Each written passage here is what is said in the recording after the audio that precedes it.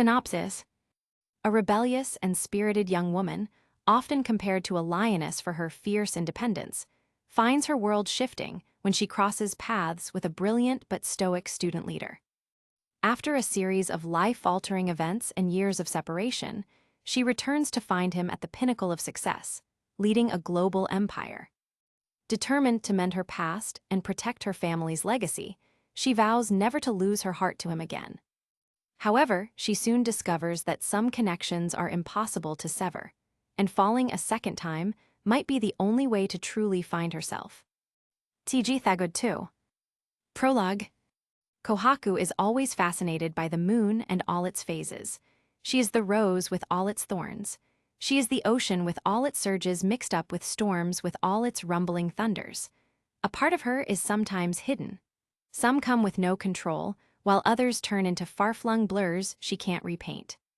She's delicate yet distant. She thinks she's better off untouched. A part of her has always been obscured, always unwanted, but she learned to live with it. She exists for herself. It all changed the moment she saw him.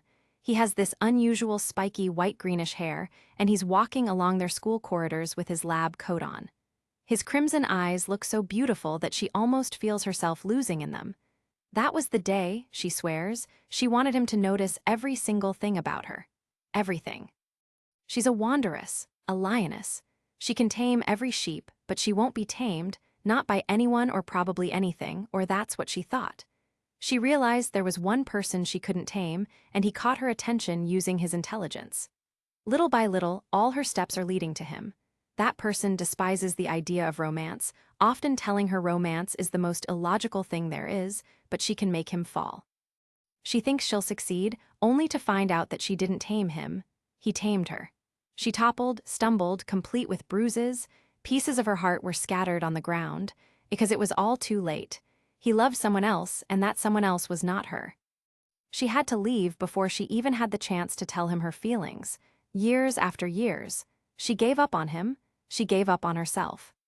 She did not hear about him ever since until she came back to Japan. Jen had accidentally slipped talking about him and his rising space business empire. That night, she searched for him and saw him famous all over social media. He became successful throughout the years she's not in Japan. It has been so many years since she's seen him. He is already on top of the world, making his dream of becoming a great scientist and an heir to their family's business empire a reality. She made sure she wouldn't make the same mistakes again. With all of her wounds healed, she'll be back to her old self again. She had vowed never to fall in love with him again, but then she tripped and ended up falling. TG Thagod 3. The lioness. Hurry, Kohaku, Jen told me as we sneakily got out of the classroom. We won't be caught if you just lower your voice, Jen. I whispered to him as we slowly got out while our teacher had her back on us. I invited him to join me in cutting classes while our teacher scribbled something on the blackboard. Our science teacher is currently occupied with a lesson on inorganic elements and chemicals, which we will get to later in the semester. I figured that going to our science lab and conducting experiments would be more enjoyable than her standing in front of the class and talking about things I didn't understand. I saw her turn her back on us, so I put Jen's head down on the floor so she wouldn't see us. I heard him say, "Owa," and I said, "I'm sorry," in a low voice. As soon as she turned her attention back to the blackboard, we sped out of the classroom. We also had to avoid too many classrooms to avoid being caught by overly strict teachers.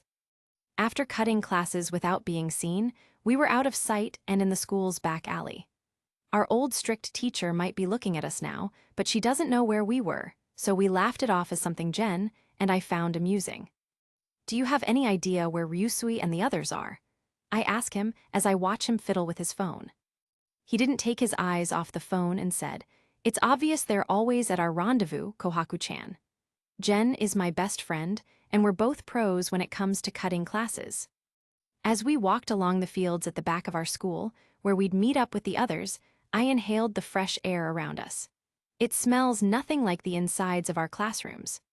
Freedom at long last, I took a deep breath of the cool breeze. There they are. Jen pointed to a rundown house in the center of a grassy field. When we don't feel like going to class, we always come here to hang out. Ryusui appears to have his hand around another girl's shoulders, and they seem to be drinking at this hour. He is a greedy playboy who is rarely seen without the company of beautiful women. In my opinion, he likes changing women like changing clothes. You took so long, Kirasama told me, who is drinking beside Ryusui and his girl, then raised her eyebrow at me. I just shrugged my shoulders. We thought it was going to be another science laboratory day, but it turns out to be a discussion. When I felt Mazu's hands snake around my waist, it didn't surprise me. Yup, it's a discussion. Boring. I cracked a snort of sarcasm. He was my recent boyfriend. I hugged him back. I promised myself I wouldn't have a relationship inside our friend's circle, but I broke it. Mazu is a little too, well, persuasive. Who wants to play poker, guys? Jen told us. Ha, your tricks won't work on me, Jen, I said to him as I watched him spread the cards at a small table. That's something we'll look into, Kohaku-chan. You should know that I have another ace under my sleeve. He sneered at me as I rolled my eyes at him, but I didn't respond.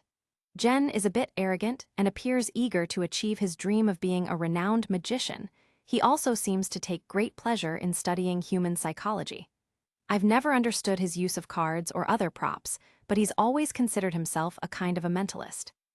Bring it on, Jen, Ryusui told him. He left the girl he's with to go where Jen is. Won't you join them, Kohaku? I heard Mazu ask me.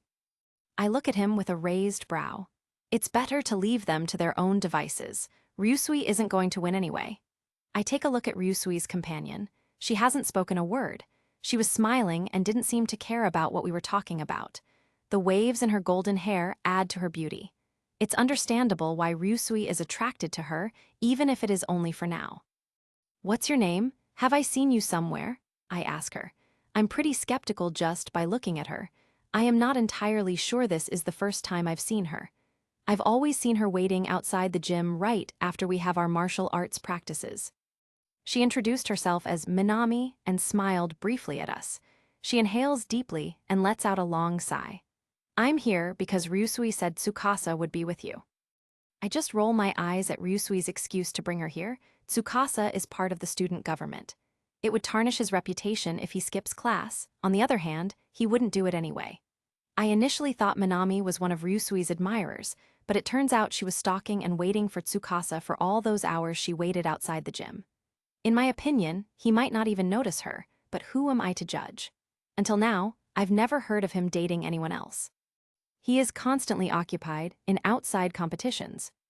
Kohaku, do you know where he is? She asks me. He spends much of his time these days competing in outside events. I get to see and practice with him every now and then. If you're looking for him, I'll let him know. And no, I'm only asking because I've heard he's not going to school these days. I was puzzled by her reaction, but I did not pursue more to find out why. I decided to let it go. So you don't like our friend Ryusui? I ask her, quite curious too. No, he's just a playboy who spouts empty praises, claiming that all women are beautiful. It's also rumored that he has a crush on someone he can't woo with his charms. The name is Francois, am I right?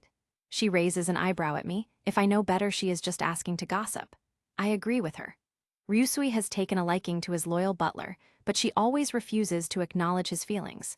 She always had this calm and collected demeanor in the face of his approaches. I also like to tease him when Jen and I saw him getting turned down by Francois. I've also only seen Francois express a few emotions on rare occasions. I saw her once when Jen and I went to a pastry shop near our school to buy a cake, and it turns out her family owned that store. She appears to have a great deal of pride in her work and would never compromise on the quality of her products. As an answer, I nod at Minami. Meanwhile, Jen interrupts our conversation. Who among you girls wants a strawberry cake? My treat, Jen said as he showed his set of cards with a straight flush. You're a bastard, Jen. That's 3 losses and only 1 win for me. However, I still want to accompany you and the gorgeous Kohaku to that pastry shop downtown. I heard Ryusui telling him, and Jen just laughed at him with an amused chuckle. I was surprised to see Nikki, who had been with us the entire time. Nikki approached me and offered me a glass of beer. I drank it right away and immediately felt a burning feeling in my mouth and stomach as it entered my system. I felt Mazu kiss me on the neck as he tightened his grip on me. Mazu, I scold him to stop whatever he's doing. He smiled and gave me a narrowed glance. Kirasame, I've heard Kinro rejected you the other day. Minami asks Kirasame with a hint of tease, but she's just asking her to gossip. She has a crush on Kinro, and everyone knows it, so obsessed with him that Jinro teases his brother about it. You know Minami, when word got out that Kirasame went against school rules, the man who was always upholding them didn't like it.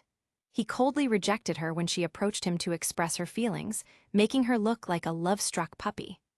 Jen laughed along with me as I made fun of her. I had to exact my revenge by making fun of her after she beat me up the other day while I was distracted from our practice. On the other hand, Senku is to blame for showing up at the gym that day. Kirasame just gave me a cold glare, "Please tell your friend to shut up, Jen," and then stood up to walk away from us. I just shrugged her off. Minami and I are both nod our heads in disappointment. If I were a harsh person, I would tell her to see a therapist. The woman has a terrible case of Kinro syndrome. I saw Mazu lighting a cigarette, and he scolded me when I asked him if I could taste it. It's not good for a woman to be seen using a cigarette. Oh, that's a good statement, Maz. Men and women should be equal. Come on, give me a taste. As soon as I snatched the cigarette from his mouth, he was incapable of stopping me. I drew smoke in my lungs and coughed out when I felt a burning feeling in my throat. He pulled the cigarette away from me. Cigarette smoking may not be something I'd enjoy at first, but I'd like to experience the sensation at least. He reprimands me for my recklessness, and Jen intervenes to prevent a fight from breaking out between us. Now stop it, you two. Jen reprimanded me as he offered Mazu another glass of beer. This is my world. My parents' upbringing had nothing to do with how I ended myself here. It's my choice. I want to lead a life like this. My parents are supportive of whatever I do, or maybe they ignore it. That's why I'm acting the way I am. Instead, I'm grateful that they treat me like that. So I take advantage of it. I'm free. I am a person who enjoys the freedom of choice, and this is the road I intend to follow. This one might feel wrong, but it's liberating. Shit is that. The direction Nikki was referring to drew our attention, and we all gazed in that way.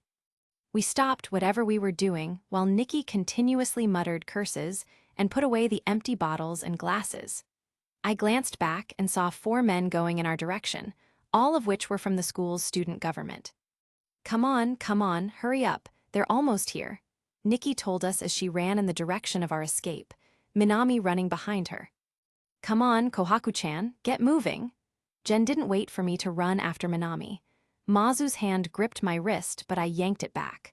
Regardless of the repercussions, I'll choose to stay and get caught. I heard Mazu mutter some curses, and I just watched him run away with the others. He escaped where the others did earlier to avoid being caught. I was about to call out for him when I felt someone pull my uniform from behind. I felt some of the buttons pluck out. Fuck, let go of me. Teju, I saw the others earlier ran after that narrow shortcut. Follow them. I noticed a spiky brown-haired man nod at the man behind me and rush in the same direction as Jen and others. I couldn't move because my uniform would be destroyed if I did, and having my undergarments out in the open would be embarrassing. I heard someone ran through this path, too. A man with silver-white hair tells someone behind me. I tried to turn my head to look behind, but the force he exerted to hold my uniform was so strong. He grabbed my wrist and shackled my hands behind my back, then released my uniform. I caught her as you said, Senku. My eyes widened when I heard Tsukasa's voice behind me and turned my head to a newcomer who had just arrived from the scene. I appreciate your help, Tsukasa. Lionesses are superior hunters, but they don't do well alone. His voice is familiar to me. His height and hair are visible at a distance, and he had his hands on his waist as he began questioning the others. Did you happen to hear anyone you know who's with her, Akyo? I turned my head at Akyo, and there was no running away from his ears. He has an extremely sensitive hearing and can hear someone a mile away. Teju caught Minami, I think. Akyo gave me a sidelong glance. Ms. Hizashi, could you please tell us the names of the other students with you? I raised my eyebrow at him. What gives you the impression that I'm going to reveal you their names?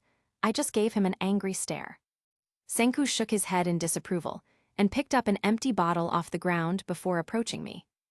They are consuming alcoholic beverages, and this lioness right here smells like a cigarette. A cigarette has a solid smoky scent. His expression narrowed as he approached me closer and looked at me. You may not feel it, but it's there, releasing a smoky odor. The absorption of nicotine, both into the lungs and through the skin, also affects the sweat glands. Nicotine makes you sweat more and taints the way your sweat smells. If you sweat profusely, your skin will start to smell like rancid smoke. He showed me a smirk, and he looked at the newly arrived Teju, who had a lump in the head. What happens to you, big guy? He asks him, confused. I bet Minami didn't let him catch her without a fight. Senku just observed his lump and asked Ukyo to help him go in the infirmary. Let go of her shackles, Tsukasa.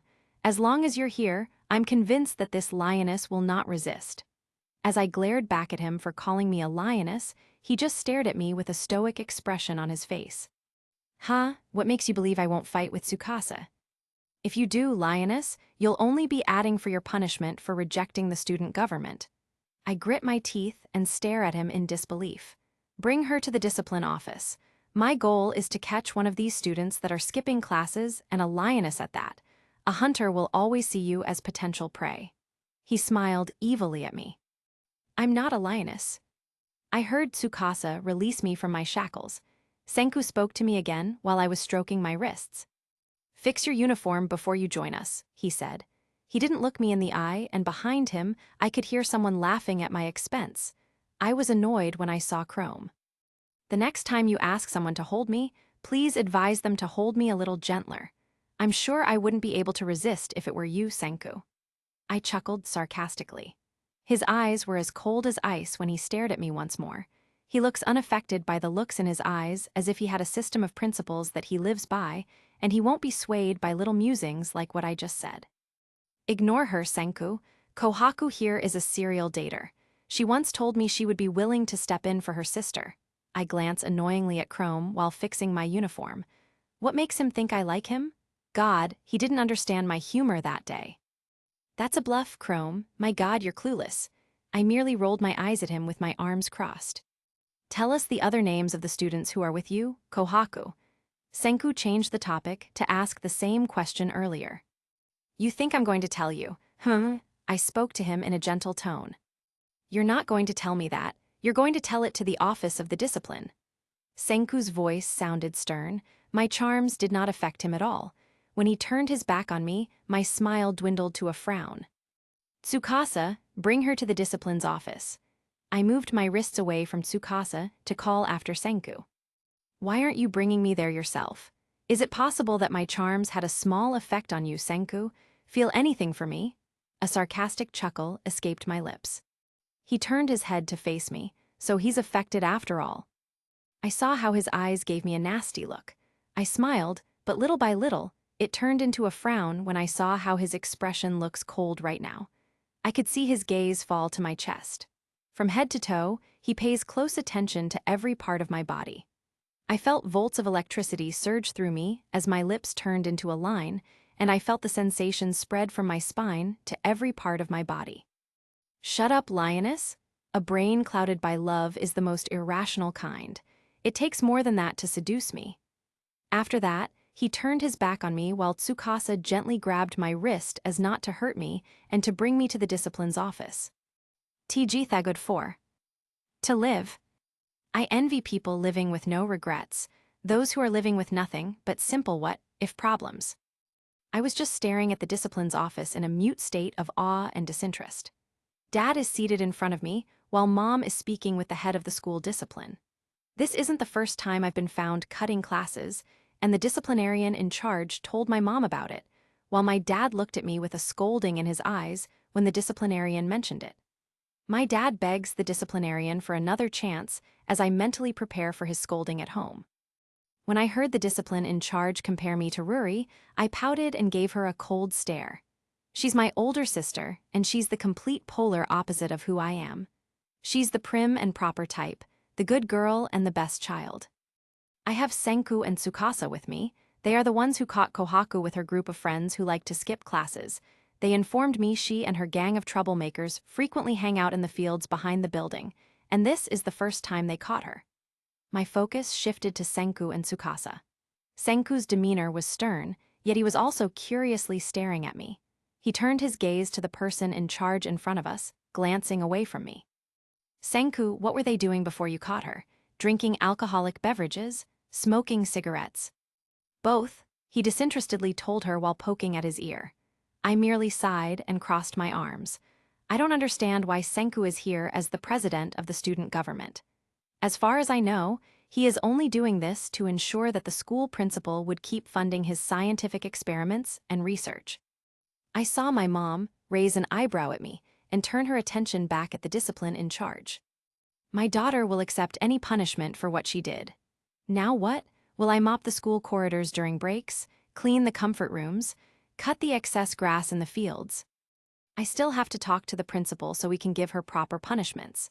Immediately after the discipline officer said that I heard the door open and Ruri appeared with an extra shirt for me. I figured she had heard from Chrome about me. My uniform had been ripped as a result of being caught cutting classes. The mere sight of her presence gave me relief. She smiled at me and then gave me her shirt. She just stood behind me and the sofa. I felt her bent down her head and whisper at me. "What did you do this time, Kohaku?" Her amused tone made me smile. "Some nerds caught me skipping classes, no big deal." I glance at Senku, who is now staring at me with a bored expression on his face. He caught my eye because of the intensity of his scarlet eyes. "I warned you not to do this. Also, wear a shirt. Not only you're in front of mom and dad, but you're also in front of guys, too, Kohaku." I gave her a fleeting glance, while our parents listened intently as the discipline in charge explained to them the rules about my punishment. "Oh, they won't look, Ruri. They don't care anyway." I just widened my smile at her. My sister and I have a special bond. She can be serious and uptight around other people, but she is playful and loving when it comes to me. My parents both raise us in a humble town here in Hokkaido.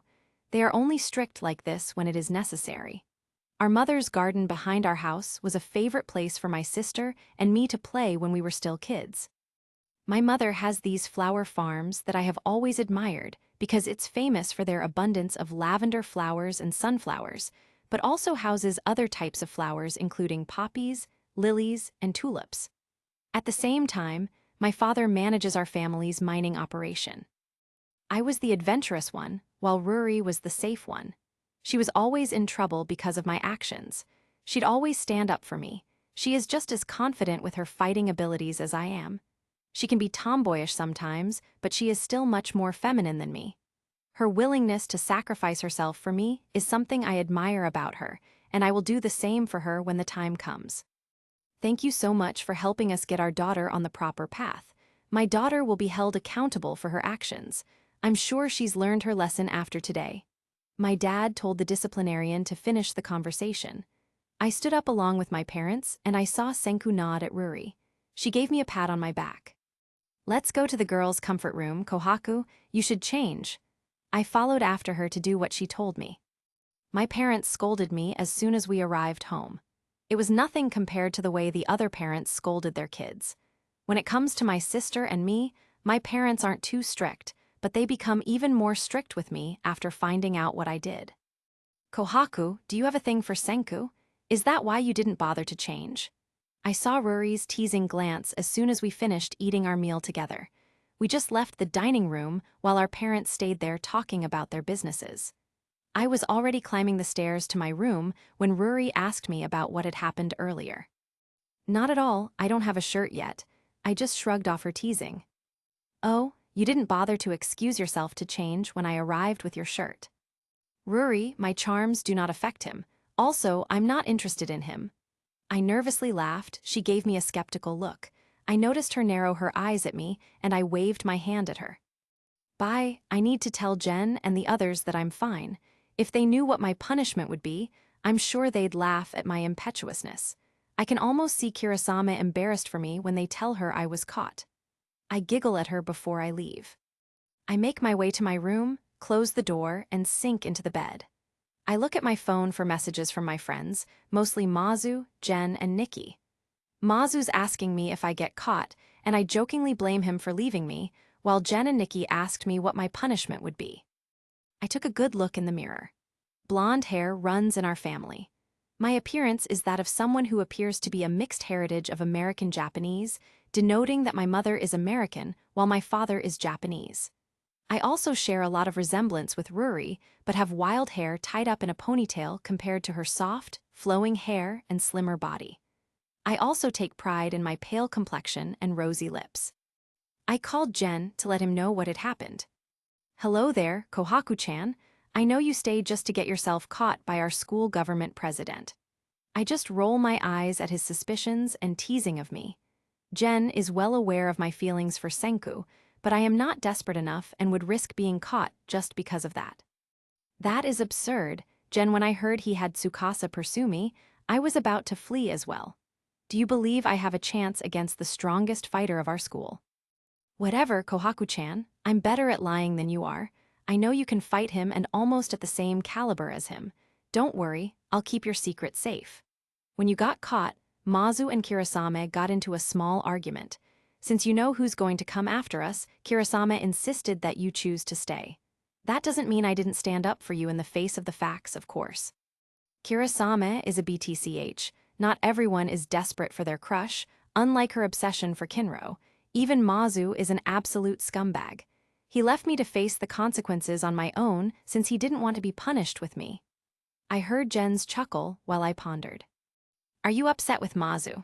His voice has a weird tone to it at the moment. Not really, but who wouldn't? Anyway, my parents told me my suspension will begin tomorrow. They say I'll assist out with the school's maintenance services, such as mopping the floors and mowing the baseball field's long grass and others. It's too bad because I had planned to take you and Ruri to our favorite downtown pastry shop, but she declined, saying she had to go out with Chrome for a date. I can hear the sadness in his voice. Do you like my sister Jen? I didn't beat around the bush and ask him. He chuckles nervously, and I can almost imagine his face flushed. Well, she is more feminine than you, Kohaku, and she is a kind, demure, and gentle woman. Also, it's just a friendly date. I fully respect her and Chrome's relationship. Gotcha. I let out a small chuckle and shook my head. I have heard in denial boys like him before, and even Chrome is like that before he had the guts to take Ruri out on a date. What's funny? I can almost hear Jen's irritated voice. He always has his stoic face like Senku, but I can also observe how he acts toward a situation like this. Nothing. Jen and I are best friends because we tend to fall in love with people who don't even notice us. Afterward, I called Mazu, ranting at him for 30 minutes because he left me, even though I wasn't furious at him. We were fine after that. My punishment would take effect on the following day. I observed the janitor as he set up the cleaning supplies and even lent me his sharpest gardening pruning tool to assist him in trimming the long grass on the baseball field. I've got more work to do here than I do in my classes, but I'm confident I'll be able to get it all done as quickly as I can. Some students make fun of me by stepping on the floors. I'm mopping in the hallway. I raise an eyebrow in disbelief. I was about to show them my middle finger, but I decided against it because I didn't want any student government officers to see it and add it to my offense. Being a janitor and spending all day cleaning the halls isn't exactly a walk in the park. My blonde hair is already sticking out of my neck because of all the sweat on my body. I wish Ruri had another spare shirt in her locker for me. Once more, the bell rang, signaling that it was time for lunch after what seemed like hours. There's no doubt that many students will be in the hallways, but did they have to step on the still wet and clean floors on purpose? In response to my yelling at them, some of them asked for an apology, while others deliberately stepped on the wet floors to infuriate me at the same time. My yelling at some of them was halted when I heard a familiar voice calling my name. The voice shouting, "Kohaku," was none other than Mazu. I can almost make out his large frame as he strolls through the school's hallways with the other students. I simply relaxed my shoulders. You're not replying to my messages. I thought you were already having lunch with your mentalist friend. No, I need to wrap up cleaning this hallway first. He snatched the mop from my grasp. He didn't say anything while mopping the floors to assist me. Instead of interfering, I sat back and fixed my unkempt blonde hair. I asked him if he was all right, and he simply nodded and continued mopping the floor. The temperature keeps getting hot, so I use my hand like a fan to keep myself cool. I can almost see students from other sections entering the laboratory next to us. A familiar face accompanies Chrome as he strolls down the hallway. Senku's strange hair and silhouette caught my eye. He was holding a book. He walks past me and Mazu, who is mopping the floor with no care in the world. Senku was about to enter the laboratory door when he turned his head to us.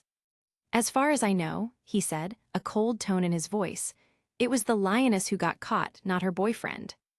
"Oh, it's a sin to help someone now," I told him playfully and offered him a smile. "Kohaku," I heard Mazu call out for me. Chrome was the first to get inside their laboratory because he was holding a box of materials. Senku just entered his laboratory with a look of disgust on his face. I was now staring at the now-closed laboratory doors where he had just walked in when I felt Mazu grab my wrist and allow myself to stare at him in the eyes. "Kirasama is right. I'm sure you get yourself caught for that frail and skinny guy, am I right?" Mazu's voice has a tinge of accusation in it. My admiration for Senku is also making him envious. I was left speechless. In the face of his angry expression, I push myself away from him. I know even my explanations will not make any sense to him at the moment. I bet his close friend Kirasama added insult to his wounded pride when she told him of my deep admiration for Senku. "I don't want to get caught, Maz," I said as I crossed my arms in front of him. "Don't make a big deal out of this. I was caught." "God damn it, I'm here to help you while your eyes playfully look at that man. Do you honestly believe I am unaware of your feelings for him?" I just roll my eyes at him. This is ridiculous, and I despise stupid fights like this. This is why I don't have long-term relationships. Chrome was right. I am a serial dater, but not in the way that he believes. I could leave right now, but I don't want Mazu to think I disrespected him or neglected his feelings by doing so. "So what? He's not my boyfriend because..." "He's not your boyfriend because rumors have it he didn't have any interest with you, and he won't even waste his time to look." "Oh, I know he'll like me in the end, Maz, but I wasn't desperate enough to go after him," I told him while yelling at him in the process. The library is only 2 blocks away from the laboratory. If you're looking for a place to yell at each other and fight, I'd say this isn't the place for you. So get out of here. I heard Senku's familiar voice, who's now leaning with his arms crossed at the laboratory doors. I kept my mouth shut until I saw Mazu throw the mop on the floor with a tantrum, and he even kicked the pail of dirty water. "Why'd you do that?" I yelled at Mazu. "I'm done with you, Kohaku." Mazu told me and walked away, leaving me with a stoic Senku still watching as the scene unfolds. I can't help but widen my eyes when I see the dirty water staining the otherwise spotlessly clean floors. There would be a lot more work for me if it weren't for Senku stopping the water flow and returning the pail to its original place. I saw him stand up. He's taller than me, and in his casual gaze, he had a silhouette that made him appear more attractive than he was. "Make sure you do your job properly. Your voice can be heard in the lab, Lioness, and I'm busy reviewing an important experiment. This is also not the time for you to flirt with your boyfriend." I just stared at him, and I felt my heart pounding in my chest when he turned his back and went back inside the laboratory. My hand grips the mop as I watch other students enter his laboratory, most of whom are members of his science club and nerds like him. Life has taught me that life is short, and there is no room for what-ifs. You should act on it. If you make it happen, you will live a longer life. It's the same when you do nothing, which causes time to go on longer, and your life seems to drag on forever. So, I'd rather spend my time doing things than waiting for something to happen right in front of my eyes. "Kohaku, is everything all right?" I almost jumped in surprise when I heard Chrome's voice behind me, holding some beakers with a blue liquid in them. I only gave him a faint smile.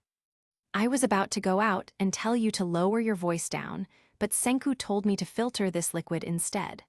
I also wanted to apologize for referring to you as a serial dater the other day. I know you're not that way. So, did he get a little rough with you?" "It's fine, Chrome, nothing I can't handle." He nods back at me. "You know, Kohaku, I can ask him if he can plead to the principal if..." "No, it's okay, Chrome." I showed him my smile. "Aren't you busy helping Senku? You know he's going to look for you at some point." Speaking of the devil, we heard Senku calling out for him from inside. Chrome excused himself and returned to the laboratory. I returned to the task of cleaning the floors and cleaning up the mess Mazu had caused. The amount of time I've spent cleaning has already taken its toll on my knees, and I'm not even done yet. I still remember it even though it was over a year ago. My sister told me that the only way to have a meaningful life was to take risks and chances. After seeing him in front of me, with his ruby eyes looking so lovely that I'm tempted to fall into a trance, I now understand what she meant. TG Thegod 5. Different worlds. Kirasame, why did you even bring it up? I wearily told Kirasame when I was mopping the floors, and she happened to be on her locker that time. She is a petite young woman with black dreadlocks and caps on the ends of her hair. The only difference between her and her friend Mazu is that she is more professional. I rarely see her smile unless she's with Kinro. The strength and speed she displayed during our martial arts training sessions left me speechless, but I am more capable than that. Mazu has been absent from school 2 days in a row now. He often waits for Kirasame before they go to class together. I'm sure you've already realized that life is short. Her voice sounded bored as she said, we shouldn't waste our time waiting for things to happen. I couldn't help but sigh. I gather my cleaning supplies and prepare to go to the other hallway to clean them. As I waited for her to arrive, I happened to be cleaning the place. I've simply accepted the fact that having a meaningful discussion with her is pointless. So you mean I should make it happen? I mean, if you don't like my friend, stop making him feel that you do. I can tell by the look on her face that she's not interested in talking to me. All right, it's all clear now. I've decided to give up on this. I thought it was a good thing that Mazu broke up with me. Even though Kirasame can be a little smug at times, I don't want to end our friendship. As simple as it was for him to end our relationship, he made it easier on myself by choosing to do so. Finally, I was able to finish cleaning all of the hallways. For the first time in my life, I can maintain a level of quietness while sweeping and mopping the floors. I enjoy cleaning because it helps me relax and feel productive. Also, it appears that I can think more clearly than listening to our teacher's discussion. I also take some time off to rest. Jen was always there to remind me to eat during lunch breaks. There were times when I asked Jen, who is currently chatting happily with Ruri, to keep an eye on me while I dozed off on a wooden bench. As soon as I wake up, I'll start cleaning again. Now that I've cleaned every nook and cranny of this school's hallways, it's time for me to prune some weeds in a garden near the baseball field. My task became nearly impossible when I caught a glimpse of 2 students making out in the garden's back alley. The woman's brows arched as she looked at me.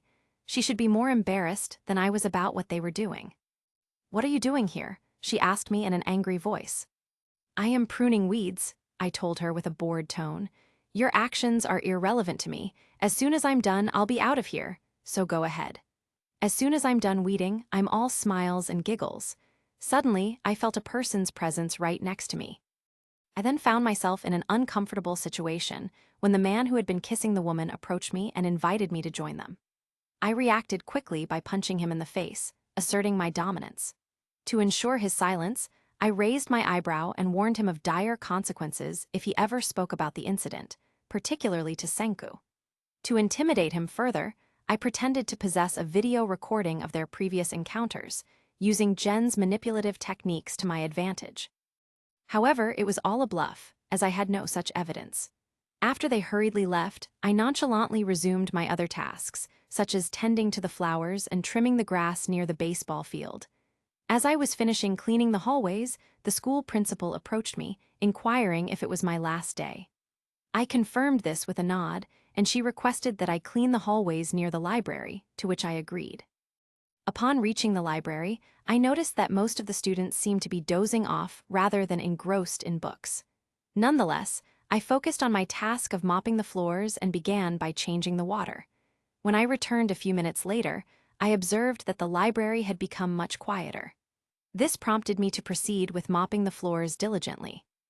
I didn't bother to check my phone when I heard its ringtone for a message. Jen is probably sending me a message that he wants to accompany me home. I have decided to take the local city bus because it's only a short walk from the bus stop to our house. I'm aware that my father is so preoccupied with running our business that he rarely makes the trip to pick up Ruri and myself from school. My clothes were already stained with dirt, and I was perspiring heavily. It was inevitable that the bucket I had used to mop the floor would eventually topple over, splattering the freshly cleaned surface once again. Frustrated, I muttered a few curses under my breath upon seeing a group of students laughing and running through the hallways. I couldn't determine if they were scared of me or if they intentionally kicked the bucket and fled, and I didn't want to dwell on which option annoyed me more. With a sigh, I returned the bucket to its original position. To my disappointment, I had to start over and mop areas that had already been perfectly clean before the water spread. This was one of the few times I truly felt exhausted after a long day of work. I realized how challenging it was, and I should have been more cautious to avoid getting myself into such a predicament. Additionally, it was summertime in Japan, making the heat almost unbearable, so I had to take occasional breaks. I was simply relieved that this was my final day of suspension. "Give me the mop, lioness." I turned my head at the familiar voice behind my back. It's almost dark outside and past dismissal time. One of the few things I thought Senku was still staying late was because he was so busy conducting his scientific experiments in his laboratory. I almost envy him because he is brilliant enough not to attend some classes at all times. I gave him the mop at his request. Observing Senku, it became apparent that he was far from exhausted as he effortlessly cleaned the dirty tiles on the floor. Despite his physical weakness, he swiftly and efficiently completed the task in under 3 minutes. With most of the floors already spotless, I approached him, standing by his side. "Senku Ishigami is helping me out. I'm curious to know why." I giggled as I spoke to him in a light-hearted manner. He turned his head to look at me, and the red orbs of his gaze engulfed me, and I almost felt myself being swept away by their power and intensity. I got out of my trance when I realized what I had just said. Oops, I don't want to push his buttons, but I really can't help teasing him about it.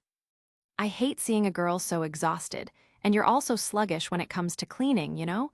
What happened to your seemingly limitless energy?" His sarcasm was a slap in the face to me. I just stare at him and sulk.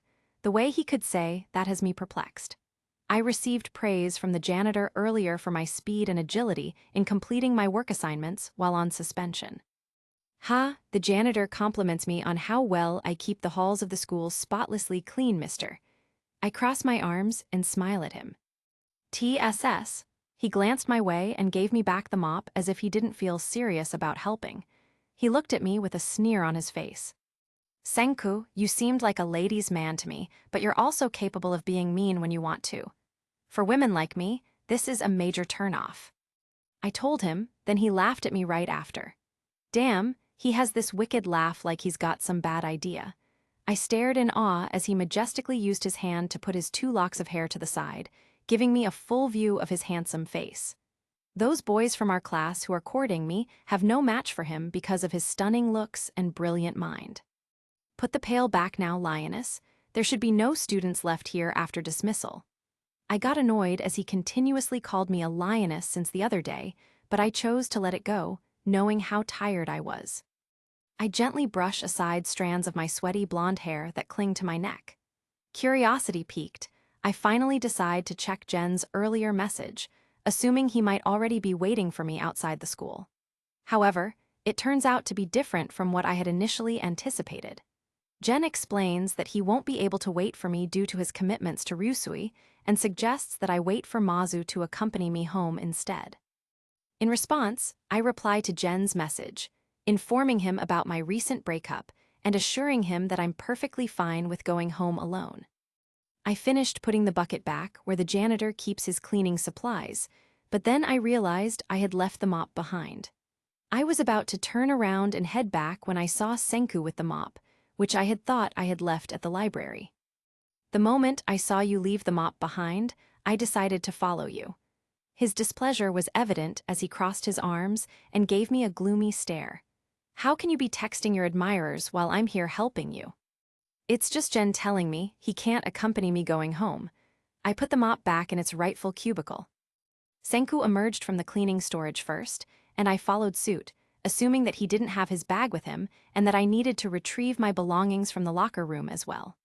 Seizing the opportunity, I slipped on the shirt that Ruri had left in my locker when no one was around. Once I finished, I discreetly made my way to Senku's locker, secretly hoping to catch him before he left. To my delight, I spotted him texting someone on his phone just before he closed his locker. Eagerly, I positioned myself in the doorway, pretending to be engrossed in texting someone else to avoid raising his suspicions that I'd decided to wait for him. Senku exited the locker area, and I trailed behind him. He didn't complain about me following him from behind. I just observed him as he carried himself like a gentleman, with his bag casually slung over his shoulder and hands nestled in his pockets. A member of his science club bumped into him, sharing the results of their experiment. Senku assured his colleague that he would send them an email later that evening and bid them good night, mentioning that he was leaving early for the day. Outside, darkness had settled, and we made our way to the bus stop. Both of us took a seat while waiting for our ride. As I sat beside Senku in the line for the bus, I caught him stealing a sidelong glance at me. I still had no knowledge as to where he lived, but I presumed that it might be along the route to our house. As soon as the bus came to a stop in front of us, I boarded it, and he followed right behind me. I was taken aback to discover that there were no more seats available for us and that most of those inside were standing. Senku grabbed my wrist as I was about to exit the bus, and the bus continued on its way. Lioness, all of the buses are full. If you wait, you may have to wait longer to get home. The rush hour isn't just for students, it's also for everyone else. As I listened to what he had to say, I looked around and realized that he was right. My heart was beating loudly in my chest, and I couldn't help but think about his gruff voice as the bus carried us to our destination. He stood behind me and gripped the bars to keep us from tumbling over. Squealing with sheer joy, I can't help but be happy to have him at my side. I realized I hadn't paid and informed the bus driver where he would drop me off to return home. Senku swiped his card before I had a chance to pull out my card from my wallet to pay the fare machine on the bus walls. To my astonishment, he entered in 2 for passengers and told me to enter my bus stop, to which I turned my head on him. Enter your destination before it's gone and waste my money, lioness. In a whispered voice, I mumbled and told him that I wasn't a lioness. Did he just pay for me? I'm still puzzled about why he volunteered to pay for me when I already have the means to do so, but then. I feel my chest tightens, and it's beating harder than usual. You don't have to be so surprised. I'm sure your boys had better ideas than what I am doing right now. He told me in a cold voice. I frowned, and I felt my emotions dwindle from happiness earlier. Senku, you know I can pay for myself, I told him, trying to hide the nervousness in my voice. You don't have to do this. I turned to face him, and he almost looked annoyed. So, you're not used to this, huh? Keep your money. I already paid for you, he told me in a firm but cold tone. I didn't ask you to pay for me, and I'm sure we've already driven past your bus stop. Don't tell me you'll accompany me to the last bus stop near our house. I'm fine being on my own, you know. Please don't take it personally that I'm doing all of this for you. It just doesn't feel right to go home with a girl and then leave before she does, especially because I'll be the one to depart first. He informed me in a condescending tone. I don't know why I was baffled when he said that. So this is the first time you paid for a girl, much less take someone home. He just ignored my question. Are you living alone? I decided to ask him again. I am living with my adopted father, but he's not there right now, he replied to me. I'm already assuming he'll just ignore me like earlier. Where is he? If he disregarded me again and didn't want to answer because it felt like I was intruding into his personal life, that's acceptable to me. He's in America. There were times when I felt that he didn't want me to know anything about his personal life, so I didn't bother asking anymore. I just smiled at him, staring out the bus windows and seeing myself reflected in the light. Senku joined Okinawa Prefecture High School as a new student 2 years ago. From the moment we first met, I felt a peculiar fondness and admiration for him. During that initial encounter, he was wearing casual clothes and briefly taking a look at our school's laboratory. He was reluctant to reveal his name at the time, which made me assume he was a transfer student. I still vividly recall Chrome's expression when he challenged him and lost to him right after. I was left stunned that day when I realized how brilliant he was. Chrome just felt threatened when he learned that Senku had excelled in class and was interested in becoming the science club president. But that's all water under the bridge now, as the two quickly become close friends due to their mutual love of science. During those years, many girls also expressed their admiration for Senku, but he coldly and casually rejected them. He's both attractive and an absolute genius in the field of science, so, understandably, they'd find him appealing. Senku, on the other hand, appears to be opposed to the idea of a romantic relationship. He looked disturbed the first time I worded my praise for him, claiming I had taken a liking to him. It's my fault for making him understand otherwise when I simply meant that I would cooperate with him and Chrome if ever they needed a helping hand in their scientific experiments. Since he accepted the school principal's offer to serve as president of the school government so that they could continue funding his scientific experiments and research, I haven't had the opportunity to speak with him again. As president of our school's government and the science club, he quickly found himself overworked and overcommitted. There's no way our worlds could ever collide. However, this night is different. Like the first time I met him, and all those times I've watched him engrossed with his experiments, he's here talking to me like we've been friends for years. Finally, our worlds have come together for the first time in a long time. "Where's your boyfriend? How come he's allowing you to walk home by yourself?" he asked me in his cold tone. I just widened my smile at him, reflecting in the bus windows and allowing him to see me. Mazu and I broke up. I can almost see how his eyes look at me intently and raise his eyebrow. "You're a damn playgirl." After a long bus ride, I can finally see our mansion in the distance. Senku came out first, and I followed suit. We walked silently together, and when we arrived at our front gate, I stood in front of him. I bit my bottom lip in embarrassment at the sight of his confused expression. I won't be a playgirl anymore if I get the heart of the only man I truly like, Senku. As my heart raced inside my chest, I mustered the courage to confess my feelings to Senku. His lips curled into a smile, indicating that he was well aware of my affection for him. It wasn't until last year, during our visit to the Furano Lavender Festival, that he became fully aware of my feelings for him. To my delight and Senku's annoyance, Jen had orchestrated a date for the two of us that day. I expressed my liking towards Senku, but true to his character, Senku rejected my advances. "You're being naive again, Kohaku," he told me as he gestured for me to enter our gate. "I am not besides it. Just go in, I won't turn around until I see you enter the house." He abruptly interrupts me and ends the conversation. That was the moment I knew I was sure that I was not playing with Senku. This is not a challenge for me anymore. This is something rare and different. I'll continue to pray that my words will finally find their way to him. I just watched his back as soon as I went inside and saw him walking back down the path to the nearest bus stop to return home. He's casually cruel in the name of being honest when he called me naive. I once overheard Senku talk with Chrome about colliding galaxies. I've learned that there were serious scientific studies that galaxies are held together by mutual gravity, which is often the result of galaxies drifting too close to one another. In short, they attract each other's gravity, which means there's a possibility of collision. Like galaxies, I want us to be closer. I want our worlds to meet. I want to feel this feeling more. TG Thagod 6. Lucky coincidence.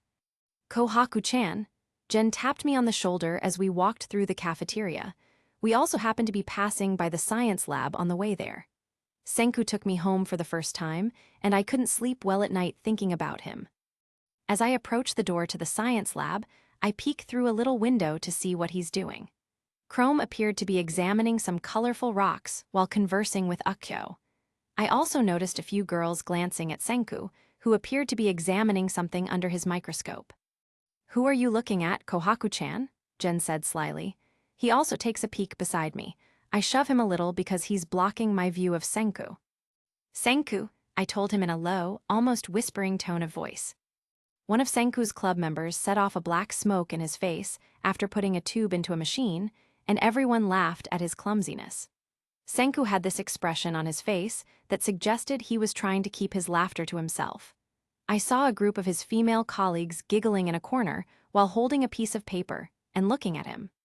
Senku was completely unaffected by their antics and appeared completely absorbed in his work.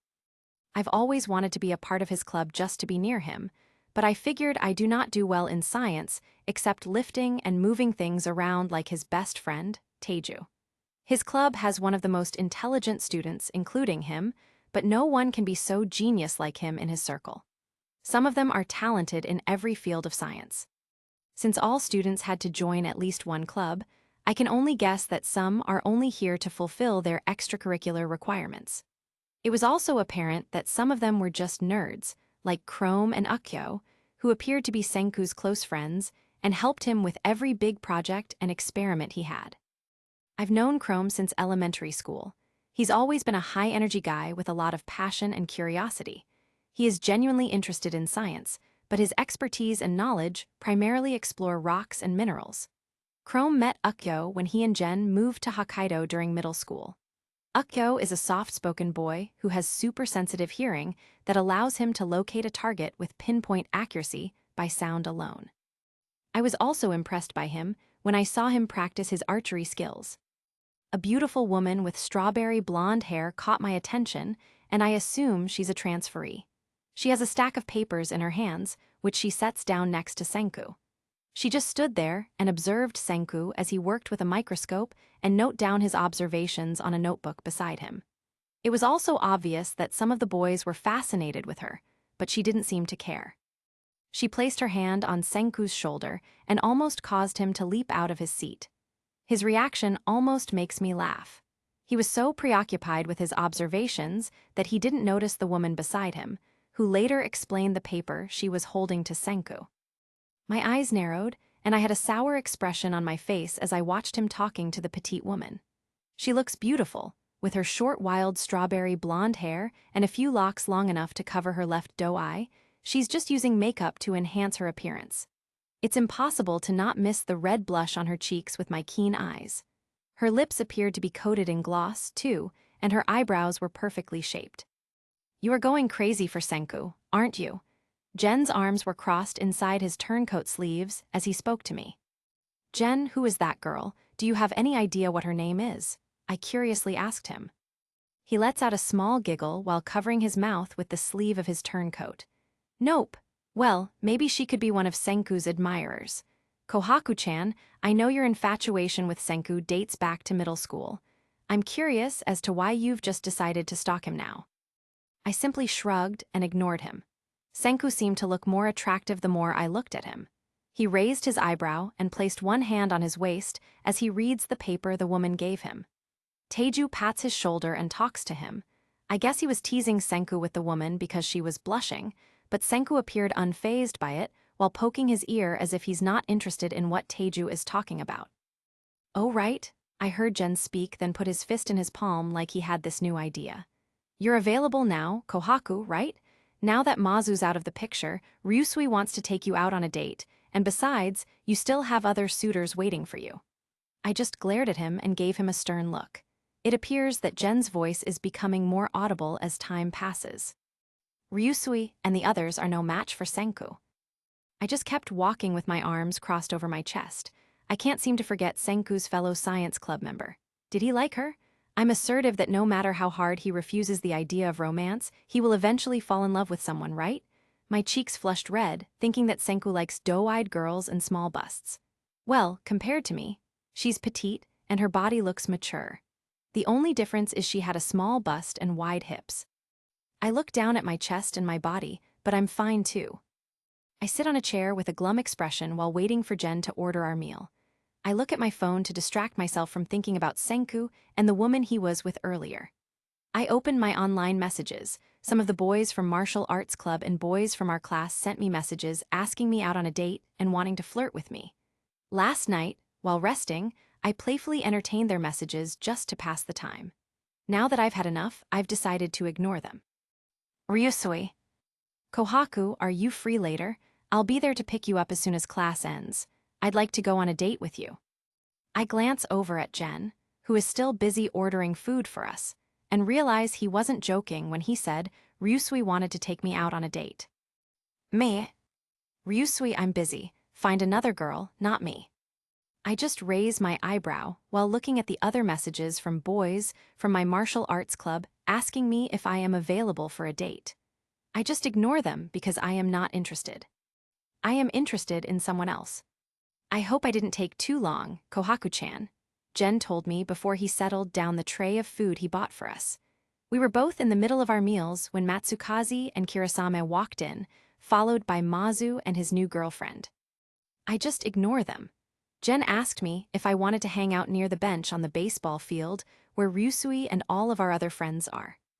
"I'm going to the library, Jen. I've promised Ruri that I'll meet her at the library after lunch." I didn't expect him to be surprised by my response. "Is that so?" he inquired with a tinge of suspicion. Can I come along? As long as he agreed with my reasoning, I nodded my head. He turned to look at Mazu, then back at me. I shook my head in disapproval, and I knew exactly what this bat was thinking. I am not jealous of the man. I pretend to be putting something in my bag to give Rory, but the truth is I'm going to the library for other reasons. I asked Jen why he would come with me to the library when he said he wanted to hang out with Ryusui and the others on the baseball field. He casually excused himself by claiming that he'd catch up with them later. My gaze wandered around the library as soon as we entered, while Jen headed straight for Rory's table, where she was conversing happily with her classmates. I didn't come here for her. I turned my gaze to the library's collection of scientific encyclopedias and other similar literature while I looked around. Smiling broadly, I made my way over to where Senku usually sat. He's not alone. He's with Chrome and Akyo, who are focused on reading their books. Chrome had noticed my presence. He fixed his headband and elbowed Senku, who raised his head and glared at me as I arrived. I sat in an empty chair in front of him. He shifted his attention back to his book and completely ignored me. Hi, I greeted him. He continues to ignore me while he reads his book. I checked out the title of the book he was currently reading. It's pretty thick, and it's titled Rendezvous with Rama by Arthur C. Clarke. It's a good thing I'm familiar with it. It's a science fiction story about aliens and their starship as it travels across the solar system. I've seen Rory read the book once because she's a fan of many kinds of literature.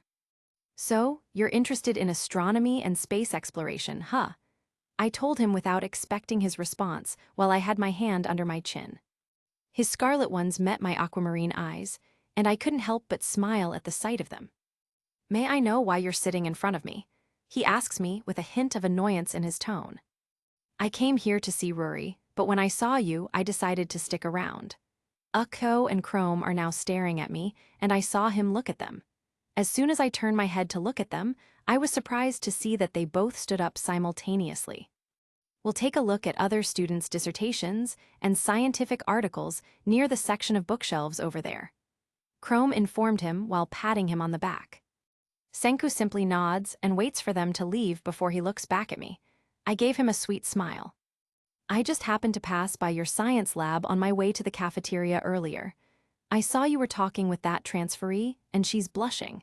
Is she your girlfriend? Of course not. Senku has been popular with the girls since he first arrived in middle school, but he pays no attention to them, and if she is, the entire school will know. I made it all up just to talk about it. I'd like to know what kind of girl he prefers. It doesn't matter how much he despises romance. He will eventually find someone whom he likes and fall in love with. He's just being practical right now. He always said that his main goal was to go to space, to the point that his intelligence pushed the limits of madness. No, he opened his book again to read. It's clear he didn't want me here, and he didn't want to talk to him while he's reading, but I'll hang out for a little bit longer. Well, do you like her, your crush or something? I saw him put down his book again. And if she's my crush, what's it to you? He casually told me while nonchalantly poking his ear. To be honest, it hurt me a little bit, but I'm not going to say anything about it. I had already guessed that he would choose girls like her, who share his interest in science and intellect. I'm just a stubborn person whose only interest is learning how to fight and improve my stamina. Oh, so your ideal girls are petite, doe-eyed women? He maintained a calm demeanor while poking his ear and staring at me. I find his mannerisms odd when he isn't interested. I smiled sweetly again. Someone interrupted me just as I was about to say something. Hello there, Kohaku. So are you free for a date later? Can I accompany you home instead of Jen? My view of Senku was blocked by Ryusui, who bent down to face me. He giggled with a tinge of enthusiasm. I was annoyed when Senku turned his attention away from me to focus on Ryusui. A moment later, Senku turned his attention back on reading his book. I just leaned my back on my chair and crossed my arms to speak to Ryusui. Ryusui, I already told you I am busy, I firmly told him. Why is this jerk talking to me about being his date now? I signal him to leave with a sideways nod, but he doesn't seem to understand. Really, Mazu has broken up with you, hasn't he? If so, I'd like to take you out on a date, beautiful. I sharply look at him and narrow my eyes. It seems like he has no intention of leaving me unless I say yes. If I keep on rejecting Ryusui, he will only keep on pursuing me so. We'll talk later, please. Not now, I'm busy. He simply shrugged his shoulders and then left. To ensure he didn't ask me again, I kept an eye on him. I returned my gaze at Senku, who's now looking pissed and annoyed. So about my question earlier, what's your ideal woman? Why would I tell you? I already told you I am not interested in romantic relationships. He told me without looking away from his book. I giggled, so he's listening after all. I just want to know Senku. Then he said, why don't you entertain your boys instead? With emphasis. Entertain my boys? Senku, I don't have any boys and I also don't have a boyfriend. Are you so bored that you're trying me right now, Kohaku? He closed his book and put it down. He didn't sound interested in talking with me earlier, and now he sounds angry and pissed. I have plenty of hobbies I can do when I am bored, Senku. Don't worry, this isn't one of them. Why don't you accompany Nanami Ryusui, who fervently asks you for a date instead? Make up your mind and stop asking me about illogical things. You heard me, I rejected him. That's not what I heard, Kohaku. You told him you'd talk to him later. Why don't you talk to him right now? He told me now with his arms crossed. I smiled at him in amusement. I'm not sure why, but something tells me there's more to it than what he's asking. He's only making me fall in love with him even more. I recall seeing him for the first time. He's always serious, mysterious, and a little cold to me. He lacks physical strength and stamina, but he more than makes up for it with his sheer determination and persistence. I know I should have let go of my feelings for him long ago, but it's the exact opposite of what I'm feeling now. I'm not going to talk to Ryusui. I'm busy.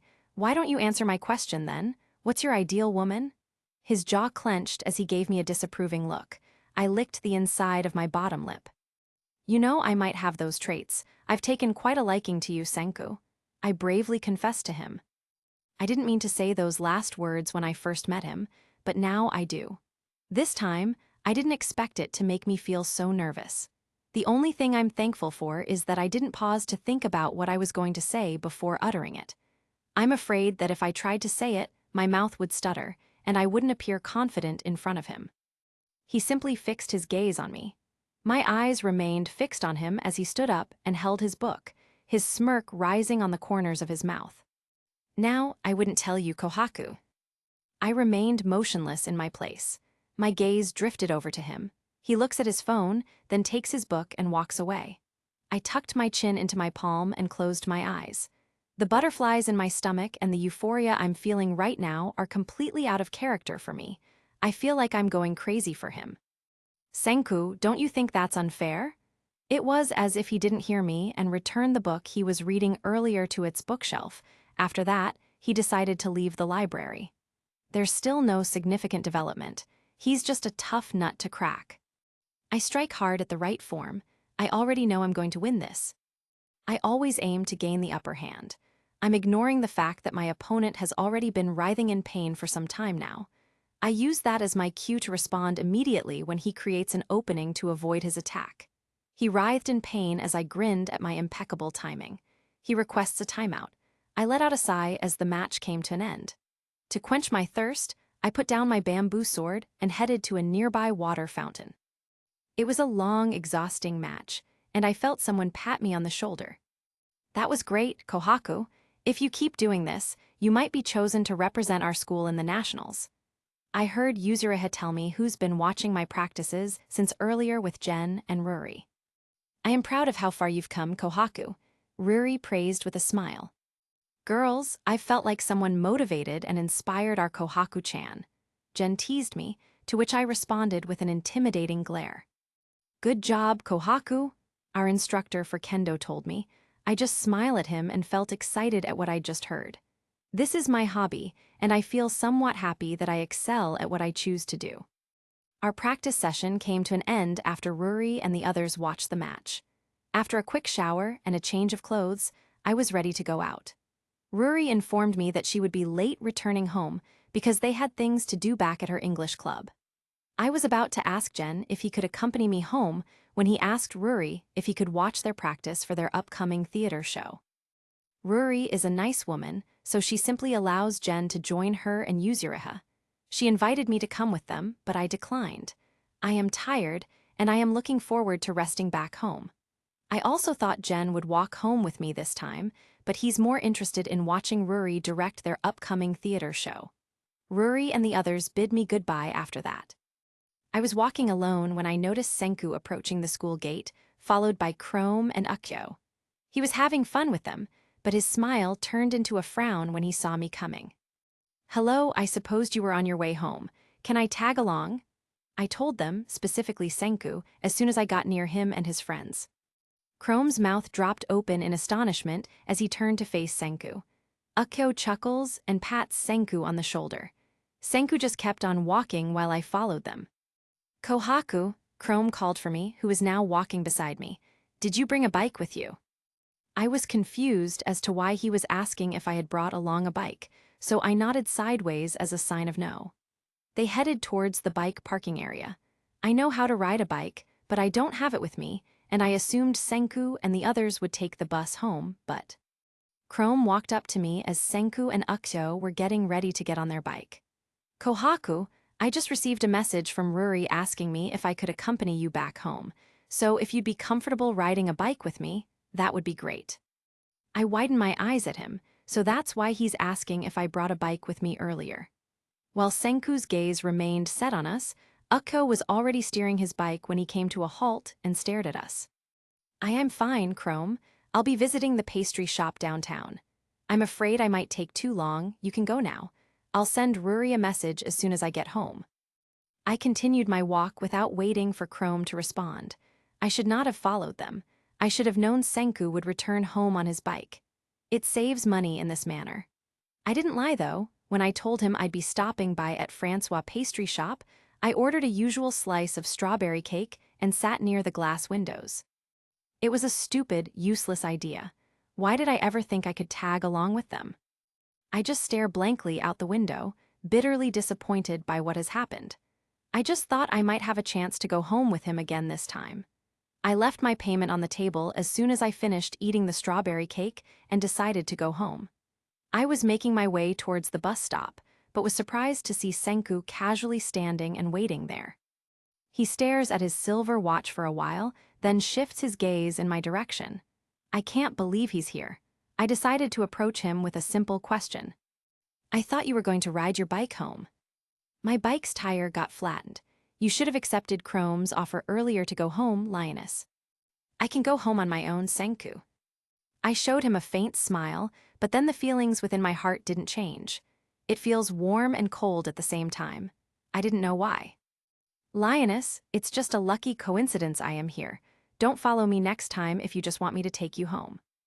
TG Thagod 7. "Jealous? Did you buy it for me, Mom?" I asked her as soon as she and my father returned early in the morning. My parents have just returned from an extended business trip to Tokyo. Ruri and I were left alone in our house for 5 days, so I decided to ask them for a favor to buy me some clothes and the important thing I am asking for. "Here," she handed me a paper bag. There was a fluttering feeling in my stomach as I opened the bag. "What's that?" Ruri asked. I didn't answer her as I was busy opening them in their packages. I didn't know what to use first, so I tried using the lip gloss and lipstick. Ruri gave me a perplexing look. "I thought you were a tomboy all this time, Kohaku." She picked up the eyeliner pencil. "I thought we have a rule at school that we're not allowed to wear makeup." Our mother is busy putting some plastic packages inside our house, while our father assists our workers where to put the other boxes. "Ruri, I know it's against the rules, but I saw some of the girls with makeup on their faces." I answered her as she opened other makeup powders in their boxes. "Well, you're not wrong. I've seen Amaryllis a few times have makeup on her face. I only know how to put on a little makeup if it's an important occasion. For what reason are you using all of these for?" She gave me a skeptical look. My sister can be strange if she put her mind to it. She was often described as more feminine than I am, yet she only knows to put on makeup if it's an important occasion. Important or not, I just feel like I had to look beautiful in front of a certain someone. "Thanks, Mom," I told her as I started climbing the stairs to my room. I put the other makeup in front of my mirror. I began to put some lip gloss on my lips and a slight blush on. It enhances my rosy lips and makes me look even more attractive. I combed my short blonde hair that reached below my shoulders afterward. I saw Ruri at my open door with her arms crossed. You want to give it a try, Ruri? I asked her. She shook her head sideways and narrowed her eyes at me. Are you trying to impress someone, Kohaku? I felt like I have trouble maintaining eye contact with her when she said that. Boys are crazy, Kohaku. You are already attractive. You'd only make yourself more attractive. It will only make them swoon for you more. Is that what you want?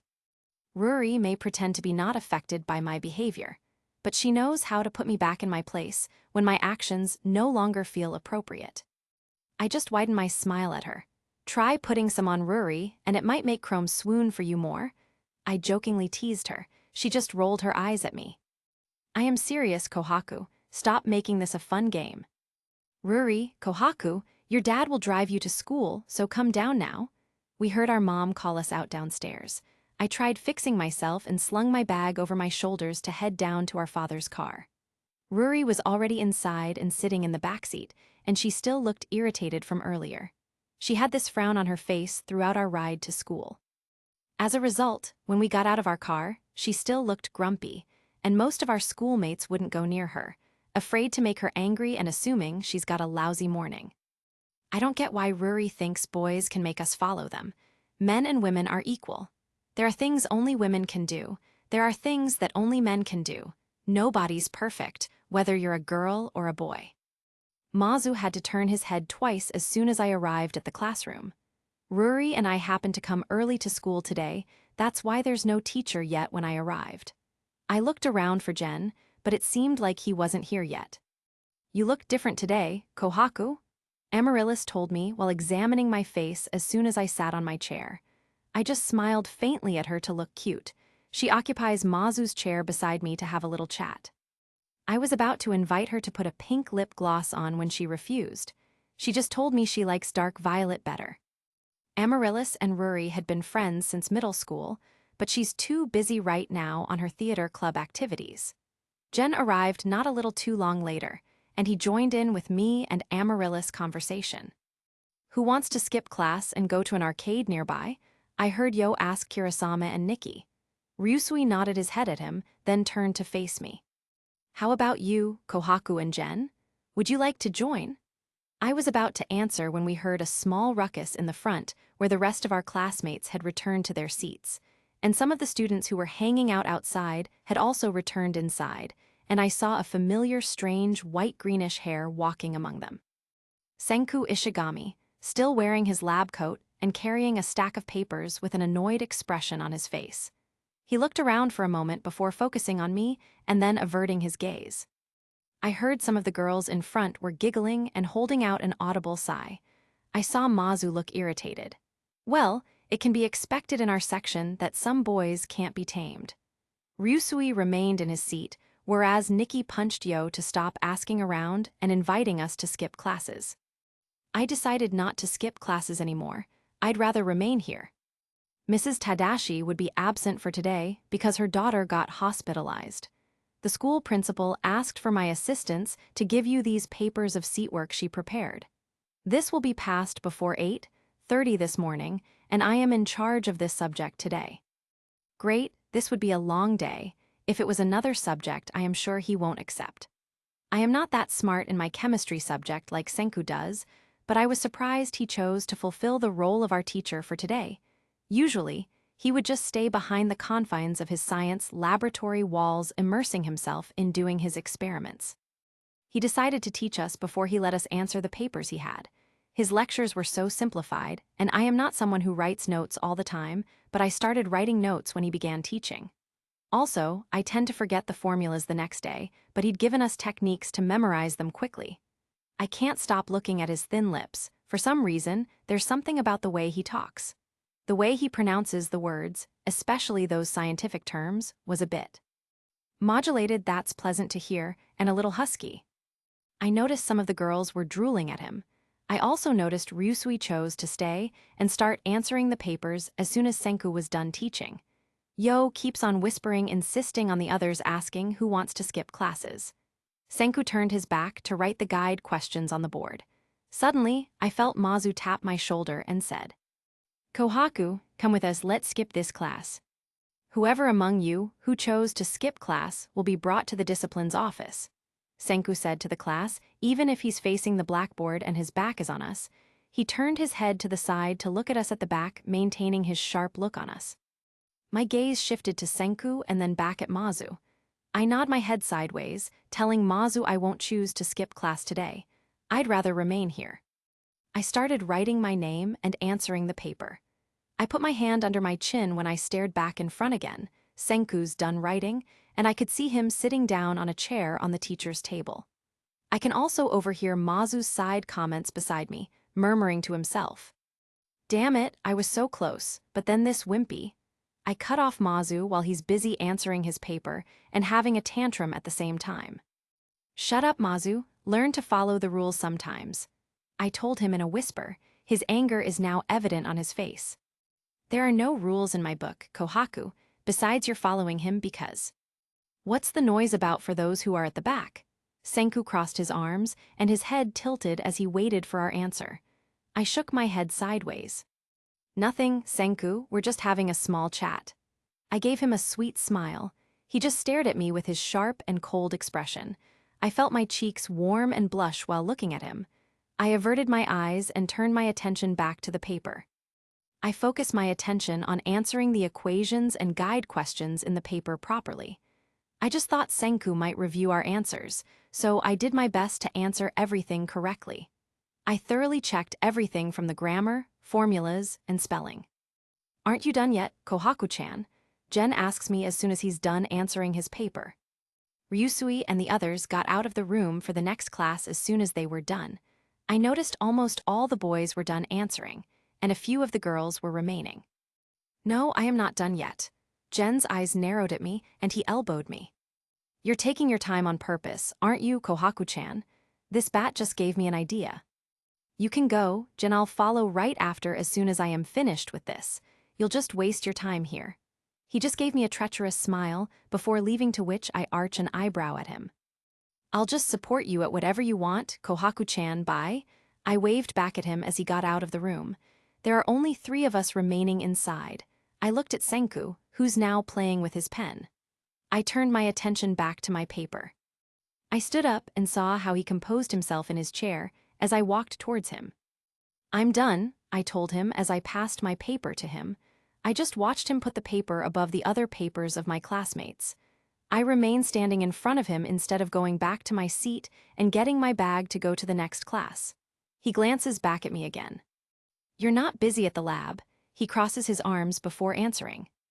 I am, but I had Chrome take over for me in the meantime. Why are you asking? I just shook my head a little, trying hard to suppress my smile. He creased his forehead, and I saw how his eyes looked at my lips. What time will you be going home later? I ask him. He heaves a deep sigh and shakes his head sideways. I told you to stop doing that. The 2 of us have been going home together for the past few days.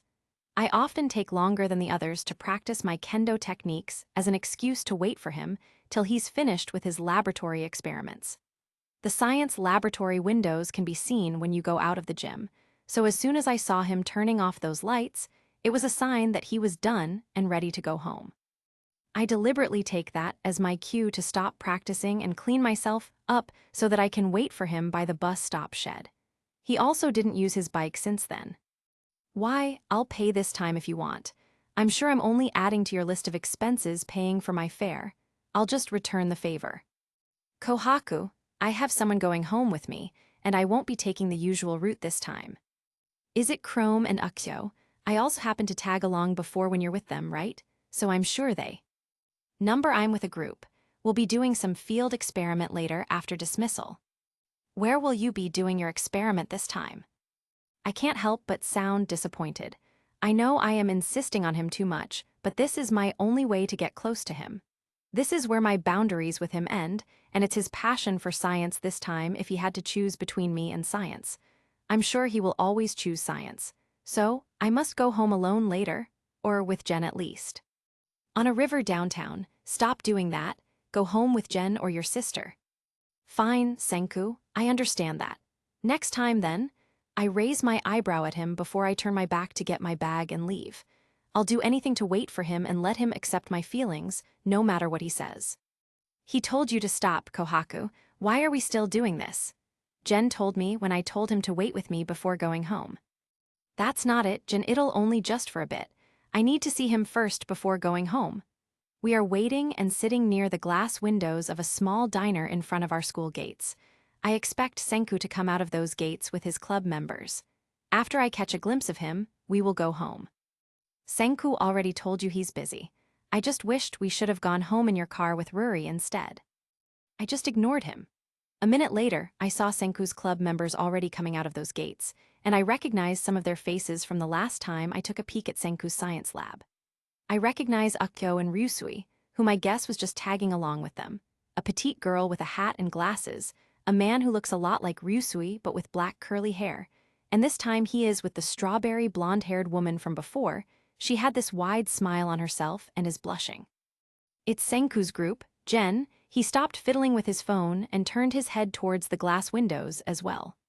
Senku caught sight of me from the glass windows for a second and averted his gaze back to the strawberry blonde-haired girl. I saw him smile back at her. I've been going home with him for a long time, and I have never seen him once show me a genuine smile. I feel envious, bitter, and sad at the same time. I just lowered my head and excused myself for going to the bathroom, but Jen caught my wrist before I went. Stay, Kohaku, I understand why you became silent all of a sudden. He told me with a concerned tone. I look back to where Senku and his group were, but they were not there anymore. Jen pushes a plate of a slice of strawberry cake in front of me. I just stared at it for a second and asked him a question that's baffled me for a long time. Do you recognize that girl with the short hair? I saw Senku smile back at her. Jen dropped his fork, and I turned my head to look at what happened to him. He just gave me a narrowed look before giving me a teasing smile. He covered his mouth with his turncoat sleeve, then said, "You're falling for him, aren't you? Your jealousy is obvious, Kohaku-chan." I heard him groan a bit before continuing to eat. Dear Senku is very lucky to have someone getting jealous over him. I just shook my head, and I couldn't seem to bring myself to smile at what Jen had said. I know what Jen is thinking. I've never been jealous of any other girls before. If my boyfriend wants another girl, I'll eventually break up with him and look for another man. Boys are just there to entertain me when I am bored. I've never been like this to another man before. Well, this is Senku, and he is different from all the other guys I've met. I've liked him for a long time now, and my feelings seem to get stronger each passing day. I want him, but he's the man I can't reach. He's near, but we live in different worlds. We're different in our interests and personality. I've already had my chance to be with him again ever since he accompanied me to my house. Those little encounters and clandestine moments that followed, I feel like I want to experience them more. I want to be near him all the time. And now I am starting to develop all new feelings like this. I am not jealous, Jen. I cross my arms at him. I just want to know why he's so fond of that girl. If it is her makeup, I am wearing makeup. Jen widens his eyes, and his smile disappears in an instant. I just want to know, Jen, now, do you know her? Senku was always opposed to the idea of romance, but he always had that girl near him. I just want to know if he's courting her, then maybe I couldn't seem to continue what I was going to say. I can't give up now. I bite my lip as I try to suppress my tears. I felt Jen hold my hand and give me his handkerchief. I just smile at him. It's embarrassing, I told him as I tried to wipe my tears. We'll research, I'm sure we'll find out, Jen assured me. TG Thagod 8. Rain. Luna Wright is a transferee, American. She comes from a wealthy and influential family. I've heard she is persistent and diligent in repeating subjects she failed back in the US instead of bowing out, but all of that changed when she joined the science club and met Senku. She is also a hopeless romantic, so Luna is also pursuing Senku for a year now. I've heard a few men tried to ask her out on a date and court her, but she pays no mind to them because according to her, she only likes Senku. I crease my forehead. I was stunned at how much information Jen allotted in just a short period of time. How'd you know all of this, Jen? Do you know someone from Senku's club? I asked him as I tried to hit my bamboo sword in the air to perfect my technique. Jen was watching me all along while I practiced. Almost all of my club members had gone to go home already. I'm the only one left here practicing all by myself, waiting for Senku. Ruri and I happened to pass by the science club to wait for her beloved Chrome, and while dear Senku is busy talking to Chrome, I happen to have a little chat with Luna myself. The other information, I guess you can thank the rumors for that. Huh, you're here again, Kohaku. I heard a voice disrupt our conversation. Magma gets nothing but a sour look from me these days. He's one of the arrogant members of my club. Although he's a powerful fighter, his arrogance always gets the best of him. I noticed him pick up the bag he had placed on one of the bleachers. You're always staying late than usual. There have been rumors you're waiting for a certain someone. Was it that wimpy onion I didn't wait for him to finish and threw the bamboo sword that I used to practice at his scum face straight away. I cross my arms and stare daggers as I watch him writhe in pain. Shit, you broke my nose. I congratulated myself for hitting the bulls. Jen couldn't stop laughing as he stood next to me. What's in it for you, Magma? If I were you, I'd rather keep my mouth shut before I throw you another bamboo sword again. Hess, he spits his blood on the floor. Kohaku, you can get any guy you want. I've heard Ryusui is already courting you, and there are other men from our club who want to approach you. Why are you so desperate to go after a guy who didn't even want you? I was surprised, but I chose not to show it. Surely there had been rumors that I was going home with Senku and that I had been waiting for him while practicing here in the gym. Since I was suspended, I've found myself becoming more and more attracted to him. I've had enough of boys who are easy to please. I playfully told him as I walked over to my side to get another bamboo sword to throw at him just in case he pissed me off. He just chuckled at what I said. Ishigami has also been rumored to be an asexual man, Kohaku. A word of advice: pick someone from your family's social standing. Your family is rich, and Senku's just an ordinary man. He isn't going to pay your bills in the future. I just threw him another bamboo sword, and this time he dodged it and didn't wait for it to hit him. With my speed, I lounge at him midair and strike him in the side as hard as possible, laughing at his great mistake. I just stood there and watched him as he rolled out of the gym. I'd rather keep my mouth shut if I were you, Magma. If you ever insult Senku in front of me again, I'll make sure to dislocate not only your ribs but also all of your bones. I closed the door as hard as I could that it echoed inside the gym. That was impressive, Kohaku-chan. Jen, who's been silent the whole ordeal, claps his hand as I pick up all the bamboo swords I throw at Magma earlier. A man of his caliber would always be inferior to me. Senku's family background is a mystery to me, but he told me his father works overseas. However, it isn't important when others consider him a science prodigy and a highly logical person. His lack of interest in romantic relationships didn't bother me, regardless of what others thought. Magma's just a few of those shallow-minded people who think I should only date rich men. In the past, I've dated sons of business acquaintances of my father and members of renowned families, but Senku stands out as the most decent of them all. Jen waits for me while I get ready to leave the gym and put on my clothes. I get a message from Chrome saying that he forgot to return Rory's book because she's still practicing for her club's theater show, so I'll take it as an opportunity to meet Senku in the science lab. I ignore Jen's barrage of questions as I pull him with me while we're on our way to the science laboratory. Senku was leaning against a wall outside the science lab as soon as we arrived. He looked at us with an angry expression on his face, and Luna happened to be looking for him when she emerged at the door. "Nice to see you again, Senku-chan," Jen greeted him. I smiled sweetly at him. I let go of Jen's wrist and put both of my hands behind my back as I walked past him to look for Chrome inside the lab. I didn't bother to greet Luna. Hell, I don't care if she's there. "What are you doing here, lioness?" Senku called out for me as soon as I took one step inside the lab. "I'm not a lioness, Senku," I sweetly told him, hinting at my sarcasm, and turned my head to glare at him. My eyes went directly to Luna.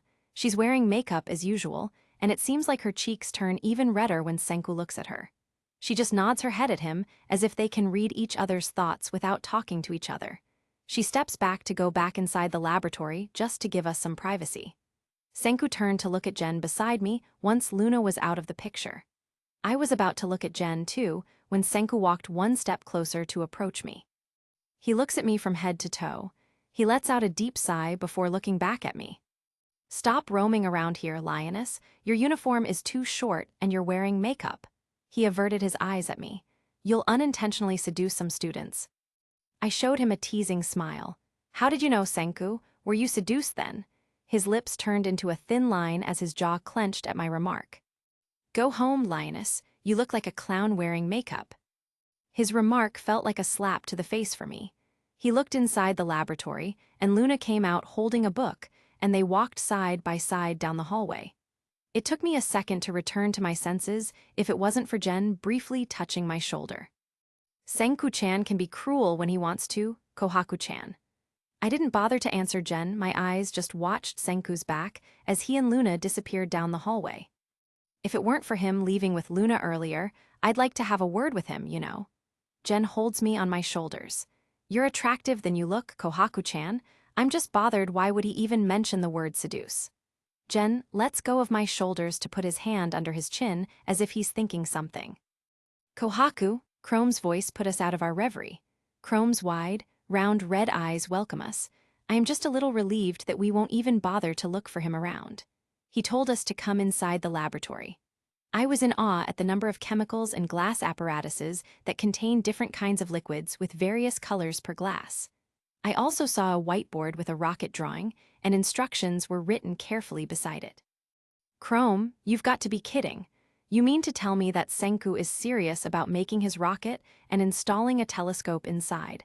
Is it similar to the Hubble Space Telescope? Jen asks Chrome curiously while he's rummaging inside his bag at the other side of the laboratory. Sort of. It's one of our biggest projects, you know. He plans to orbit it around the Earth until it drained all of its fuel. Don't worry. You'll get used to it. Jen, I was also shocked when he told me he needed our help to devise a swimming suit that would automatically activate the muscles. I widened my eyes at Chrome while Jen had his mouth drop in astonishment. Oh, yeah, I realized that should not be a surprise anymore. The last time I was here before he became school government president, I helped him carry the machine he needed to extract fuel from plastics. Jen and Chrome had a brief discussion regarding Senku's upcoming projects. I pull up a stool nearby and take a seat. His earlier remark still haunts me. I've never received a comment like that from anyone, and I'm not sure why he said it. I've never really been interested in anyone before. I mean, I had boyfriends, but those were short-lived. It was easy for me to get discouraged when the man I agreed to have a relationship with due to business matters or boredom didn't like me. Moreover, it was also easy for me to get discouraged when he made just one mistake. That's the reason why the relationships I had were also short-lived, and I think it's normal. It's fun. Maybe it's also the reason why I can't understand what I am feeling right now. I had to trace it back to the days when I was suspended. I am crushing on Senku, all right, and just like my other boyfriends before, I was never desperate for their attention. I was just waiting for him to do something wrong so that my feelings for him would eventually fade away, but damn it, it never happened. I never acted on it before, even though I knew I was beginning to like him. It took me years to act on it until I got suspended. 2 months had passed since then. I laughed a little when I saw Jen tease Chrome about Ruri's picture in his wallet. It is also possible that Senku never had feelings for me after all. I may alter my thoughts about him if he shows interest in me. I shook my head in disdain. My feelings aren't going away quickly. To see him in pain because I rejected him would be unbearable for me, and I don't want him to be hurt. It drives me insane just thinking about him. I just laugh at my thoughts. Chrome turned his attention to me while Jen touched my shoulder to ask if I was all right. I just shook my head at them and smiled. Senku falling in love with me? Yeah, when pigs learn to fly. Here it is, Kohaku. I already thank Ruri for lending me that book. I put the book inside my bag after he gave it to me. Chrome, do you know what the relationship is between Senku and Luna? Jen asks him out of the blue. I just stared at him that he didn't have to do this, but he didn't seem to get it. About that, he scratches the back of his head. I'm not sure if it's real, but rumors are circulating he's dating her. I mean, I don't believe that because Senku has always been opposed to romance. I just kept my mouth shut. I expected Chrome to know him better than I did. Chrome turned his head to look at me. You should leave him in peace, Kohaku. I know Senku, and he said many times that he's not interested in these romantic things. I'm not so sure about that, my dear Chrome. We're talking outside with dear Senku when he mentioned he didn't want Kohaku-chan to seduce other students. Jen gave me a teasing glance. So, it's only understandable that he cares about her because she's our friend, right? Jen can't help but put his palm in his face. Chrome is dense when it comes to these things, so I will never understand how he courts Ruri and be in a relationship with her. You see, Chrome-chan, our dear Senku is a straightforward man, so it's not possible that he means what he said for Kohaku-chan the other way. I creased my forehead at Jen. Why is he talking in riddles all of a sudden?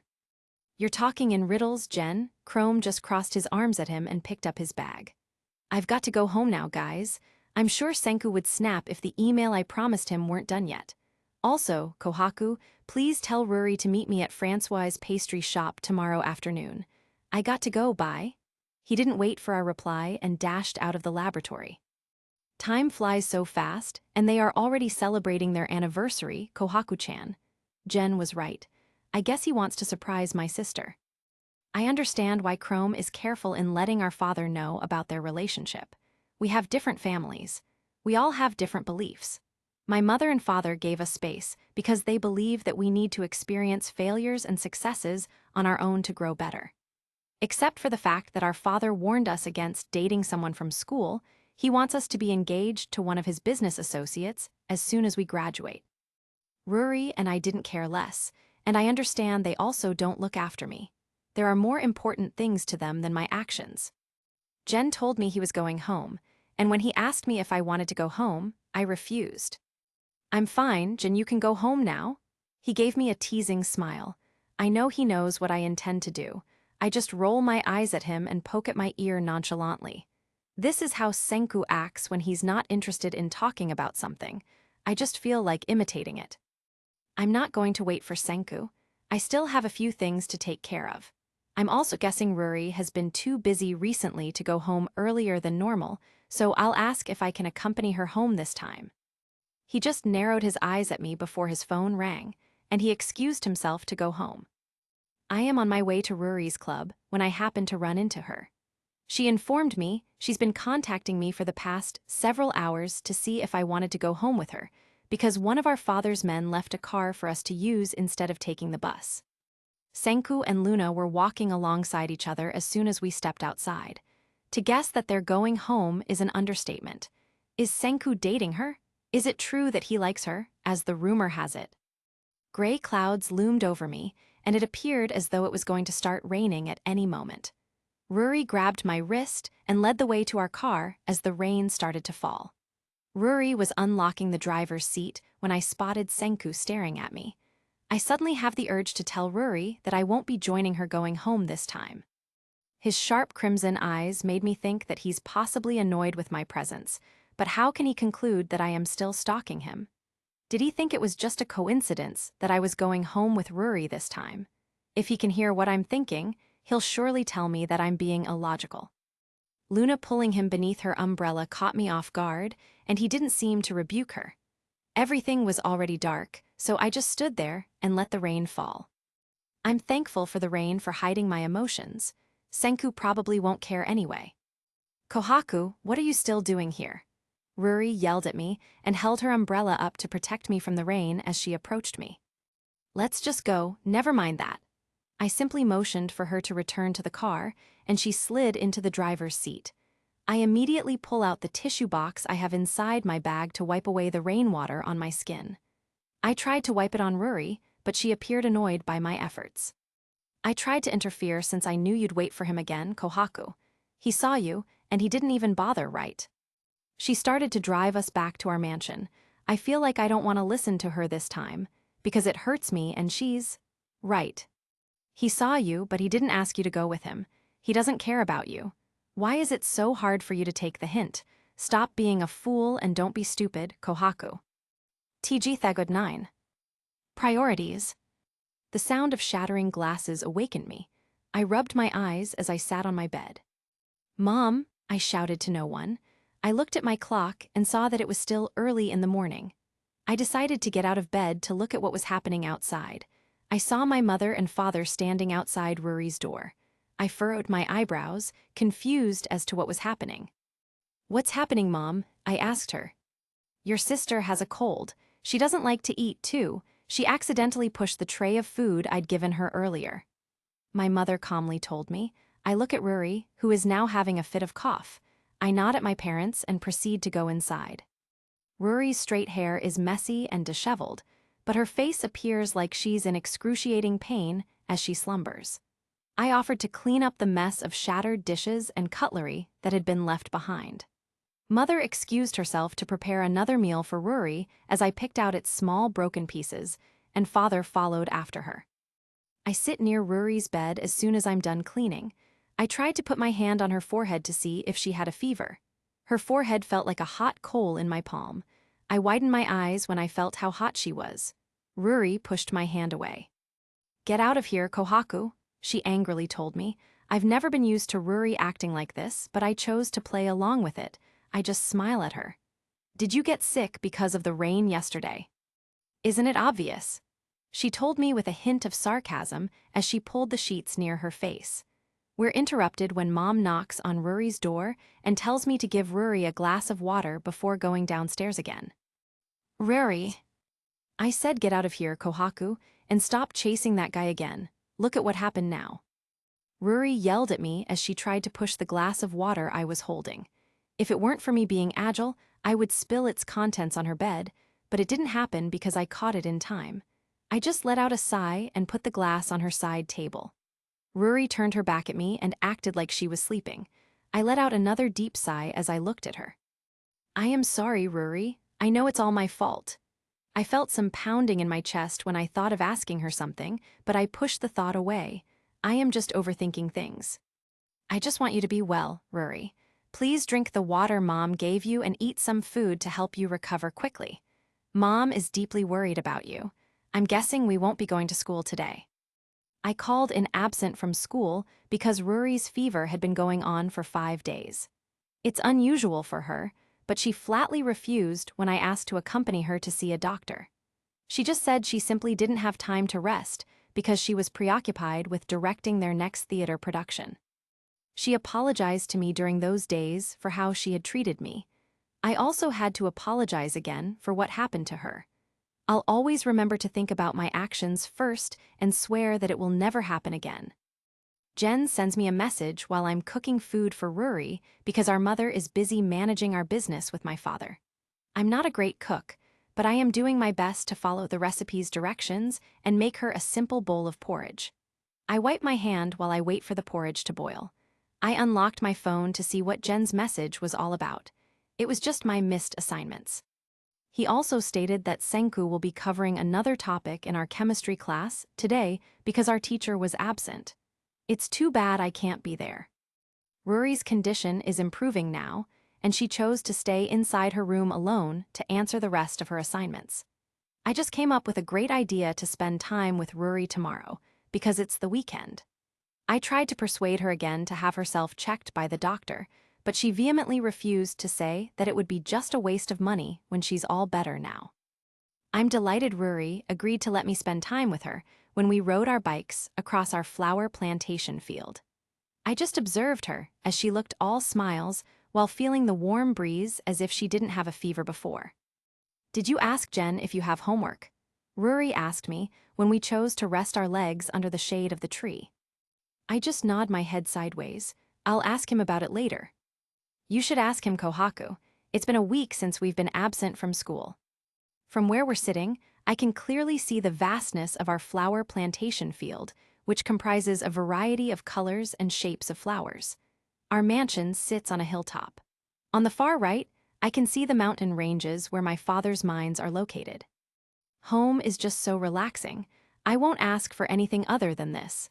I can't even bring myself to think that I would leave this place soon to study abroad or to work. It's terrifying. I wish I could be here at all times. Rory and I decided to return to school on Monday. Although her cough hadn't completely gone away, she just assured me that she was feeling well, and I decided to trust her and not worry too much.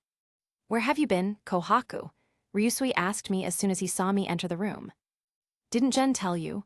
Rory got sick, and I had to take care of her." Our class settled down as soon as our teacher entered the room. She went on with her teaching. She was reading some Japanese folklore when I caught sight of a familiar person in the hallway outside our room. Senku and Ukyo were passing by our corridor and holding what appeared to be a stack of papers and some science gadgets in their hands. I wonder how Senku divides his time between being the school government president and being president of the science club. He doesn't appear tired, despite how stressful it must have been. It doesn't matter what the circumstance is, he always keeps his cool. I kind of miss him.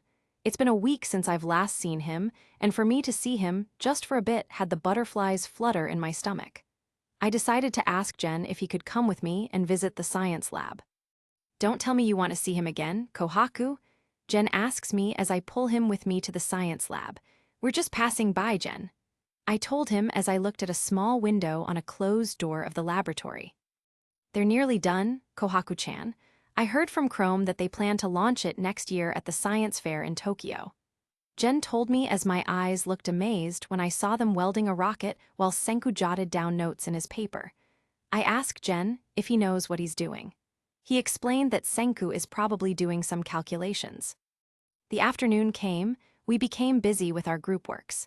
It is also the reason why it took me longer than usual to stay inside the classroom. Jen got assigned to another group randomly, while I got assigned to the group where most of the students were competent in our class. They want to ensure everything is appropriately done before passing the finished project to our teacher. The time came to get back into my martial arts routine after missing for the last 5 days. To my surprise, I saw Tsukasa, who I hadn't expected to see around here because he was usually competing in martial arts events elsewhere. He was practicing the newly acquired members. I just stood there and watched them before I started swinging and practicing with the bamboo sword. To increase my stamina, I also performed some of the workouts. I stayed for an hour and sparred with Tsukasa a few times. I didn't win any of them, but I did learn something that sets me apart from him: my agility and speed. I took a seat on one of the bleachers to rest while watching the other students get ready to head home. I received a message from Jen that he and Ryusui had some commitments and he wouldn't be able to walk me home. Ruri also sent me a message saying that she wouldn't be able to take me home because she had a date with Chrome. Ruri probably misses Chrome because she was sick when they celebrated their anniversary last week. To my dismay, the lights in Senku's laboratory are still on the second floor of our school's main building as I prepare to leave. I decided to go home alone and not wait for him this time, and I want to keep doing that even though Ruri is not around. I still like him even though he didn't seem to reciprocate my feelings for him, and he doesn't care about it, but I don't want what happened last time to happen again. I made my way to the nearest bus stop. As soon as it stops in front of me, I board the bus and find myself a seat near the windows. I am just glad that there were not many passengers at that time. I was checking my phone when I felt someone sit beside me, and I was surprised when my nose caught a familiar manly scent.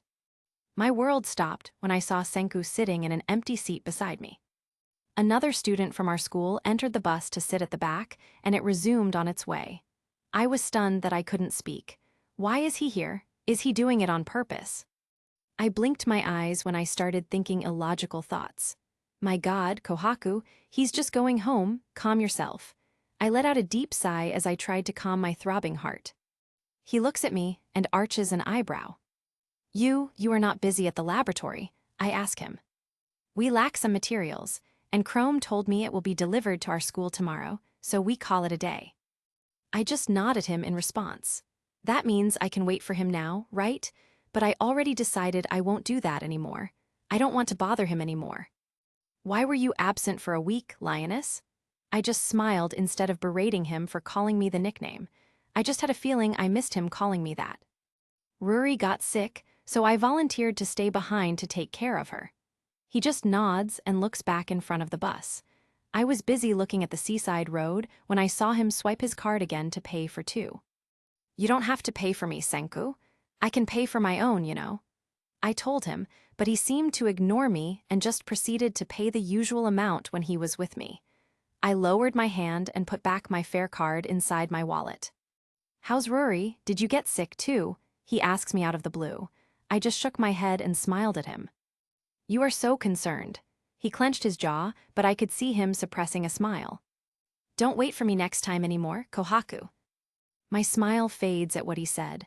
I'm not sure why I'm thinking about things that haven't happened yet, but simply thinking about them brought a pang to my heart.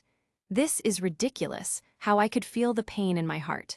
I didn't know that a heartbreak is quite literal. All along, I thought it was just a word. I tried to pretend to chuckle at him to relieve my tension. Why? Are you expecting a lot of work in your lab over the next few days? He didn't answer. I clear my throat a bit. I can't believe I feel so awkward right now. It's okay. I realized something after what happened with Ruri. I won't go home late anymore. I felt so guilty, you know? I felt so selfish that I didn't think about the people who cared for me. She was so worried. He turned his head to look at me. I can't seem to read what he's thinking for a second. I thought I saw an angry expression, but it eventually fades, and now he looks indifferent. It just doesn't seem right. Just don't wait for me, he told me. I want to shut my mouth, but I can't keep my mouth from talking and asking him things I am curious about. I was overwhelmed by the sheer number of things I felt compelled to do or say.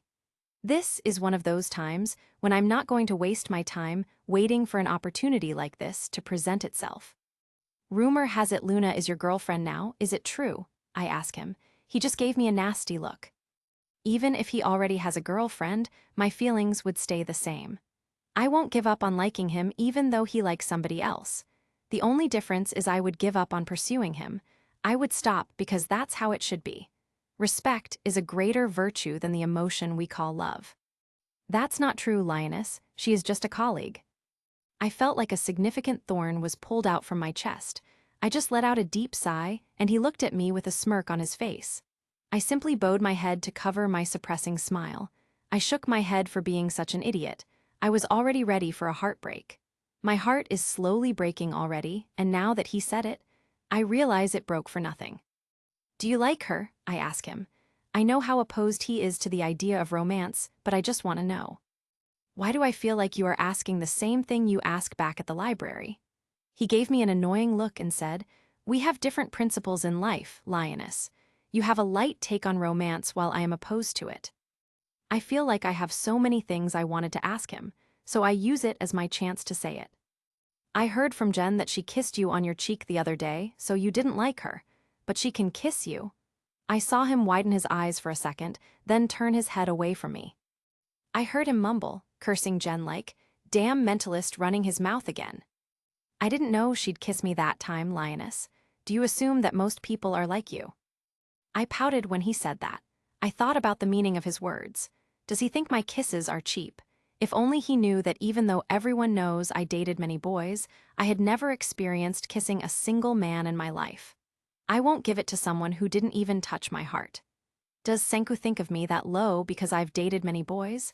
And worst, I let them touch me without considering if it is right. Yes, well, most people. Luna's one of them, I think. Luna is just a friend, Kohaku. She's asking me to teach her on branches of science she's finding hard to cope up. We didn't speak after that. I just amuse myself by staring at the beautiful sceneries outside the window. I just wish it was 1 hour long to get to our house so I could savor the moment of being with Senku for once. The bus stopped near the street on the way to our mansion. He goes out first, followed by me. I look at him, he's taller than me, and my height just barely reaches his forehead. If you were my boyfriend, I won't let someone else kiss you. I should be the only one who kisses you, Senku, because you're mine. He stared at me with wide eyes at what I had just said. I showed him a sweet smile. But you're not my boyfriend, so you're free. He chuckled a bit at what I just said. If you were my girlfriend, your kisses should only be mine, too, but you're not my girlfriend.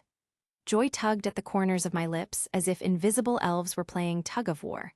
I can almost feel my heart thumping out of my chest that just shattered not a little long ago.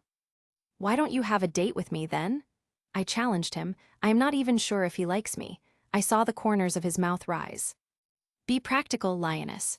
There are far more important things in life than these, Kohaku. I think I fell a little more for him. I just closed my eyes while holding my chest. He subtly rejected me again, but then I have this fluttering feeling in my stomach, and my heart is still falling for him more. I am so enamored with him that it felt rare to find a man with principles as solid as his. I know, Senku. I gave him a genuine smile. I'll still wait for him, but not in a way I thought before. That was the last time I had the longest time with Senku.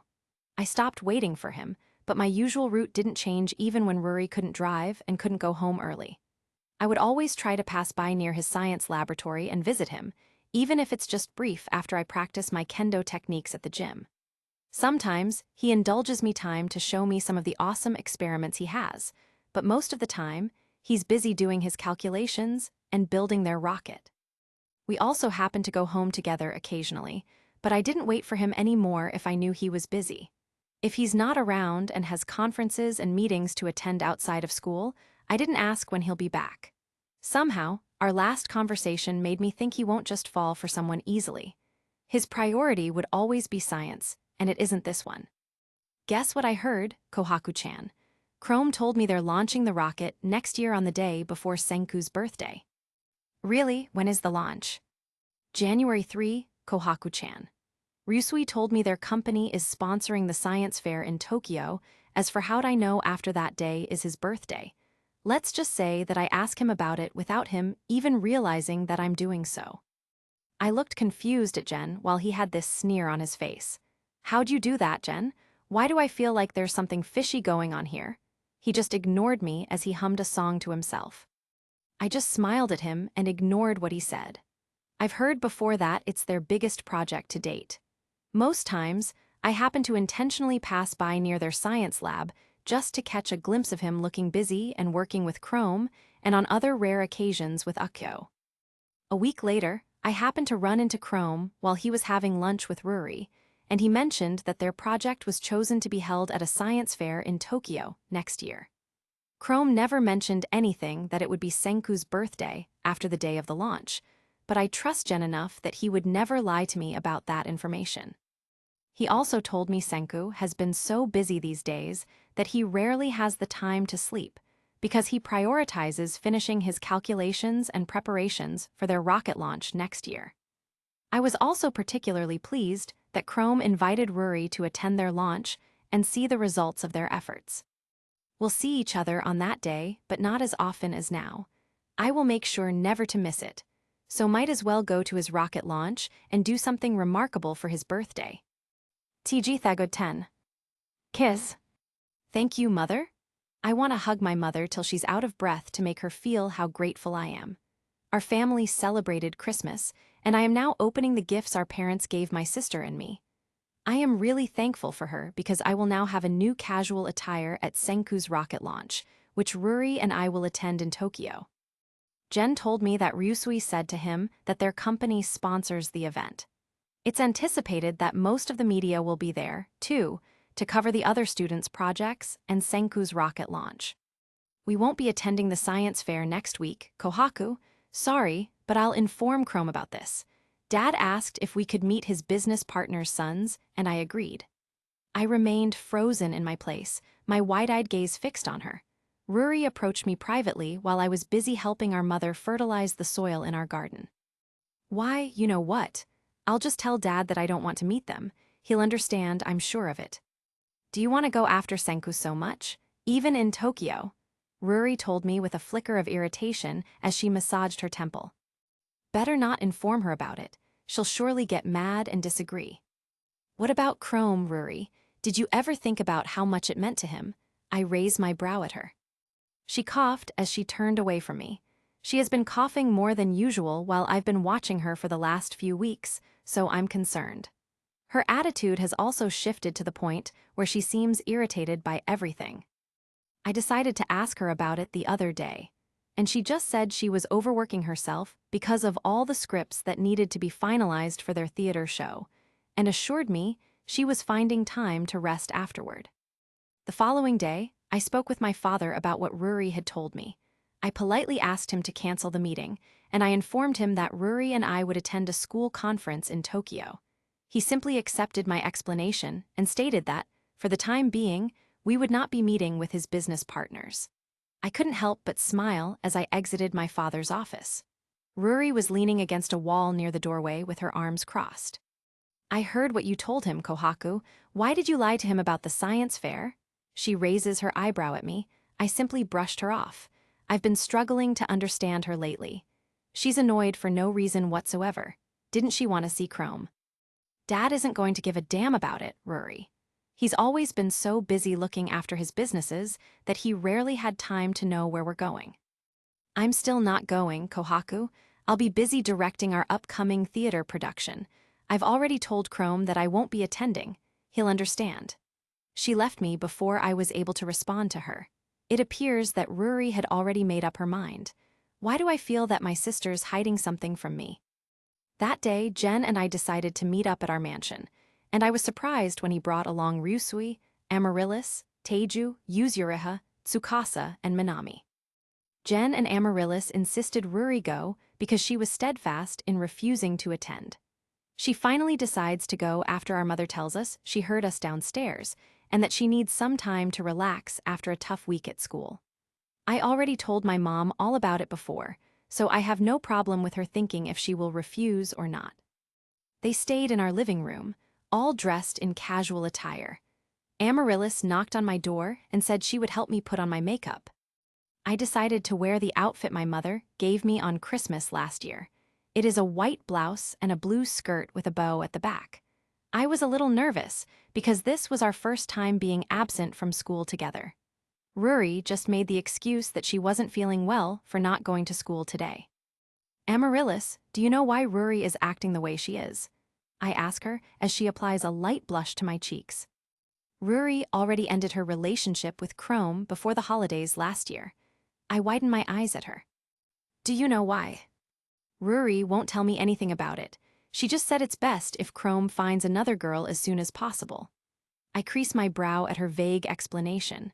As soon as I can spend time with Ruri, I will ask her all about it in private. Amaryllis helps me comb my hair. As soon as she's done, I look at myself in the mirror. With the nude lipstick and light eyeshadow, I look amazing. I like how I look, even if I wear casual attire. I feel like I want to hug Amaryllis for making me look this beautiful. Ruri was dressed in a light blue dress and had her purse on when we went downstairs.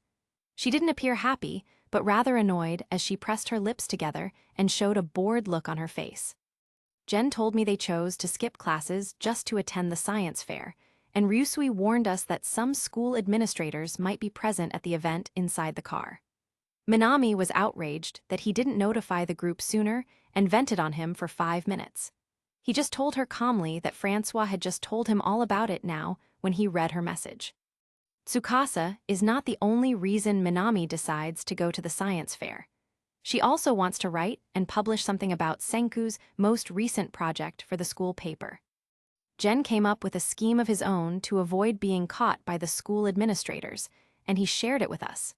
If it weren't for the fact that they recognized our faces, we would have just gone and entered the venue without a second thought. Listen, I'll leave a missed call to all of you if one of us got caught by those school administrators.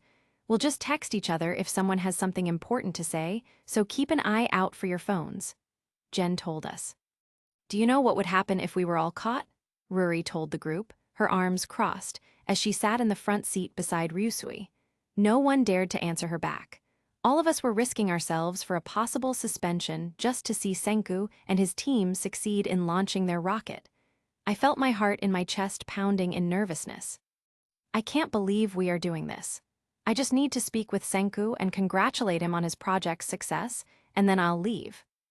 Ryusui informed us that he received a message from Francois, whom he asked to be on the lookout for the event, stating that most of the students have already finished presenting their projects, leaving only 3 groups, with Senku's team presenting last. We flew to Tokyo in their family helicopter for 30 minutes. One of the perks of being born into the Nanami family is the exclusive access that comes with being one of Japan's most powerful families. It landed on top of a building near the school's baseball field, where the science fair was being held. We're all relieved that we could get past those gates after Ryusui told the guards that we had been invited to watch our friend's launch. My eyes immediately searched for Ruri, but she was nowhere in sight. Our group decided to scatter around once we were inside because it could be risky if we entered as a group. We need to pretend like we're just spectators in this event looking at students' projects from different schools. I was walking on my own when I recognized a couple of my father's business partners and saw a lot of students working on their projects. I've been having a hard time finding Senku's group from all of the people around, so I decided to be on the lookout for Chrome or Ukyo instead, because there's a possibility that they're with Senku. I spotted Jen, and he dragged me to an elevated platform where I saw Senku and Chrome, who were preparing to launch their rocket. Senku gave a brief speech about their project. I got pretty excited when I heard he is finally launching his dream rocket because it has always been his dream to reach space. The moment I saw him push the red control button near his laptop, the countdown began, and my eyes widened, his rocket ignited, and the colorful flames beneath the rocket arrived. A crackling, vibrating roar that anyone in the venue could feel as much as everyone could hear. I was in awe as the rocket shot itself straight up into the sky, masked by clouds beaming like a small soft star in the daytime sky. It felt like an hour but was less than a few minutes, and the craft grew smaller and smaller, and all of a sudden it was gone. There was an uproar in the crowd. Even Jen beside me was clapping and shouting for the successful launch. The rest were cheering now that the job was complete. Senku's team had just had a successful launch. I saw Chrome wiped away solitary tears as Senku had this grin on himself, as well as Ukyo, who is just calmly looking at the now small figure of the rocket in the sky. They were surrounded by reporters as soon as it was over, and all the media and some people were eager to question them. Jen steered me toward the crowd so that we could get close to Senku and his team. It should be easy because of my keen eye, but I have difficulty looking out for them as the crowds gather around them. I can almost feel my feet hurt from all the walking. I got separated from Jen, so I tried to check each group of students to see if one of them was either Senku or his friends. "Is that you, Kohaku?" I heard someone call out to me. A brown-haired guy wearing a school uniform from another school came up to me. I was confused because I couldn't recall his name or face. "Do I know you?" He was the one who approached me, so I had to point at myself. My ears perked up when I heard him chuckle. "That would be understandable if you don't remember me, Kohaku. By the way, I'm Lioness. What are you doing here?" I turn around and see Senku, dressed in his usual lab coat, approaching me. I found myself staring at his scarlet eyes, which made me widen my smile at him. "Hi," I said to him, ignoring the stranger in front of me. "Why are you here?" he asked in a serious tone. I merely shrugged my shoulders and kept a smile on my face. He shifts his gaze from me to the man in front of us. I had a feeling he was one of the sons of one of my father's business partners, whom he had previously introduced to me. "I'm here to watch your rocket launch, silly." I pinch Senku's nose, to which he just looks at me in annoyance. I look at the stranger in front of us. "I'm sorry to cut off your introduction earlier." He smiled shyly at us, then said, "It's all right. My name is Haru. I'm pleased to see you here, Kohaku. I should have met you earlier today because your father had a plan for us to marry someday." What a coincidence that I ran into him because of my dad.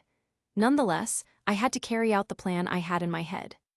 "Didn't my father tell you that I had already decided to call off our engagement? You see, I'm here because I had to watch my boyfriend launch his rocket.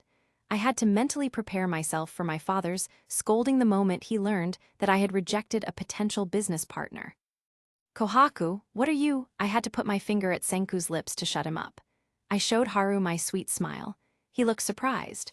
I had to do this because I won't be marrying someone I don't love in the future. I look at Senku and mentally ask him to go along with it for the time being. His cold gaze had turned dark when he pulled my wrist with a finger covering his mouth and snaked his hand around my waist. "You are stubborn, baby Kohaku." I just creased my forehead at what he said, and I felt my cheeks turn warm. A man in a suit whispered in Haru's ear, and he excused himself to get away from us. As soon as Haru is out of sight, Senku gets his hand out of my waist and pulls my wrist to speak with me privately in a corner where no one can see us.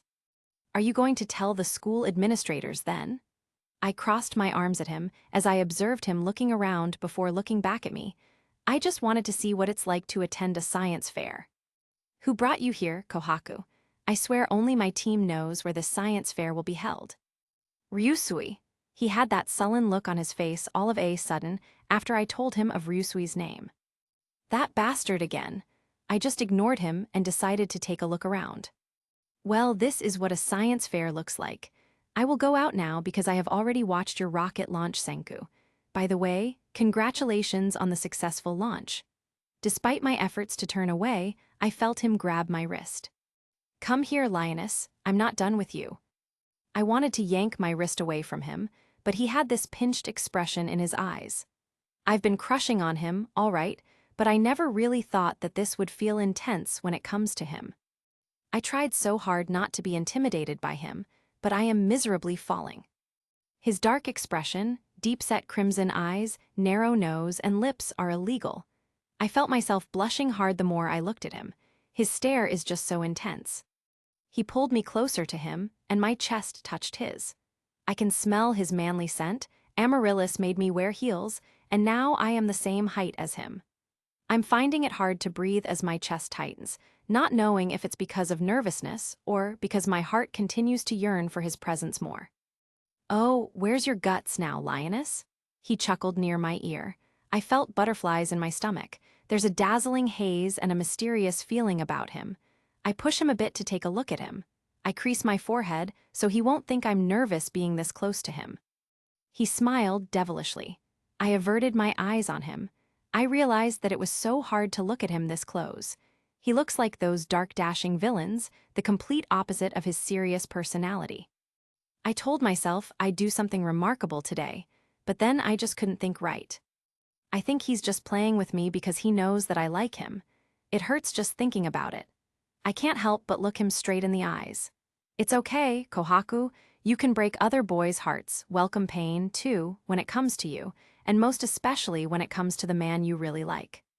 "Where have you been? I've been looking everywhere for you." Answering interviews from some media journalists. I was about to leave when I heard that some students from our school, who were not on my team, had succeeded in getting in. I was shocked when he told me that.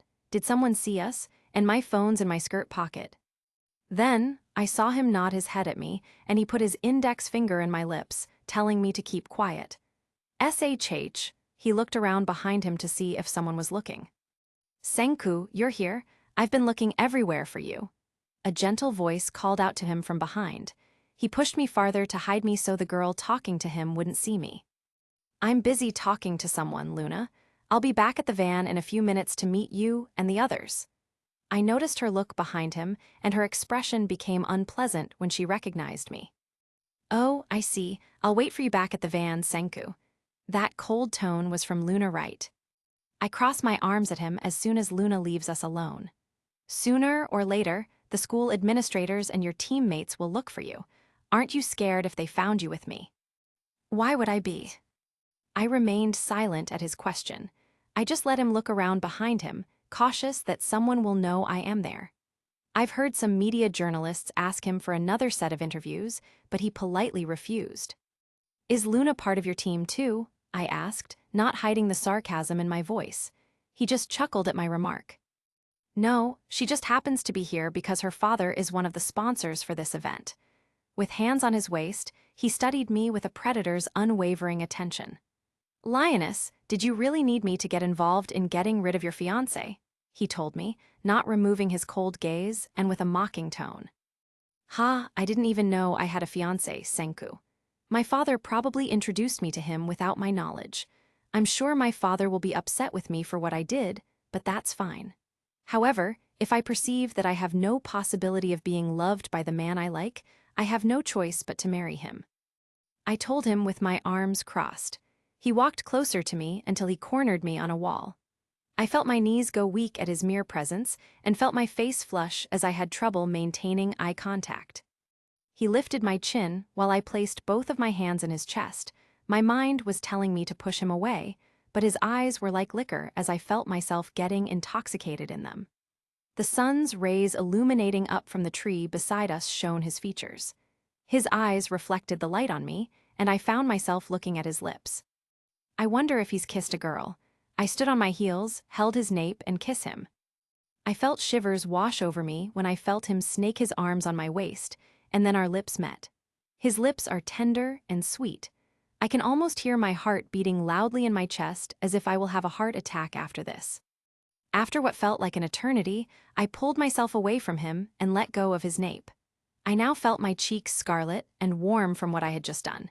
He looked so weary and pleased at the same time. I'm sorry, I shouldn't have done that. I averted my eyes at him. You're not going to kiss another man from now on. It's just going to be me. He told me with a cold tone in his voice. My eyes widened when he said that. He was the man who has consistently been telling me he is opposed to the idea of romance, but now my heart is leaping with joy when he says that. Happiness streaked through me like a comet. My joy was so intense it scared me. Is this happening, or am I just dreaming? Senku, I saw Jen and Minami with Ryusui talking to his father who sponsored this event. How many are they? Did you happen to find someone you know who's with them? Akko asks him from behind. I don't know how many are they, Akko. You should ask Ms. Kazumi. She's the one who told me about them. He just watched Akko until he was gone before he turned again to face me. Senku, I saw Ruri. She came to watch our launch. Can you believe it? He groaned in irritation when he heard Chrome's ecstatic voice behind, so that also means Kohaku's here, right? I sighed and bowed my head. I was about to look at Chrome behind him, but Senku covered my frame with his back. I found her, Chrome. Tell the administrators, I'll handle this. He told him in a cold tone. I just pouted and looked at him. Are you going to throw me out now? I told him in a whisper. He turned his head to look at me behind him. He smiled at me. Truth is, Ruri asked me to look for Kohaku. She told me they're going home. Chrome's face immediately shifted into a wave of sadness. My eyes widened at Ruri's request. What the hell is she doing? Senku and I stare at each other at what Chrome just said. That's your sister, Lioness. I just nod my head at him in submission and sigh. I must go, Senku. He nodded his head at me. I step out from the corner behind Senku, and I can see Chrome's eyes widen and a surprised Akko, who just come back from earlier. Their reactions amused me. Senku, you're with? Akko was surprised and unable to utter my name. I looked to my side to look at Senku's reaction. He just remained cool and smiling.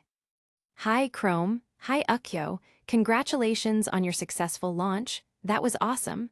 I complimented them. I'm sure Senku's not the only one who got all the credits here. These two are the ones I saw who helped him the most.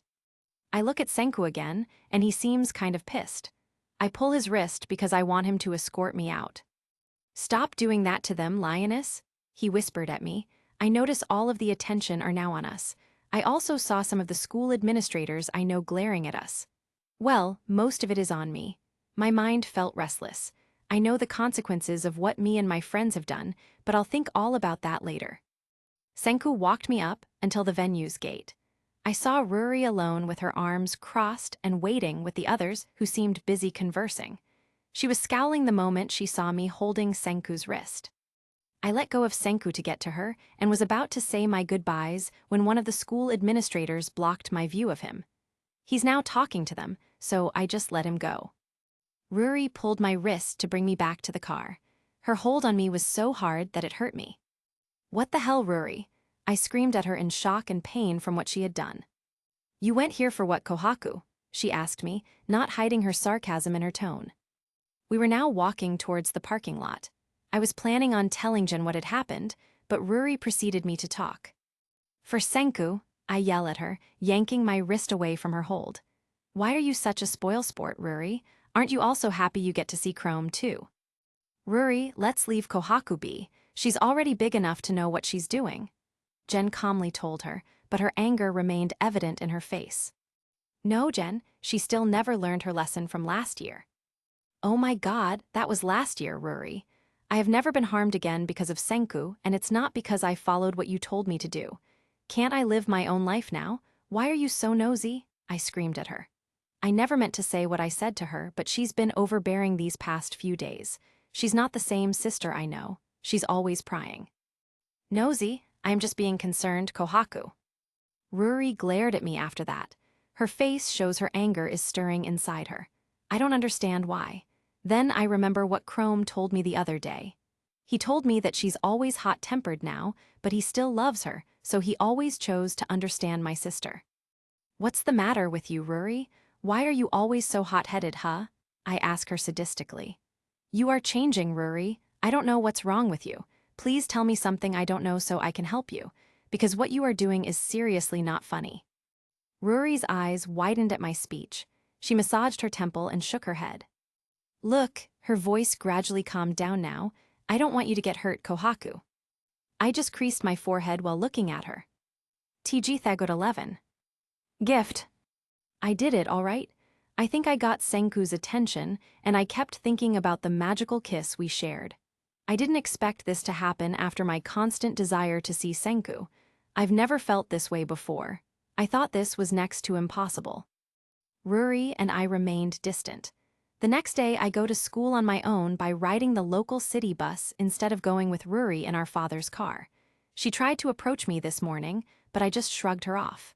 I am still angry at what she did yesterday. Jen kept insisting I should get along with Ruri. He had a feeling Ruri was not telling us something. However, my pride was prompting me not to speak with her. I'll just let my anger pass, and I'll be okay with Ruri again.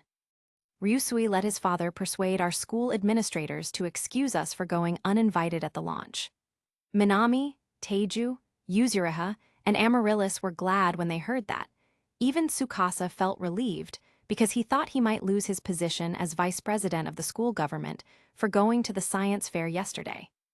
It's been 5 months since I got suspended. I decided to stay in our classroom and wait for dismissal to go back to the gym and wait for Senku as usual.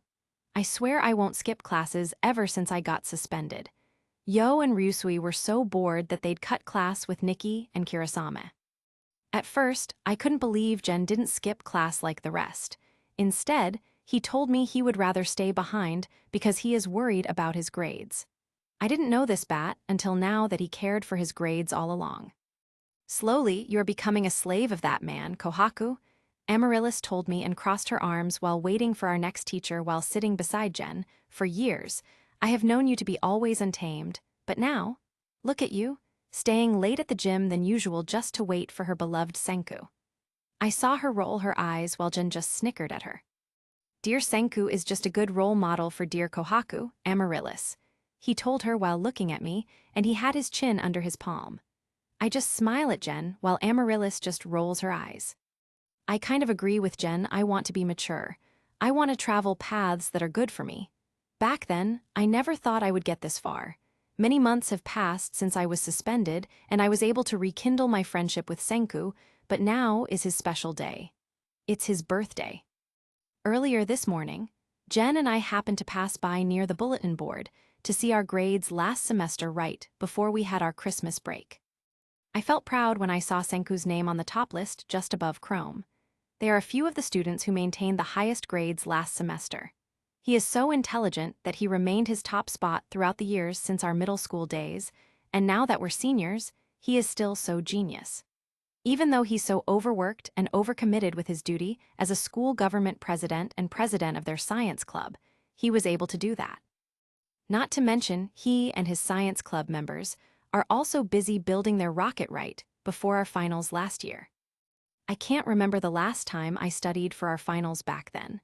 All I know is the enthusiasm I felt in studying because I felt inspired by Senku. He inspired me so much, which is why I was able to pass my final exams right before the semester ended. I am getting ready to head down to the gym when I felt someone poke my shoulder. It was Ryusui. He told me Chrome wanted to talk to me. I turned my head up to look at Chrome, who was waiting near the door holding the straps of his backpack. I've also noticed some of the girls approaching him and attempting to seduce him. As I approached them, I simply rolled my eyes at them and pushed them away. My friend's girlfriend is my sister, so back off, bitches. I sadistically told them and turned my head to face Chrome. Chrome, what brings you here?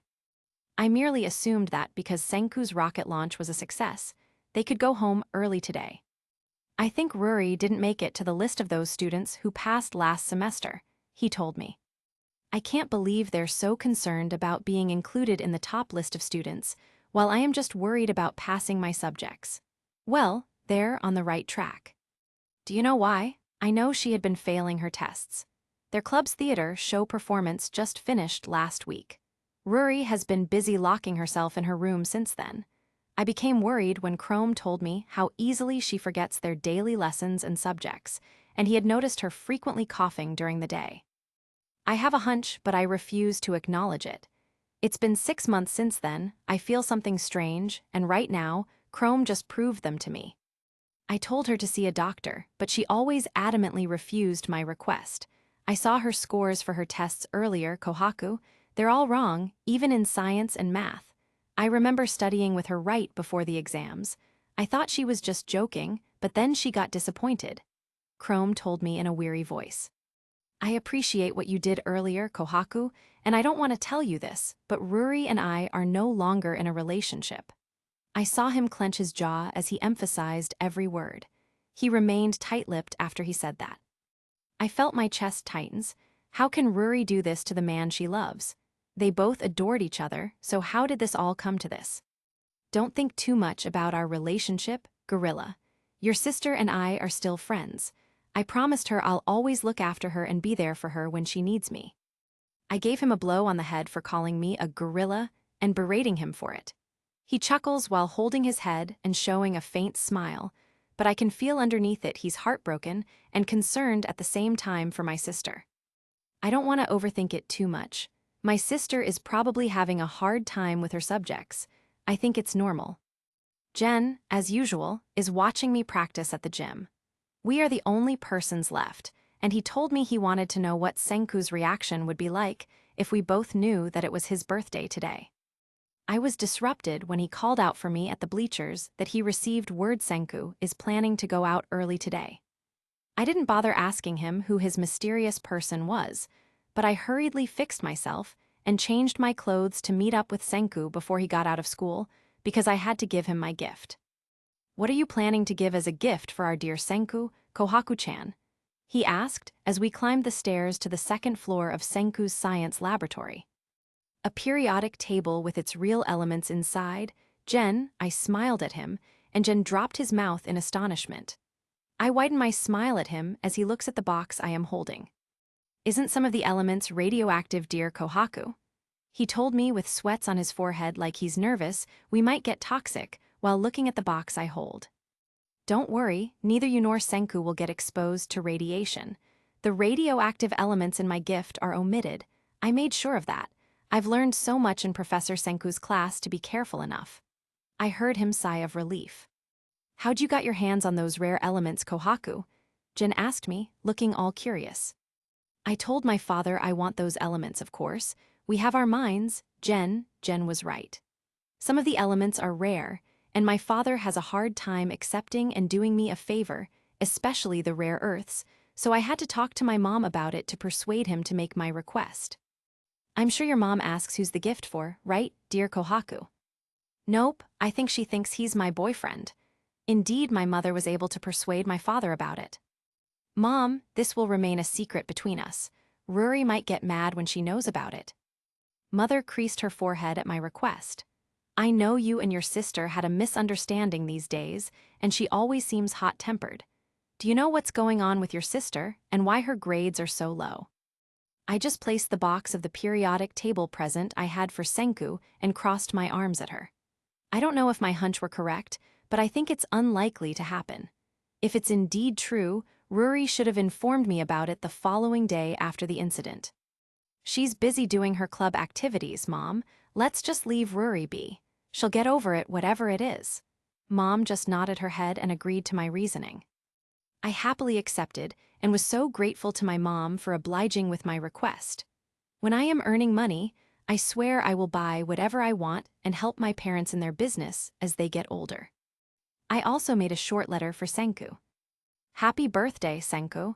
I am pleased to see you had a successful launch at the fair yesterday. I believe you can reach your dreams soon. I can't wait to see you reach it. I am hoping you will let me see it with you. Take my simple gift. I want you to put it on your desk so you'll remember me. You'll remember me every time. Love. Kohaku H. We were now a few steps near the laboratory when Jen's phone rang. He excused himself and told me to go without him. I continued walking until I was now in front of the science lab door. I admit I was a little nervous, and there was this fluttering feeling in my stomach. I was about to open the door when at the same time, someone opened it, and I was now facing Senku. My eyes widened at him, and I felt my cheeks blush at the same time. I am holding my gift on him on my side. What are you doing here, lioness? His sharp crimson eyes stare at me. I just came here to greet you with a happy birthday and to give you this. I gave him the box, which was my gift for him, and he just stared at it. I can't accept that one, lioness, that's expensive, he firmly told me. My smile fades, and I bit my lip in contempt when he said that. Of all the things I was expecting him to tell me, I was not expecting the response he gave me. But Senku. I don't want anything from you, Kohaku. I don't need it, he spitefully told me. A great pang gripped my heart, and I slowly brought down the box I should have given him. I just want to give you a gift. It's a birthday gift, Senku. He froze and stared at me with wide eyes and raised his eyebrow. And say, I also wanted to give you this as a present for your successful launch yesterday, so this is going to cover 2 events. Keep that, he firmly told me. I felt layers of unsettling emotion wash over me. Why? I don't understand, Senku. I am not as rich as you, Kohaku, but I am definitely not after material things. His tone now being resentful. No, Senku, this isn't about that. I know you're not after material things. I am also not giving you this because we're rich and we can afford this. I care most about its quality and its meaning to you, to your passion for science. It means I fully support you in whatever you do, Senku. My lips were now quivering as my heart twisted at his earlier response. And I also want to give you something to remember me by, that you have someone waiting for you. You can have all the time you need to achieve your dreams, because I know you need it. I saw his mouth fall open at what I just said and fixed his gaze on me. I felt a sting of melancholy and confusion as tears pooled my eyes. I want something that won't easily break, Senku. I made sure this would be immortalized and remain as it is through time because this is going to be a symbol, I added as I felt my lips trembling. You want something that won't easily break, he said with coldness evident in his voice. He pulls me to his chest. As much as I want to push myself away from him, a great sense of weariness sweeps over me earlier, sucking my energy with it. This won't break, he told me at the same time he lifted my chin. He bent his head down as I tried to meet him halfway. A tear rolled down my cheek as our lips met. He tilted his head, and it caused me to open my eyes and open my mouth a little bit. He used that to enter and claim my mouth. I didn't expect these assertive kisses from Senku. I just close my eyes and feel the intensity of his kisses. I felt goosebumps wash over me. Shit, he pushed my shoulders away from him and put a stop to what we were doing. He had his palm on his face as he tried to gauge what just happened like he's upset. He walked back inside his laboratory as he tried to compose himself from what had just happened. I licked my lower lip. I tried to approach him again. I can almost feel my heart beating in my chest like a drum, fast and hot in anticipation of something. Senku, I gently call out for him. He massaged his temple, then faced me again. His rough hand held my cheek while my eyes just stared at his lips. I saw him clench his jaw as if he knew that I want another kiss. He put his index finger on my lips as if telling me to keep quiet. It's not yet time. Don't give me too many ideas, lioness. I blushed when he said that, and that's when the feeling sinks in as I came to realize what had just happened. I weakly pushed him away. I am not a lioness, Senku. He just chuckled at what I just said. He holds my hand, who's still holding the box for his gift. Keep that. Give it to me when I'm successful, Kohaku. TG Thagud 12. Meeting the father. As soon as we leave the gates, we both hear someone calling out Senku's name. He muttered in frustration and then tugged on my wrist to speed up our walk. Hey son, aren't you going to greet your old man? My gaze was drawn to a middle-aged man who didn't appear to be any older than he looked. He has the same two-tone hair color as Senku. His hair is white with dark tips, and his eyes are brown, similar to the shape of Senku's eyes. He grew his hair just above the nape of his neck and had a buzz-cut beard and a mustache. He observed me for a while, but averted his eyes when Senku covered me with his frame. I had a hunch he's probably his adopted father. I saw his father's mouth curve into a smile. What do you want, old man? You said you'd be back at the apartment later tonight, Senku told his father nonchalantly while poking in his ear. I am just eager to go home and greet you, son. Besides, why don't you introduce the girl instead of hiding her behind your back? He waved at me, and I returned his gesture with a small smile. He looks kind and a little playful, amusing himself by Senku's serious demeanor. TSS, there's no need, old man. Let me take her to the bus stop so she may get back home. Senku told him casually, and I just creased my forehead at him. Just when I thought she's your girlfriend, son, I kind of want to meet her too, you know. From behind Senku, he gave me a curious look. I felt my face blush at what he had just said. I could hear Senku muttering under his breath when his father extended his hand to introduce himself. I am Byakuya Ishigami. Nice to meet you. I am the adopted father of this rude boy over here. Senku just crossed his arms and sighed in annoyance. I got out of Senku's back and introduced myself as well. I go by the name of Kohaku Hizashi, sir. Nice to meet you too. I am Senku's friend. A fluttering sensation in my gut made me a little uneasy. I'm not sure what to describe what we did earlier. We simply kissed and moved on. The only difference is that he kissed me first this time. So, for the time being, I'm just going to call us friends because I'm still not sure if he likes me. I shook his father's hand and smiled back at him as we exchanged pleasantries. You know, you kind of look a lot like someone I know. The resemblance is uncanny. That's just your imagination speaking, old man, Kohaku, and I had a bus to catch, so I'll see you back at the apartment. Mr. Byakuya stepped in just as Senku was about to grab my wrist. Come on, son, didn't she know it's your birthday today? I came over to ask you to try out the newly open ramen restaurant nearby. It'd be great if Kohaku could join us. Senku had no choice but to bring me along to his father's request. I've just noticed that Senku's facial traits are primarily derived from the Ishigamis, the shape of his eyes as well as his hair. I wonder what his real parents look like. Thought aside, I can tell Mr. Byakuya is a kind and supportive father. It's not uncommon for him to inquire about Senku's progress in his studies and how he learned about the rocket's launch success. I was likewise in amazement when I heard his father become an astronaut. I couldn't help but be proud of him and envious of his bond with his father at the same time. Senku is not only brilliant, but he is everything I want and looks for in a man. Once we arrived, I looked around at the place. It wasn't very large and luxurious, unlike the high-end restaurants my family and I go to if my father wants to introduce us to his friends in the business. It was also spacious enough to house a considerable amount of people. The place's interior is modern white, making sitting at the counter a rather relaxing experience. The restaurant also offers a variety of ramen. In the middle of my observation, a familiar voice called out to me. Kohaku-chan, Jen was waving at me from a large table. He was with our other friends, too. It consists of Ryusui, Francois, Minami, Tsukasa, Ukyo, Teiju, who is now noisy in greeting Senku for his birthday, and Yuzuriha, who patiently tells Teiju to lower his voice down. I was also startled when I saw Chrome with Ruri. Just watching them and realizing how simple Senku's life was made me appreciate it even more. He can connect with his father as if they were brothers. We sat down to dine as soon as our orders arrived. Mr. Byakuya is a firm believer in fun and levity. He had this sense of humor, who always found a way to amuse himself and keep things lighthearted even though Senku is sometimes embarrassed for him. I can't help but compare it to me. As a child, I remember my father's family and friends engaging in endless discussions about the corporate world. Most of them already live in Tokyo, so they only come here for important business matters. I feel normal casually mingling with people like them. I feel like I can even want this every day. Senku and Jen walked towards the counter to pay for our food. Once they were out of sight, Mr. Byakuya turned to me to ask me a question.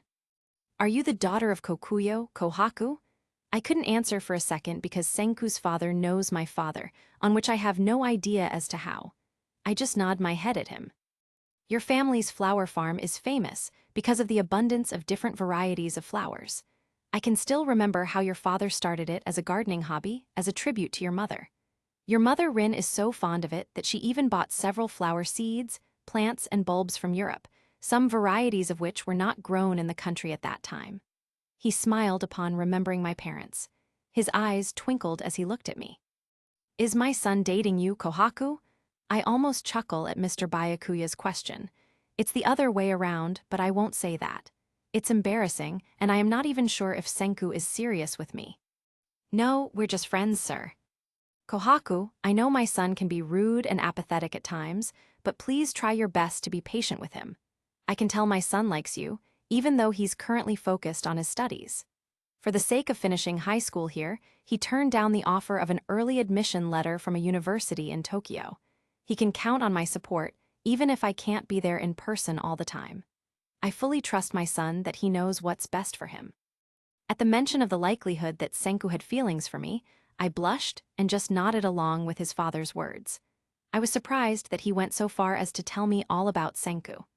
Mr. Byakuya is a supportive and caring father who loves his son.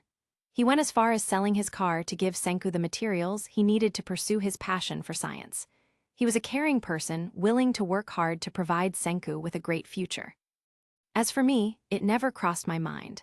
I never gave a second thought to how other people ended up where they are now. Martial arts is the only thing I consider a hobby and a way of life. I never thought there were people like Senku's father who would go as far as selling the only thing he worked hard for to get to support Senku in his endeavors. Some people place a high value on education, while others see it as a waste of time. For Senku, that's his only strength. My parents can provide everything for my sister and me, yet I never care about being serious in my studies because we're filthy rich. I never struggle to get what I want because we have money. I felt serene just listening to Senku's father talk about the many successes he had had before they moved here in Hokkaido to enroll Senku in middle school, because they are having a hard time coping with the finances in Tokyo. I gained a broader view of life as a result of liking Senku. His presence in my life opened my eyes to the fact that freedom isn't only about doing what makes you happy. To be truly free, one must understand that they can do whatever they want as long as they do it for the people they care about. Everything comes down to that, in a nutshell. There is no doubt in my mind that we have been endowed with the ability to follow the path that we believe is best for us and to avoid the ones that are not. It's almost like an experiment. It is up to you to make the right decision. You're only in danger if you don't pick the proper path, but if you make a blunder, you can grow from the experience. I bid goodbye to Minami and Tsukasa and Teiju and Yuzuriha after eating. I could see Jen and Ryusui talking, and I was about to approach them when Senku pulled my wrist. I felt my cheeks warm at what he did. His smirk is plastered on his face again. Damn, I am feeling uncomfortable with that smirk. Where are you going, lioness? I'm going home. I've decided to hitch a ride with Jen and Ryusui. I saw him glower his eyes at me. I had to blink twice and was about to yank my wrist away when he gripped it harder so I wouldn't go. Forget about them. There's something I wanted to show you. We head towards the bus stop near the ramen shop where we eat earlier, and once the bus arrives, we board it. Where are we going, Senku? I ask him once I procure a seat near the window. You'll see when we get there, lioness. TG Thagod 13. Your Kesha. Night blooming flower. I felt someone shaking my shoulder. Senku's voice called out to me. My body abruptly jolts awake as I rub my eyes. He declared that we had arrived at our destination. I've now realized that I went to sleep sooner than usual, perhaps because of weariness from my earlier practice at the gym. My jaw dropped as soon as we exited the bus. A shrine is located at the top of a long staircase in front of me. I looked around the area, and it appeared to be in the middle of nowhere, far from the city's commercial district. Being here in the countryside boondocks, I could almost see the farm we had from afar. Where are we, Senku? I look at him, confused. This may look like a shrine to you, lioness, but it isn't at all. This is the lab of the professor I met back in school, an expert on the science of plants and their uses as traditional medicine. He was one of the few lecturers who encouraged and pushed me to create the rocket we successfully launched yesterday. We started climbing the stairs when I felt curious to ask him. Who is he? I could have heard of him. I felt a wave of sadness hit him when he lost his smirk and said, Professor Mizuki. He died of old age last year. He once asked me when I was a kid what my dream was, and I can never forget his reaction when I told him I wanted to go to space as soon as possible when all of my classmates were in awe. He laughed a little. I am sorry, Senku. I shouldn't have asked. I suddenly felt uncomfortable and had lowered my head to stare at the stairwell steps. It's fine, lioness. I blushed when I felt him pat me on the head. His eyes were staring at me, but I refused to turn my head to him and meet his gaze. I didn't know why he brought me here, but my heart wanted to stay. That's how stubborn my feelings are for him. I felt his hand away from my head, and I finally turned my head up only to see him looking at me with a smirk. Years passed. I grew up, and it was a coincidence when I ran into him here in Hokkaido. He is now an old man and a professor. When our club lost its funds, I met him because the school wouldn't help us fund our projects and research. Chrome desperately needed it because they had a pending project. Professor Mizuki's position as the school's alumni president allowed him to assist me in obtaining sponsorships, one of which was a current principal of our school. Is that also the reason you became school government president? At first, I thought it's rare for a transfer student to become a student council president, but Senku proved it in just a few months. He is a diligent student who, despite his underprivileged background, climbed his way as a top student of our academy through hard work and determination.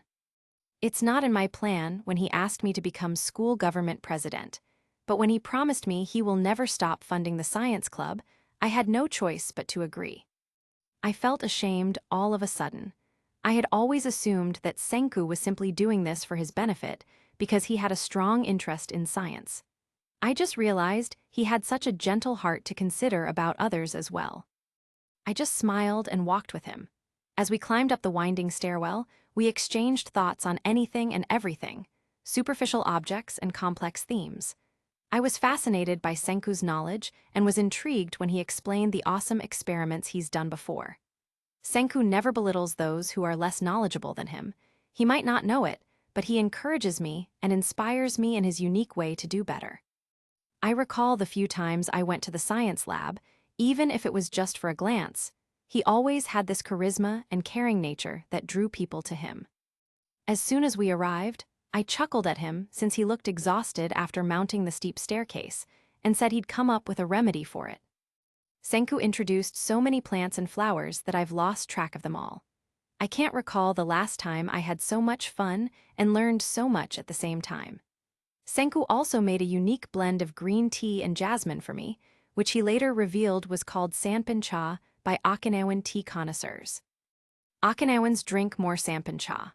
It is a mix of green tea and jasmine flowers, he said, suggesting that this blend may play a role in keeping the inhabitants of Okinawa healthy and mentally agile well into old age.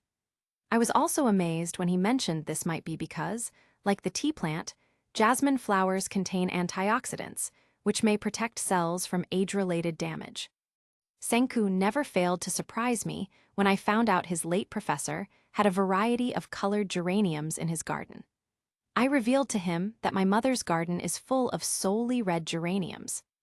Your geraniums mutated to a different color. It may sound like something out of a science fiction novel, but it's a typical occurrence in the plant world. Plant propagators are constantly on the lookout for changes in flower and foliage color, growth patterns, or other traits. When something unusual or better is discovered, cuttings are taken, offspring propagated, and new plants are introduced. That was the case of the delicious golden apple you had in your mother's garden. He even offered to prepare me an iced tea with geranium leaves to enhance the citrus flavor even more. His instructions were simple. He showed me how to spread the leaves on a cookie sheet, then bake them at 200 degrees for 5 to 8 minutes. A few times, I would find him simply staring into my eyes without moving his gaze or saying a word. I lost track of time, but Senku didn't, and when I heard his phone, signaled an alarm. He pulled my hand, asking me to go with him while we were still enjoying the iced tea he had prepared for me. I accepted willingly while still feeling my face blush because it seemed like he didn't seem to want to let go of holding my hand. I just assumed he is just doing it unconsciously. We walked hand in hand to the most poisonous and exotic plants in the garden's greenhouse, which he had warned me about when we first arrived. One flower stood out among the rest. It is still in its bud state. It was a full moon, and its light was illuminated from the glass windows above it. Senku just stared at the plant and told me, "Let's just wait for a bit, lioness. It must begin any moment now." I had no time to chastise him for calling me a lioness. Soon after, a delicate aroma began to fill the air. The plant drew my attention, and I spent a long time staring at it. In astonishment, I watched in disbelief as the blossoming flower appeared directly in front of my eyes. The moon's rays made its white petals seem to shine, and gradually the flower showed its beauty in a hypnotic and graceful dance. My nose picked up on its scent, and soon the flower had fully bloomed in front of me. I was amazed by its size. I've seen most of the flowers in my mother's garden and flower farms, but this is the first time I've ever seen anything like it. It measured nearly a foot in length, and it was the most exotic and gorgeous thing I've ever seen. Well, the second because the first one is still holding my hand with the care I've never felt before. Hylocereus undatus, also known as night-blooming cereus. It's native from Mexico to northern South America. Professor Mizuki bought this plant as one of his collections before he died. It is considered the largest plant from the cactus family, but it's also known for its edible fruits. As I watched him throw the plant's fruit back and forth with one hand, he continued, "I've read of this plant once when I was still in elementary. This crimson fruit is delicious, but what fascinates me the most was its flower. She's gorgeous and magical." I was still speechless after watching the flower blossom in front of me. "She reminds me of you." I turned my head to look at him. He maintained his fixed gaze on the flower. The night-blooming flower only blooms at night and remains to do so until the first rays of the sun at dawn. She doesn't seem to want to compete with the other flowers. I suppose she knows that because she is extremely fragrant, larger than normal, and beautiful. I put it here along with the other poisonous plants after the professor died, because it ended up threatening the existence of the other flowers. Now we just witness it ruling under the shining full moon with its prowess. In the dead of night, when there is nobody to see it, it blooms. All beautiful and unique. My heart leaped faster at his words. He might judge me sometimes because of my constant desire to follow him, but I just had a distinct impression that Senku had finally caught wind of my growing affections for him. "Thank you, Senku. I think I'm falling more for you after you said that." I'm not sure if I'm expressing it appropriately, but all I want him to know right now is I'm serious.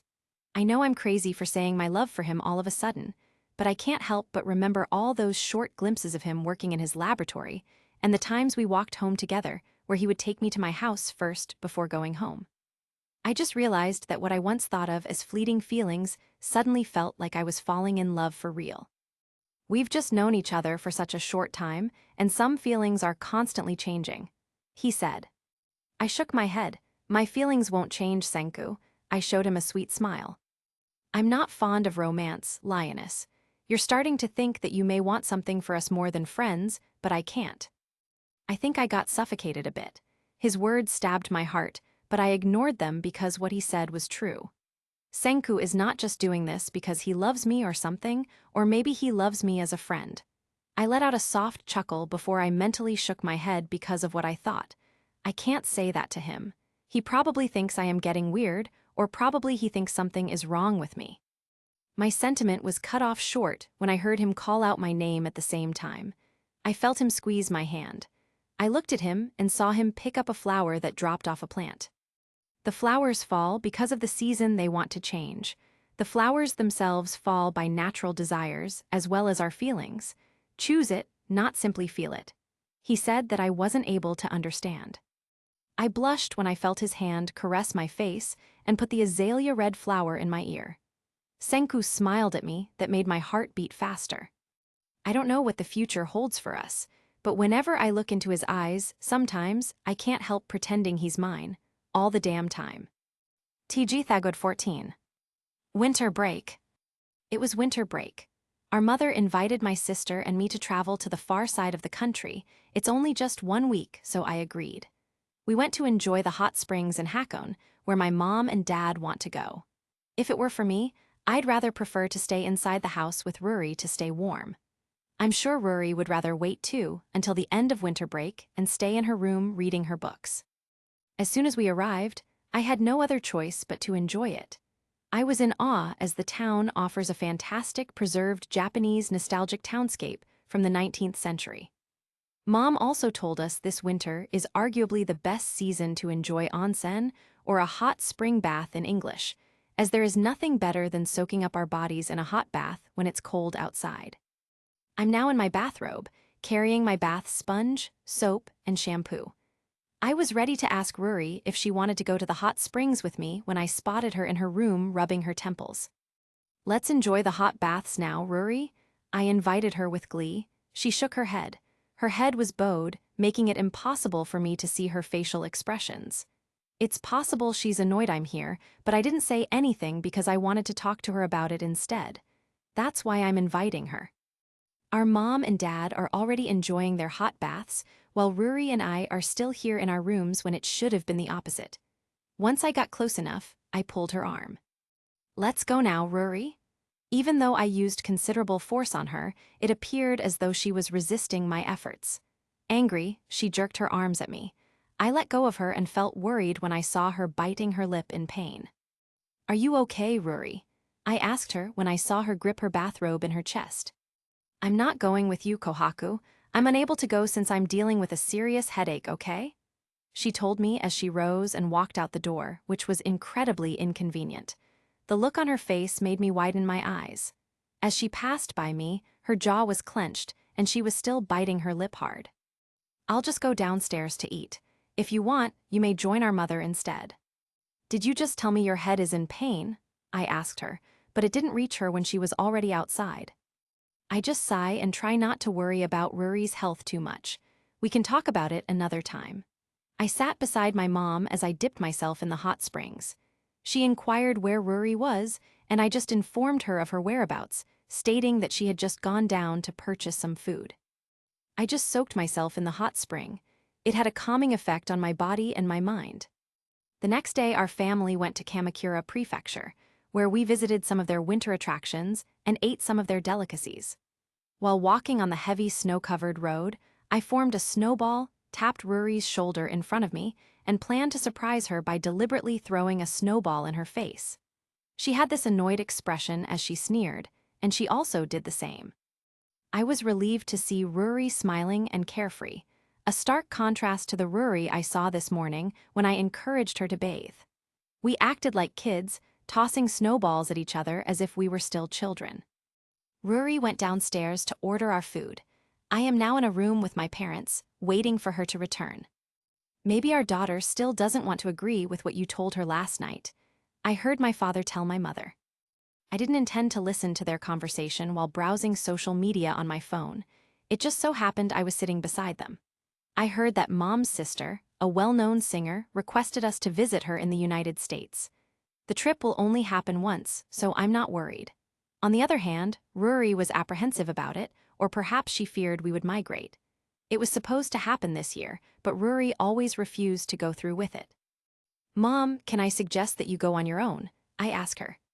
You two are the main reason why we got invited. Your aunt wants to see you both, and she claims it's been a long time since she's seen the two of you. She also told me that she spent a few days at the International Space Station last month as a space tourist. Isn't that great? Then, after she returns to Earth, she has decided to take a year off from the music industry. She wants us to be there with her, so your father and I are already planning to live there as a family sometime in the future. Ruri has told me that she plans to pursue a degree in English, and what better place for her to get to learn more about the English language than in the country where it's the most common language, right? Although Lillian is more accustomed to it than I am, she can help you as we were born and raised in the United States. Both of you will also benefit from her advice and guidance in the future. Ruri's playful side was lovely to witness the other day, but she hasn't been that way the rest of our vacation. It's probably because she misses Chrome and wants to return home. After the winter break, things were the same as before. In the morning, we had classes. I used to invite Jen over to accompany me to see Senku, who was always hard at work in his laboratory, conducting research and experiments. One afternoon, while Jen was busy talking to Chrome, I walked near Senku, who seemed to be assembling something on a machine. I pull a stool underneath to sit near him. He remained focused on what he was doing, never minding my presence. I observed him as he did his work with my hand under my chin. What brings you here, lioness? He turned to face me once he was done with what he was doing. I just like to watch you work, Senku. I cross my arms at him. Also, I am not a lioness. In a few days, my schedule will be full of meetings and conferences outside school. Don't expect me to be around, and don't wait for me either. He jots down some phone number on a piece of paper, and I saw him tear it out from his small notebook to hand it to me. Can you tell me what's this about? I pretended to be completely innocent. He only gave me a sly grin as he walked away. I don't want him to give me his phone number. To be honest, I am too lazy to send a text message, but I won't say anything about it. All I want is him. His presence in front of me, like when we're in a similar situation. He's willing to let me see him in his lab now, and whenever we walk or take the bus back going home from school. It's not like I can do something about it right now, so. Since I won't be able to see him in person, I'll have to make do with phone calls and text messages for now. I'll text you if ever I have my free time so we can. Go out, I exclaimed with glee. He smirked. His eyes enthralled me as I stared into them. It's crimson, dark, and deep. I know he'll always be with me in my heart, but I won't be content with that. I'd like to learn more about him. I want to know everything there is to know about him, even his deepest secrets and desires. My memory of our conversations in his late professor's garden is fuzzy, but I'm sure we talked a lot. It seemed that he still harbors resentment toward the part of him that he has yet to reveal. I'm not going to tell him about it. I'll settle for what he can give me for now. Can I message you tonight, Senku? I ask him. You sure? I heard you don't like text mates. He looks embarrassed as he crosses his arms and takes a deep breath. About that, that's something I just heard from Chrome the other day. I also don't text much because I am busy with my research and such. He told me casually while he was busy poking his ear. He might say it like he's not interested in that rumor, but his face says otherwise. I just chuckle when he says that. That's what everyone thinks of me. It's no wonder that all the boys pursuing me know about it. I bet Ryusui and Jen spread that rumor. It's not like I don't like text mates. I've just had enough of boys sending me online messages asking me out on a date, except for Jen, though we're friends. He just gave me a sullen look. I know that look. I've been with boys, I may break their hearts, but I am not that insensitive. It might sound cruel to sense they're jealous, but still. Don't be jealous, Senku. I am not jealous, Lioness. You seem interested. Jen's just a friend, Senku. He just rolls his eyes at me. Doesn't seem like it, though. I wonder what our relationship is about. I am afraid to ask. I am content like this to casually talk with him. I am fine without putting any label into what we are. If I insist it to him, I don't like that this hope blooming inside me would soon wither. I'd like to take my time with him. We have years to go. TG Thagod 15. Trouble. I am lying on my bed while typing a message for Senku. He might be busy with his research, but I'd rather send him a message now and use my free time to read my lessons than look at my phone all day waiting for his reply. Me, how are you doing, Senku? I am home. Kohaku. It took him some time before he could answer. Senku, I just got home. I will do my research and assignments after eating. You should eat, too. I just smiled when I received his message. I continued reading my lessons. Spring has finally come to pass.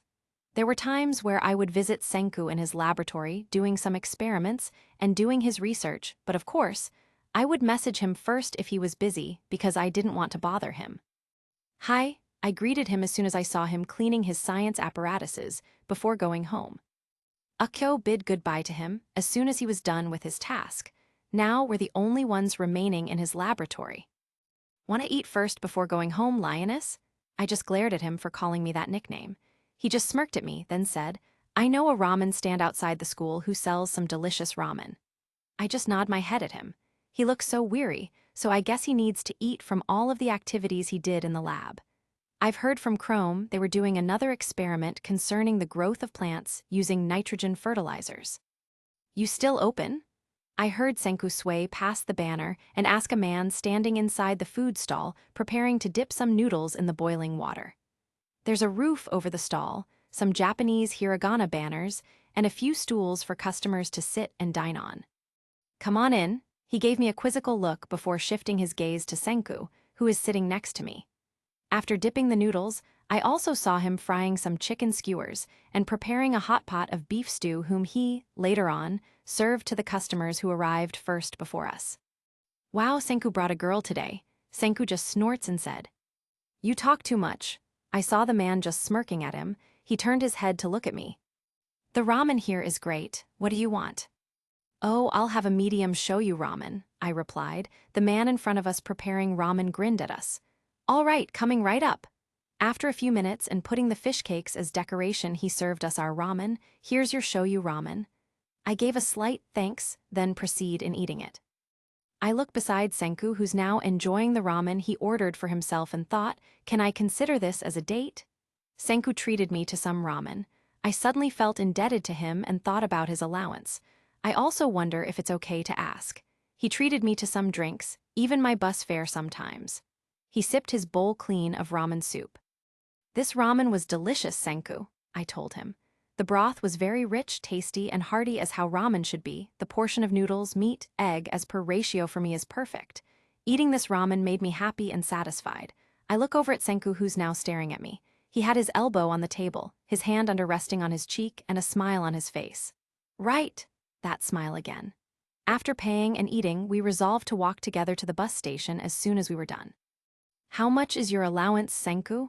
I decided to ask him while looking at him sideways. He turned his head to look at me with his brow raised.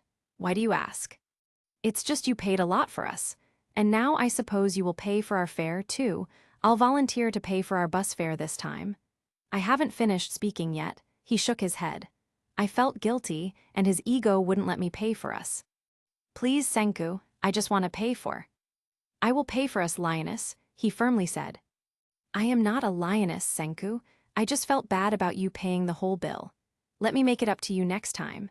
He just chuckled while I was here, a little irritated while crossing my arms at him. Senku, the world should be equal.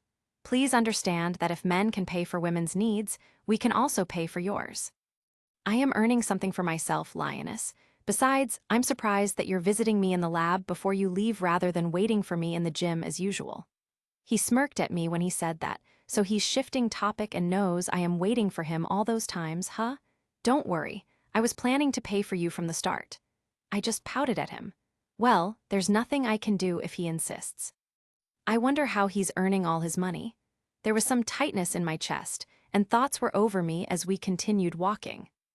We are raised in different worlds. While my family has better social standing in the business, and I'm here not bothered with the money I am spending. He's here earning his own money and making it fit for us. It was now April. It is getting a little boring because Senku is out of school today. Jen and I were eating at the cafeteria. It's lunch, so we hang out here for a bit. Ryusui and Minami came to hang out with us too. Ryusui is in front of me while talking with Jen, and I am just scrolling over my phone. A group of male students sits at a table next to ours and stares at us. I simply choose to ignore them. Jen told me he had heard that one of the boys wanted to take me out on a date. Everyone thinks you're single and looking for someone, Kohaku. Minami commented while she was busy eating her takoyaki snack. I've been single for almost a year now. My friends, including Jen, didn't attempt to ask why I didn't bother to avoid getting into another relationship. For the time being, I have no desire to be in a relationship, even if it is simply for the sake of having fun. Kohaku, you know I've been wanting to take you out on a date too, Ryusui playfully told me. Shut up, Ryusui, you know what my answer would be. I sarcastically told him. He just pouted. How about you, Minami? He asks her. She just raises her brow at him while she's busy retouching her makeup. Ryusui Nanami is good-looking. If I were the same Kohaku as before who playfully dates men for fun, I would have gone on a date with him, adding him to my lineup of boys. However, I am not the same anymore. I'd rather decline. Besides, are you that desperate for Kohaku's attention, Ryusui?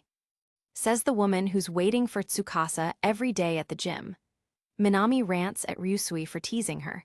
I've been wanting to message Senku, but I don't want to bother him. I want him to focus on whatever he's doing at the moment.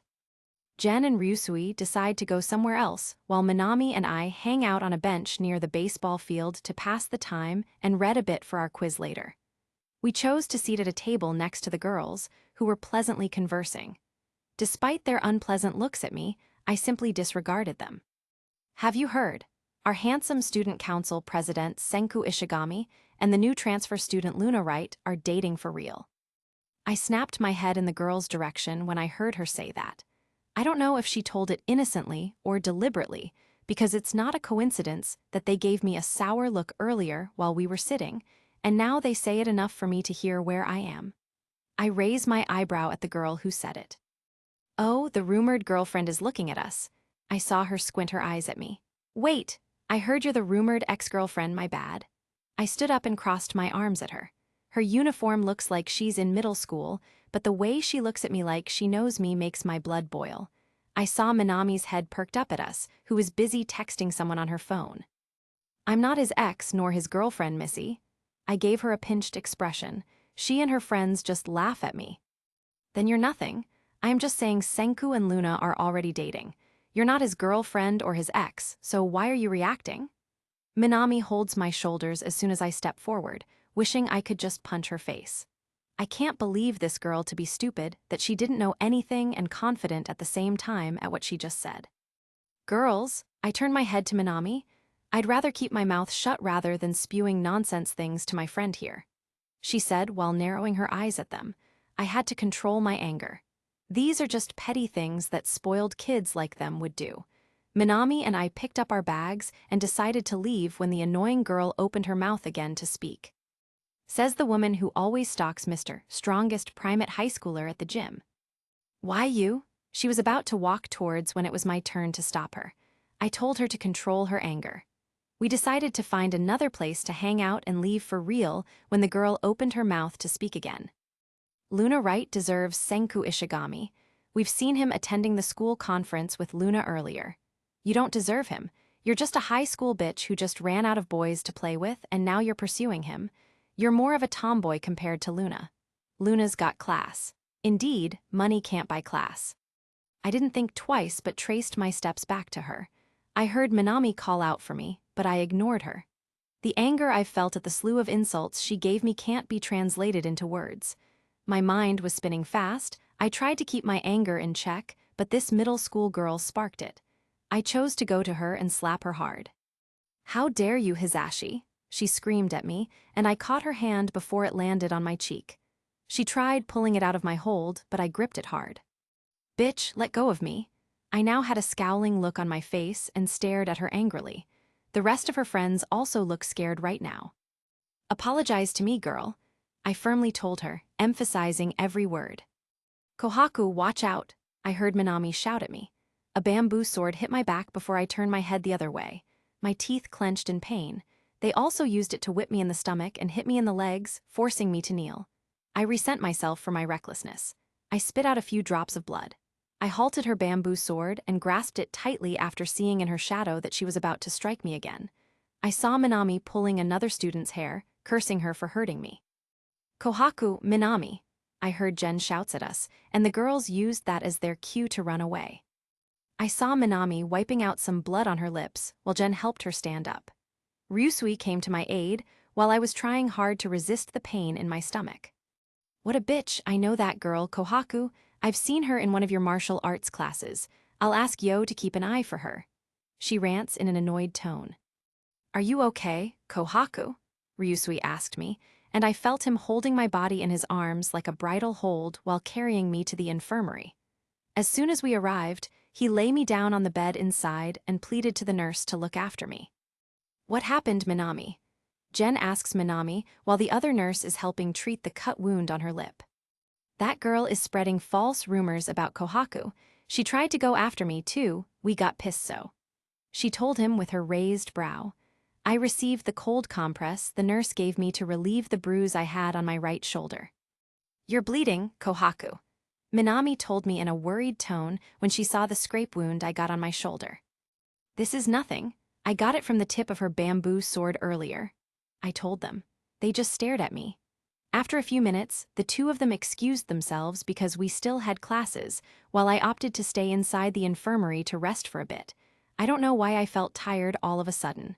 All I remember is that after a few hours of dozing off, a voice woke me up. Is she okay? I heard Ruri asking the nurse. I sat up and rubbed my eyes. I saw her silhouette from the curtains separating us from my bed. She's fine, Ruri. You can take a look inside while she's resting. She had a bruise earlier, and you can give her this if you want. I heard the nurse tell her. Okay, thank you. Ruri pulls the curtain sideways. She looks so concerned. She is holding a cold compress and a glass of water. I smiled at her. She didn't even smile back at me. She sat on an empty chair beside my bed and handed me a medicine capsule. The nurse told me to give this to you. Drink this, Kohaku. I got it from her hand and began taking it with a glass of water. Why didn't you tell me? She spoke after I was done taking the medicine and handed me the cold compress. I didn't want to cause trouble, Ruri. Besides, I can deal with it. I told her without looking into her eyes. She let out an exaggerated sigh, and I could feel she was annoyed as time went by. What happened? Why are you involved in another fight? I just stared at her. I'm not sure if it's good to tell her what it's all about. I don't think she will like the idea of Senku being the main reason for the fight, and well, the middle school girl insults me too. She insults me, Ruri. She stood up and cupped my cheeks. I felt her fingers graze on my cut near my eye. I averted my face from her hold. It's just nothing, Ruri. I am feeling fine now. Don't you have classes? I heard Ryusui tell Chrome what happened. I came straight here as soon as I heard. Besides, you're lucky I don't have classes in the meantime because the teacher's absent, Kohaku. I climbed out of bed and stretched. I retrieved my bag off the floor to comb my bed hair with my brush. I need to go to classes even if I still feel tired, and I don't want to be a problem for Ruri if she chooses to stay here longer because of me. I'm fine now, let's go back. I told her while I was fixing my school uniform. We just looked at each other. Ruri had a set of emerald eyes that were deep and wide. It's similar to my own. The only thing that sets me apart from my sister is that I was born with our mother's blue eyes. Her eyes look more mysterious. Mine is all and more transparent. Okay then. She stood up from her chair, and we walked out of the infirmary together. She also thanks the nurse for looking after me. Stay away from trouble, Kohaku, Ruri told me while we were climbing the stairs to our classroom. Yes, I will. And when you're in trouble, you have to tell me. I just nodded my head and chose not to answer her. I will never put you in trouble again, Ruri. Never again. We separate once we're on the second floor because her room is on the third floor. I attended class until our dismissal. I overheard Himura asking if I wanted to practice with her in the gym. I flatly refuse. My stomach still feels sore from earlier. The nurse didn't look at it earlier, but I feel like I had another bruise from my abdominal area, too. I didn't bother to message Jen or Ruri if they wanted to go home. I am too tired to do so. I am now walking to the nearest bus stop and sitting there while waiting for the bus to arrive. I can't play on my phone to forget boredom and just grip the strap of my shoulder bag while I am waiting for the bus to arrive. My mind began to think of why there were rumors that Senku and Luna were already dating. I just thought that maybe that middle school girl didn't like me. That's why she decided to piss me off earlier. She knows I'll get pissed, and she got what she wanted. I should have been careful and learned to control my anger sometimes. I can't let my emotions get the best of me. I trust Senku, and I don't think of any other reasons why he'll lie to me about his real relationship with Luna. I just looked down at my shoes while waiting. God, I am so bored, I just want to go home and rest. I heard a message ringtone from my phone, and I decided to look at it. Senku, are you home? You didn't message me. I hurriedly typed my reply to him. Me, I'll be home in a few. I am just waiting for the bus home to arrive. You should have told me sooner, Lioness. I am waiting for you whether you'll stop by at the lab, you know. I froze when I heard his familiar voice. I turned my head to look at him while firmly holding my arm to hide the bruise and cut I received earlier, while the other hand was holding the strap of my bag. He is standing meters away from me while looking at me with his piercing eyes. I thought you were still at the conference, Senku. I didn't know you were back. How long have you been waiting here? Around 30 minutes. My gaze remained on him, and then I remembered what the girl had told me earlier. He won't lie to me about it, right? He's now walking towards me. I tried to hide my bruise and fix my hair to hide the cut on my eye. Where's Chrome and Ukyo? Chrome's with Ruri and Ukyo had gone home already. I just smiled at him, and he sat beside me. His elbow touched my arm. I decided to distance myself a bit from him. I can see him on my peripheral view creasing his forehead. Why didn't you tell me you're not home yet? I forgot, Senku. I am sorry.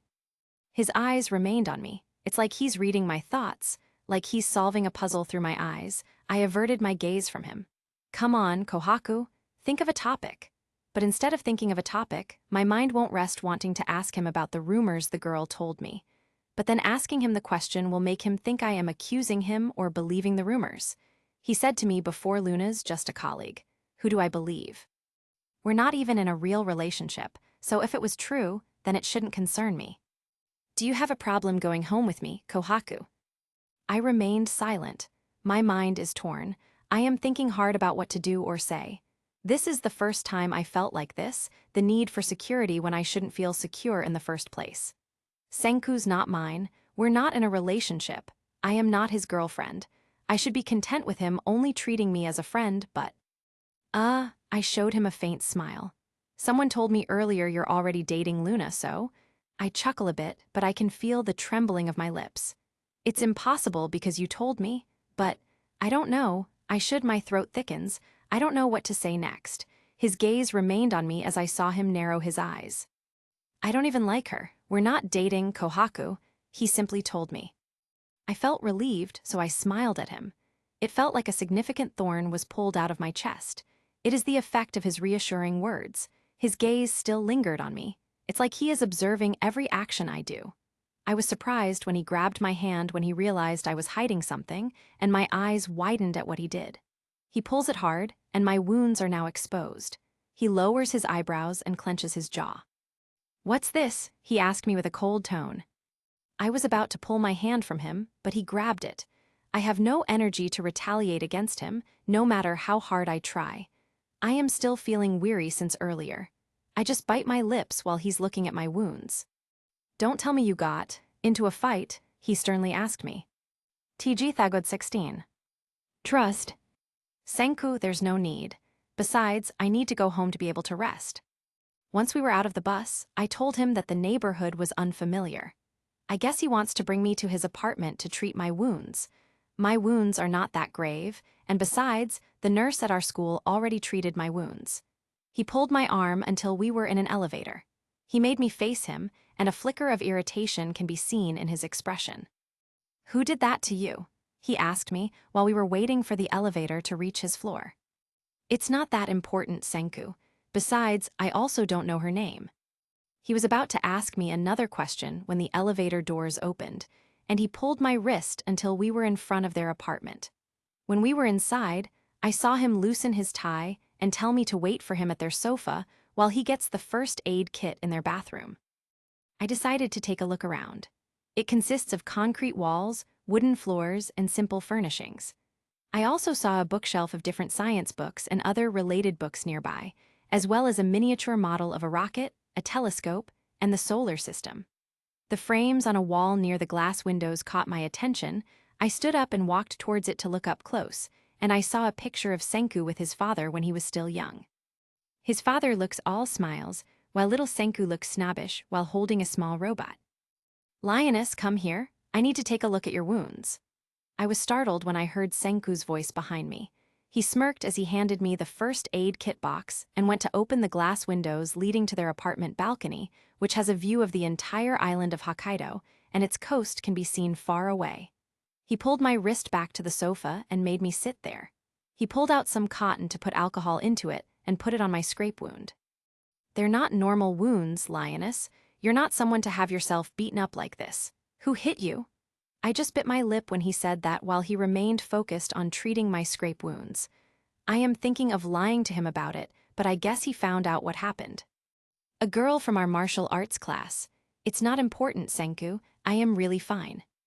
Let me guess. You got into a fight because someone told you Luna and I are dating, right? He looks at me while he's saying that. His eyes look serious and dark. Yes, I got mad so. I just looked at him while he was treating my wounds. He remained silent after that. I just observed him while he's now busy putting a cold compress on my bruise. I won't ask you if you were brought to the discipline office. Ryusui talks to me about it. He asks me to let you guys pass this time. He lets out a sigh and continues, Don't believe those rumors, Kohaku. Luna and I are just friends. Besides, I don't plan on dating anyone. Well, I didn't believe it, Senku. I was just irritated because they kept on insisting on messing with us. I also felt guilty because Minami was caught in a fight too. I see. Well, so that's also why she had a bruise like yours when I saw her at the gym earlier, huh? Just ignore those rumors, Kohaku. Yes, that's what I am doing, Senku. I just smile at him. She also told me that I don't deserve you, though. That's the reason why I got mad in the first place. We're not fit for each other because you're intelligent while I just know how to fight. He stops treating my wounds and stares at me. I chose to avert my eyes at him when he looked at me like that. Although I have the confidence to believe and insist that those rumors are not true, I kind of believe it. Senku should like smart girls like him. My family is considered in the upper crust circles. Even though Senku is not rich, he is rich with all of the knowledge he has with his brilliant mind, and he is also the most decent of all the guys I've met. His persistence and diligence in his studies are unlike me because I barely tried my best to pass my subjects. Yes, I am trying to change that, but it still doesn't mean that I was never like that. Don't believe that? He lifted my chin to make me face him. I just swallowed while he looked at me with meaningful eye contact. I just nod my head at him. No one deserves someone until you matter to the people who love you. It's clear that the girl hates you. You made her opinion matter by paying attention to it, Kohaku. Her opinion of you shouldn't matter. Next time, ignore what others say. Their opinion also doesn't matter to me. I remained quiet and hung my head low. I don't know why my chest tightened when he said that. I'm never going to skip class again, Senku. I'm going to study hard because I know that's how it should be. He lifted my chin again, his scarlet eyes locked on me like magnets. Yes, that's how it should be. That's good. But if you asked me, I want you to do what makes you happy, where your passion lies. My opinion of you won't change, Kohaku. I just nod at him again and smile. Even if I skip classes again, Senku, I say to him as a jest. I'm going to be really pissed if you do that again, you know. I just shook my head at him. I'm just kidding, Senku. I'll never do that again. Our eyes met for a second before he broke it off and started putting back the first aid kit. Take this, he gave me a bottle full of tablets. What's this, Senku? An over-the-counter medication to relieve the pain in your abdominal area. Ryusui mentioned earlier you got hit on your stomach, too, so I guess this should help you. I thanked him after he handed me the bottle. Ruri must be worried about you right now, so send her a message, and I will take you back to your home. He's right, so I grabbed my phone inside my bag to message her. I heard the rumors in the following days, but I ignored them. Senku reassures me with his words, and everything feels okay again after that. I ran into that middle school girl a few times during martial arts classes, but she chose to prevent crossing paths with me. I just ignore her, too. I don't want to cause any more trouble. I just busy myself practicing kendo using my bamboo sword. I was also overjoyed when our instructor told us he planned to qualify me for the nationals after our graduation. Kohaku-chan. I hear Jin call out to me while the other students are busy preparing themselves to go home. I've been calling since earlier, you know. Ruri told me you were not answering your phone. She wants me to accompany you in going home because she's still busy doing their group project in her class. I hurriedly put down the water bottle I was drinking and grabbed my phone inside my bag. Now I realized how awful I was. Ruri has been sending me messages and missed calls since earlier, as well as Jen, but I chose to ignore their messages mixed with the boys asking me out on a date. I only decided to read Senku's messages. Senku, come visit the lab before you go home, Lioness. There's something I'd like to show you. Me, sure, I'll be there. Just how fast the night changes, Kohaku. You didn't tell me you and dear Senku are already textmates. Jen told me and gave me a teasing glance. I just ignored him and hurriedly fixed myself. I also had a change of clothes from my school uniform. Come with me to the lab, Jen. I didn't let him speak instead. I pulled his wrist so he wouldn't complain about it. Jen and I were already climbing the stairs to the second floor, where Senku's lab is. We heard some girls laughing inside, but when we looked, I decided to look around for Senku, and I smiled as I walked over to him. He was busy fixing something near the window, while Jen proceeded to talk with Chrome, who was busy observing something on his microscope. Why did you bring the mentalist along with you, Lioness? He told me in his annoyed tone. He told me Ruri asked him to accompany me home this time, so I could never continue what I would say next because someone cut me off. Senku, someone is looking for you outside. I heard a student leaning on a doorway call out for him. Who is it, Yori? He shouts at him with a hint of annoyance. The school principal, I presume. He groaned in annoyance before he picked up the stack of papers he had beside him. I heard him mutter, "What bad timing." Then he faced me, who was now sitting on one of the stools beside him. "Wait for me right here, lioness." I just nodded and watched him as he proceeded to go outside. Jen and Chrome are now walking towards me when I see Luna and his girl friends talking loudly 5 stools away from me. I saw her speak to Senku about something, but he just nodded then headed outside, and she smiled. She caught sight of a red flower in front of me, and her smile faded. It is a single-stemmed tulip that's stuck in a cork that covers the tip of an enclosed bottle. It looks pretty, and I was about to touch it when I heard her speak. "Some people just can't wait for the boy to move, so they make the first move. Tusk tusk." My head snapped in their direction, and I saw Luna shake her head then laugh along with her friends. I went cold with fury all of a sudden, especially when one of Luna's friends turned to look in my direction. Jen and Chrome are now beside me. "Here is the flower I am talking about." Senku disapproved of the school principal buying this beautiful flower from him. "Isn't Senku amazing? He chose to grow this flower using only some plant food and nitrogen fertilizer mixed in the water inside it." Chrome's mood lifted while Jen looked astounded, then looked at me with a teasing glance. "You know, dear Chrome, why do I have a feeling that the reason why dear Senku chose not to sell this flower is he is already planning to give this to a certain someone?" Jen continues to look at me with a sly look while Chrome seems confused. "That's crazy. Maybe he decided to ignore her and let her wait because he had no plans of pursuing her. That's why she's pursuing him instead." Luna told her friends loud enough that Jen stopped teasing me. He looks in Luna's direction and is now laughing with her friends like she didn't mock me. Jen is now looking at me, and he creases his forehead. "Calm down, Kohaku. They're talking about someone else. Worst, they probably heard rumors that he might not be interested in her, yet she's still here acting all ignorant." Luna said out loud again, while the rest of her friends laughed along. "If my man likes her, he should have pursued her, right? You don't need to make an effort for the boy if they like you. For example, if the boys like you, they'd choose to take care of a flower, then give it to you as a sign that they really like you, right? So you mean he is planning to give that red flower to you, Luna?" Luna just shrugged her off, and they laughed again. I firmly hold the strap of my bag that I have been gripping to keep my anger in check since earlier. I am trying so hard not to look at them, while Jen and Chrome keep observing them and whatever they are talking about.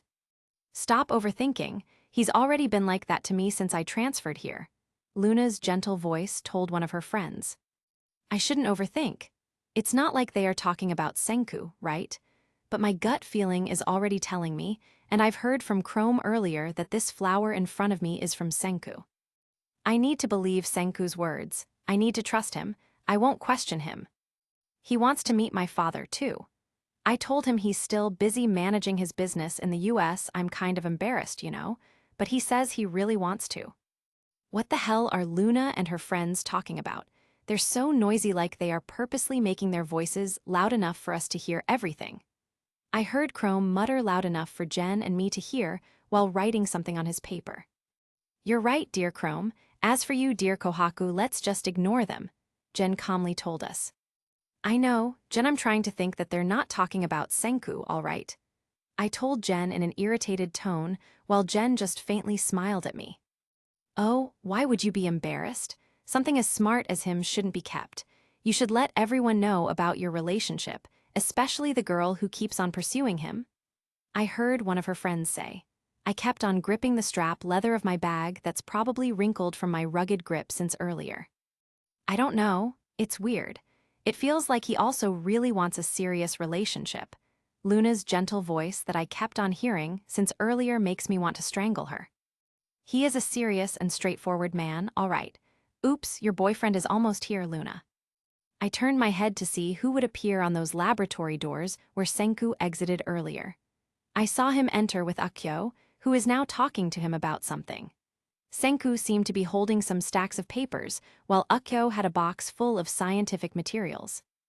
My mind keeps on telling me otherwise, but no, it's not Senku, it's probably one of their club members. No, I believe him. I trust what he told me. "Senku, are you already done with your research?" Luna asks him as soon as he is inside and puts the stack of papers on a cabinet with glass apparatuses nearby. Luna smiled at him. Almost, Senku replied to her. You want some help? She raises her eyebrow without removing her gaze at me. No, thank you. I'm sure you'll be busy reviewing for your exams. Senku turned his head to look at me. I just lowered my head and acted like I was scrolling something I took out earlier over my phone. I figured ever since Luna let me hear her gossip with her friends earlier. I admit I am kind of bothered. But I chose to trust Senku's words instead. I know he's the kind of man who wouldn't lie to me about that. He won't entertain me if he likes someone else. Are you going to give that flower to someone? Luna asks him again when Senku chooses to ignore her help earlier. I saw him close his eyes and start poking at his ear disinterestedly. This flower is not fully in its bud state. So no, I'm planning to use this red tulip for one of my experiments. He casually told her, then walked past her to go over me. I saw her cross her arms and raise her brow while watching Senku walking towards me. Hi, Senku-chan, Jen greeted him. Dear Chrome, right here told me all about this red tulip. It would be such a waste if you wouldn't give it to someone. I glared at Jen, who's now looking at me with his teasing glance. Didn't you hear me earlier, mentalist? I am planning to use this flower right here for one of my experiments. He snorts at him, while Jen just pouts. So you mean, Senku-chan, you are also planning to experiment with the flower under this cabinet too? I curiously looked at Jen, who is now opening the cabinet under him, and took out another tulip inserted in a cork in an enclosed bottle, but its color is yellow this time. I saw Senku roll his eyes at Jen and cross his arms. And who told you about the spare flower I am keeping under that cabinet, mentalist? It's me, Senku. Chrome laughs nervously while scratching the back of his nape. It's too beautiful to be ignored, Senku. It would be such a waste if you'll just keep the flower underneath this cabinet, you know. Chrome, that's what I call invading my privacy. However, just because I showed you this flower before doesn't imply that you have permission to exhibit it to anyone else now. Senku told them condescending, while Chrome just said he's sorry for doing that. You want to eat? Senku asks me, while Jen widens his eyes at me. I am almost annoyed because this bat won't stop teasing me with his glance. Senku and I are nothing unlike what he thinks we are. You might want to invite us too, Senku-chan. Jen slyly told Senku while putting the 2 bottles of different colored tulip flowers in a small bag. Huh, you can go home now, mentalist. I'll be the one who'll take this lioness home. Jen looked surprised when Senku told him that Chrome froze and widened his eyes at him. Senku, aren't you aware Ruri might look for Kohaku? Chrome asks him. Nope, I ran into her sister in the hallway earlier and asked for her permission. I'm not a lioness, Senku. I berate him for continuously calling me the nickname as I tried to suppress my smile. I didn't bother myself with what Luna possibly gossiped about them earlier. I'd like to think it's just negative thoughts. I can always put it aside.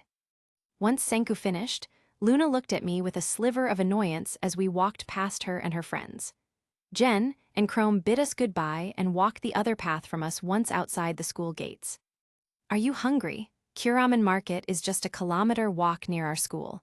We can eat there if you want. Kuramen, why? For a change, we've been eating too much ramen around here. Are you already tired? I just nod my head at him sideways. I'll just figure we'll walk there instead. It's still 3 in the afternoon. Are you sure you want to walk there, Senku? Your stamina is not strong like mine, so why don't? I am fine, lioness. I know it's tiring, but I won't even feel it if we're talking and walking side by side. I felt my cheeks turn warm at what he said. I just nod my head at him. The thought of walking with him, even in that short distance, excites me. Sure. We continued walking along the sidewalk to Kuramen Market. Nervousness mixed with excitement swelled in my chest. It's not that hot outside, and besides, there's a lot of trees because we're still in the countryside. He shifted his position with me. He's now walking on my right side, where the road was.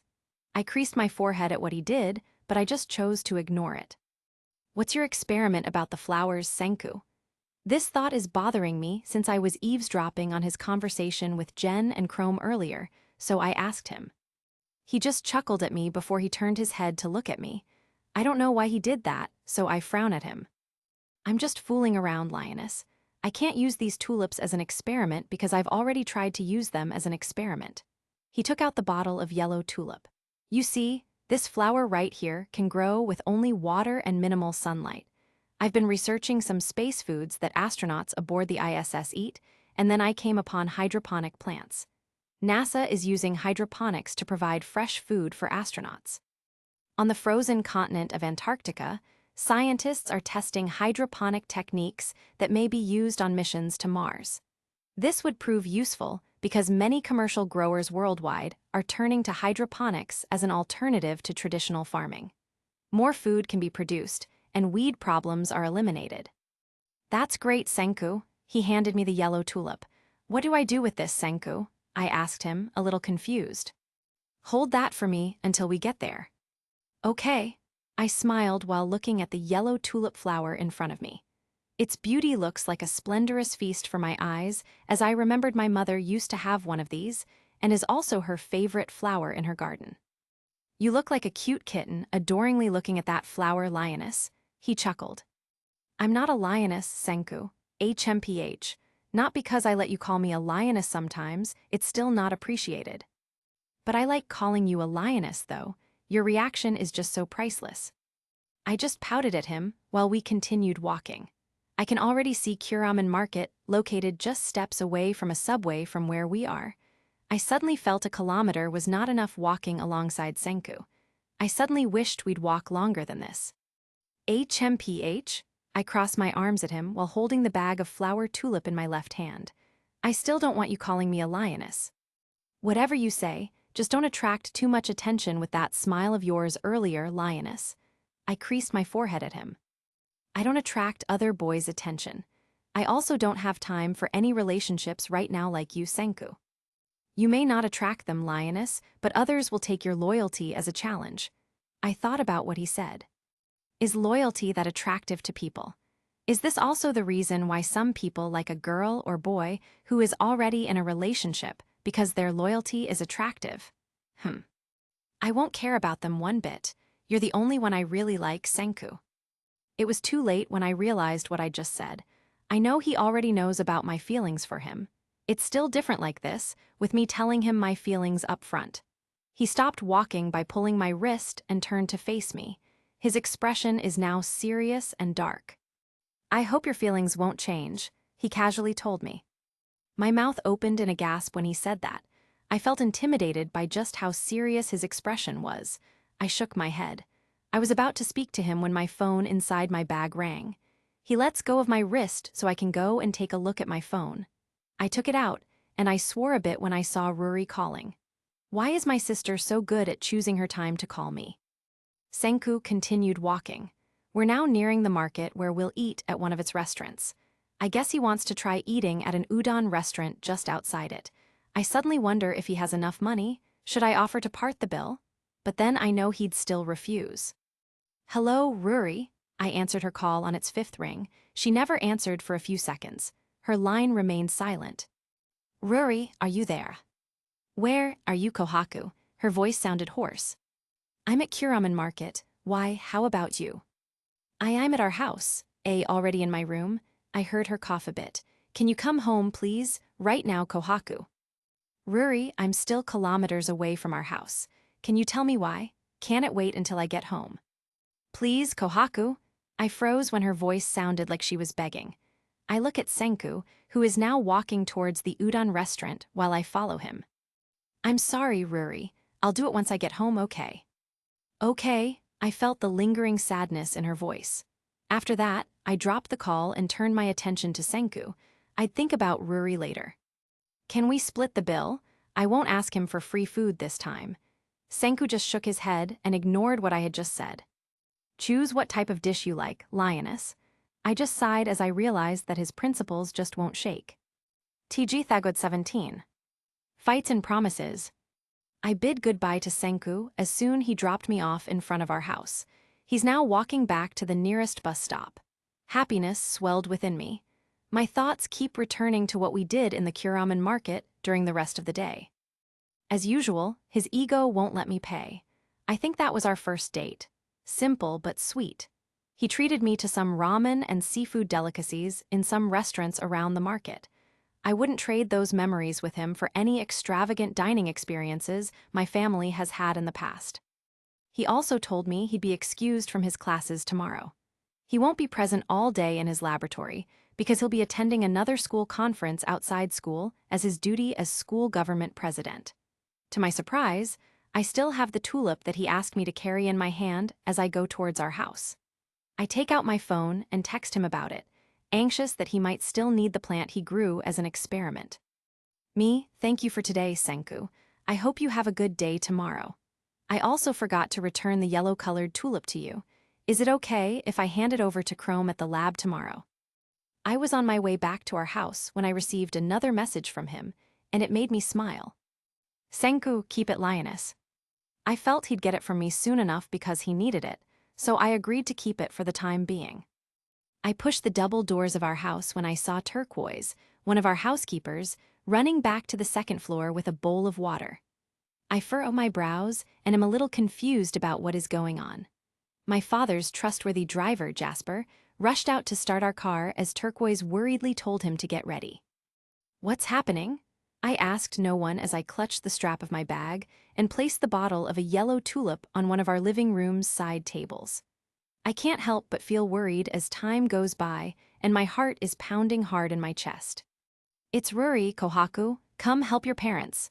Turquoise, who had heard me, shouted when she was nearly half the stairs. What happened with her? My lips are now trembling, and the words strangle on my throat. I almost ran 2 steps ahead of the stairs. I rushed towards Ruri's room to see what was happening with her. It was enough to make my knees tremble with fear at what I had just witnessed. Mom looks worried and remains to kneel on the ground while holding Ruri's hand, while our father stands with his palm all over his face, watching her anxiously. Ruri's face looked all flustered as her chest heaved up and down. Turquoise wipes Ruri's forehead with a cloth, while young Suika, whom Turquoise brought here to assist her a month ago, tears well up in her eyes as she watches Ruri near the doorway. I hugged her and assured her that Ruri would be better soon. Jasper, prepare the car, our father ordered him in a cold tone. What's happening, father? I keep my lips from trembling as I have difficulty seeing Ruri in such a frail state. I walked near her bed. My body is trembling while I look at her unconscious and very pale. My eyes widened in fear as I remembered what might be the cause of all this. Mom, what the hell is wrong? I shouted at them. My voice is already thick with tears and my eyes are brimming with tears. Nobody's answering me. I suddenly remembered Ruri's phone call with me back at the market earlier. Mom, Dad, I shouted at them to bring them back to their senses while Ruri's coughs kept on getting worse. Did she get another fever? Was it because of her cough? We don't know what's happening, Kohaku. Your sister is convulsing earlier and... Mom shook her head as she tried to talk to me with tears pooling in her eyes. What are we waiting for? Let's bring Ruri to the hospital right now. Sir, Jasper called one of our men to help him bring Ruri to the car. I heard Turquoise tell my father near the doorway. Ruri's breathing suddenly became rugged and slow. I used my hand to remove the beads of sweat that had begun to gather on her brow, cheeks, and chin. She's sweating, and some strands of her hair are already sticking on her neck. I get down on my knees next to her bed and gently rub her cheeks with my hand as she rests. Ruri, please wake up, I am here, I plead to her. She breathed deeply as if trying to catch her breath and slowly opened her eyes. I couldn't help but feel a little glimmer of happiness as I saw her pale green eyes look at me. Ruri, can you tell me what's wrong? I gently asked her while I put her hand on my lips. I've never seen her this weak in my entire life. She's never been this sick. I watched her, and I noticed that she had lost a significant amount of weight and she was struggling to breathe. Her whole body is trembling as if she's cold. Mother decided to cover her with layers of sheets. Ruri, let's go to the hospital. You're shivering and your fever is high. This time, Mother told her calmly. Ruri just shook her head. She covered herself with the sheets. I got the cloth that's dipped in water that Turquoise left earlier. It's just a simple fever, Mom. You all don't need to worry. I'll be fine. Please go out now. Ruri told us, then turned her back on us. I hold her arm to make her face us again. We saw it, Ruri. You're shaking. I'm cold, she told us in an annoyed tone. I'll drink the medicine you have for a fever, and you can all go out now. Ruri, your father and I are merely concerned about you. We're calling you for supper, and Suika found you unconscious while coughing on the ground. I stood up when I heard what my mother had said. What could this mean? I have a hunch, but I can't bring myself to accept it. I said it's just a fever. Leave me alone so that I can rest, Ruri screamed at us. I almost closed my eyes when she shouted. She doesn't usually shout. She's not normally grumpy. Last year, something in her changed. She slowly became irritated at every little thing and almost always mad. I'm not sure why, but it could be the reason she's failing classes. Is she grumpy because she didn't make the cut for the top students? Is she mad because she can't keep up with her schoolwork? Why can't she keep up? She has good study habits. I know she has already broken up with her relationship with Chrome, but they seem good whenever I see them walking side by side in the hallways when it's time for me to switch my rooms. She's not like me, who skips classes. The teachers are even concerned about her grades, so what really is wrong with her? Kohaku, you look after your sister for a while. I'll go down and cook her some porridge, turquoise. Mom then proceeded to go down with turquoise after that. My dad and I are the only ones left inside. Ruri, I'll call a local doctor to check on you. Dad asks Ruri, who's still hiding her frame under the sheets. I already told you a lot, I am fine, Ruri shouted at us. Ruri, I shouted to reprimand her, don't shout at Dad like that. Father held my shoulder as he shook his head sideways to tell me to stop talking to Ruri. It might seem okay to him to let my sister talk to him like that, but for me, it's not. I may be considered the black sheep of this family, but I never once shouted to my parents like that. They were good to us. Well, to me. They were kind of hard on Ruri. That's why she'd always follow the rules, probably also the reason why she's always prim and proper. We were just worried, Ruri. We don't know what to do, I added. I already said I am okay, Kohaku. I felt our father tapping my shoulder again. I remained my gaze at Ruri's back. I understand, daughter. I'll take a look at the medicines we have in the bathroom. Do you like something to eat? So I'd also let your mother know. No, Ruri hoarsely told our father. I just watched him exit Ruri's room. I am the only one remaining inside her room, and I will take this as my opportunity to talk to her without our parents interfering. I stood frozen where I was just standing there, watching Ruri's back quiver and hearing her having difficulty breathing. I want to believe she's fine, just as she tells us, but I can't deceive myself based on what I'm seeing and hearing. Why is she so sick? Is this just a normal fever like she claims? I've been seeing you cough like that many times now. I decided to get close to her and sit beside her bed. She still had her back to me, but I massaged her arms lightly, and I could feel her sweating harder than normal, and she was also quite hot. I decided to feel her forehead using my hand, but she just pushed me away. Does your head hurt, Ruri? She remained silent. My blood ran cold when I remembered what happened 6 months ago. Is it possible? I almost lost her that day, but she survived and is still alive. But, if it's because of what happened, why is she just feeling all of its effects and symptoms now? Ruri, are you having trouble breathing? I asked her again. She never answered like before.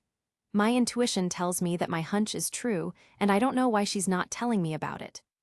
Ruri, please tell me if your chest hurts. My voice is already trembling and breaking. She remained silent. My chest stiffens as I feel the weight of my guilt engulf me. If my suspicion is correct, I will never be able to forgive myself. Damn it, Ruri, please answer me. I cried out to her as gloom took over me. My sobs were her cue. She turned her head to look at me. Her face was twisted in pain, and she made a low growl as she kept holding onto her head. Hush now, Kohaku. I'm feeling no pain in my head, and my cough will go away any day now. Her face looked so pale, and she smiled as she barely tried to conceal the pain. I shook my head at her. Don't lie to me, Ruri. I hate seeing my little sister cry, you know. This is just a simple fever. My gaze remained on her. Her face looks weary. There were dark circles below her eyes. She smiled wider to make me feel better. I know because I can feel her body aching. It might sound weird, but whatever she says or does, she can't lie to me. There's a special bond between us that I can't name. My mother once told us she's blessed to have a delicate and sweet daughter while the other is headstrong and fierce. Ruri might be considered the weak one because she doesn't like fighting unless necessary, but I'd instead think that I am the weak one among us. I am weak because my life decisions are twisted. I always decide mostly on my wants, not my needs. I decide based on what's fun and what should be done. Rory should instead be considered headstrong between us because she always chose to decide and do what was right. I would give anything just to prove Rory is definitely stronger than me, but when I saw her, like this, as she managed to grin through the pain, I felt like, "Rory, please tell me the truth," I asked her weakly.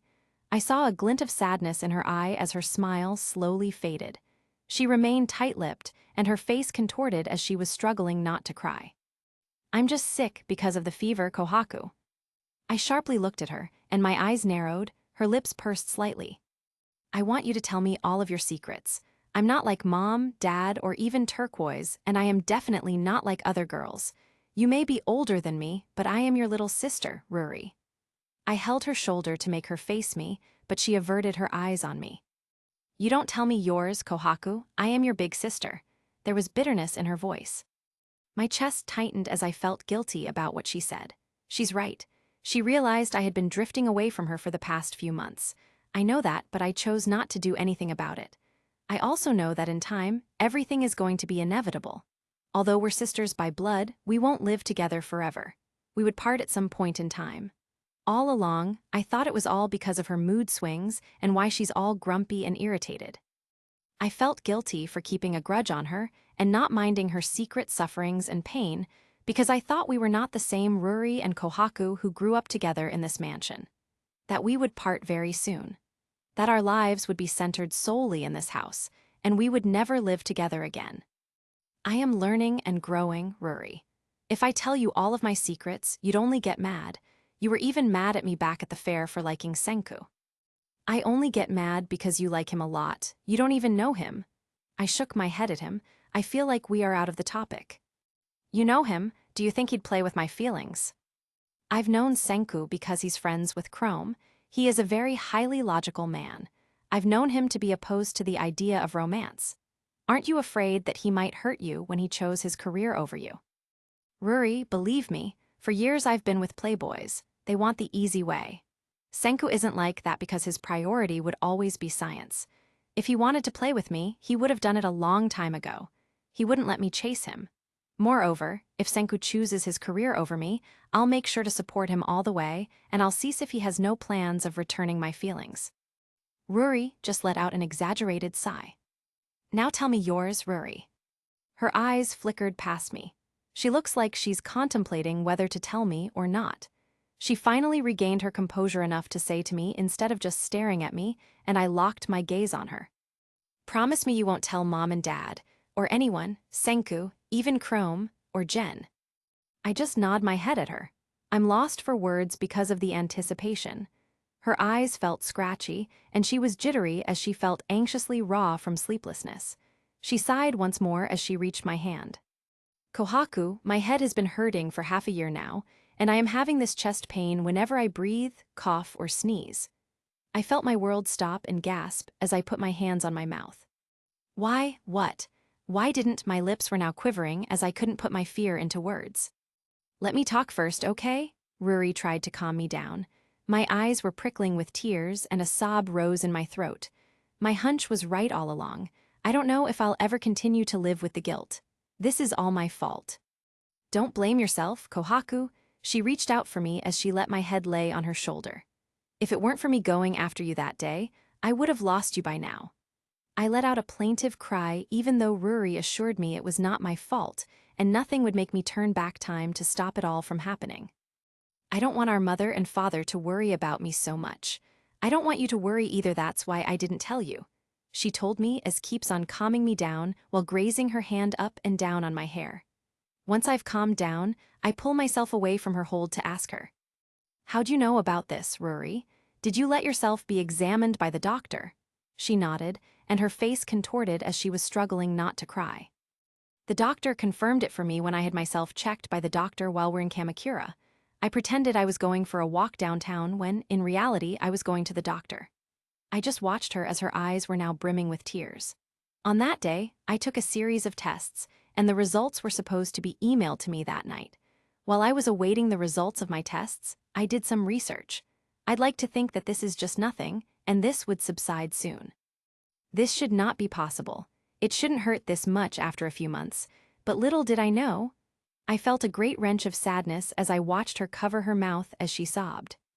My results show cancer had already spread throughout my body, Kohaku. Tears pool my eyes.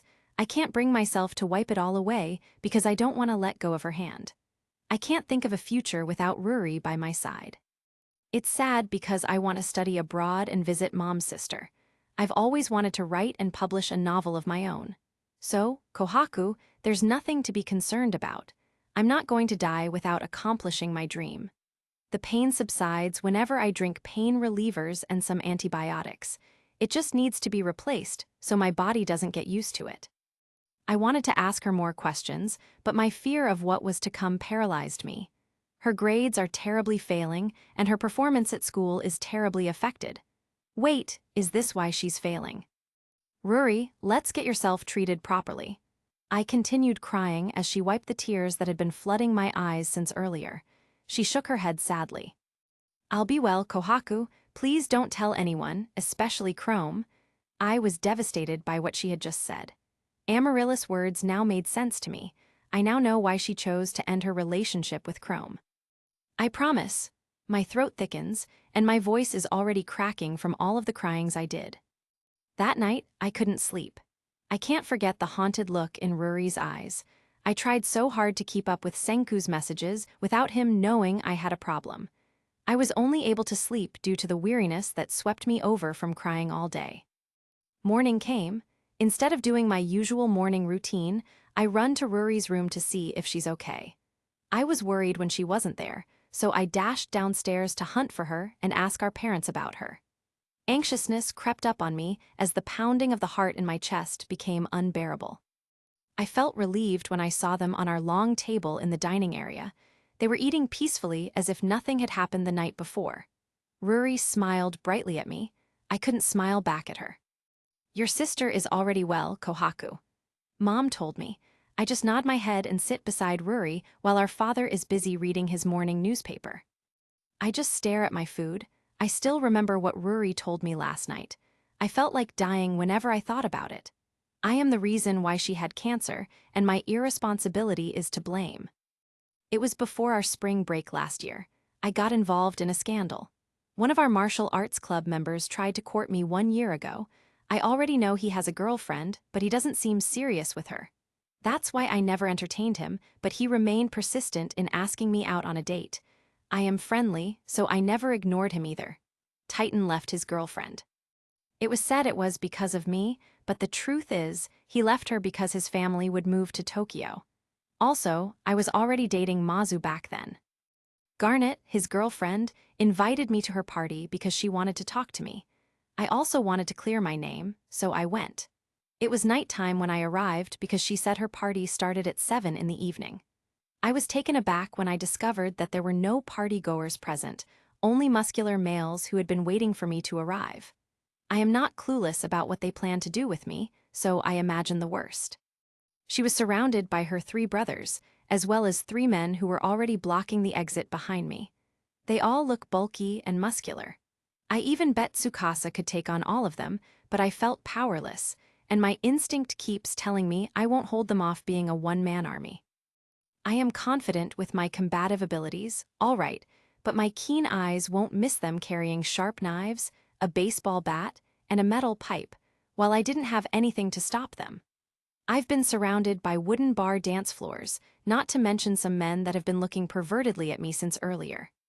She's all yours, bring her down, and if you're thinking of raping her, do it, Garnet said in a cold, hard voice. I'll make sure to survive this ordeal. I clench my jaw and fist as I look at her in pure anger before she turns her back away from me. Come back here, you psychotic bitch. I was about to chase Garnet when strands of blonde hair passed me to rush at the muscled man who was about to hit me with his metal pipe. The masked woman smoothly dodged the first strike by cutting the metal pipe in half, using her samurai sword, as she drew her weapon to slice skin through the man's elbows and wrists. The man screamed as his weapon dropped from his now useless hands. In a fluid movement, her long blonde hair swayed along her body as she pivoted and drew the bamboo sword her other hand was holding. She used it to smash the second opponent's back, who passed through her and removed her mask. She firmly had both of her swords before returning to the first and finishing him with a hit on his head. I was in awe at her fighting movements. She was often called the delicate, quiet, and safe one, but here she was like a flower blooming with pride and will to fight. Rory, she never stopped fighting the other man. Instead, she handed me her bamboo sword. We separated for a moment, and Rory feigned an opening which the man went for, intending to finish the fight using his knife. Rory deflected the blow with her sword. She never wanted to hurt the man. I decided to rush to her aid and smack his arm to turn down his own blade and struck quickly to his side using the bamboo sword. I just stared at the man coldly as he writhed in pain, kneeling on the ground. Rory and I leaned on our backs as the three men who were Garnet's brothers were now surrounding us. The long-haired blonde woman is a fierce one, while the short-haired blonde is brutal. The large, muscular man beside me spoke. "Less talk, asshole. Let's talk with our swords," Rory said to them coldly. Rory rushed to the muscled man beside me. My eyes widened as I saw him dip and weaved right as he was about to reach her and slashed downwards using a knife. Rory parried with him using her sword, and its metal clashed against the man's blade with a shriek that sent its broken metal flying into the air. The man was quick, and he got the other knife he's been hiding all along, and uppercut slashed at her, attempting to catch Rory near her face. Rory sidestepped to the right side enough, and the blade passed a hair's breadth from her face. My musings in observing Rory fighting were cut off when a sudden instinct caused me to leap back from my spot. A blade pierced near my legs where I had been standing, and an instant later, the two men leaped up through the floor, throwing a flurry of attacks at my back. "So you two finally decided to show yourselves. I've been waiting for you," I sarcastically told the man as I used my bamboo sword to ricochet their knives away from me, leaving them all stuck to the wall behind. I smiled devilishly at them as I walked closer to them while still ricocheting more knives that they threw at me. I pick up the knife that the unconscious man left earlier. I rush to them when they ran out of knives to throw at me. I aim both my bamboo sword and the knife at their necks, scaring them in the process. They both admit defeat and run away. I look back at Rory, who is still not finished with her fight with the muscled man with a knife. The man fought Rory in a corner where I heard him tell her there's a smoke bomb waiting for someone to activate that's meant to poison me if I chose to fight. The man started the smoke bomb, leaving Rory and me kneeling on the ground as we tried to cover our nose and mouth. Just how cruel is Garnet and her brothers, damn them. Luckily, I came upon an exhaust fan and turned it on quickly as I covered my mouth with my hands and tried to see through the billowing smoke. I stood up to go over Rory, trying to cover half of her face with her scarf while holding an iron pipe she picked up earlier. "Wait a bit, you moron. This fight isn't over yet," Rory said, as soon as the smoke cleared when I opened the bar's exhaust fans. Rory did not bother to hide her face ever since her mask fell off the floor. I could see the man charging through her as she stood up from the ground. I threw my bamboo sword at his back that had him kneeling to the ground in pain. He looks back at me in a fury. This is now a one-on-one battle. I was about to charge to him when I saw another man on the ground was about to activate another poison smoke bomb. Then the man I was supposed to fight punched me in my jaw hard enough that had me flying to the ground outside the bar's entrance. I groaned in pain as soon as I hit the ground. I tried to sit while writhing in pain from a brutal hit on my back when I saw the man in front of me about to hit me with an iron pipe. I widened my eyes as I prepared myself to get hit when I heard a shuffling of a gun. "All right, dirtbag, don't you dare touch a hair on my sister. We've seen what you can do. Now let me show you what I can do," Rory said behind him while pointing a gun at the back of his head. I froze as I saw her eyes cold in a fury. "Oh, as evidence of your speed and dexterity, you took my gun from me. I've seen how you fight, Blondie. I'm not afraid of a gun. Be my wife and I might spare you." I grit my teeth at what this man in front of me said to my sister. I pick up the knife I've been holding since earlier to slash his legs. He groaned in pain, and we were almost close to victory when I heard Rory's scream. I widened my eyes when I saw Garnet wearing a gas mask, holding onto her neck, taking her back to the bar. The man tried to hit me with his iron pipe again, but he missed when I slashed one of his legs with my knife. I was about to go back inside the bar when I saw the man's silhouette in front of me. He was about to hit me when I threw my knife straight to his arm. I didn't feel any remorse for piercing him to the bone. My only priority right now is to rescue Ruri inside. The smoke has already spread inside. I rush back inside while covering my mouth and nose with my scarf. I look around to find Ruri coughing blood as she loses consciousness and falls down to the floor. I tried to control my breathing. I carry her arm on my shoulders to get her out. Once we were outside, Garnet and the rest of her brothers ran away in their car. It was too late when I realized it was lethal poison gas.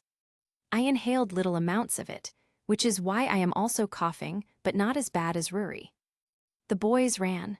Garnet ran away with them. I never saw them again around Hokkaido. I was told they moved to Tokyo, but I never bothered myself looking for them. All I have been thinking ever since then is Ruri's safety. They chose to meet me at a ransacked bar downtown. I told her to meet me instead near the baseball field, but she insisted on meeting me at the bar. I should have thought first before agreeing. My mind is a mess, and I don't know what I'll do with Ruri. She was unconscious but still breathing, and I was thankful that her cough had subsided. I thank the heavens she's still alive. I almost ran out of tears to cry, waiting for her to wake up. She has some cuts and gash on her arms, but she's alive, so I can say I wasn't that scared compared to what I am feeling now. I close my eyes tightly as I remember my mistakes. I should not have agreed to meet with Garnet. I should have stopped Ruri from fighting. Most of all, I should have brought her to the hospital despite her refusal for me to do so. It took me 10 minutes to call for a taxi with an unconscious Ruri I'm carrying on my back. I was about to put her inside the cab with the help of a driver when she woke up. "Where are they, Kohaku? Are you hurt?" That was what she asked me first. I still remember her having shortness of breath the moment she woke up. "No, I have to take you to the hospital, Ruri," I plead to her. She shook her head as she tried to grip the clothes on her chest. "I am fine, Kohaku. Let's just go home. Mom and Dad will arrive any time now." "No, Ruri, we have to." I said I'm fine, Kohaku. It's just a little chest pain from my struggle with that man earlier. I'll just take pain relievers till the pain subsides, and then it'll be gone. The fear and anxiety I felt for her are still fresh in my mind. I'm not sure whether she was just stating that she's fine to make me feel better, and most of all, I think our parents would be mad at me if they knew we both got involved in a brutal gang fight. And it's my fault.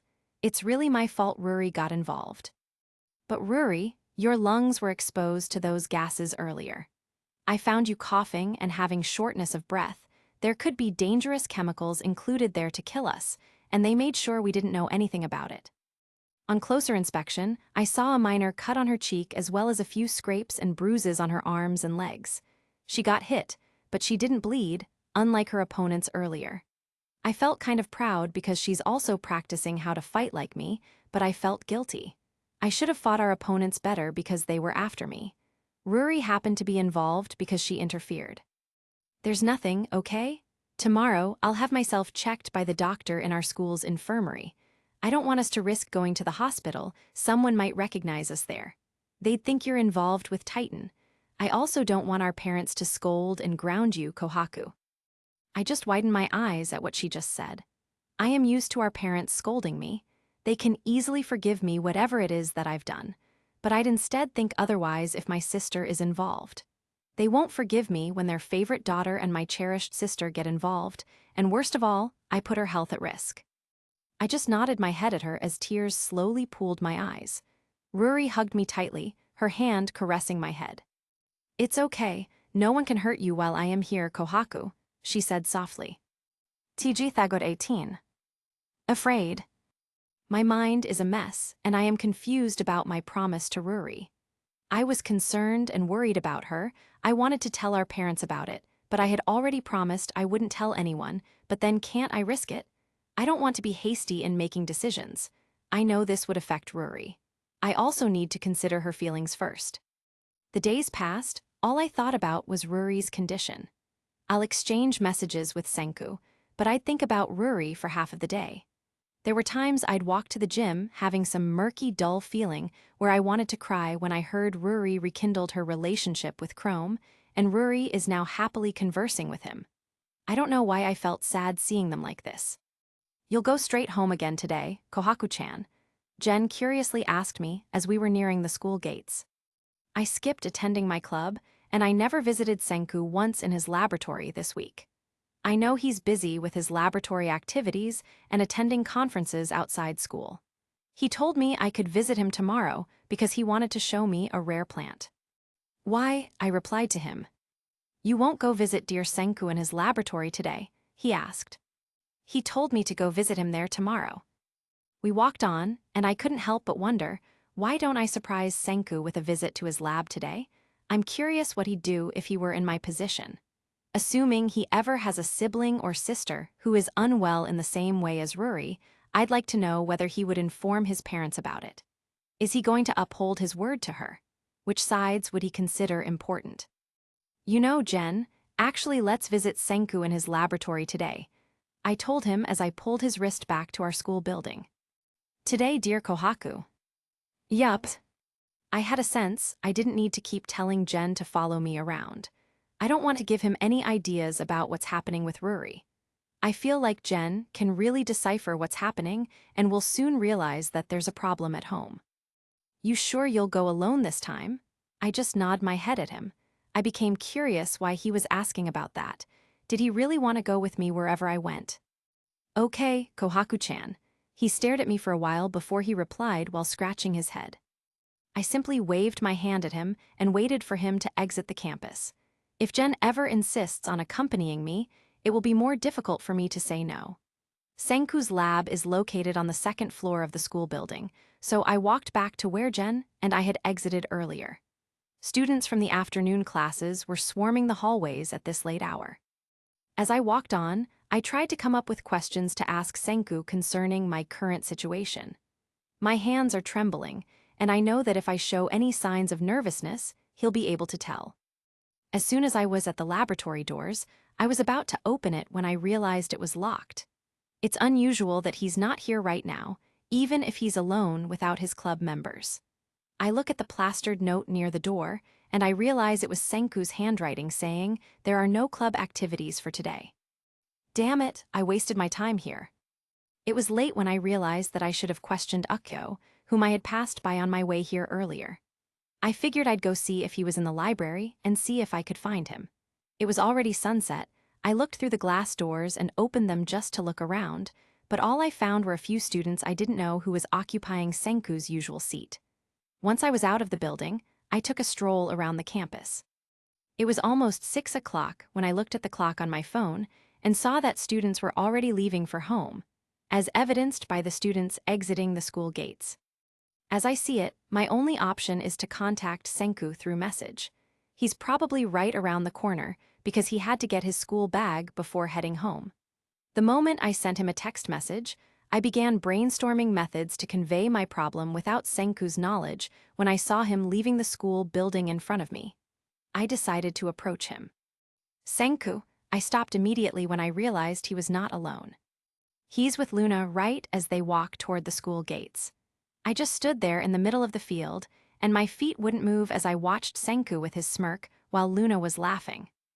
My shoulders slumped, and I lost all my excitement to see him again after a week of missing his presence in front of me.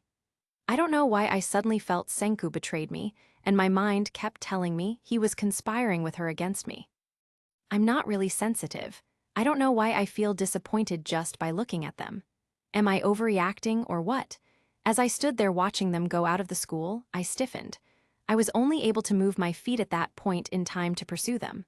I tried to pursue him, but as I saw him getting into Luna's car, I got motionless. I just stared blankly as I saw her car with Senku inside go away. A wave of pain rolled through me, and there's this aching pain I am feeling in my chest, but above all, I never showed any expression that I was hurt. I just watched her car drive away until I could no longer see it. I decided to keep my phone inside my bag. I'll just check it back once I arrive home. I decided to ride the local city bus and board it while feeling devastated and disappointed at the same time. I felt empty for a while, and I was in low spirits as I just stared blankly at the bus windows. My heart is feeling heavy. Ruri is probably sick, and now, what's with Senku and Luna? I just arrived in front of our gates when I heard my phone ringtone for a message. Senku, are you home? You didn't text me. As soon as I saw his message, I didn't immediately reply. I wanted to ask him about Luna, but I didn't like the idea that he'd realize I went to look for him everywhere, so. Me, yes, Senku, so you're with Luna earlier, huh? I lay in my bed and stared blankly at the ceiling. I am already feeling emotionally sad because of Ruri. I can't make this feeling heavier because of Senku. Senku, she just asks me to teach her a mathematical formula she's having a hard time with. Are you coming tomorrow? I just stared at his message. The bitterness in me faded into sadness. A great sense of weariness sweeps over me, sucking my energy with it. I want to reply to his message, but I am already feeling emotionally tired to do so. My mind started to wander, and there was this lingering feeling that something was about to happen and I wouldn't be able to do anything to change it. I have no clue what it is, and I have no idea why I feel like this. The day for us to celebrate the Month of the Moon festival is near, and I felt like I wouldn't be happy enough to celebrate it this year. I have this emptiness in seeing my loved one already happy without me. It is also the same emptiness creeping within me. Me, yes, I'll be there. To keep my mind off of the things that were emotionally exhausting, I went to my martial arts club. Before going to the gym, I checked on Ruri to brighten my spirits. She recently informed me that she is feeling better and that she is able to inhale and exhale without experiencing chest discomfort. My first instinct was to doubt her. But when I watched her face light up when she told me she had another rendezvous with Chrome later this afternoon, I decided to believe her. I am with Jen as he makes it his hobby to watch me every time I practice at the gym. I kept my word with Senku. For some reason, I decided to take Jen to the lab with me this time. Jen, please don't tell Senku I was looking for him yesterday. I warned him. Huh, why dear Kohaku, did something happen? I did not go to look for him, Jen. I decided to head home when my mother called me.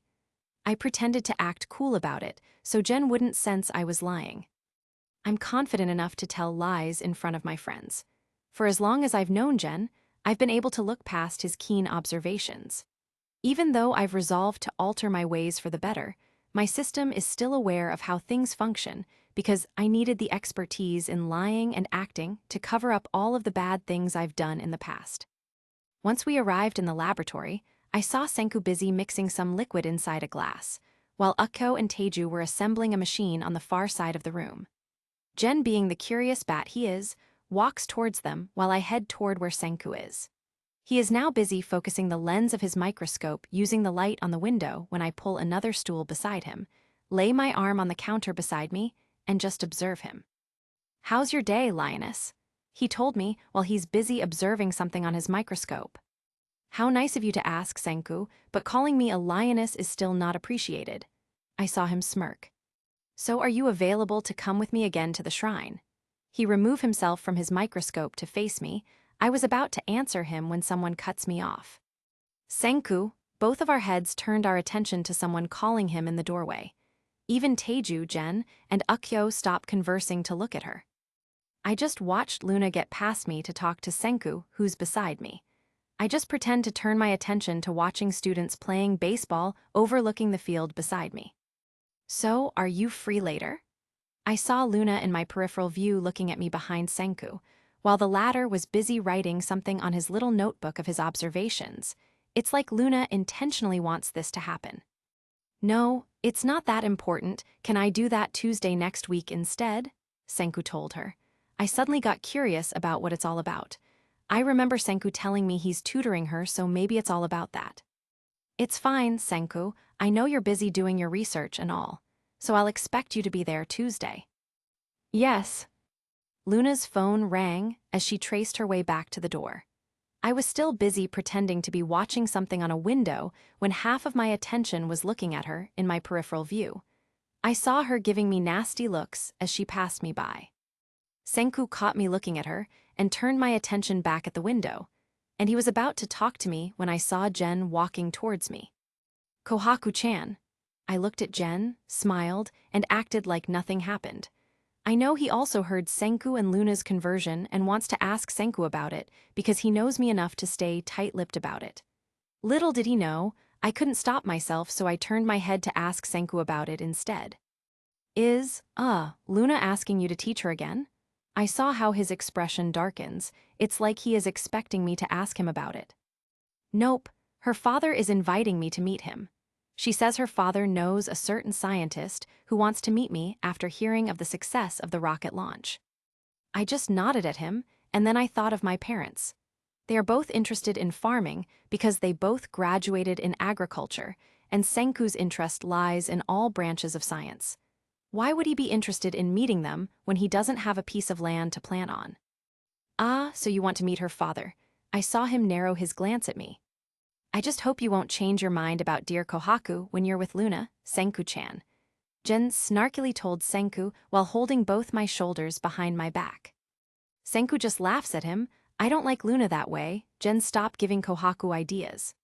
I got annoyed when he called me a lioness again, so I berated him for it and crossed my arms. He showed me his smirk, and deep inside I can't help but smile. Somehow he never stops assuring me about it, but it was only short-lived. Teju and Ukyo decided to approach him and ask him about the machine. I chose not to eavesdrop because Senku began talking about some scientific terms I know nothing about. I'm well aware of Senku's passion for science and all that it entails. I'm not sure if it's all that. He probably wants to meet the scientist Luna's father is talking about for guidance. I think he wants to know how a scientist who has been working in the field for a long time can help him learn about the different scientific projects he's working on. As usual, Jen let me go home with Senku alone. Jen gave a glance like he's wanting to ask me something. I just assure him that I'll be fine. I wonder if Senku and Luna had a similar purpose for meeting yesterday. It's just like old times talking to Senku.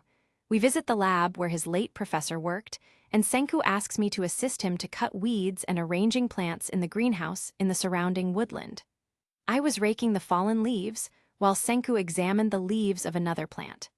A red flower alone in a corner caught my attention. I think I've seen this flower somewhere in my mother's garden. I pick up its pot, and Senku walks towards me. It's a gerbera, quite a delicate plant actually. A Scotsman found these beauties growing wild around the dug-up gold mines he was in charge of in Transvaal, South Africa. Gerber daisies are also excellent for helping you to sleep because they continue to release a continuous stream of fresh oxygen through the evening hours. While other flowers slow down their oxygen production, gerberas will lull you right to sleep. Senku leans towards me to look me in the eyes. I'm guessing you prefer robust wildflowers that thrive on their own, and the way you look at it brings back the light that I've never seen in your eyes these past few days. Do you have a problem, lioness? I suddenly remember Ruri, and seeing her face earlier trying to smile while her chest is aching makes me sick. I promised her I'll never tell anyone. I've been worrying so much about her recently, but is it worth the risk of trying to keep it when I saw her concealing the pain? I bit my lip as I am trying hard to suppress my tears while hanging my head low. It's nothing, Senku, I am fine, I am just hungry. Senku gave me a perplexing look. By the way, can I keep this flower for myself?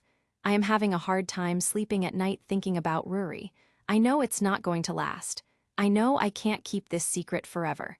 I may hide it from Senku and the others, but eventually our parents will know about it. Sure, but on one condition, lioness. What is it? Senku was about to talk to me when I heard my phone ring. I excused myself and distanced myself from him to get my phone inside my bag, and my eyes widened when I saw Ruri's name. I answered it, and I heard my mom crying. Kohaku, your sister was rushed to the hospital. All of us were eating when she had an attack all of a sudden, and I caught her coughing out small amounts of blood. Her voice was cracking while I clearly heard her sobbing. Where are you, Mom? I asked her as I felt anxious all of a sudden.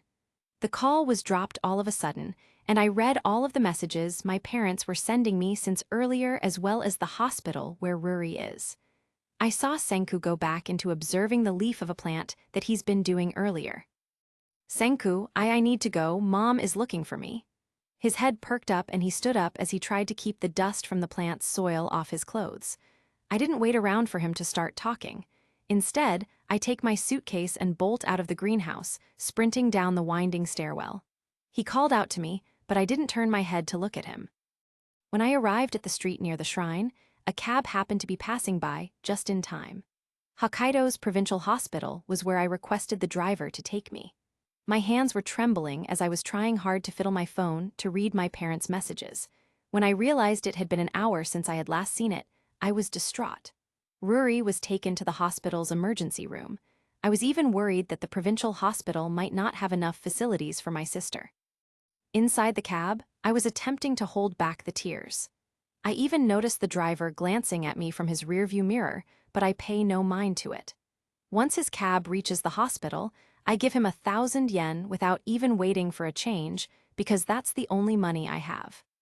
I rushed my way inside the emergency room and found my mom crying while my dad was trying to be calm. I couldn't, and my eyes were suddenly filled with tears. I was sobbing on Mother's shoulders when she moved her head to look at me. "What is happening to your sister, Kohaku?" Mom asks me as soon as my tears subside. I shook my head at her. I can't bring myself to tell her. There were still tears in my eyes, and I was terrified of what would happen next, since I knew what happened half a year ago was the catalyst for everything that has transpired since. We stayed there the whole night. The doctor is checking on Rory's health, but we were informed it will take longer for them to interpret the results of the tests that were conducted on her earlier. Mom is asleep on a couch beside me. I am guessing she felt tired from all of the crying while Dad decided to go home to get us some change of clothes. I remained wide awake all the time while watching Rory sleep. I can't believe that this is what happened to Rory. There might be a possibility she won't. No, I won't be able to forgive myself if that happened to her. It was already afternoon, and I called in absent from school because I had to stay behind to look out for Rory. We were inside the room when she woke up. She sat up on her bed while her face tried to conceal the pain. "What are we doing here?" she asks us. "Let's go home." She coldly told us while she was removing the IV fluid that was attached to her hand. Mom and Dad were now seriously looking at her, even if she gave them a faint smile. "Rory, you need to rest." My voice was cracking as I pleaded to her. She looks at me sharply. She might even be guessing now that I told our parents about her real condition and the reason why she's here. "We still need to wait for the results of your tests, Rory. What's wrong with you, daughter? We were eating when your body suddenly shivered and you coughed out blood." Mother worriedly told her. She sat beside Rory's bed and she shook her head like she didn't remember why, or she still insists on not letting our parents know about her sickness. "I'm probably just tired," Rory casually answered our mom. "I insist, Rory. No, you don't look tired. The doctor earlier told me you had a seizure and you're coughing out blood. He told me you could have a serious medical condition, while we don't have any idea why you're suffering from that." "I already told you, Mom. It's nothing," Rory coldly told her. She tried standing up and looking around to see if she had a change of clothes. "Let's go home," I shook my head at her. "I can't stay here, Kohaku." "Rory," Dad calmly told her. "I said, let's go home," she angrily told us. I widen my eyes at how angry Rory looks. I am not used to her shouting at Dad like that. She's always soft-spoken. She'd never shout at Dad or Mom or even me. "Rory," Mom rushes in to hug her and calm her down. Rory froze in her place and I decided to approach them while Mom was sobbing and still hugging her. My eyes misted over. Rory turned her head to look at me. She had this desolate look on her face mixed with frustration. But it all disappeared the moment I tried to caress her cheek and I noticed her shoulders slumped. "Rory, what is happening to you, daughter?" Mom asks her while weeping. Rory is sick. She can't deny our parents knowing the truth about her health. The poison that should have killed me instead 6 months ago put her health at risk. My hands are now shaking as anxiety eclipsed my thoughts, and I am so damn scared. I am afraid to lose my sister, and I am the one to blame for what happened to her. TG Thagod 19. Changes. This is not a common diagnosis. We may need to do a tissue biopsy on your daughter's lungs so that we may examine the cells in greater detail. I will transmit these results to a doctor I know in Tokyo so that they can correctly interpret her CT scan. I heard the doctor tell my parents while leaning with my arms crossed on a wall. Stage 4 lung cancer. And for some reason, the doctor can't believe it because Rory is still young and a non-smoker. "It's been almost 6 months since then, Doc." I grip my arms as I tell all of them. All of us have been asked by the doctor if Rory is now suffering from any lung conditions, and so far, my parents have informed him she is in excellent health and does not smoke. I am the only one who can tell the truth about what happened and how Rory got cancer. My parents are now paying more attention to me. Your sister already explained that to me. Usually, if there is existing asthma, it is significantly associated with an increased risk of lung cancer. Now, if she doesn't have any existing sickness, that means this one is long overdue. This is rare. I remained speechless. I am itching to ask him what would happen to my sister after that, but I can't even bring myself to speak due to anxiety. We still need to observe Rory. I suggest she should stay here. This condition she has is critical, and hers is rare.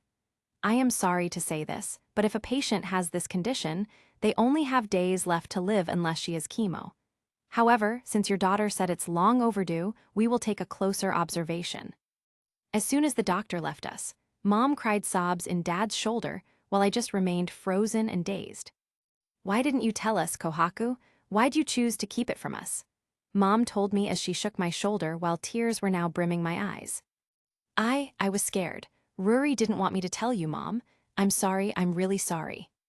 How'd Rory acquire cancer in just a short amount of time? Did she deliberately get it?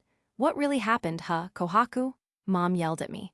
My lips are now trembling, and I can't bring myself to talk to her about it. She continuously shook my shoulder to get me to speak. I just closed my eyes and cried to her. I feel dizzy, and my mom is shaking me desperately to get me to talk. Rin, stop it, Dad told her and grabbed Mom's arms away from me. Mom was still weeping when she pointed her finger at me. Why won't you answer me, Kohaku? We need the information about your sister, Mom shouted at me. We will ask her later, Rin. Calm yourself down first. Can't you see you're hurting our daughter? Dad told her.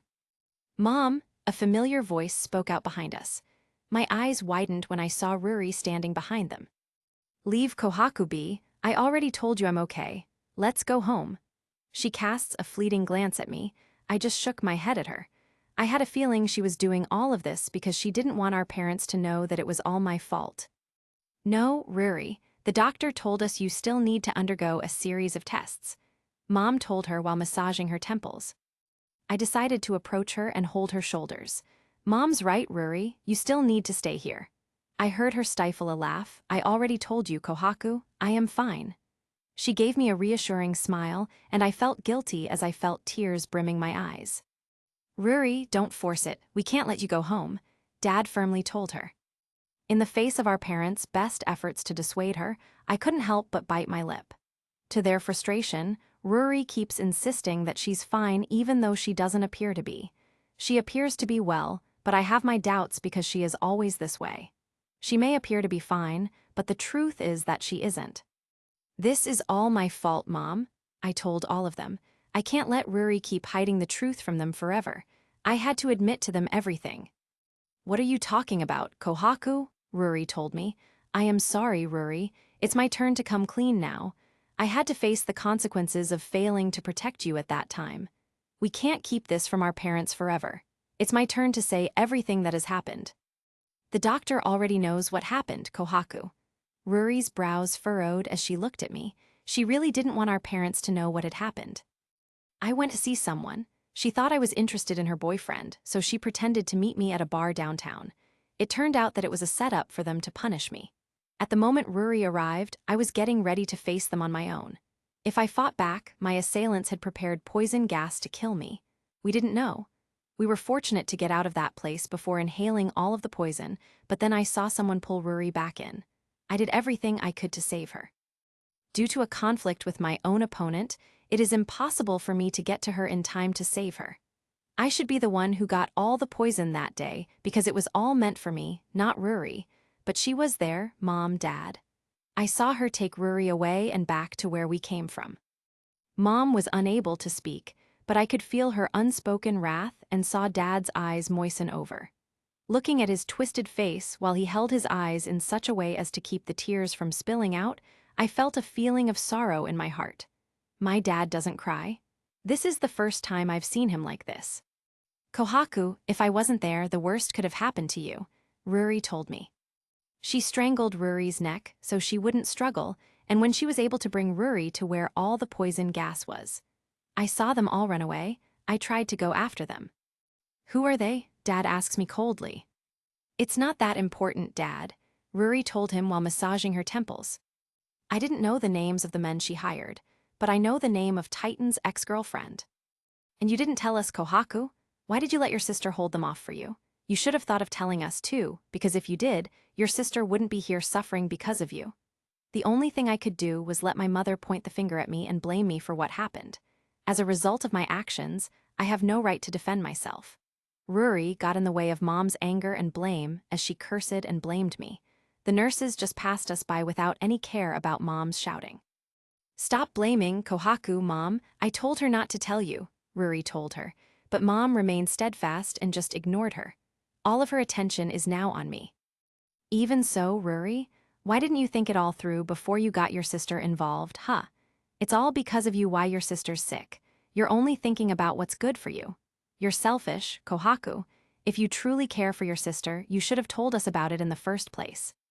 I just clenched my fist and closed my eyes to suppress my tears, but then I felt warm arms hug me.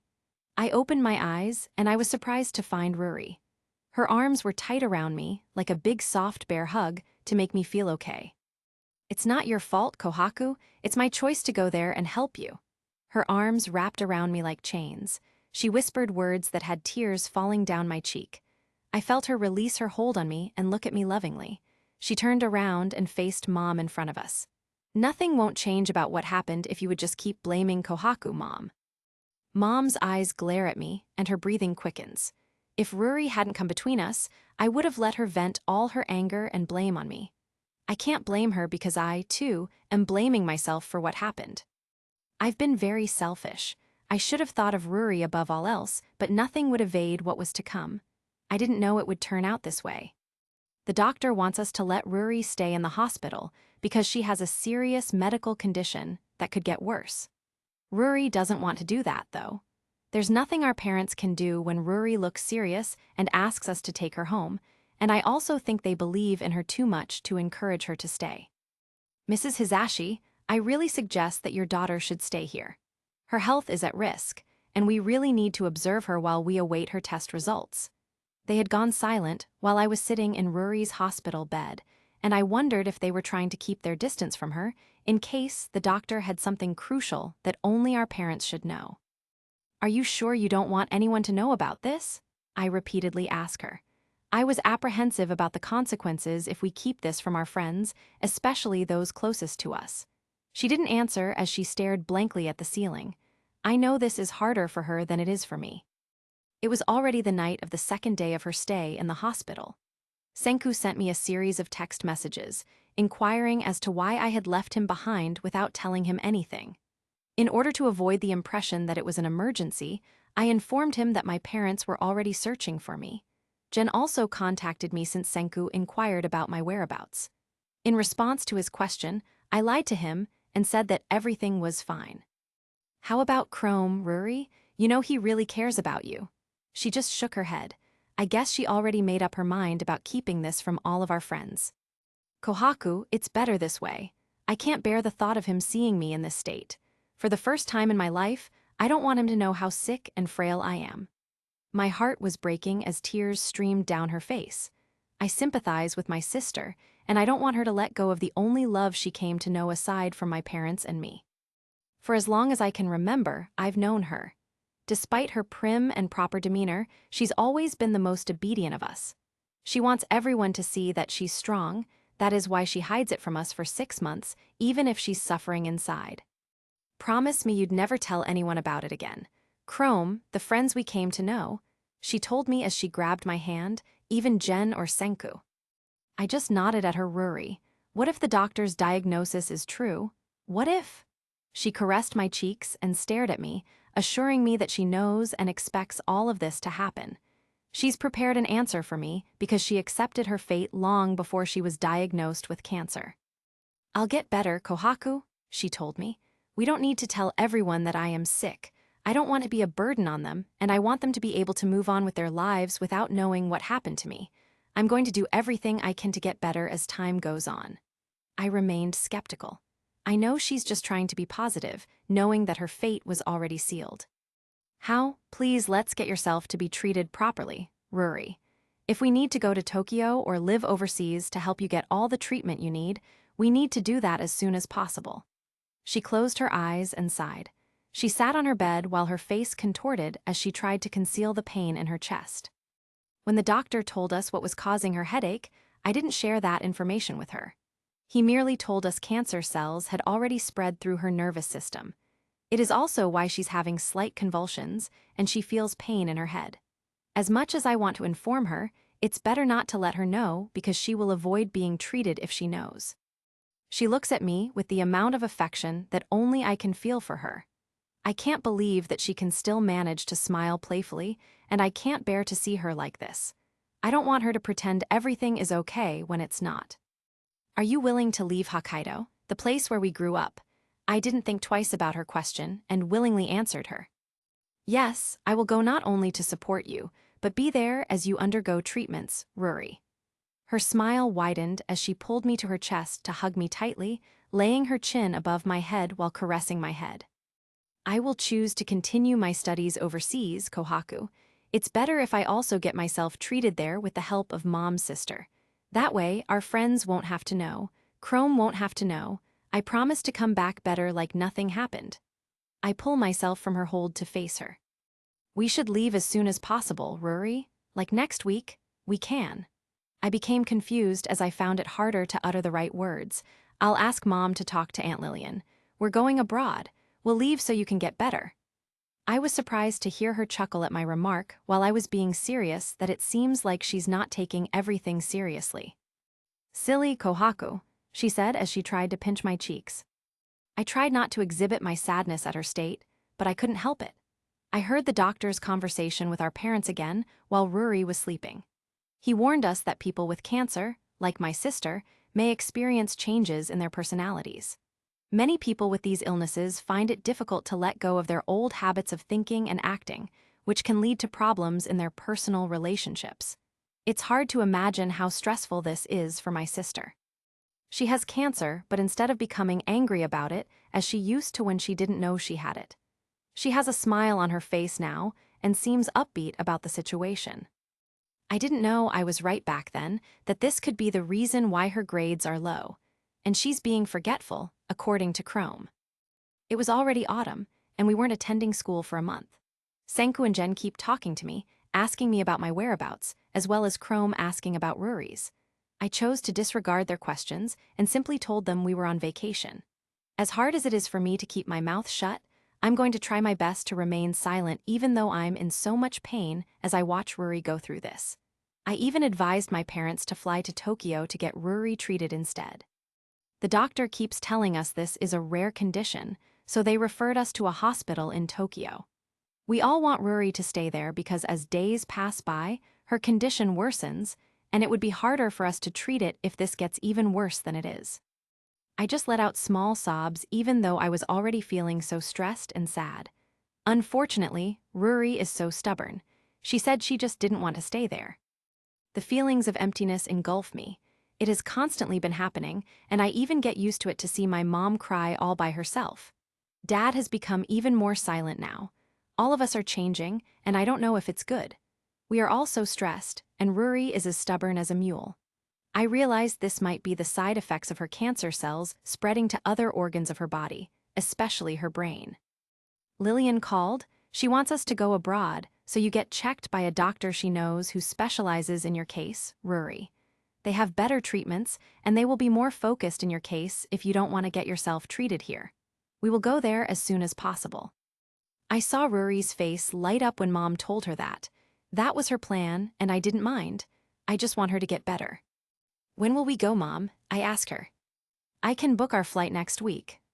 What about the mines and our flower farms?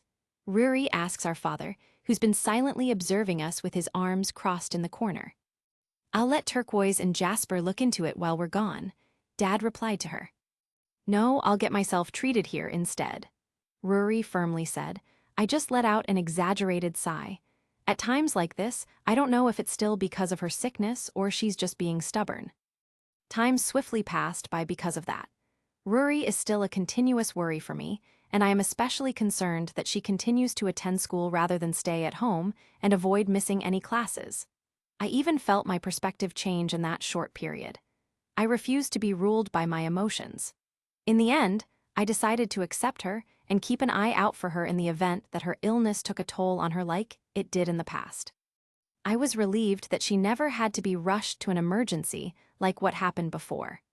I couldn't help but feel my chest throb with sympathy whenever I saw her struggling to breathe on a few occasions. Jen asks me what happened and where I've been during the past month I became absent. I just lied and told him we needed to visit an ailing relative.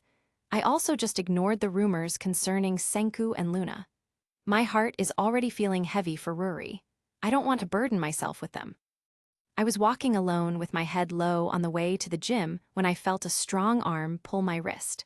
The warmth and roughness of his hand just made me let that person carry me wherever he wants to take me.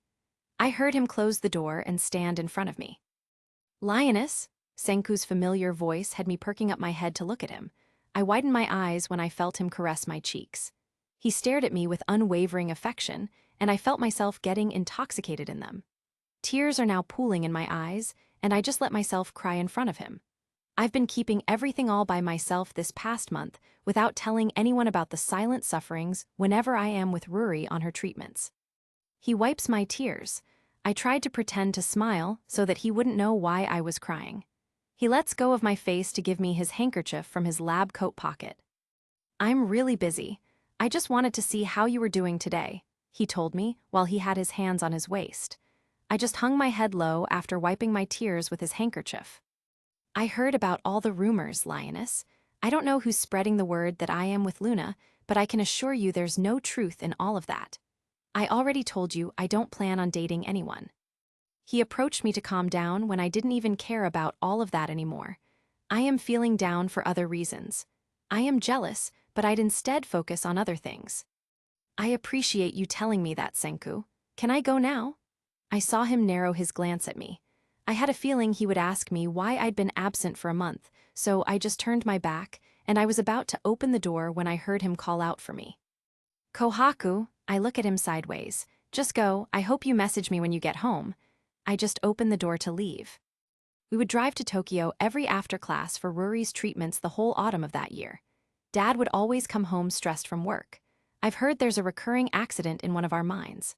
A mine stope collapses, killing 10 miners, including one of Dad's friends. That's when I realized we're in crisis. We were still trying to gain the financial losses from Ruri's medication, and now we can't just ignore the ailing families of the affected miners. We were also forced to resign some of our workers for our flower farms, leaving only Turquoise and Jasper, who has been our loyal servants. One night, I decided to drink water from the kitchen when I overheard my mom talk to her sister about what was happening to Ruri. She can't stop crying as she rants to her about the major loss of our business and our financial crisis. In the midst of Ruri's treatment, I am glad Suika was there to lift my spirits, otherwise I would have been depressed. Ruri seems better now. She recently told us she doesn't need any further treatments because she doesn't want to undergo any surgery.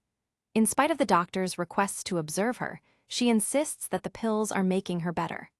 My mom furiously retaliated with them one time because she had a hunch they just wanted her to stay because of the money. "Didn't she already tell you? My daughter's fine, she looks fine. It's been 6 months and I've never seen her show any kind of symptoms. I believe her," Mom told the doctors angrily. "Are you and Senku already dating?" Ryusui asked me when he saw me doing some workouts alone. As I entered the gym, I spotted Ryusui talking to Akko outside, and I knew he was just hanging out here because Jen wasn't there and he had a lot of club commitments. I don't know for sure, but I had a sense my family wouldn't be staying in Hokkaido any longer. Sooner or later, we will leave. "No," I flatly told him. I didn't turn around to face him. "Care to explain why you were frequently seen visiting the science laboratory?" If before I get irritated whenever he asks me about it, and he acts like a jealous boyfriend, now I simply don't care. "We're just friends," I casually told him. That explains why he's always with Luna, right then. I froze in between my workouts and stared at him. "I cared about you, Kohaku. You should ask him about his real intentions as soon as possible. He may be my friend, but I won't tolerate him. If I had to keep pursuing you, I will." He just passed me by as I kept my wide-eyed gaze at his back. Unlike before, I rarely visited the science laboratory, and there were also a few times I would just pass by without looking for Senku anymore. I've been busy with my school requirements since it was our last year. I know Senku understands why. He's also busy doing his own. What's Ryusui's problem? Minami asks me as she patiently waits for Tsukasa to show up at the gym. I already told her he's busy with his current competitions outside school. Still, she just shrugged me off, saying he usually shows up every afternoon to do his requirements for him to qualify for graduation. He's irritated whenever Jen brought up Senku. As I sit on the bleachers next to her, I drink a bottle before responding. It's rumored Senku is already dating Luna. I told her, and she just gave me a bored look. And she raises her eyebrow. I say I don't believe them. Shallow minds tend to make up stories based on what they see without knowing what's happening behind the scenes. Senku already told me it's not in his plan to date anyone. I saw her bite her lips. She wants to say something, but she chooses not to. I narrowly stared at her. What? Isn't it weird?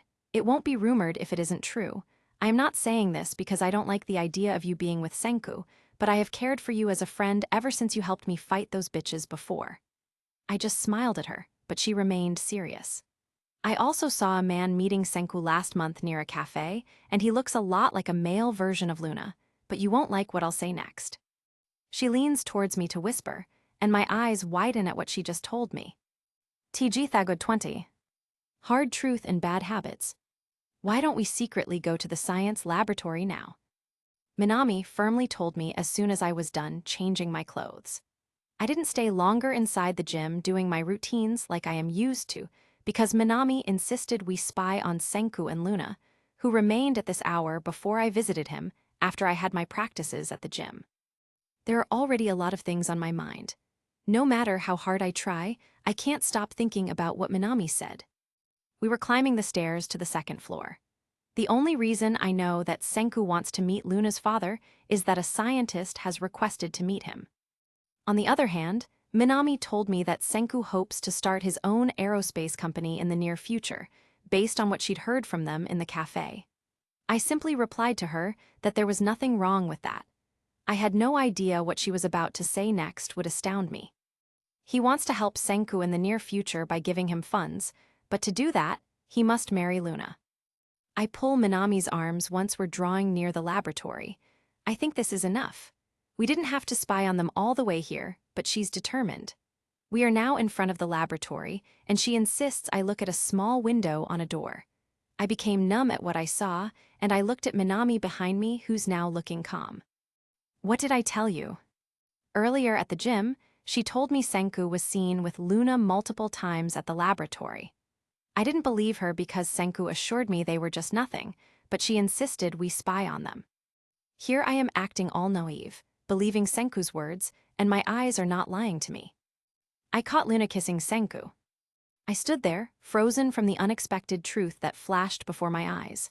Rumors turned true. My instinct was painfully right. On that perfect day, reality rained on me. Within that safe distance, an aching part of me was saying I should walk away while the other half of me wanted to show them I caught them. A voice said I should save my pride and disappear, but there's also an echo telling me I need to confront them. I wanted to stand right next to them and allow them to see how hurt I was. For once, I want my pain to be visible and obvious. I am now clenching my fists, and I was about to go inside and stop them when the rational part in me stopped me. Minami pulls me away from there. I have a heavy feeling in my chest, and I am hurt at the same time at what I've just seen. I feel empty, and I don't know how to voice out what I am feeling. What the hell is happening? The scene keeps repeating in my head like a broken record. I couldn't cry. I've become numb from all of my thoughts. I lay in my bed as soon as I came home. I just stared blankly at the ceiling. I turned my head when I heard my phone ring. It's Senku calling. He's always like this every night, and sometimes I forget to message him because I was busy looking after Ruri. That's why he'd opted to call. I remember how we started like this. I know it's me who first pursued him. It's also his own choice to fall for someone, even if it isn't me. I'd still be friends with him and respect him, but I'd stop liking him after witnessing Luna kiss him, and I can't force myself to stop liking him now. Hello, I want to sound cheerful even if it's just pretending, but I can't help but sound weary. He never answered for a few seconds, as though he's gauging how I'm feeling first. He's been like this for months. Are you home? Yup, I hugged my pillow as I felt tears brimming my eyes. How about you, Senku? I've been busy at the lab these days, lioness. Really, what did you do? I asked him, not hiding my suspicious tone. I was busy doing my experiments when Luna approached me to teach her. My heartbeat quickened, and it's throbbing loudly. I smiled, but I could feel the bitterness at the same time. Her father offered me a scholarship in the US like my mentor. It's a prestigious university in California. Oh, do you want to study there? Of course, I rejected it. I don't like the feeling of being indebted to them. I am just curious about the scientists they wanted me to meet. It turns out it was the mentor I met online when I sent my emails to NASA ever since I was a kid. He also offers me a scholarship, but I'll try to think about it. I smiled. He rarely told me everything, even though I was still waiting for him to tell me what Minami told me. I just chose to let it go. It's not that important. Maybe if he feels like it, he will tell me. How about you, lioness? You didn't visit the lab. How's your day? I am not a lioness, Senku. I heard him chuckle. If you're asking about my day, it's good. He remained silent, and I felt like he was gauging my reaction. You don't share much like you used to. Are you busy at school? I think you are. I'm busy doing my exams and my requirements to qualify for graduation. Do you want me to help you review? I bit my lip.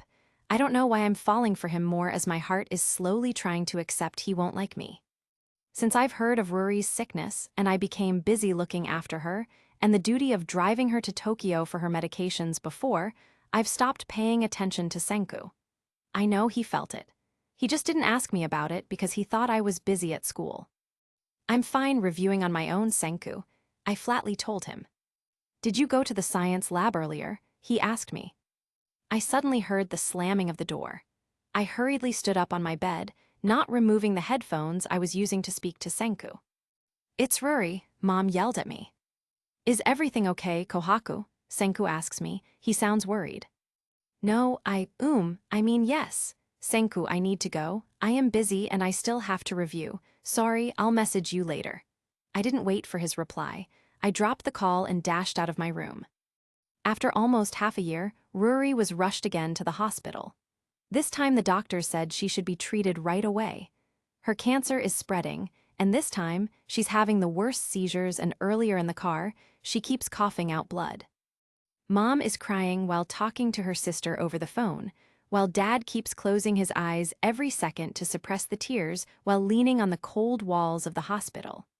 As soon as Mom dropped the call, she faced my father and me. Lillian keeps insisting we should book a flight to California now, and she said she already talked to the doctor she knows. As soon as we arrive, they will have Ruri receive the right amount of medical treatment she deserves. We should have done that a long time ago, Rin. I'll have us book the ticket as soon as the doctor deems that our daughter can now travel. All along, I thought our daughter was already better. It's been half a year. How about the mines and flower farms, Kokuyo? I already talked to Turquoise and Jasper about it, and they agreed to look into it in the meantime. I don't care what happens about it anymore. What's important is we should have let Ruri be treated as soon as possible. Ruri needs help. We can no longer pretend it's nothing because she insists on telling us she's better when she clearly isn't. Everything happened so fast. Mom and Dad became busy arranging everything we needed to bring before we migrated to the US. I've heard my aunt's friend is a surgeon, so I trust they'll thoroughly observe her there. We never bother to ask Ruri about it. We already know she agreed to have her treated overseas. Are you excited about attending the graduation ball? I shook my head. Ruri sat beside me while hanging out on a hammock in our mother's garden. Our house is elevated, and I can see the vastness of our flower farms.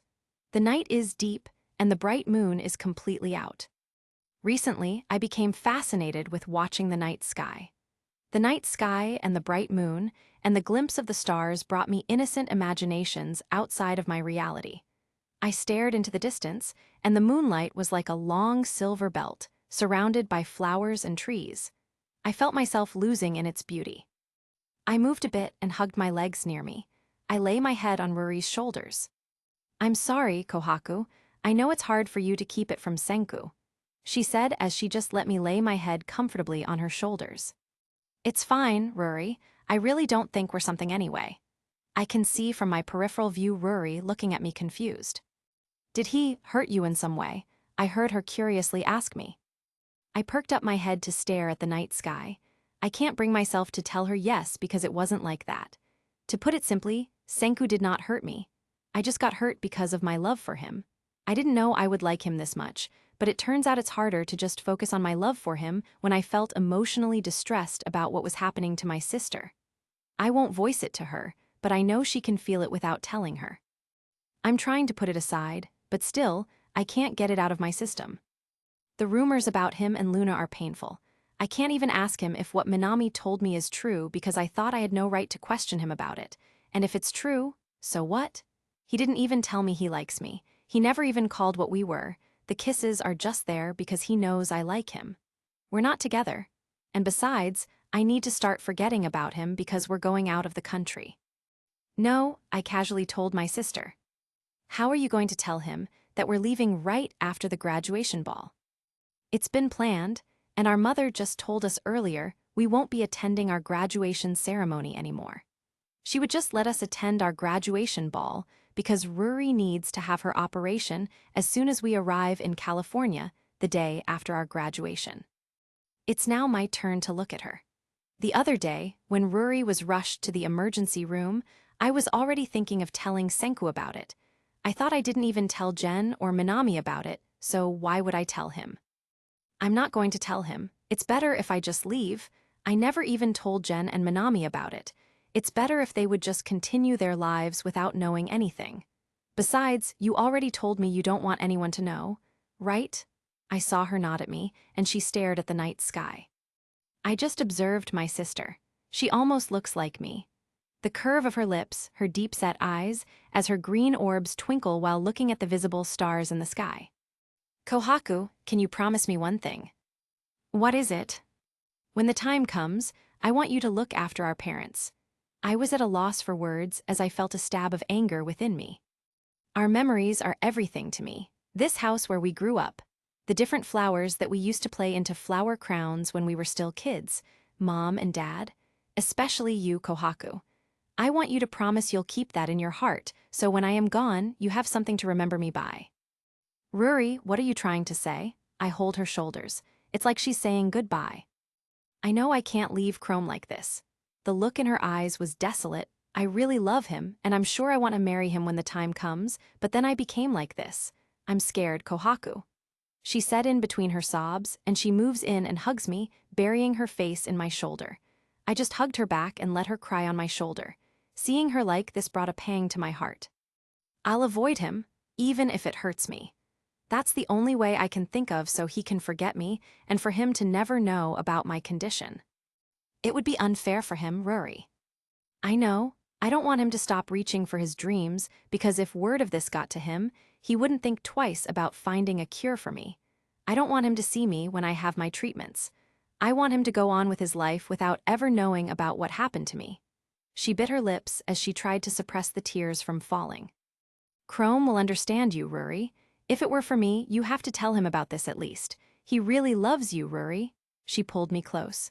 If hugs healed, I'd hold her all night. I kind of felt bad for having such a healthy body. If given a chance, I would switch sides with Ruri and take all of her sufferings. Her body was quivering as I felt her tears on my blouse. It's best to leave without saying anything. It will hurt him, Kohaku, but it will only be short-lived. I don't want us to continue being together, and it will hurt him knowing I am having my treatment while he's here doing better with his life. This is the easy way I can think of with less hurt and would make him reach for his dreams without ever thinking about my condition. I hugged her long enough to hear each other's breathing. She pulls herself away from me and reaches out for her dress, side pocket. She handed me an envelope. This will be my last letter for Chrome. I want you to promise me. If my medications, treatments, and surgery weren't successful, you'd do everything to give this to him. You'd tell him everything. Promise me you'll look after him for me, Kohaku. Don't speak like that, Ruri. You are going to marry Chrome in the future. You're going to be healed from this sickness that's afflicting you. You'll get better soon, Ruri. Please just promise me, Kohaku. Please, please. she pleads to me, hugging me again while continuing to cry on my shoulder. Okay, I'll promise to do what you ask of me, Ruri. My voice was cracking while she cupped my cheeks and stared at my eyes. I felt her wiping my tears away. Don't cry, Kohaku. She showed one of her smiles to make me feel better. I admit I don't like what I am hearing from her, but I can't help but promise I'll do what she's asking of me. I want her to feel secure. The next day, Ruri asked me to come with her to the library. I saw Chrome approaching us as soon as we entered. He wanted to show her some of the books she might like, but she just ignored him and told him to never speak to her again. You're so pathetic, Chrome. I already told you we're done and I have no feelings for you anymore. Stop pursuing me and go to Sango instead. She raised her eyebrow at him and stood up to get outside. I just clenched my fist because I never expected her to say such hurtful words to Chrome. I am the one who pushes them to be together, and seeing them like this breaks my heart, too. I heard Chrome slump all the books he's holding with a loud thud on the table, and all of the students beside us are now looking at him. He's now clenching his jaw and fist while keeping his head low. Jen, who had just arrived, greeted him, but he pushed him aside, hard enough that Jen almost lost his balance, and Chrome rushed out of the library. Did I miss something, Kohaku-chan? Jen asks me, confused as he's trying to fix his clothes.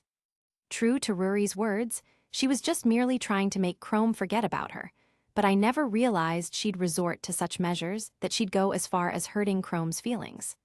I bit my lips hard enough that I could almost feel my blood. Kohaku-chan? I felt Jen holding my shoulder and sitting beside me. I kept my head low, and I didn't want him to think I had problems. I sighed and turned my head to him, smiling. He looks at me, confused. What happened? Is his first question to me. I just shook my head at him. Is Ryusui's offer still available? I ask him. He had this perplexed look on his face as if he was thinking twice about answering me. I stood up and hung my bag on my shoulders. I pull him out of the library to go near the fields where we usually rendezvous with my friends when we skip classes. Ryusui and Nikki asked me earlier if I want a drink with them. We are now finished doing our school year-end requirements and are now preparing to practice for our graduation. We are not interested in attending because it would just be a waste of our precious time. That's why they ask us if we want to have a drink at the pub downtown. I just felt like I needed to drink to ease my burden, and I treated this as my escape, even if it was just short-lived. Where's Kirasame? I asked Nikki as soon as we arrived, and she is now handing me a glass of beer. I hurriedly chugged down its contents, emptying the glass as I felt its burning sensation slip down on my throat. She's with Kinro. I chuckled at Nikki's reply, and the others looked at me confused. I felt bad for Kinro, though. Kirasame is crazy for him. He could have chosen a more normal woman than her. I laughed after I said it, but the others remained silent, implying that they didn't find my humor amusing. You're no different than Kirasame, Kohaku. You're also crazy for our school government president, right? I saw Yo and Jen give me a teasing glance and Minami like they know what Nikki wants to say. I can't say I don't agree with Nikki on this one, Kohaku. Besides, are you and Senku already dating? I've heard rumors he's already with Luna, and they were often seen to be together at the lab as well as going home these days. Did he already reject you because he has feelings for Luna? I clenched my fist while Yo kept asking me questions. I got Jen's glass and chugged down its contents too. Jen widens his eyes at me while Minami scolds Yo for asking me insensitive questions. I didn't speak on the matter anymore. I just let them think what they want to think, but I can't help it. I am trying my best to ignore those rumors. I have bigger problems than that, but then at times like this, it will always find its way to get to me. The rumors weren't true at all, Yo. Minami stops scolding Yo, and they just look concerned for me. I bet they're thinking I am hurting at this time when in fact it was the opposite. I want to forget about them. Most especially, I want to forget about Senku. You're just convincing yourself it's not true, Kohaku. Ryusui casually said as soon as he put down his empty glass. I just pretend to shrug my shoulders out and drink of it so they won't see Ryusui's words are affecting me. This is my third glass and my throat is burning from the alcohol. My heart is also aching right now. To be honest, I should have just thrown it out the window. Senku is not that important in my life. My family and Ruri are much more important than this. I should stop worrying. I should stop thinking about him. I should stop being hurt. They carry on with their other conversation and topic as we drink. I just observed my friends do their thing, and I felt bad for not telling them the truth about how Rory and my family would soon migrate to the US the day after the graduation ball. I feel bad for leaving them. I feel bad for keeping everything a secret all this time. Do you already have something to wear for our graduation ball? Minami asks me. She seems excited about it. I can only think she's excited to see Tsukasa. Yes, how about you? I feel bad for making my friends think we'll still see each other that day after that. Little did they know, the morning after that, we'll be leaving for Tokyo to process Rory's hospital papers, and after that, we will drive to the airport for our flight to Los Angeles. I just finished drinking the whole content of my fourth glass, and Yo was astounded I could drink it all in one shot so much that he even clapped me for it. In this case, I can't promise that I won't let you all pass by. I froze when I heard that all-familiar cold voice. The rest of us stopped chatting and turned to the owner of that voice. I am trying to conceal my nervousness, and I am the last to turn my head. Senku is just standing behind my back together with Tsukasa. He had this serious expression on his face that made the heart pound in my chest a lot faster than before. I felt guilty for him to see me like this all of a sudden. I promised him I wouldn't go back to my old habits. What are you doing here, Senku? I said. He just remained tight-lipped, and I saw how his jaw clenched. I saw Tsukasa whisper something, and he just nodded at him. Senku-chan, Tsukasa-chan, what brought you here? If you want to get your girlfriends, do so as you wish. I saw Senku narrow his glance at him while Jen just looked at him teasingly. I just bit my lip in shame. Nikki and Yo are smiling while Ryusui just stares at us blankly. Senku grabbed my bag on the floor, and he pulled my arm away. Deal with what you want to do with them, Tsukasa. I'll just speak with this lioness right here in private and take her home as well. Tsukasa nods his head at him, and we exit the pub. I didn't bid my goodbyes at Jen and Minami because they just grinned at me while Senku pulled me away. It's like they are expecting this to happen. Take care of Kohaku-chan, Senku-chan. Jen shouted at us while Senku just chose to ignore him. I yanked my wrist from his hold as soon as we were outside. I was about to get my bag from him, but he moved it away. I can't help but pout at him. I want to know why he's here instead of being with Luna. Why are you here, Senku? I sarcastically ask him with my arms crossed. He can't look at me, and I can see the anger in his eyes. I raised my hand to get his attention, and I waved at him. He glances at me with a flicker of irritation in his crimson eyes. He grabbed my hand and lowered it. I thought you'd stop drinking Kohaku, he asks me, not hiding his annoyed tone. I just bit my lip and gripped my skirt. I don't want him to know what I've just done, but I can't do anything about it because he already caught me in the act. It's been months since I last did it. Senku inspired me to change those bad habits I have. Because of meeting him, I decided to change from my old ways. But today is different. I feel so down that I have to take a break. I know I shouldn't make my problems an excuse though, but my friends and I were just taking a break, so that doesn't make that an excuse to drink Kohaku. He cut me off and shouted loud enough for some of the passersby to hear. I just hung my head low and bit my lip. He massaged his temple and pulled my wrist. If some of the administrators other than me caught you, they won't think twice to not let you all graduate. You will also be suspended because it is still part of the campus premises. I know, Senku, I'm sorry. I've been trying to reach your phone for the past hour, but you're not answering. Is this what you do when I'm not around? I creased my forehead at him. I am still not forgetting what he and Luna were doing when I caught them, too, besides. Why is he here anyway? Why are you here anyway, Senku?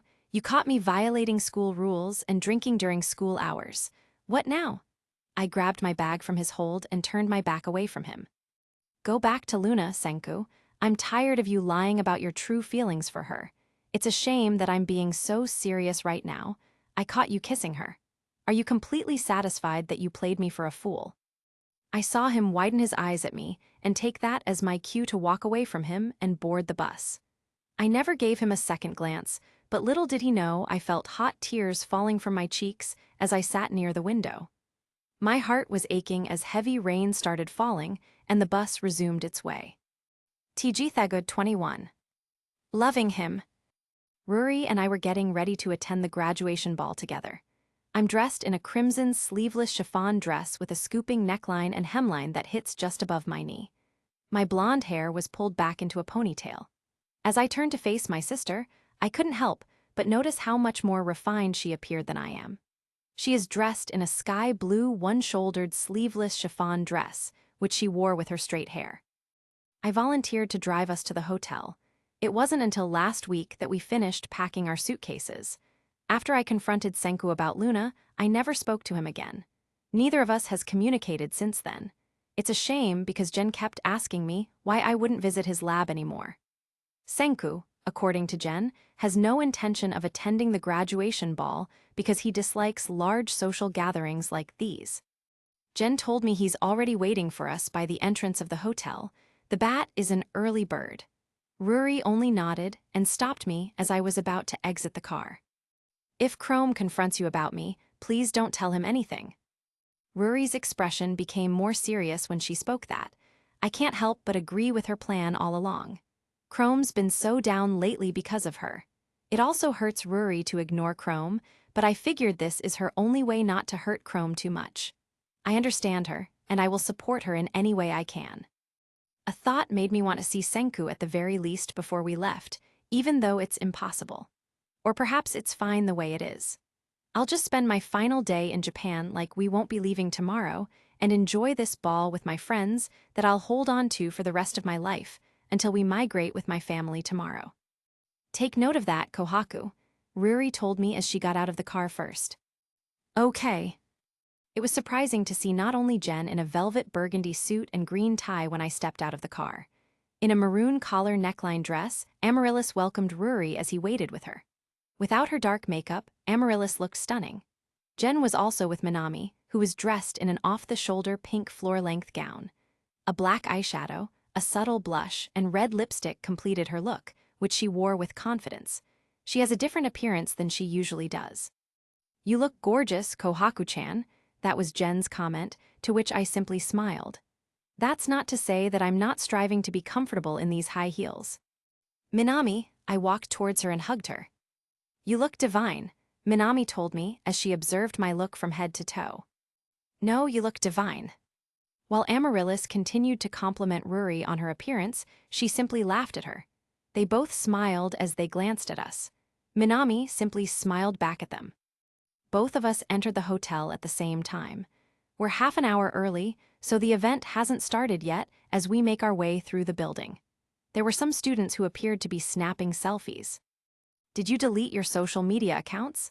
I can't search your name," Minami curiously asked me when she realized she couldn't search me as she scrolled through her phone. The urge to tell her the truth is here again. I turned down my social media accounts last night, so my friends won't have any way of contacting me when I am overseas. I did this intentionally, so they also won't know about Ruri's condition. "I just deactivated my account. I will return eventually," I told her without maintaining eye contact. Francois seemed to be Ryusui's date for the night as he and Ryusui chatted about their plans for the evening.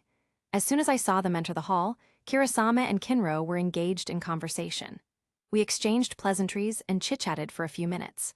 Luna appeared on her own as Minami, and I entered the convention hall where the party will take place. At first, I was puzzled as to why she wasn't with Senku, but then I remembered what Jen had told me. Senku has decided not to attend because he dislikes the idea of such a gathering. I hope you get a hold of the boys' records so I can send it to a prestigious university in California. I overheard a man in his 40s tell one of the present administrators. I turned my head to them. The man looks a lot like a male version of Luna. He is wearing an expensive business attire suit. I was about to ignore them when I saw Chrome looking at me from a distance, and then there's Minami, who elbowed me to get me out of my reverie. "That's Luna's father," she told me. I stopped walking and pretended to get champagne from the waiter passing by as I tried to eavesdrop on them. "Sir, we need to inform Senku first if you want to get his records.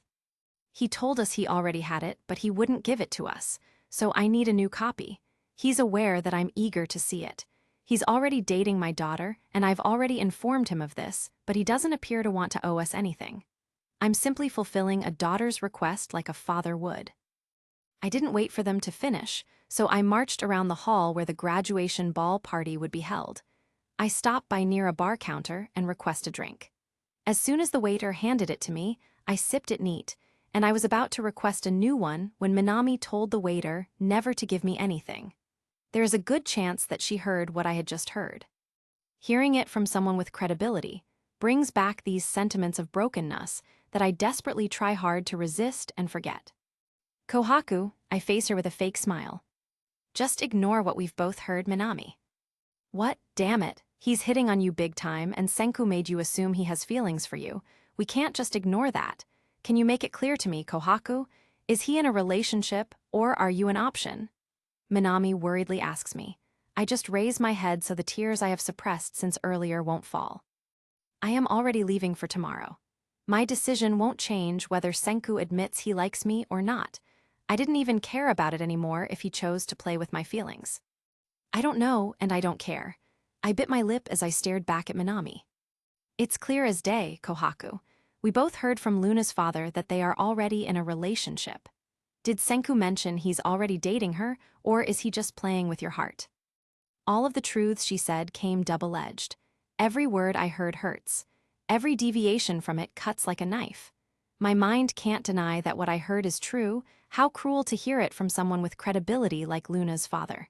How it made you feel stupid, crumbling, and unprepared before you know it's over before it started. I didn't answer her question, and now she's frowning at me with a crease in her brow. She seemed to be both suspicious and concerned at the same time. I avert my eyes at her. I just don't want to think all about it anymore. I told her that my voice was already cracking as I hung my head low and bit my lip. Several students from different sections had already arrived. We decided to sit at a table, and I took a chair and sat down there. I was silent as I sat down. Minami, on the other hand, was completely silent and staring at me. Her face creased. Between her brows, she developed a wrinkle that ran in a vertical direction. Her mouth slightly pursed. Is there something you're not telling me, Kohaku? Minami asked me out of the blue. I just smiled at her and shook my head. I wanted to tell her, but I couldn't.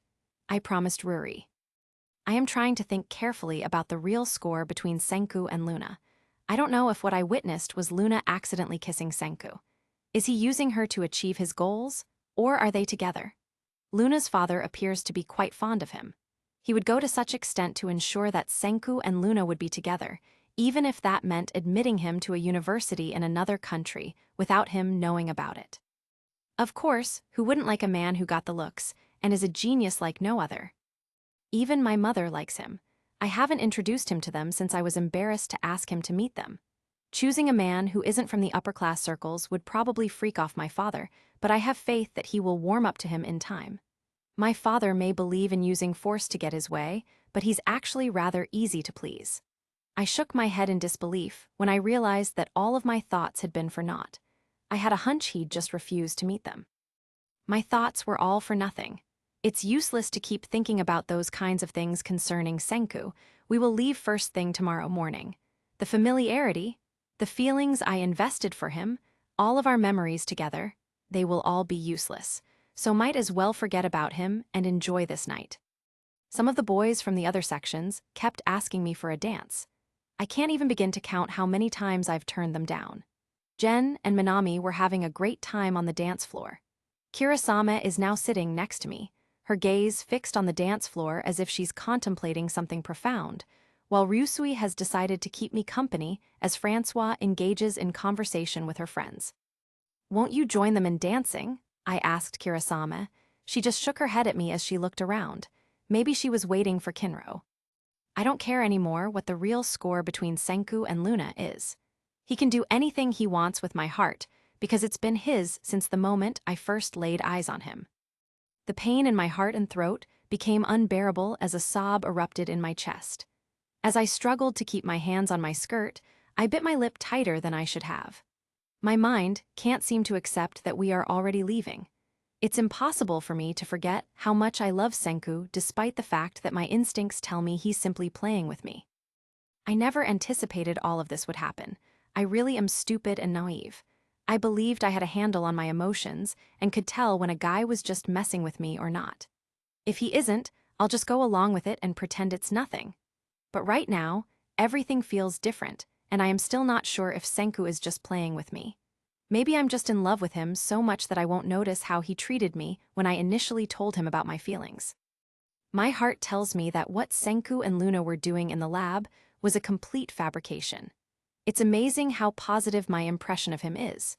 Maybe that's why I'm having a hard time believing what my eyes are telling me. I am sorry, I am not feeling well. My voice was trembling when I tried to refuse another man. The room feels so cold, but my body is used to it. My peripheral vision caught Kirasame staring at me, her brow furrowed in confusion. I lowered my gaze to my hands and sat back in my chair. Just for tonight, I've painted my nails a darker shade of nude.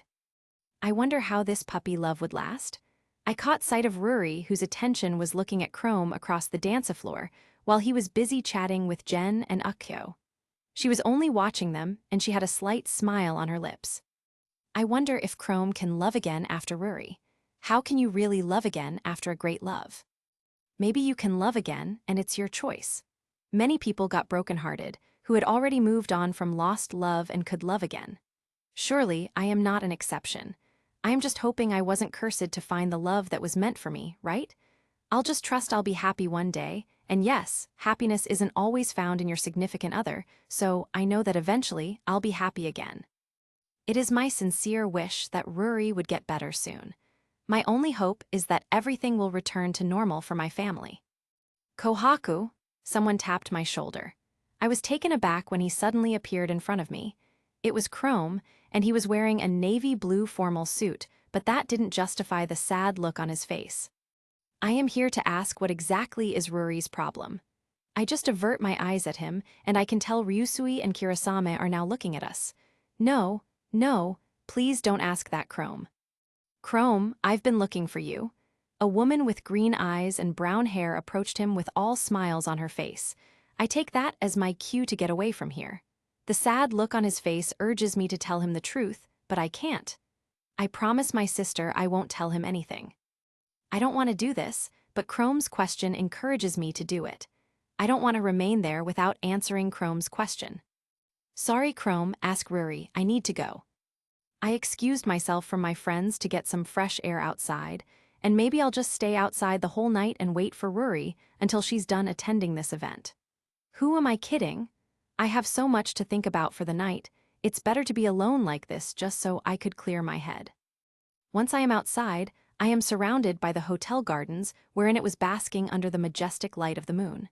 I don't understand my strange fascination for such a particular heavenly body. I marvel so much at its mystery and secrets that sometimes I get lost just thinking about it, and more so, it makes me forget my reality sometimes. Every time I stare at it, I admire it more and more. How patient it is, trying to be with Earth and lighting its darkest hours many times every month. It doesn't get tired even if many million years have passed. Am I going to fall in love again, though? And will it be greater than my love for Senku? I felt like if it's worse than this, I don't think I'll ever be able to survive a pain that's even worse than what I am feeling right now. I've never been stupid than what I am doing right now, and I just don't want to feel even more stupid than this. Kohaku. My heart leaps the moment I recognize that all familiar voice my mind can't seem to forget. I turned my head and widened my eyes when I saw him dressed casually in an autumn blue coat, a red scarf around his neck, and a white shirt underneath. Plain black slacks and black sneakers complete the formal look he's trying to convey. He moved towards me with his hand in his pocket and paused when we were only a few feet apart. He didn't say a word, but he simply looked at me and gave me a meaningful look. I pushed my resentment toward him aside.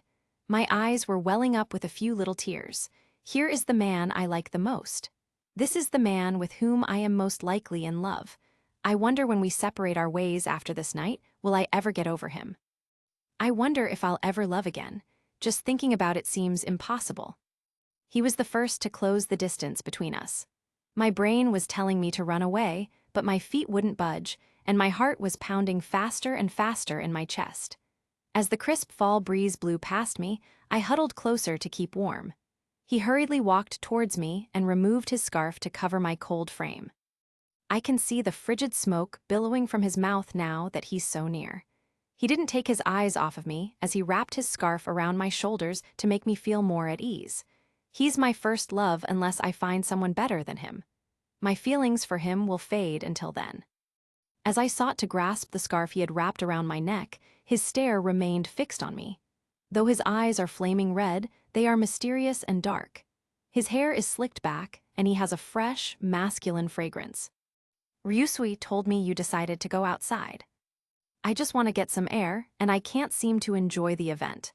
My voice is shaking, though I tried my best to hide it. I just hope he won't notice that. He just kept looking at me without saying anything. I make sure to observe and remember every detail of his face that I'll keep in my heart. I made sure to memorize his face. The way his eyebrow connects every time he's confused. The way his eyes would withdraw if he looked at you teasingly and full of concern. The way his lips curve every time he stops a smile for a successful experiment. The way his jaw would clench every time he's annoyed. I felt compelled to wrap my arms around him and rest my head on his shoulders. For as long as we could hear each other's heartbeats, I hugged him tightly. "What is it?" he asks me, and I just shake my head as I bury my face in his chest. Tonight, I realized something. Senku is one for the books. Regardless of whether he's fooling me or not, he's the man I fell in love with. He's the only man I'll ever give my heart and fall in love with. I know we're both still young, and we might meet different people along the way, but I am terrified, thinking I'll only feel this way for Senku. "Nothing," I whisper so only he can hear. "You're the only man who makes me feel this way, Senku. I just hope we'll stay like this forever. It was the color of your eyes that made me feel invited to come."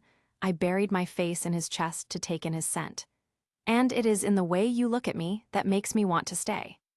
I hate the way you stun me with your words sometimes, lioness." I merely chuckle at him, continuing burying my face in his chest, but I can't ignore the ache in my heart. I am leaving him tomorrow. I won't ask if he's here for Luna. It's useless if I go mad about it.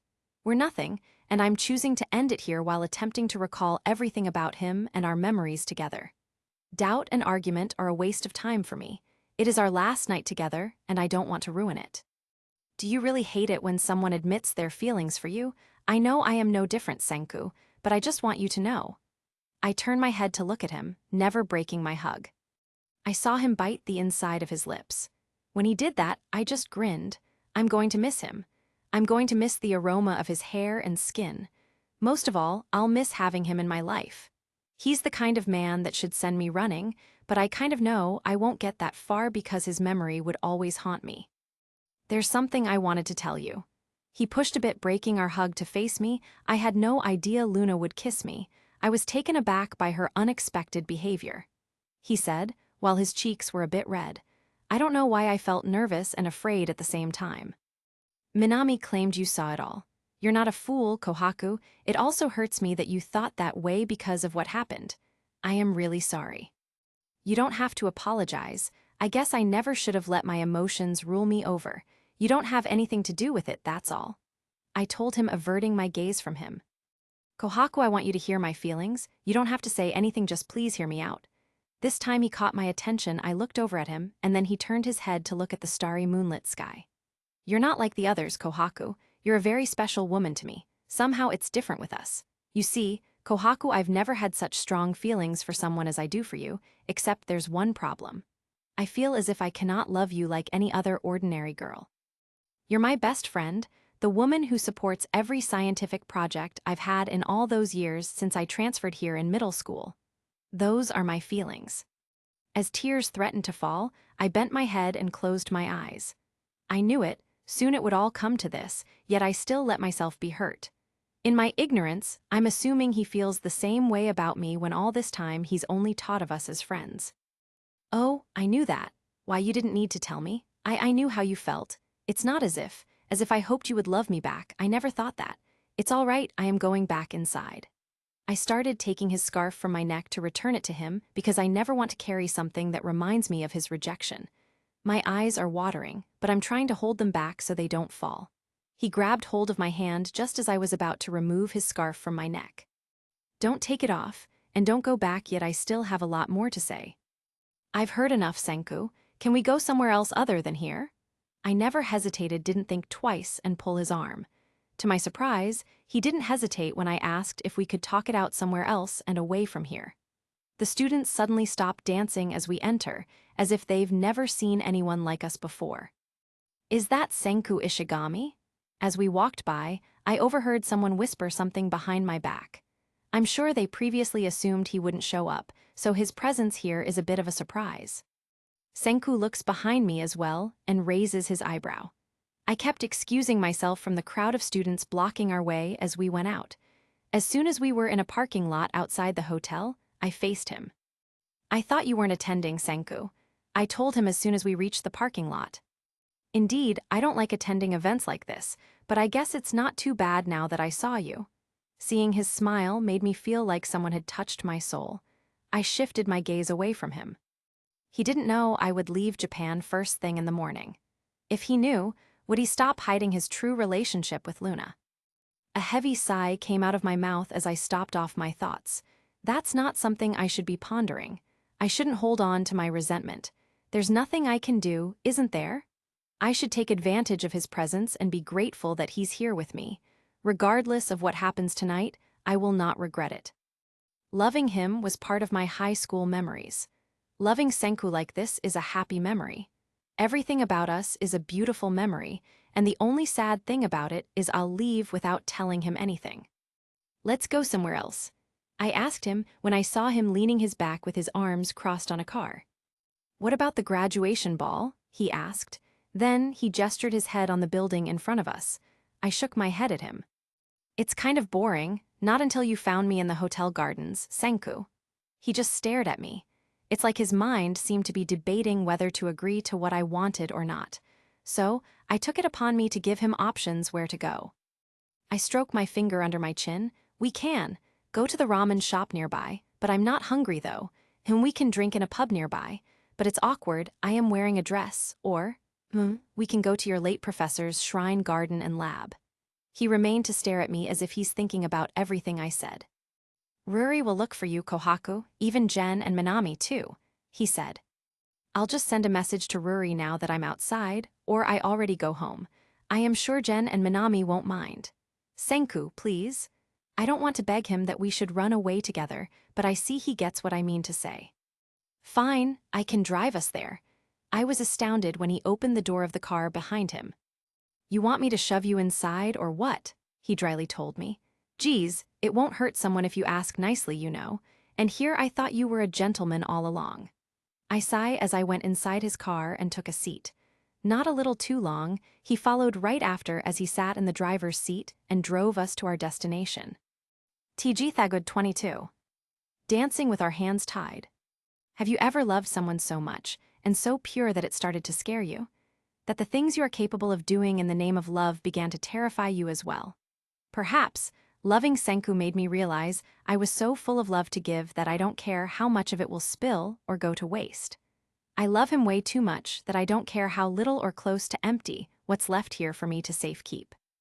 I loved him in secret, and am so happy now that I don't care how much it will hurt me in the future in case this won't work out.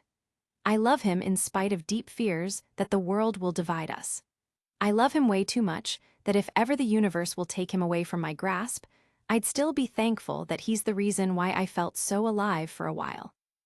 Oh, the miles I could go, the efforts I could give, the time I could spend. I don't care anymore if I am expending it to someone that's only here temporarily. I am happy now that despite how Senku's feelings were, this happiness that I have right now will all be worth all the pain combined in the end. He's my greatest love, and I don't care if he'll be my greatest pain. So, did anyone invite you for a dance? I heard him ask me while he kept his eyes on the road, and I was taking in his scent, wearing the scarf he lent me earlier. Yes, I've lost count of them, and I refused them all. His gaze briefly drifted to mine before returning to the road.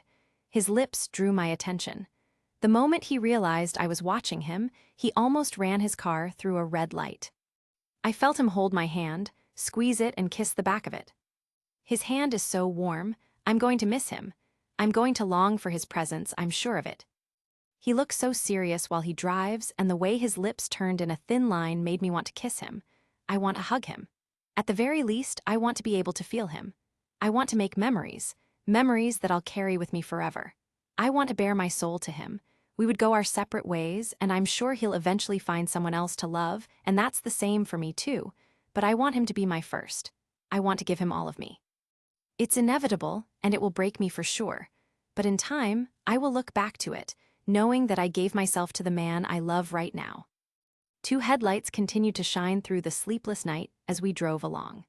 As soon as he parked his car and we got out of it, with no time to waste, I grabbed his arm as we swiftly made our way up the shrine's spiral staircase. I chuckled as to when we had already reached the shrine. It's no surprise anymore to see him sweating and looking all exhausted once we finish climbing the long stairs. We walked over to our usual spot in front of the shrine platform overlooking the greenhouse and the stream beside it. The moonlight and river reflections create a tranquil atmosphere. The landscape is still full of a variety of flowers that are in full bloom. I did nothing except breath in the lovely scents of the gerberas and other flowers. In the distance, I could hear the faint sound of someone's feet treading on the grass. It appeared as though Senku was following me with his hands tucked inside his pockets. He carefully unbuttoned his autumn coat and lay it on the ground covered in dried leaves and flowers. As I approached him, I unintentionally fell over my heels on a branch. Senku's arms grabbed me in the middle of my fall just as I started to lose my footing. My gaze was caught by his enchanting and dazzling eyes. He has a magnetic power in his eyes that has kept my heart beating faster. He held me until I was able to free myself from his grasp. Senku sat down in front of me and squatted. Held my stiletto heel in his hands, he unlocked the straps. "This is a pain for you," he said, and the sight of him acting like a gentleman made my heart flutter with butterflies. "I need that to look tall, you know." I hold my chest to calm my beating heart. He smirked at me. It didn't take him some time to unlock it. The touch of his hand on my foot sent shivers down my spine. He noticed me biting my lower lip and rose to his feet in front of me. Suddenly, his brows furrowed, and he turned his gaze to my other foot. "Why do you need to look tall? Your height already seems fine to me." He told me as he put my shoes away and stared at me. I just stared back at him as he sat on the ground, and I sat beside him. As time goes by, my heart is aching for us.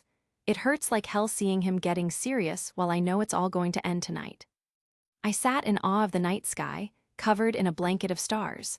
The more I looked at it, I can make out the stars filling the sky like pale corn into freshly turned ground. It seemed as though the darkness had the promise of life, and a warmth arose from the frigid air. It was a vastness to bring humbleness and infinite space to bring gratitude for the coziness of home. "You know, Senku, I do believe we've known each other since forever, though," I told him, never removing my gaze from the beautiful starry sky. "Really, if we're talking about science, I'd be happy to explain that idea of yours to you." I looked at him and saw him smirk before he averted his gaze back to the sky. "There is a theory that when the Big Bang happened, all the atoms in the universe were all smashed together into one little dot that exploded outward. It is imperative that's how we come to be. So hypothetically, my atoms and your atoms were certainly together then, and who knows, probably smashed together several times in the last 13.7 billion years. My atoms have known your atoms, and they've always known your atoms. My atoms have always loved your atoms." I widened my eyes at him and hold both of my cheeks as I felt it warm and blushed deeper shades of red. "The show will begin any moment now, lioness." I became confused as I turned to face him again when a couple of trains of meteors streaking across the sky in my line of vision reflected on the stream of water in front of us. I looked up and I gasped. "It looks magical. I've never seen anything like it." The sky continued to light up with thousands of stars as tiny bolts of light kept zooming across until they faded into dust. "You are witnessing the Geminid meteor shower. Geminid's meteors appear to radiate from near the bright star cluster," he told me as he pointed his finger at a group of bright stars in the sky, in the constellation Gemini, and it is one of the most active showers of the year. I was planning to come here instead of attending the graduation ball to note down my observations when I realized I needed to bring you along, too. Thought you'd also like seeing a live meteor shower show. "This is so cool, Senku.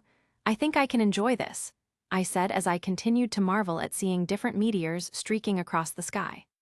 "You look cute as a kitten sometimes, lioness." I was going to yell at him when I turned to look at him with a startled expression as he drew closer to me like a magnet with a serious expression.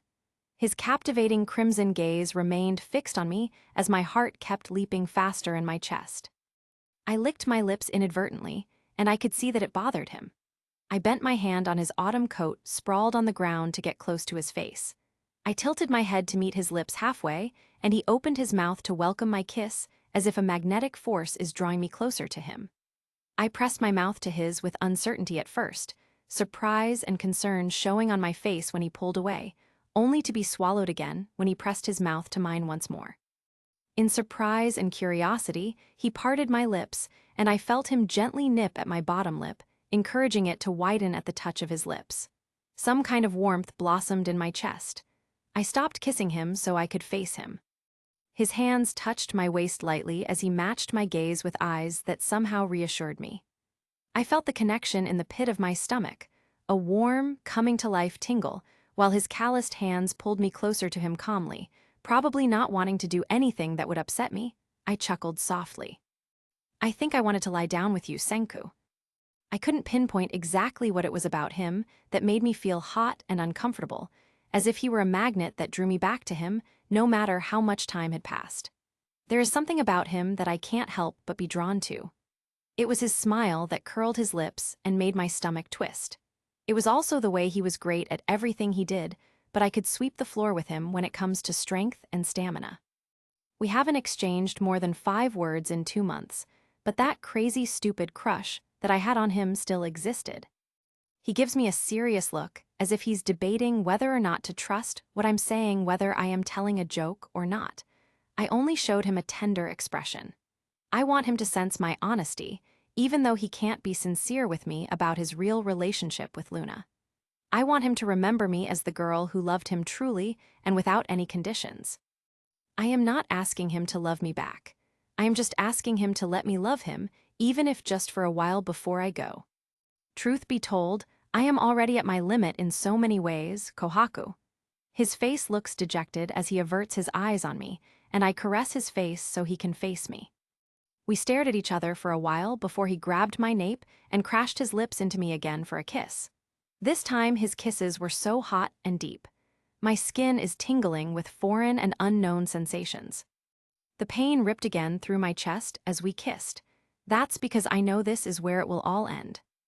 The closer I got to him, the closer I pressed my chest to his chest. Energy flowed at the contact, and I felt my pulse quicken, my body trembling in response to the kiss. My hands flew from where they lay to circle his head, and I felt him shiver as he bent down to me, and I unconsciously brushed my hands lightly by the back of his neck. Shyly, I sucked on his upper lip, a low moan falling from his soft lips. His hands circled my waist and pulled me closer. His lips deepened the kiss, his tongue touching mine with a little more pressure, and I found myself pressing my body against his warm chest, his body heat seeping through the shirt he wore.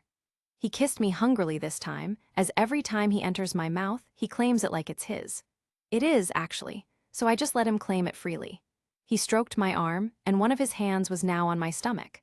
I took his hand and slowly brought it to my chest.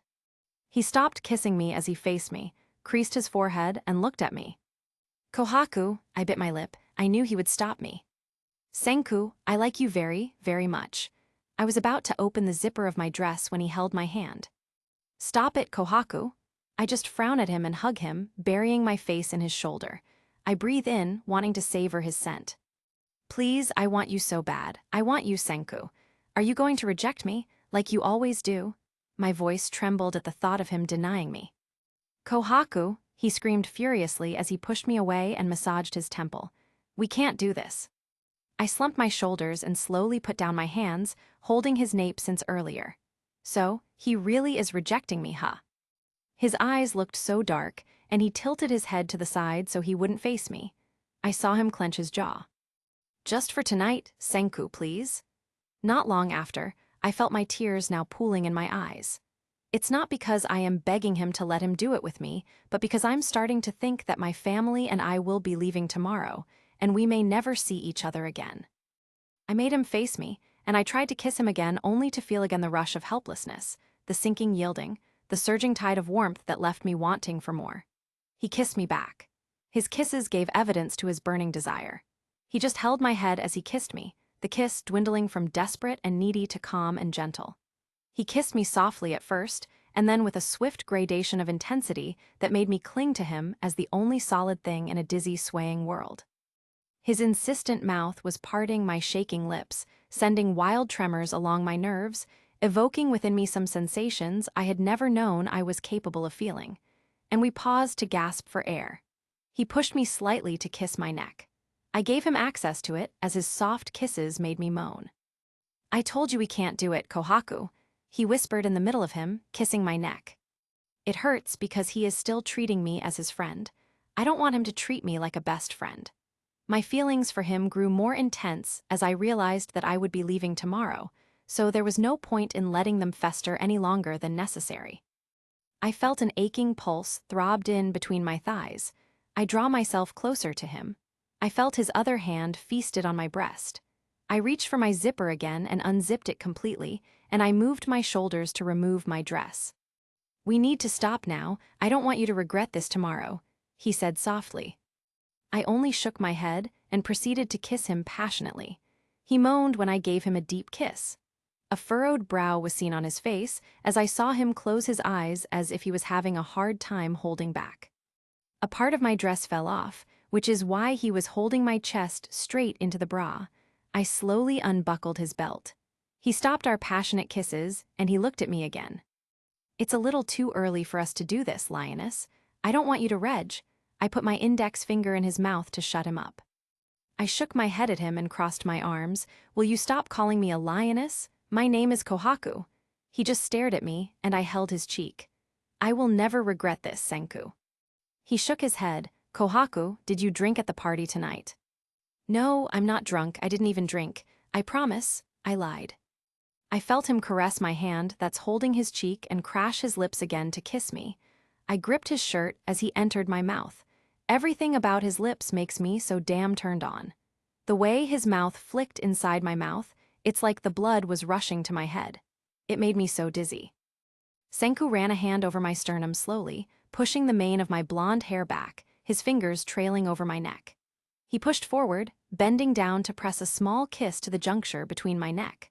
I gasped as my thighs pressed against him. I could feel him against my skirt, my lower body pressed just in the right place, his body heat seeping through the hard material of the jeans he wore, and it felt good.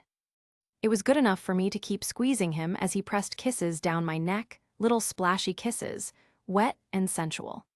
The other of his hands, the one that rested against the bare skin of my thighs, squeezed the skin tightly, and I gasped as I felt him hardening against my body. He sped up slightly, pushing me slightly to press small kisses to the skin of my stomach, the tiny skirt leaving a lot of skin out, and I moaned as he left a small bite on the side of my stomach, running his tongue over the spot after. When his mouth touched the top of my breasts, I gasped. I felt him unclasped my inside bra in an instant as his hand trailed down on my back, squeezing my waist tightly to hold me in place as he roamed from my covered breasts to my neck, the hand on my thighs moving down to grip my ass, and I lifted my hips when I felt his hands grasp a handful. It really is a very short skirt, I thought lightly as his hand on my thighs has moved up, past my skin in a gentle caress, moving up until it reaches the hem of my skirt. My skin felt a burning sensation from his touch. It also got the blood pumping inside me twice as fast, the path of his fingers down my thigh burning like an ember. I felt myself stir in his hand, the fabric of my skirt rising a little higher, his fingers digging deeper into my skin. "Tell me to stop, Kohaku," Senku whispered, his hand moving slowly up my stomach, his fingers teasingly sobbing a few scars. "Kohaku, tell me to stop," he grunted, hard this time. "Why?" I asked softly, lifting up on my elbows to watch him, and Senku grunted as I did so, a part of my hair falling to the side of my face like a waterfall. "I like you very much too, Kohaku, but are you sure you want this? I don't want you to regret this in the future. I don't want you to." "Hush, Senku, I want you to kiss me right now and to hold me," I told him. We decided to undress each other. It now leaves us in our undergarments covering both of our sexes. I pressed my lips on his again for a romantic kiss. Our bodies pressed together heatedly against his autumn coat, laying on the ground, breathing heavily as our lips pressed together. My chest hurts so much because I will leave. Right here, right now. I know this won't do, but I want him so badly it's unbearable. He claimed my breast. His calloused palms slowly kneaded the top, and I felt like I was going crazy from what he was doing to me. It's tickling me, and I'm relishing it at the same time. I need to be quiet. We're outside, and I don't want anyone to hear us. Senku, I cried. He didn't stop kneading it. I had to stop our heated kissing sessions because I felt like we had to stop it, but he didn't want to interrupt our kiss. He continued kissing me hungrily this time. I didn't know which one to think about, his hands on my breasts or his kisses. I lifted myself and locked him in my thighs. The throbbing in between my thighs fitted on his massive manhood. Shit, Kohaku, he cursed as he stopped kissing me. The remaining clothes we have seemed so offending to me. I gently grind myself on top of him. He grabbed both my hips to stop me from doing what I was doing. We both stared at each other, and I saw how something flickered in his crimson gaze as I boldly played with his boundaries. We're both sitting under his coat, sprawled on the ground, with only the night birds and the flowing water in the stream as the music in our background. I swear you won't like this, he gently told me. I only smiled at him, and I started grinding again. I can feel him growing harder and bigger. I bit my lip as I looked at him. He was staring at me and seemed angry at what I was doing. Kohaku, he warned me. I pushed myself in a primitive rhythm. I may be a virgin, but I am not a saint. I am fond of romance manga stories, and I have read some kind of naughty or inappropriate kinds of books in the past. I'm not all innocent. Senku knows that, and I'm sure of it. He won't call me a playgirl for nothing. He cursed as he watched me pull down my underwear, and I also won't allow him without any boxers on. It revealed his massive hard manhood as shocks of waves were sent to my skin, giving me shivers. I pushed him to lie down, and he seemed to have lost all his strength. I decided to approach him and put myself in as I heard him curse again. I bit my lip and slowly went down, and I was not yet done burying myself to him when I felt how painful this was. I didn't expect this pain that I am feeling right now. I gritted my teeth against the pain. I covered my face with my palm, and I wanted to give up immediately. It hurts like fucking hell. I did not expect this to hurt this bad. You are going to blame me tomorrow. You're going to regret this tomorrow, Kohaku. Senku kept warning me. I pulled back, thinking the pain would subside, but it only hurts more. I tried again, but Senku held my waist. He shifted our position as he dropped me to lay in his coat, and he was now the one above me and staring at me. His crimson gaze was now dark and dangerous. I closed my eyes and felt the pain of having my first time with him. Shit, he cursed as he tried to put it in. He caressed the middle of my thigh as he slowly inserted himself on me. I opened my eyes only to catch him staring at me, seemingly getting intoxicated with what was happening. A flashback to the first time I met him brought back memories of his dark crimson eyes, which first drew me to him. He is the only person who has ever been able to see the best in me, even when I've been at my worst. I could feel the wetness on his finger as he caressed my sex. I just closed my eyes and seemed to lose myself. He bent down and kissed me as he slowly inserted himself on me. Are you okay? This is going to hurt real bad, he whispered to me. I nodded my head as I tried gasping for air and couldn't stop panting. I felt dizzy, and I moaned in pain. Some bullets of sweat were already forming on my forehead. My hands were trembling, and he grasped my hand tightly as the pain hit. Ah, I moaned when all of him filled me to the brim. I could almost bury my finger in his back in excruciating pain. I tried to move and see if it hurt, and it did. The pain brought tears to my eyes, and I felt him wipe it away. He is now staring at me lovingly. Stop moving, all right, he whispered. I want you, Senku. My voice is already trembling.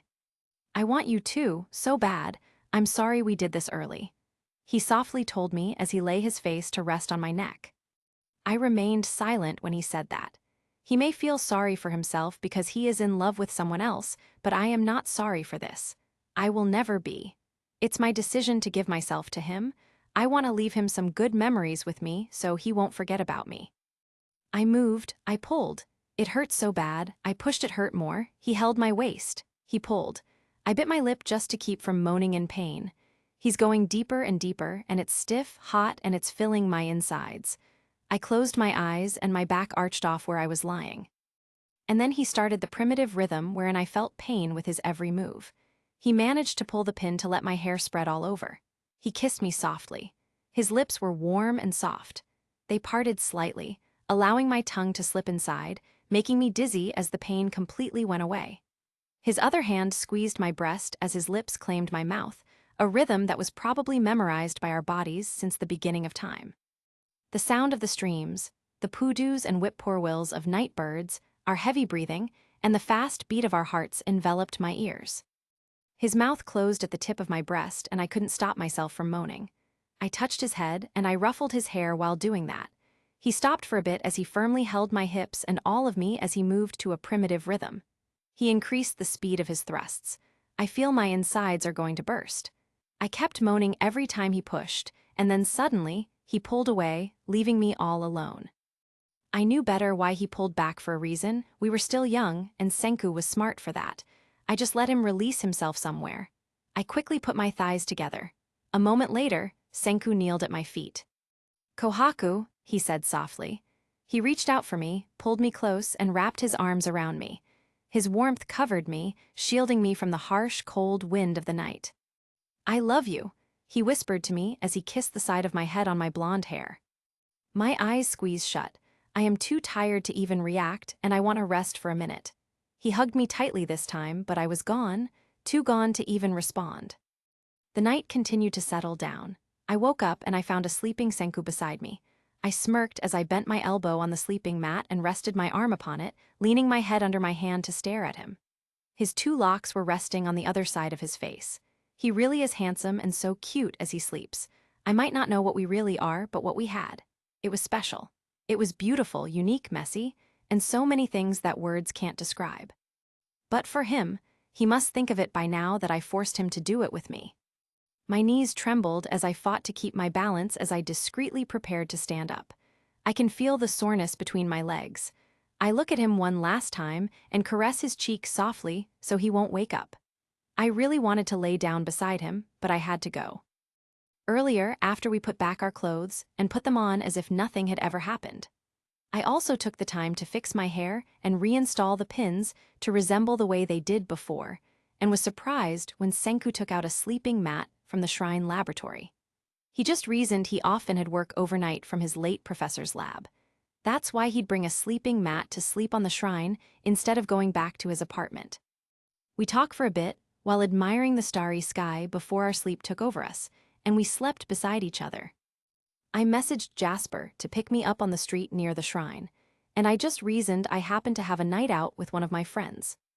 Once more, I return my gaze to Senku as he sleeps soundly, not knowing about my impending departure from his life. I could have spent forever looking at him and having his picture in an invisible locket, but I know he loves someone else and what we have is a forbidden relationship. I know we're not supposed to do it. We're so close, yet our hands will never touch again. That's also when the memories I had with him came raining down on me. I will remember the first time Senku accompanied me back to my house. I was there at the gateway of my house, and Senku was standing in front of me. He has always rejected me, and yet right now, I felt like I was never really ready to bid goodbye. I will also remember the first time he brought me here. There were small talks and more walks. There's comfort, but there's also a piquing awkwardness. It was a night filled with marvels and questions. A night we don't know what would thrive or what would wither. I didn't know what would become of us in the future back then, but now I know, and I can't help but feel my chest tighten. The butterflies died along with my hopes. He smiled at me that day as he put the flower in my ear. It will be the best memory that I will keep in my heart for as long as I live. Now it's just you and me, Senku. It's just you and my unsaid words. It's just you and my hopes up. It's just you and my silent longing. Just you and my long time waiting. I knew this was the perfect time to kiss, and tell him I liked him more than I wished I could put it more than words, but I knew it wouldn't reach him. You and I have the right to be happy, Senku. I kiss his lips lightly. I can at least do this, right? I hope you'll find your true love.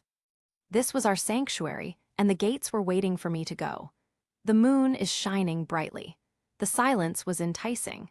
I gathered everything I needed to bring with me, and I tried to suppress my tears as I tried to find my way and dashed down the long stairs. I promised myself I won't look back. And as I leave this shrine that held the memories of our very first night together, this is going to be the first and last time I'll see him. I need to accept that the man I love in front of me already loves someone else. God knows how much I want to stay and wait, but I know it's no longer worth it. This night became the night of lost chances. Just another night I thought we could be more than friends. Just another night he'll never see me again, and he will remember that I left him without saying anything. The night I knew we were not yet ready. Still, the same old night when his smile I kept picturing in my head meant I should wait a little more. Just another night, I knew his heart never felt the same. TG Thagod 23. Painful Years, Part 1. 8 years later. Kohaku Hisashi tripped. Ryusui snapped his fingers as he made himself comfortable in his sun lounger. It's a bright sunny day here in Los Angeles. You don't seem like the same person I knew back in high school, Kohaku. You were so good at this game before. Now you seem to get burned every time someone mentions those things to you. People like you won't be able to move on if they are not willing to. Jin boldly told me as he sipped on his Don Perignon wine. I glared at him as I understood what he meant, and he just sneered at me. I chose to ignore them and just drank the foreign drink I ordered earlier. The strawberry shake I ordered seems to have dissolved and turned into juice due to the extreme heat. I've also been telling my side of the story for these two annoying meddlers about what happened 8 years ago. I just couldn't seem to tell them the last part. His name that I've been preventing to say all those years. I am painstakingly missing him, but I can't let my heart win this time. I've chosen to keep everything that has happened between me and Senku the night before I left. I also decided to get rid of those terrible behaviors I used to have when it comes to dating someone else, but I still can't shake the memory of my feelings for him, no matter how many years have passed. Time made me realize so many things. I had learned to understand how feelings never truly fade at all. It just happens that it grew so used living in silence and secrets. I tried, and I just don't want it yet. Ryusui recently admitted that he still harbors affections for me from when we were high school students. He has been hitting on me for almost a year now.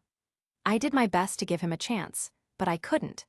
In spite of me rejecting him, he doesn't seem to take it seriously not until Jen opens up about me leaving with Senku during our graduation ball.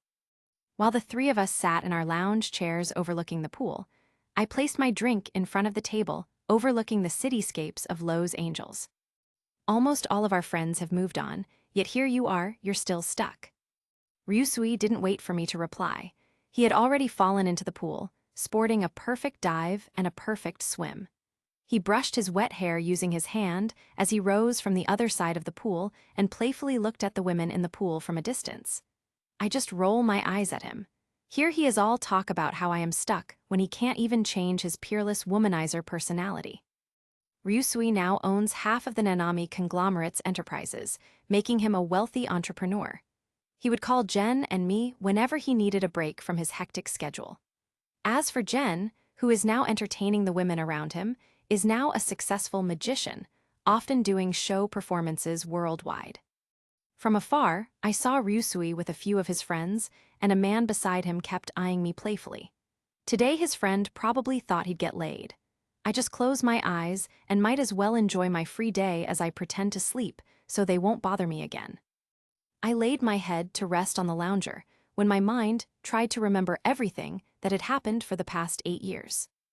The memories of those painful years are no longer staying in the basement of my oblivion. They are with me anywhere I go. They have invaded all corners. They have followed me around town.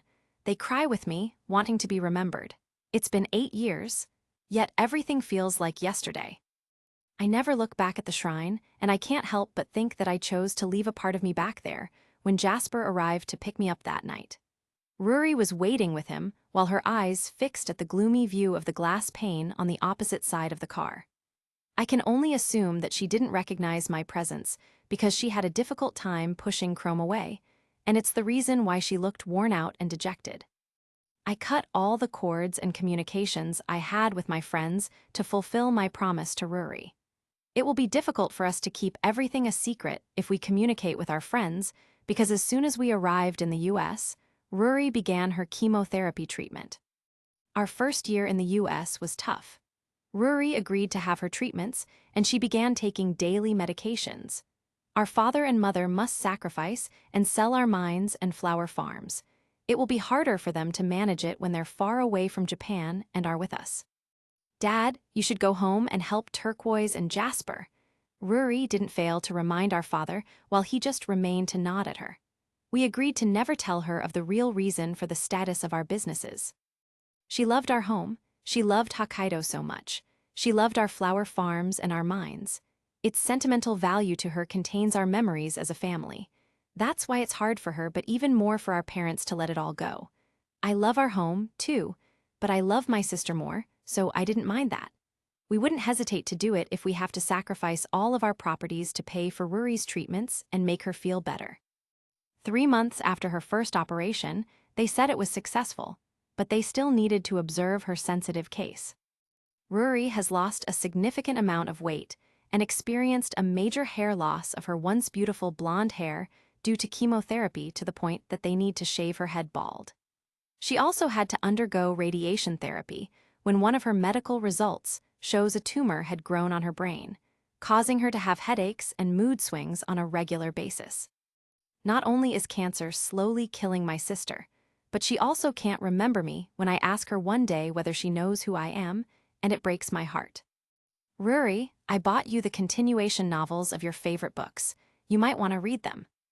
I just placed the books I bought for her on her side table. She did not say a word as she just stared at me. Her eyes looked dull and her lips were now pale white. I wonder if she still remembers Chrome and how much I wish he was here. I never asked for fear of aggravating her mental state. The door to her room flung open, and I turned my head only to see my mother's sister. She looked calm and composed. "Kohaku dear, can we talk for a sec?" she calmly asks me. Rory's nurse was behind her, so I'm assuming she was here to administer her daily medications. I simply nodded and followed Lillian out the door. Her calm expression changed the moment she turned to face me. "One of the doctors who attends to your sister told me that your father was rushed to the emergency room an hour ago. He just got here when the nurses noticed he was pale, and soon enough he fell unconscious on the ground." My jaw dropped as I gasped at the sudden news my aunt told me. "Where's Mom?" "I called her a few minutes ago, and she's coming here now." I just followed my aunt as she gestured me the way to my father's hospital room. That year was very painful. Father looked so helpless because he was diagnosed with a mild stroke. He was unable to walk, and his left hand could not move properly. If only we would have treated Rory the sooner she got it, she wouldn't have gotten worse like this. Mother cried out to me in an agonizing tone. She was very frustrated. We had a lot of hospital bills to pay, and she didn't know which one to prioritize. There was never a day she wasn't crying either on her own or in front of her sister. I remained mute as she put all the blame on me, and there's just nothing I can do because it's all true. "I'm really sorry, Mom. I hope you can forgive me. I really regret everything that has happened because of me. Please find it in your heart to forgive me." My mother didn't talk to me for months because of this. I chose to understand her. I refused to acknowledge that she's just playing favorites because the truth is, she's not. She's just really distraught because of what's happening to our family. Lillian is the closest relative I came to know here in America. She's like a second mother to me and helps me practice my English as I accustomed myself to American life. She also offered to pay for my college. I enrolled in a mining engineering school, despite the fact that I dislike it, in the hopes of reviving one of our family's businesses, which is located near our flower farms. I spent every day reading about plant science, how to manage our flower farms, mineral science, and everything else so I can handle it all when the time comes. Once I got my green card and became an official American resident, I decided to take up a part-time job, much to Lillian's refusal because she said she could fully fund everything I needed here. Still, I just don't want her to think I am relying on her for everything. I want to be able to earn for myself, too, even if I can just fund my allowance at the very least. Rory was never the same again. Her headaches became worse. Scars from biopsies and surgeries changed her appearance from the sister I knew. One day, she began having her worst seizure in years, and the doctor told my mother that she only had fewer than 6 months to live. I was devastated. For the past several months, I have often felt stuck when thinking about my sister and the short future ahead. It is difficult to make any major plans as I do not know when she may pass, or when I will need to jump in the car and rush to her bedside. It has been a long time since I've been able to speak to her normally. She's always spacing out. She forgets things, even my name, and she's always angry. Her health had deteriorated to the point where the doctors felt it was necessary to perform yet another operation on her. We were broke. Father was reluctant to completely sell our family's mansion and land in Hokkaido because it would be the last reminder we had of our time together with Ruri. It's difficult for me to admit, but the land is our only hope, so we can pay for Ruri's bills. We need to at least lease the land or something. A year after her operation, Ruri became comatose. Every operation she's had has failed, and it's only making her condition worse, so the doctors have given up hope. Whenever I was at work or school, I was constantly crying and blaming myself over how I had caused so much suffering for my family. Not only did I feel terrible for my past mistakes, but also for the rippling repercussions of my past mistakes. "It's all your fault, you ingrate." My mother kept blaming me for everything that had happened. "If only you were more aware of what you were doing, this wouldn't have happened. Because of you, Kohaku, your sister will never be the same again. You've ruined her chances of a better life." Mother told me as she weakly weeps in front of me. I hugged her tight to feel sincere, but she just slapped me and hit my chest in anger. "Is there anything else I can do to compensate for the amount of damage I've caused you, Ruri? I often feel bad for having such a healthy body. If I can do anything to relieve her suffering, I will do it even just a little bit. If only I could swap myself with my sister. I wish I were the one suffering instead of her. I wish I were the one who got her sickness. Ruri would still be able to live her life, and she would not have had such a hard time." Jen and Ryusui ran into me as their waitress a week later when ordering coffee. They waited for me all day till the end of my work and took me to a nearby bar where I sobbed in front of them over what was happening in my life. They were there to listen to me because I had no one else to turn to. I thought it would be easier if I just ended my life here, but then who would fight for Ruri, right? Who would fulfill her wishes? If I did that, I would only make things worse. I would always space out whenever I was with them. I went to a pub with Jen, who came to pick me up straight from work since I couldn't bear my mother blaming me every night. Jen gave me another shot of whiskey, while Ryusui takes pleasure in the company of beautiful women. We've been drinking for the past 3 hours. I want to be wasted every fucking night, wake up for school in the morning, and go to work right after that. Then get wasted again for the night. I can only hope that despite their busy schedules, they will be there for me through it all, otherwise I would lose my sanity from all of these. I sipped the alcohol neat after staring at it aimlessly. Ryusui stopped whatever he is doing to look at his phone while Jen merely stared at me, his eyes filled with worry. I raised my head and peered at them in silence. Ryusui put down his cell phone in front of me, and I recognized the person he was calling and who was there on FaceTime. "Minami Hokyutaze." My eyes widened, and I was about to give back his phone when she answered. "Kohaku," Minami coldly told me on the other line, and it seemed like she was expecting me to talk to her.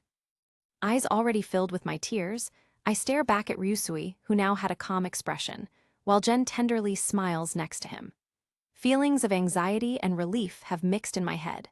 I fear for Minami's reaction to reconnecting with her after so long, and relief, because I've seen a friend whom I also thought would understand me better than Jen and Ryusui.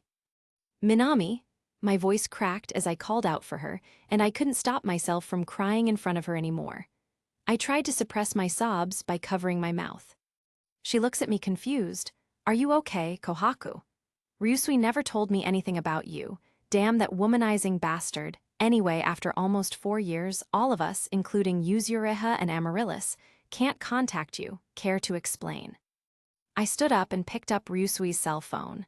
I know he's a jerk, but I think he and Jen know what I really need.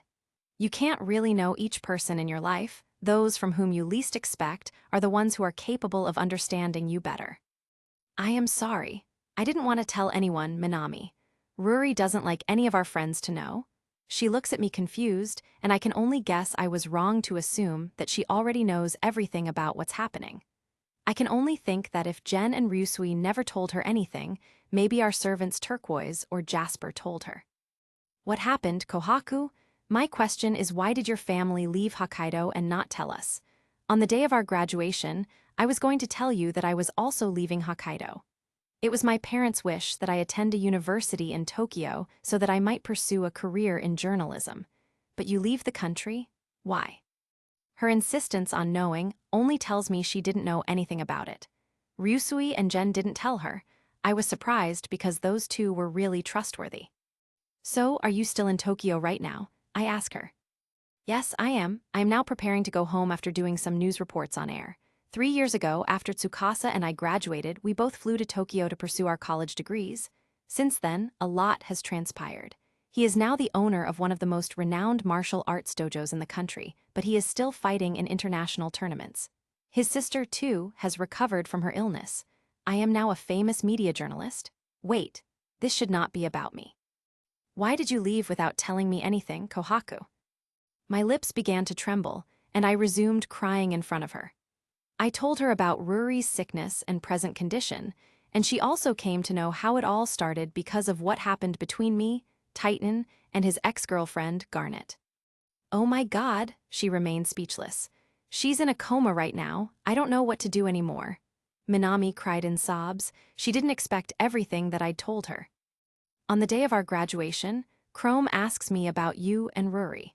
I didn't know what to say to him because I had no idea what was happening and why you two were unable to attend our high school graduation ceremony.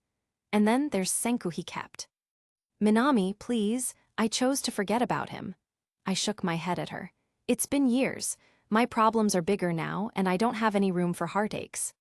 She kept sniffling as her nose became red from all the sobbing, but Minami didn't seem to be bothered by it. We talked about my new life in the United States, and I periodically spilled the beans regarding Ruri's medical condition. I eventually made her realize why I had to tell her what I had to tell her, even though she was angry at first. She just can't help but be moved by it. A week after reconnecting with Minami, Ruri died. She died in her sleep. I couldn't bear it any longer and had to leave. I was unable to eat. I felt like a ghost in a world of paper dolls as I was engulfed in a sea of emptiness and despair. Lillian was soothing my pained mother, and my father suppressed his emotions to cry when I told him of the news in his hospital room earlier, so I opted to leave so he could grieve all he wanted on his own. Suddenly, everything around me was simply a noise, a diversion as I stumbled into the hospital lobby to be alone with my feelings of loss. My life used to have patterns and had a long list of dreams that I wished to fulfill with my sister. I was doing my best to stay strong despite everything that has happened and thriving to do my best. Life put me in my darkest phase, where all these monsters recited all of the mistakes I couldn't undo. It left me with the deepest wounds that no amount of time and acceptance could mend the moment I heard of Ruri's death. I felt empty with nothing left in me. I realized I couldn't be as motivated as I used to. I was devastated when I heard Ruri died, and it all led me to the darkest holes or sharpest cliffs. I felt so wrecked and directionless. It was crushing to think that it takes a short period of bad experience and reckless decision to risk my sister's life, but now I just wish to turn back time when she is still alive and healthy. I have no reason to live anymore. I felt tired to try again. I am no good because I felt like a failure for being the reason why my sister died. It felt like a lonely night here in the hospital after I just saw the doctor cover my sister's cold and lifeless body. The raindrops tiptoe along on the glass windows here in the lobby as my memory with my sister kept flashing back on me like a broken record. The way she covers my head every time it's raining and we don't have an umbrella. The way she'd cover up for me every time I got into trouble. The way she gets angry with me because of the relationships I had.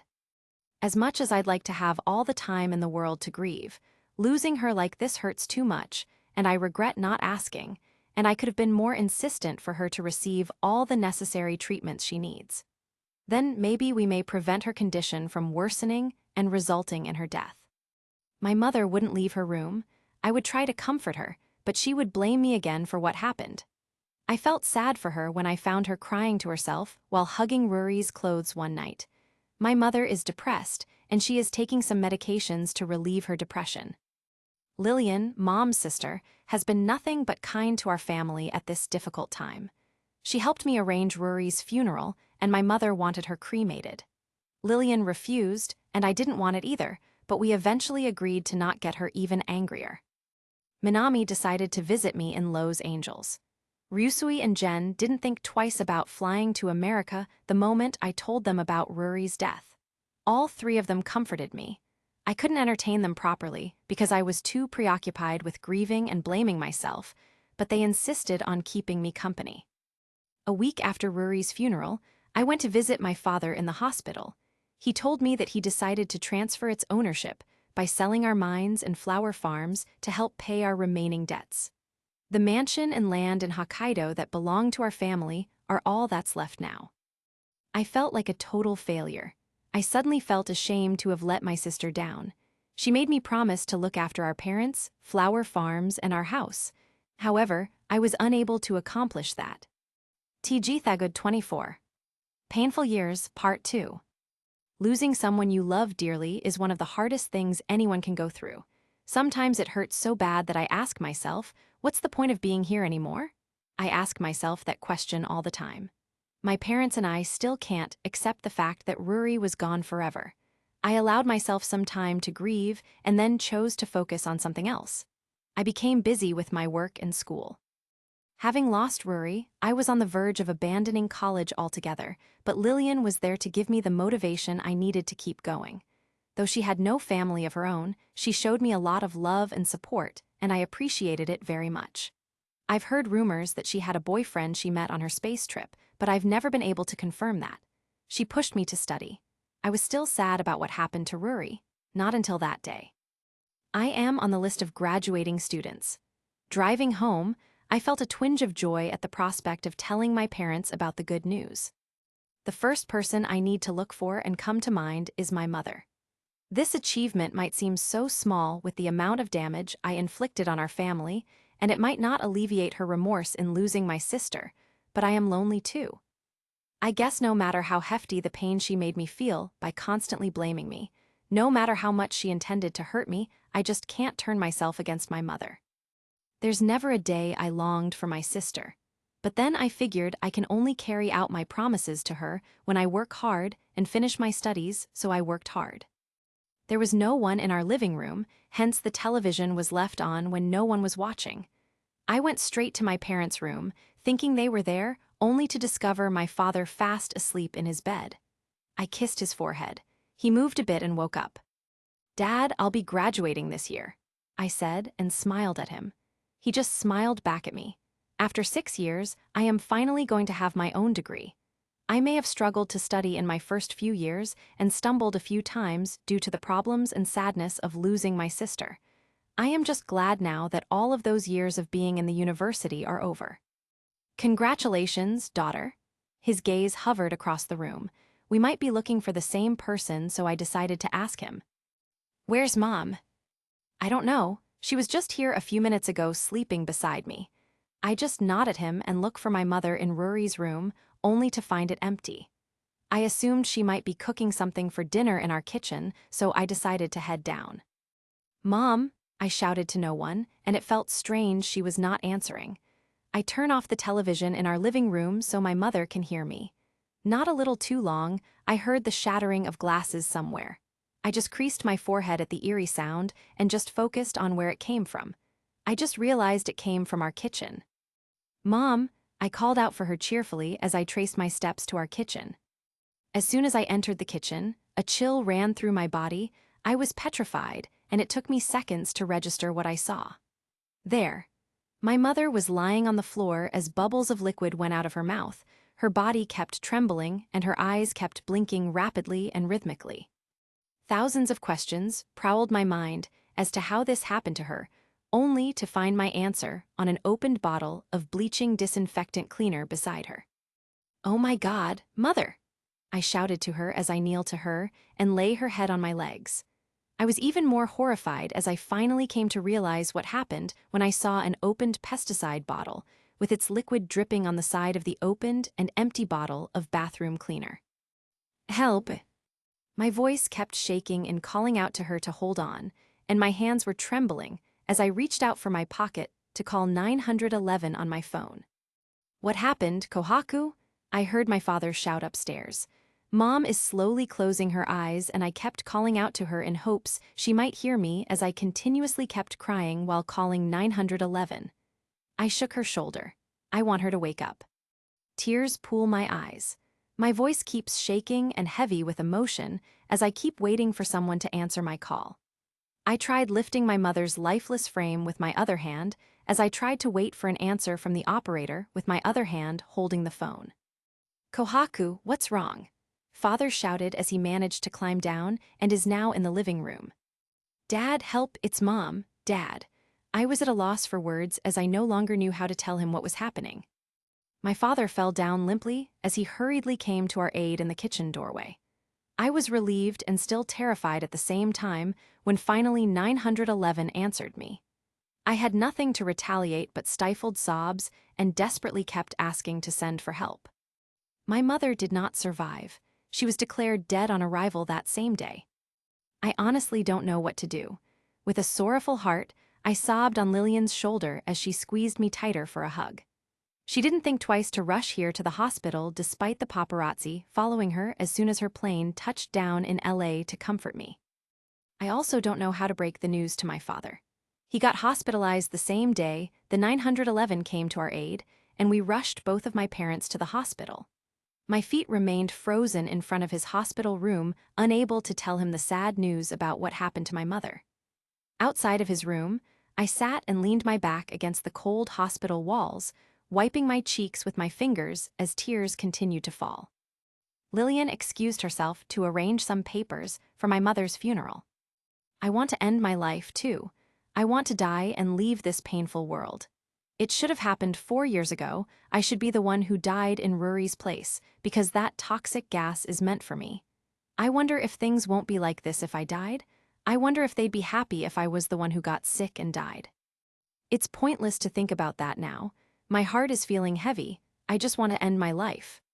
The door to my father's room flung open, and I was surprised to see my father's worried expression as he tried to stand up using his crutches. A year ago, his left leg won't move as an effect of his mild stroke. Just staring at him brought tears to my eyes. I stood up to help him. My father appeared to me to prevent me from thinking about committing suicide. He reminded me that I still had him and that I don't want to abandon him for my own selfish desires. Where's your mother? How is she? I can no longer hold back my tears when he asks me that question. I remained mute. I told him he needs to rest, so we went back inside his room and I helped him sit on his bed. My eyes are already misted with tears. How is she? I heard my father ask me again. A sob rose in my throat and my tears started to flow.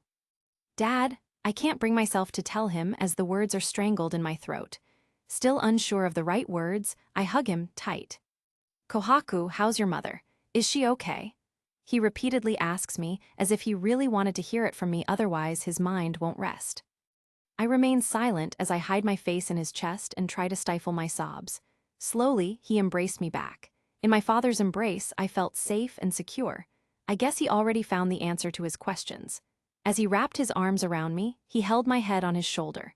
I decided to hold back my tears for fear of how he might react. I was about to go to the nurse and ask for him, but his hug was simply too tight for me to do that. I felt hesitant to let go. He might break a little more. Father, I'm sorry for what I've done. I'm really sorry. I know I am the root of all of this. I don't know what to do anymore. I just wish I was the one who died instead of Rory. I am sorry for everything that happened before. I'm very sorry. I cried out to him as I buried my face in my father's chest. I felt suffocated from all of the cryings. My eyes are already swollen with tears. SHHH? Father pushed me away, held my shoulders, and made me face him. Kohaku, stop saying that. This isn't your fault. Father's voice is trembling and my chest tightens seeing him hurt like this.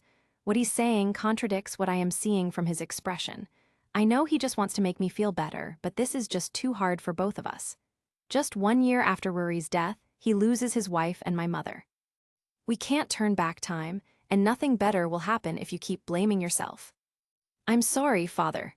I softly told him, and he just hugged me back again while caressing the back of my head to comfort me. My father's eyes were desolate. My heart can't seem to accept what he's saying to make me feel better.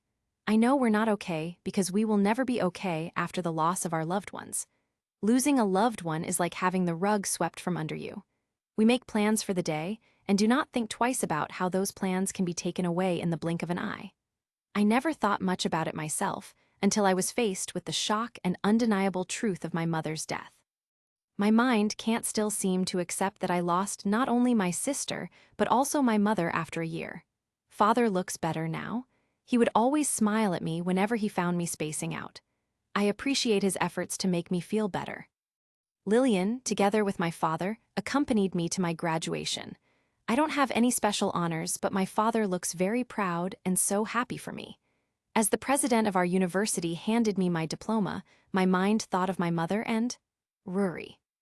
Rory, if only you were still alive and here, I'd bet you'll also be proud of me, and I will be very happy that I get to share one of my achievements in life with you. Her pretty smile was all I could recall as I attempted to hold back the tears. Maybe I will never understand why you have to die. Do I deserve to be punished like this because of my mistakes? And to my mother, I am sorry for failing you as your daughter. I'm sorry if I am not enough to make you go on with your life. I am sorry for thinking we will recover from our loss and you died carrying your anger for me and longing for Rory. I have many regrets and how I wished I was the one who died. I could stand in the fire of hell more than what I am feeling in my world right now. I opened my eyes only to see my father clapping his hand enthusiastically and smiling for me. I couldn't help but smile back at him when I saw his teary eyes. I should have been grateful that my father is still alive and well. I will do my best to take care of him. I am willing to do everything so we can move forward together. Kohaku, I know this will be very hard for you, but I need to tell you this. Lillian approached me one evening after I came back from jogging outside in my free time. My father is already resting in his room. She wanted to talk to me, so I obliged. Your father seems really willing to sell your estate in Hokkaido. Rin is dead, and now it's up to him to come up with the money for his medical care and therapy. I offered to assist him on behalf of my sister, but he refused since he didn't want to feel indebted to me. I figured it'll be okay if I ask you instead how much are the costs of your mother's debts so that I can offer my support in covering all of her expenses. My eyes widened at what she said. The mansion and the land are our last remaining property in Japan. I could feel her squeezing my hand as she held it. Kohaku, please talk to Kokuyo about this matter. Tell him to ponder about it first before selling. I know it's important to you and your family. You have all your memories there with Ruri and your mother. It'd be a shame to lose it. I just nodded my head at her and decided to ask my father about it as soon as I visited his room to bring him his dinner that night. Dad, I'll work hard to pay for all your treatments and medications, just please don't sell our mansion back in Japan. The house is my last remaining memory of Mom and Ruri.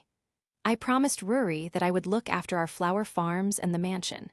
I promised her. His face looks dejected. I know, Kohaku, but selling our properties will benefit you in the future, daughter. I know it's sentimental value, but you're all I think about. He pulls his arm up even though there's small tremors as an effect of his stroke to hold my face.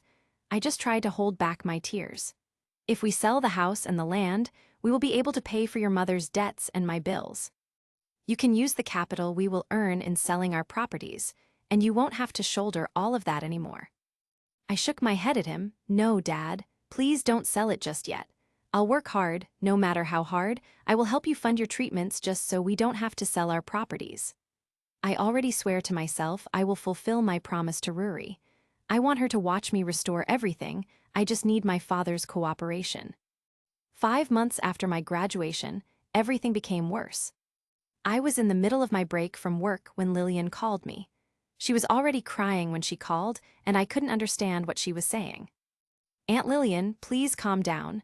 I heard her take in deeper and exhaled breaths. Now, can you tell me what's really going on? I am on my way home, Kohaku, when one of my servants told me your father is. He is just taking water to drink in the kitchen when he unconsciously falls down, and they said they called 911. Only to find out Lillian can't make out the right words to tell me what really happened because of grief as she choked on her sobs. I felt as if I was paralyzed. I felt that if I moved it would be real. I just had this blank look on my face. I had no reaction at first and I wanted to deny it, all of it. I kept saying to myself, no, it is a lie, they made a mistake. To my complete horror, I was wrong and could not hold the heartbreak any longer as I ran inside the employee's bathroom after I dropped the call only to sit on the floor in a disheveled heap as my grief poured out in a flood of uncontrollable tears. I didn't imagine him dying on his own, struggling by himself with a stroke. My Aunt Lillian was too late to save him. They went to go rush him to the hospital, but they were too late. I didn't think he would leave us so soon, but you know what they say, life doesn't always go as planned. I never got the chance to say goodbye or tell him I loved him very much and that I was grateful for all that he had done for me. I never got to tell my father what an inspiration he was to me, and I never got to hug him one last time. It wasn't fair. I hated that I wasn't there for him, and I couldn't do anything about it. I guess when people say that life isn't fair, they really mean it. After I've cried myself to exhaustion, I turned to face the mirror.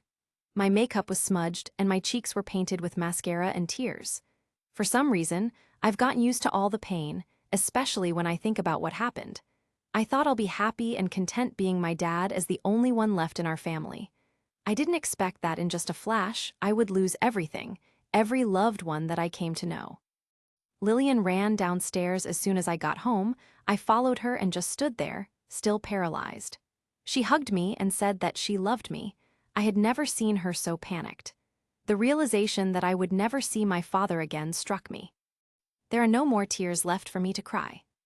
I am wearing black from head to toe as I feel nothing but depression and just stare in a daze at the 3 side-by-side columbaries of Rory and my parents where their ashes were buried.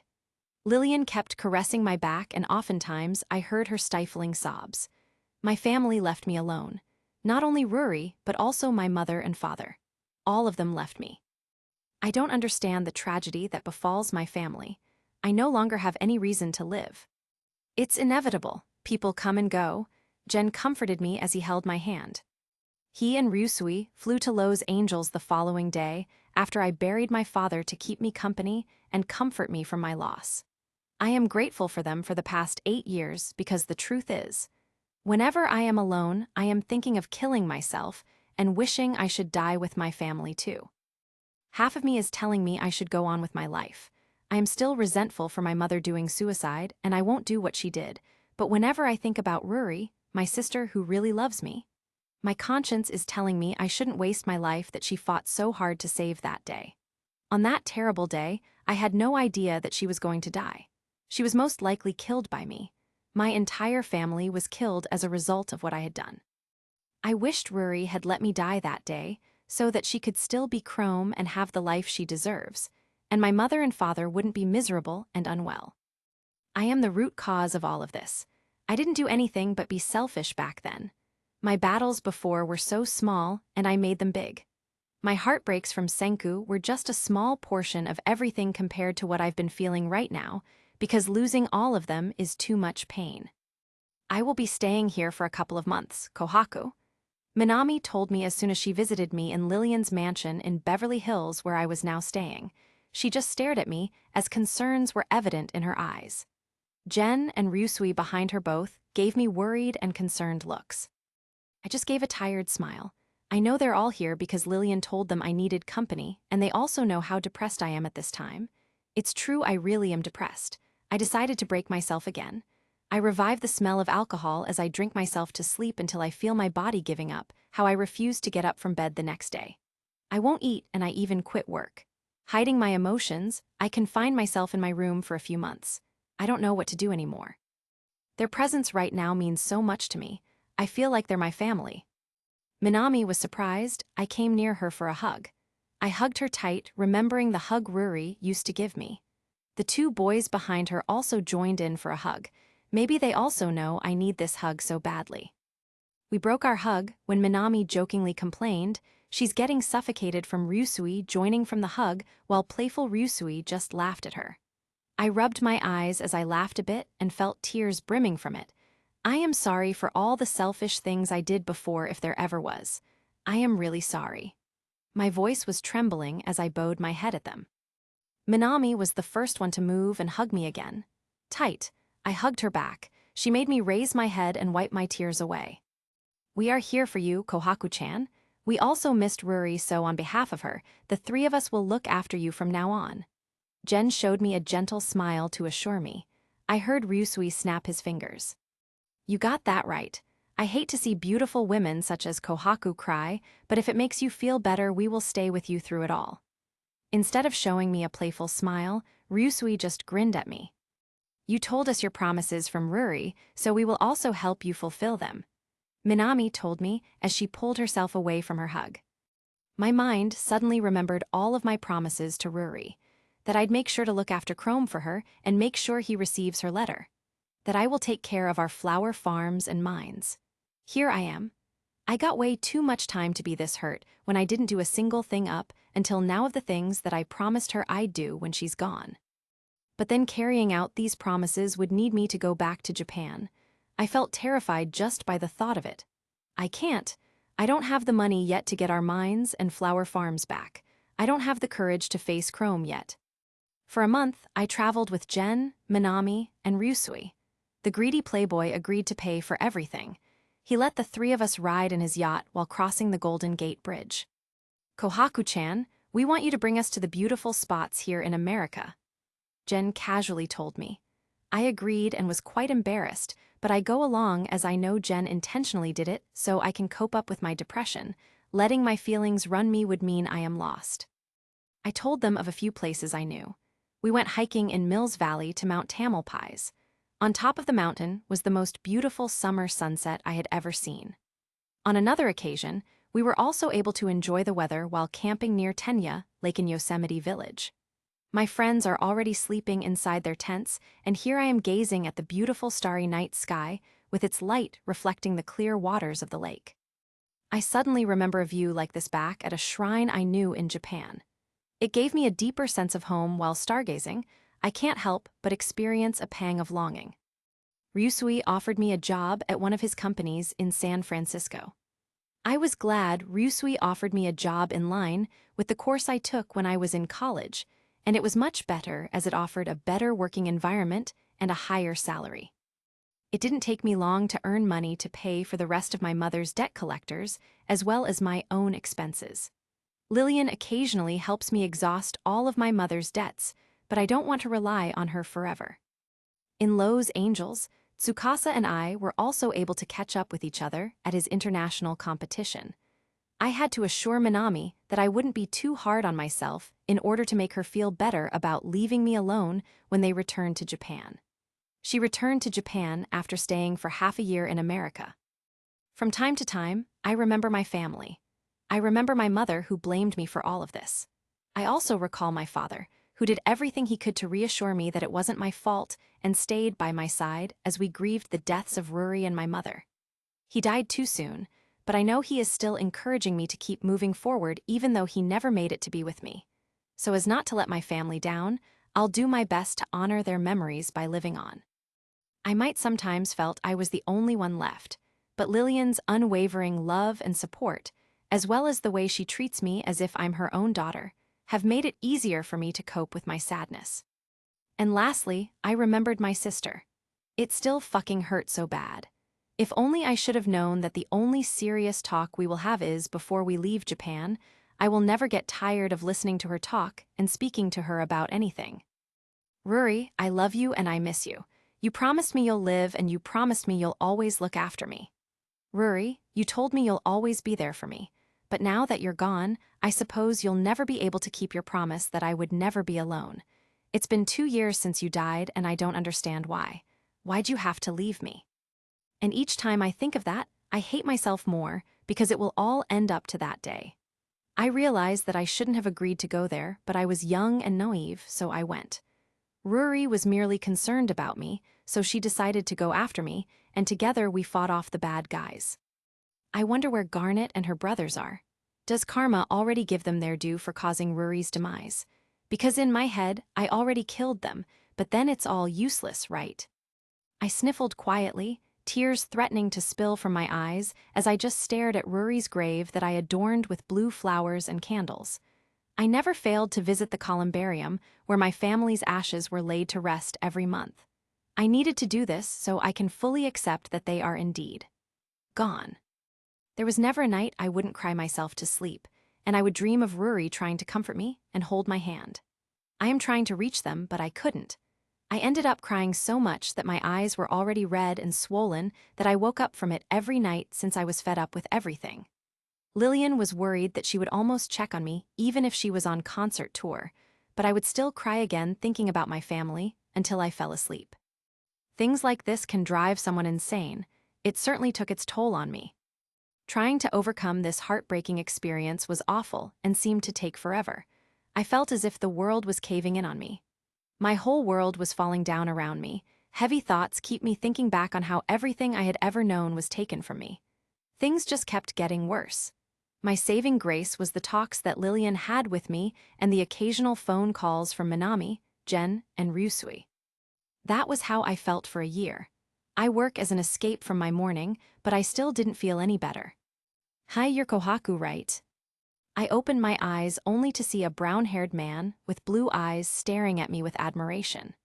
I am lying with my back facing the sun as I made Ryusui's friends believe I am catching some sun when in fact, I just really want to avoid Ryusui's bachelor playboy friends. Indeed, birds with the same feather flock together.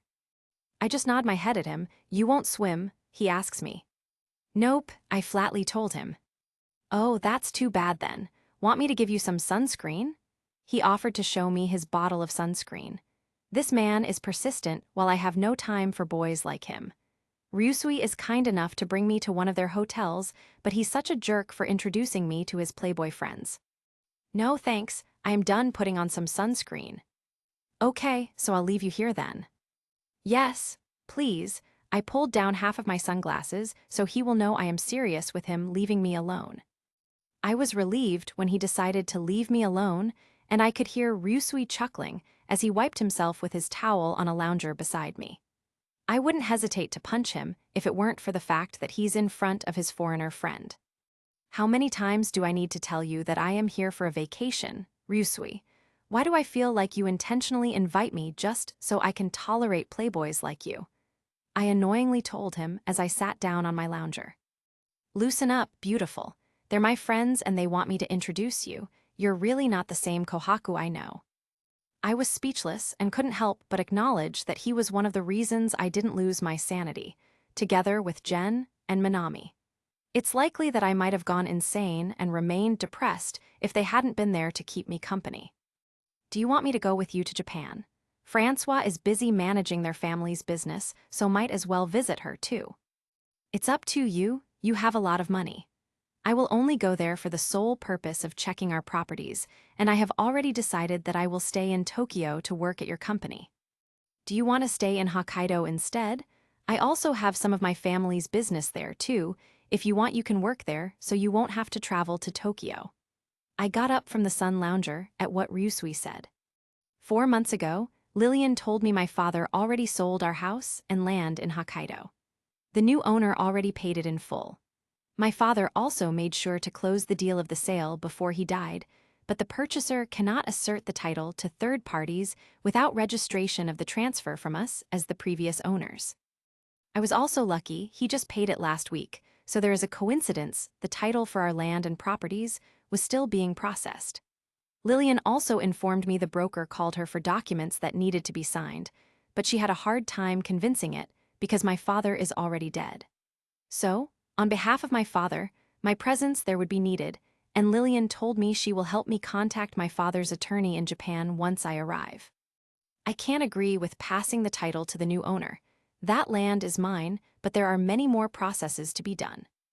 I'll make sure to halt transferring its title to the new owner.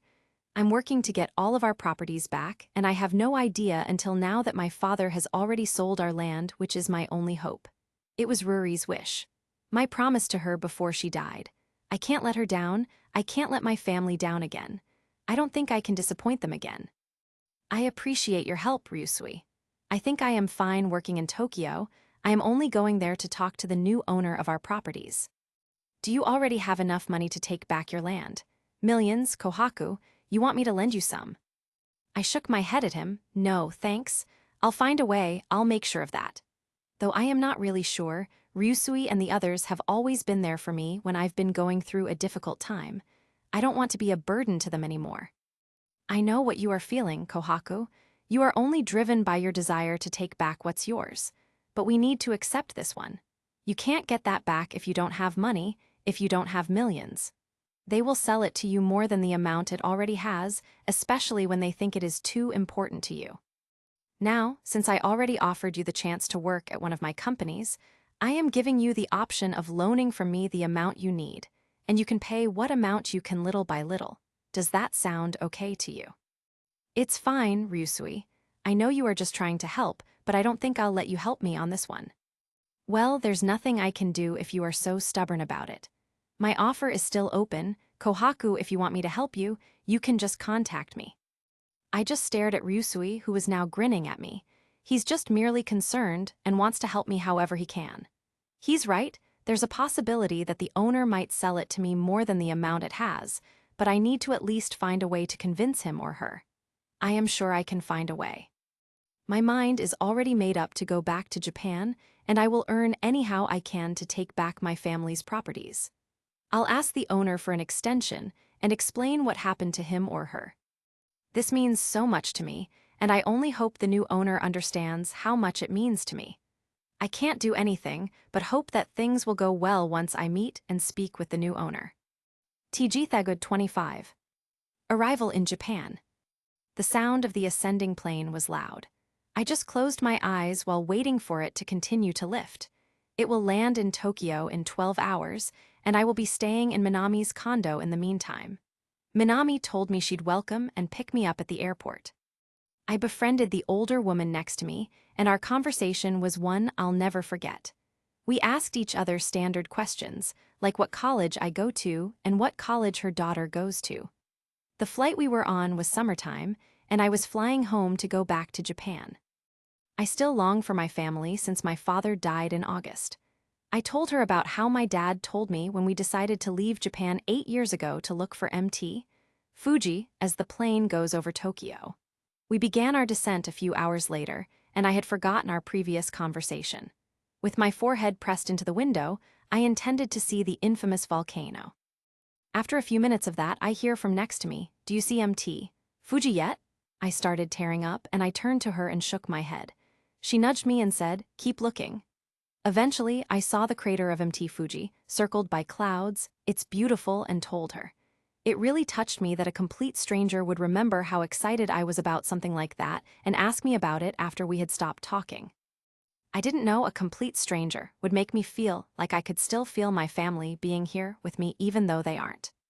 Your family may be gone, but I feel like there's someone special in your life that's waiting for you to return to Japan.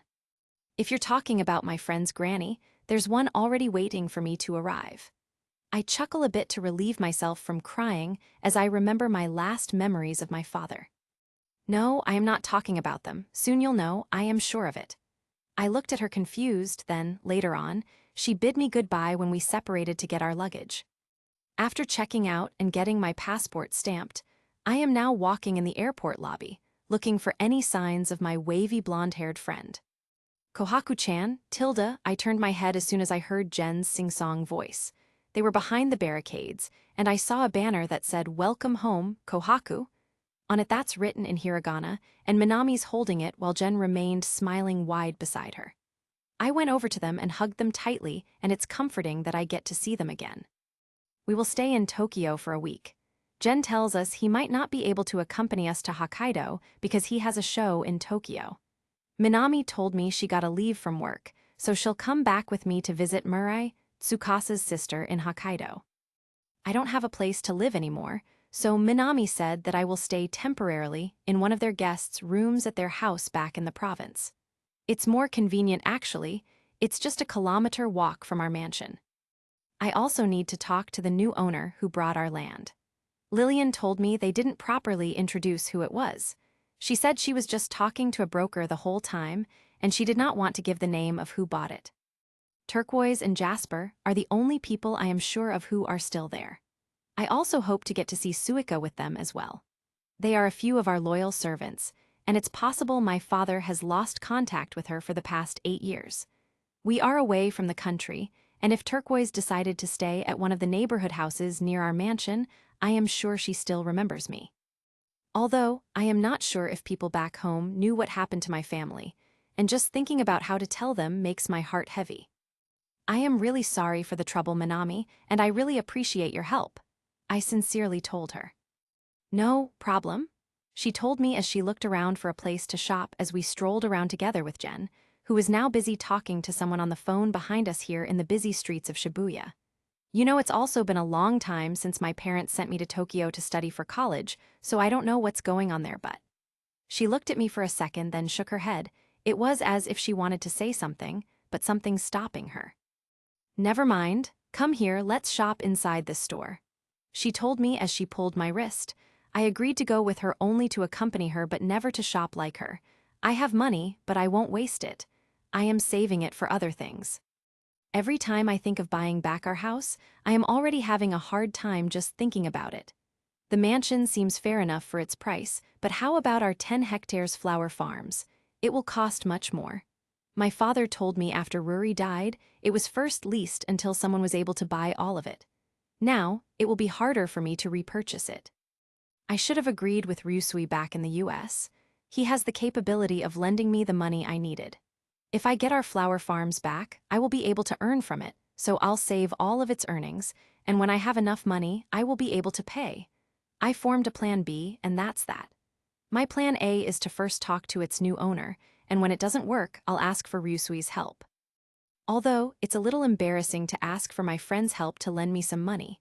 If before I didn't have problems having not enough money, now I don't have the leisure of that lifestyle anymore.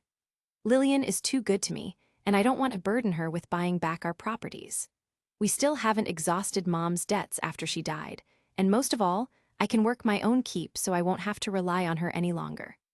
Come on, Kohaku, this dress really looks good on you, try it, Minami told me when she showed me a sleeveless sky blue dress. She wants me to buy clothes. She told me she'd pay for them, it's just I am too adamant not to accept it. Kohaku-chan, it's not bad if friends want to treat you sometimes. Jen told me behind my back while he was holding both of my shoulders. Back then, when you're treating me to some strawberry cake, I didn't even care how much it would cost. Now even this you can't tolerate. I didn't know you're prideful too, Kohaku-chan. Jen smirked at me. He mentioned something that surprised me.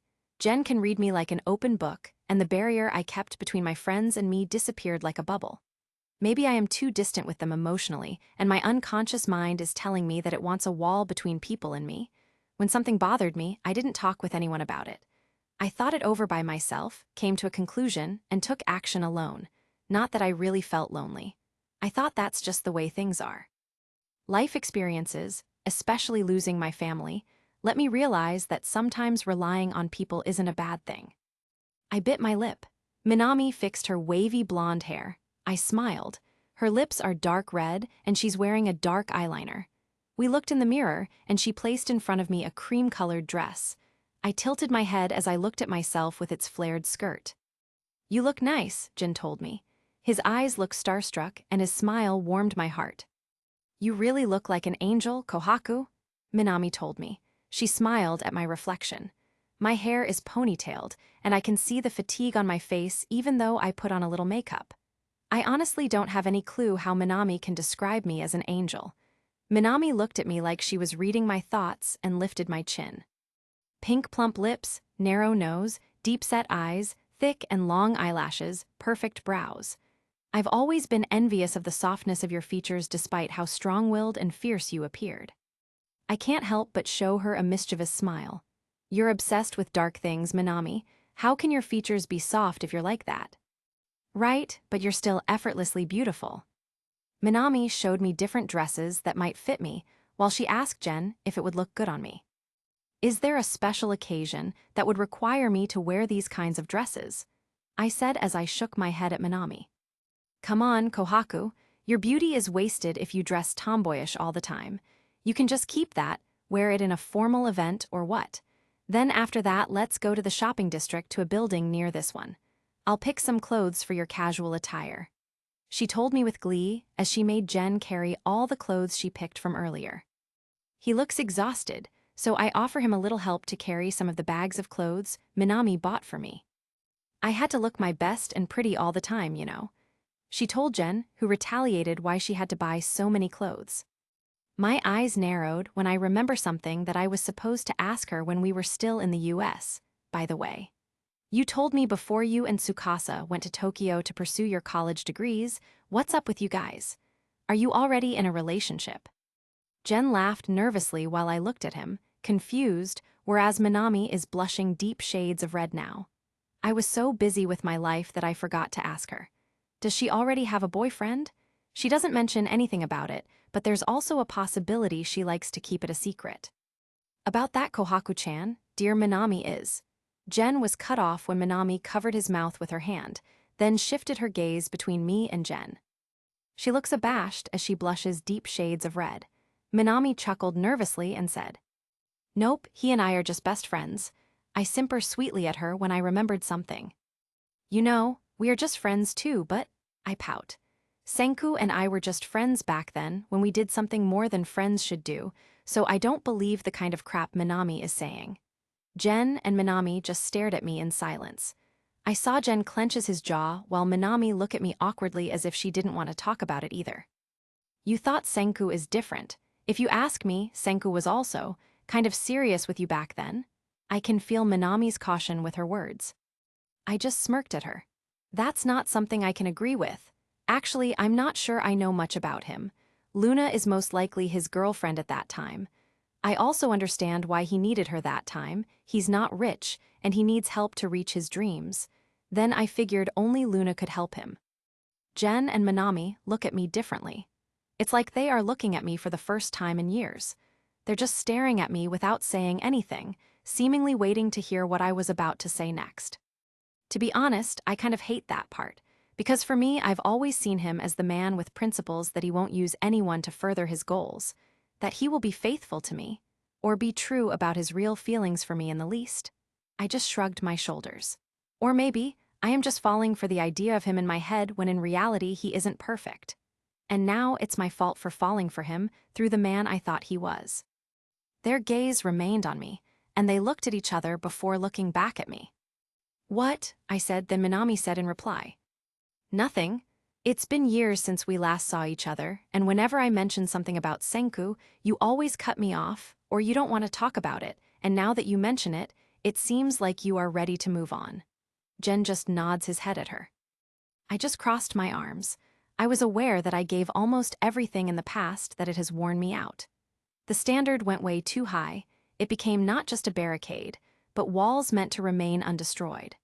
I was afraid back then that if I overshared love, I would soon feel empty, and it would leave me with so little that it's incapable to be shared with anyone anymore. And that's the scary thing, because what if that's the last time I will ever love that hole again? What if that's the last time I'll be happy and be willingly in love with no fears that hold me back? What if that's the last time I will ever be reckless with starts, because I was clueless that this is how endings would injure me? It terrifies me, because what if I'll never love someone the same way I did while I was still at my best? Back when I was in high school, I thought Senku was my biggest problem, but in reality it's just a speck of dust compared to what I've been through all these years. Deep inside, I am honestly hoping never to cross paths with Senku again. I can't choose love by compromising my peace. And yes, I am painstakingly missing Senku, but I can't let my heart win this time. Not this time. I faced Minami with a weary sigh to change the topic. "Anyway, wanna grab a bite?" "Oh, I know a place around here that sells really delicious Japanese sushi and ramen," Minami said with glee. "Crowds are fun and all, but there are so many people out here, Tilda." Minami put her arm around my shoulders as we crossed the busiest intersection pedestrian lane in Shibuya. Our car usually rode along this area before going to Ruri's hospital, but I never really appreciated the place unlike now. The sprawling scramble intersection just outside Shibuya Station embodies Tokyo itself. Action in all directions. 3 huge television screens mounted on the buildings facing the intersection flash all day, while the rest of the area is covered with lights, advertisements, and more lights. Minami turned to face Jen and said, "I'm so glad I brought you along, Jen. If it was just us, Kohaku would have been hit on so hard." Minami smirked while we were almost done crossing. I turned to look at Jen and said, "We could have just ignored them, but you always went for the hooray you." "As well," I added. Minami chuckled. "Huh, Kohaku, that gives me the creeps, and please wipe that smirk off your face, dear Minami," Jen said, trying to dismiss Minami's teasing. I chuckled. Jen was walking beside me, holding some of Minami's shopping bags, when he asked me out of the blue. If you will meet Senku again, what will you do? My heart thumped louder in my chest. I didn't expect Jen's unexpected question would make me this nervous. I averted my eyes at him. I never really thought we'd see each other again because there's little to no possibility that we'll ever cross paths again. It took me minutes to answer Jen's questions while he was just staring at me while crossing the intersection. I used to think I would be living in America for the rest of my life. This is the first time in years that I've been here in Japan, and I'll live here until I fix the problem we have in leasing our properties to the new owner. I realize I still need to fulfill my promises to Ruri to give her letter to Chrome, so I really need to go home. I don't know, I haven't thought about it. I hung my head low. Have you been in a relationship when you're in America? This time it was Minami who asked me that question. I just chuckle at her. You think I have time for that? I only have time for Ruri and my studies. I also only have you as my few friends. I just shook my head. She's right, Minami-chan. Ryusui's bachelor friends are scared of her. They are often afraid she might beat them up. I widened my eyes at Jen, so what Ryusui told me last time was true? All that time, I thought he was just kidding. Do I really look that scary? Well, it's better than tolerating them asking me out on a date every now and then. So, are you not in any relationship? Do you still like Senku? I almost coughed when I choked while eating ramen. Has Minami always been this straightforward? She just gives me a teasing look while she's picking up another sushi to eat, and Jen beside her is busy drinking his udon soup from his bowl. I wipe my lips and put down my chopsticks above the bowl. No, I mean, if you're asking about how I get along with him, then maybe we can still be friends. It's different when we're still in high school.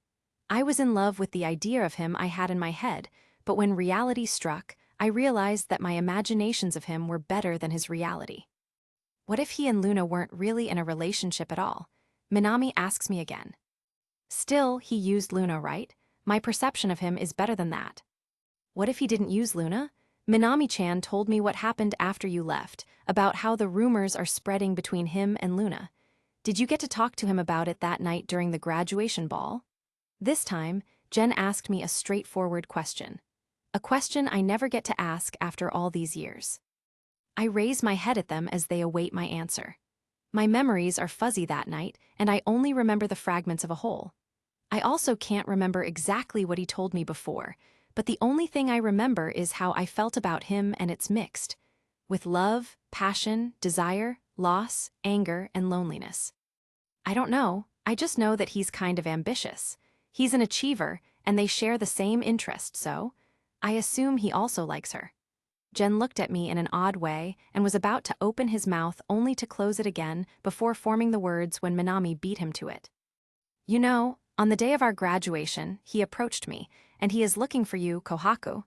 Minami told me while she was busy sipping on her latte. My heart pounded in my chest. I am not sure if I am ready to face that one. Jen just agreed with Minami. I honestly don't know how to answer him that time, and I didn't expect that you wouldn't show up that day, so I just shove him away. If it weren't for Tsukasa, who reprimanded me for my mean attitude towards his friend, I wouldn't know from him that you went out of the country. That day, he told me your servants told him you already migrated.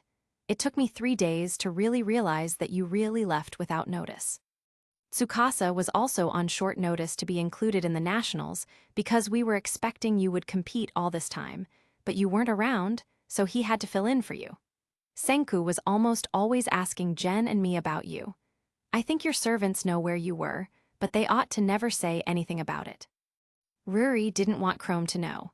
I felt bad for him, but we had to keep it from all of our friends because when one of you knows, it will also be revealed to the group later on. You didn't trust me enough. You thought I'd tell him. Do you trust Jen and Ryusui more? She raises her eyebrow at me. Now, Minami. Jen calmed her down. Minami turned her head to face him. It's just a coincidence we found Kohaku when Ryusui and I were buying coffee in Lowe's Angels. We also didn't know what happened. He calmly explained to her, and I looked at her. He's right, Jen and Ryusui didn't know. I asked them not to say anything. She just shrugged her shoulders in defeat as she took another sip of her latte. Oh well, it's better you didn't tell me anything. I feel like if I knew where you were, I'd eventually tell Senku about it. He's a bit persuasive. Then what he'll do about it if he finds out? He's always been so busy with his precious science experiments and research that he didn't have time for a romantic relationship. Besides, we're miles away from him. He can't do anything, and if he really wants to see me again, he's got plenty of options on his face. Oh, Kohaku-chan, don't be bitter. Jin smiled slyly at me. I shook my head at him and dismissed him, but deep down, I hadn't seen Senku for a long time, and I still harbored feelings of bitterness toward him. I never regret anything that happened between us. I didn't because I freely gave him myself, especially now that I haven't found anything that can match my love for him.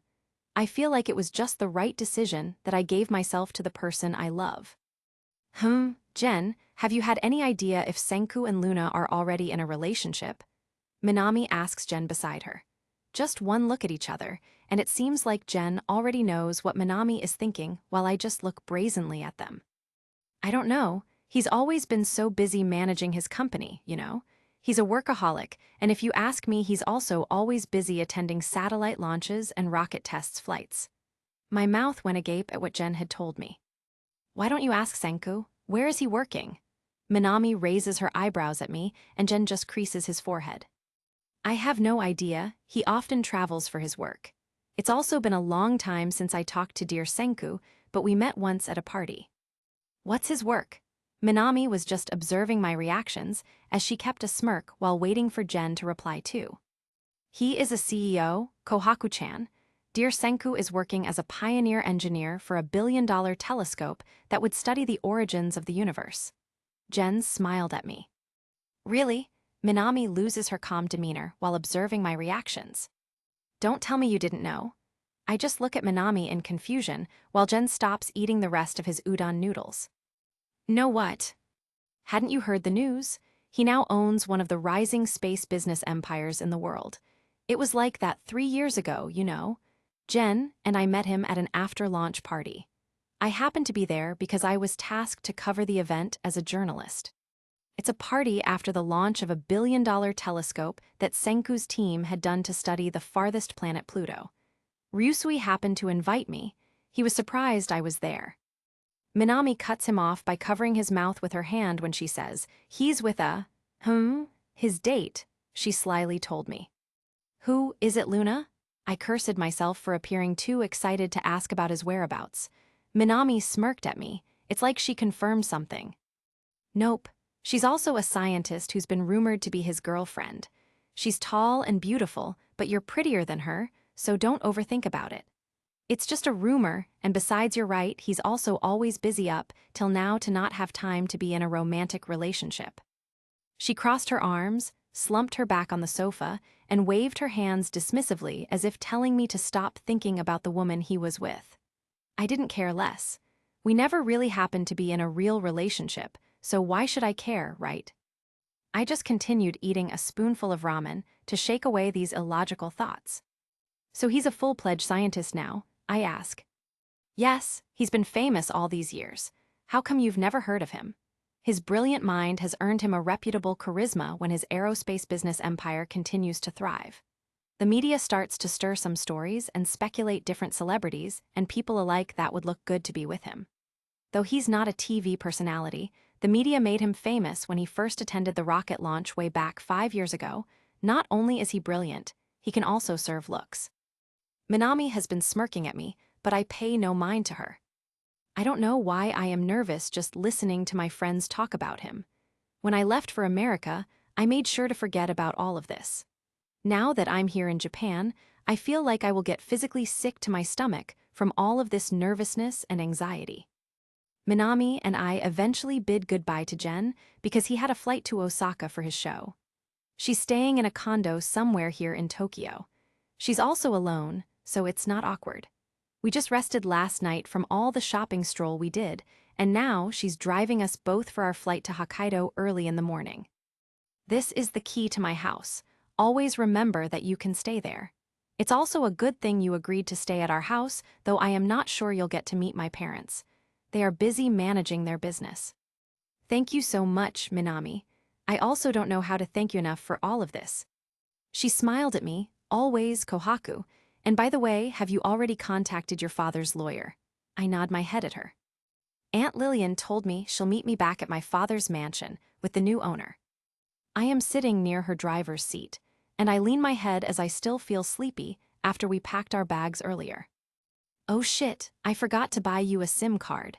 We are in a remote place when we get there, Kohaku, though I have to admit I won't be able to go with you because I still have to visit Murray. Do you already have an itinerary once we're there? I nod my head again. I'll go to our mansion, and I'm going to look for turquoise and jasper to find out who the new owner of our properties is. Once I find out who the new owner is, I'll contact my father's lawyer to set up a meeting so that we can talk. Okay, great. Rest first while I drive us to the airport. Thank you so much, Minami. I don't know what I'd do without you. She smiled as she lowered the volume of her radio. Who would have thought that after 8 years, things are insanely different? TG Thagod 26. A surprise encounter. Minami and I have already boarded the plane. I was alone with my phone while she fell asleep next to me. My curiosity was piqued when I came across an article that includes Senku and decided to read more. The article is about a scientist who said she worked with Senku in an interview about her. I'm curious if she's the same woman Minami and Jen said he brought as his date. On the way there, I didn't feel too sleepy. I sat and watched a movie, listened to some music, looked out the window at the scenery, and even created some social networking profiles until sleep overtook me. As soon as we landed in Hokkaido, Minami woke me up telling me that we had touched down. As we walk through the passenger boarding bridge, Minami can't help but yawn. I can't believe I'm here as I observe the new things about the airport and wait for Minami to get her car. I'm curious about the changes I'll face, and I'm not sure if I'm ready for them. As a courtesy before we left for her place, Minami went out and purchased a SIM card for me. I volunteered to drive while Minami dozed beside me. I listened to music as we pass by some curbside markets with sushi and sashimi restaurants that haven't changed much since then. The port along the coast looks even better now that I've noticed small fishing towns and ports for ferries in the vicinity. Many trees could be seen along the roadside. As I drove past a well-known pastry shop in the downtown area on my way to Minami's, my eyes widened. Is it just me, or does Francois' family pastry shop that I always frequented for strawberry cakes have gotten bigger? I opened my side window to take in some fresh air as the rolling hills, lush greenery, and dairy farms of Hokkaido come into full view. There were also some cycling enthusiasts riding alongside a wide field where the flowers are grown in alternating colors. Thoughts came to my mind again. I think of my parents, Ruri, and all of our family memories together. It brought back memories of my younger years with my sister. Who would have thought that after a few years, they'd leave me, if only I'd known what was going to happen? Why is it that regret is always the last thing we want to feel? Shortly thereafter, Minami woke up as I drove through uptown on my way to her house. I parked the car in front of her family's gate after she pointed to a street-facing concrete exterior with their family's surname on it. We passed through their family's garden. Some of the furniture was covered in white linen cloths and was quite dusty. The first thing Minami suggested if we decided to stay for a few days was for us to clean up the place, to which I nodded. It was decided that my family and I would permanently move to Tokyo once I graduated, Minami told me while she was dusting the cabinets in the living room. It's fine. I'll get used to it, and it's close to where my father's attorney works in the city's municipality district. It does not consume time, and it's easy to get there. I decided to open the sliding shoji screens, which provide some privacy while also allowing me to see their small garden. Minami apologized for having to leave me immediately because she had promised to visit Murray as soon as we arrived in Furano. I have plans for the afternoon, too. The lawyer for my father was going to meet me at our mansion, so I quickly showered and changed into something presentable. I boarded a bus to get to our mansion. It was spacious enough to sit near the windows. The bus soon enough began to pass through the unforgettable seaside road on my way to our mansion. The sun is at its highest peak in the bay. The summer in Hokkaido is short, and many flowers bloom all together between June and August. I can already see the lavender fields all in full bloom on the other side of the road.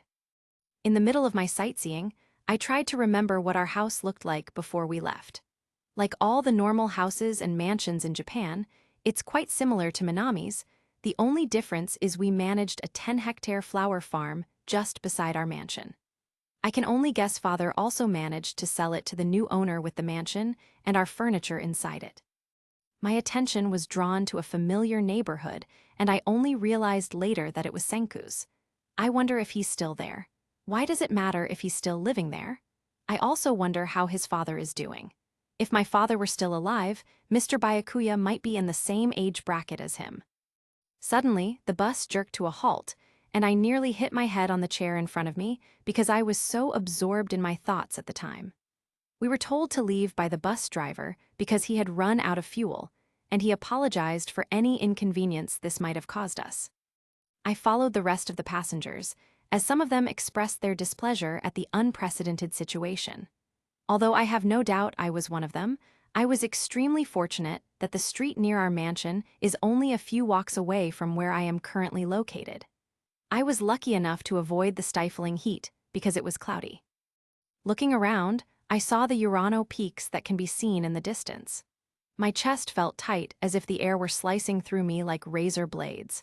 When I first saw that scene, I didn't think much of it, but seeing it again now makes me think of my time with Senku. I shook them out of my head. I had to concentrate on making my way to our mansion. I took a quick look at what I was wearing. It was an all-black attire. A black pencil skirt, sleeveless blouse, black bag, and a pair of stilettos. The thought of having to walk that far to get to our estate made me regret wearing stilettos. I decided to put up with it through the uphill rough roads, even though I was already experiencing a burning sensation on the bottom of my foot, which made it feel even more numb. As soon as I walked through the gates of our mansion, I felt a burst of relief. I was surprised to see how shiny the railings were, as if they had been well cared for.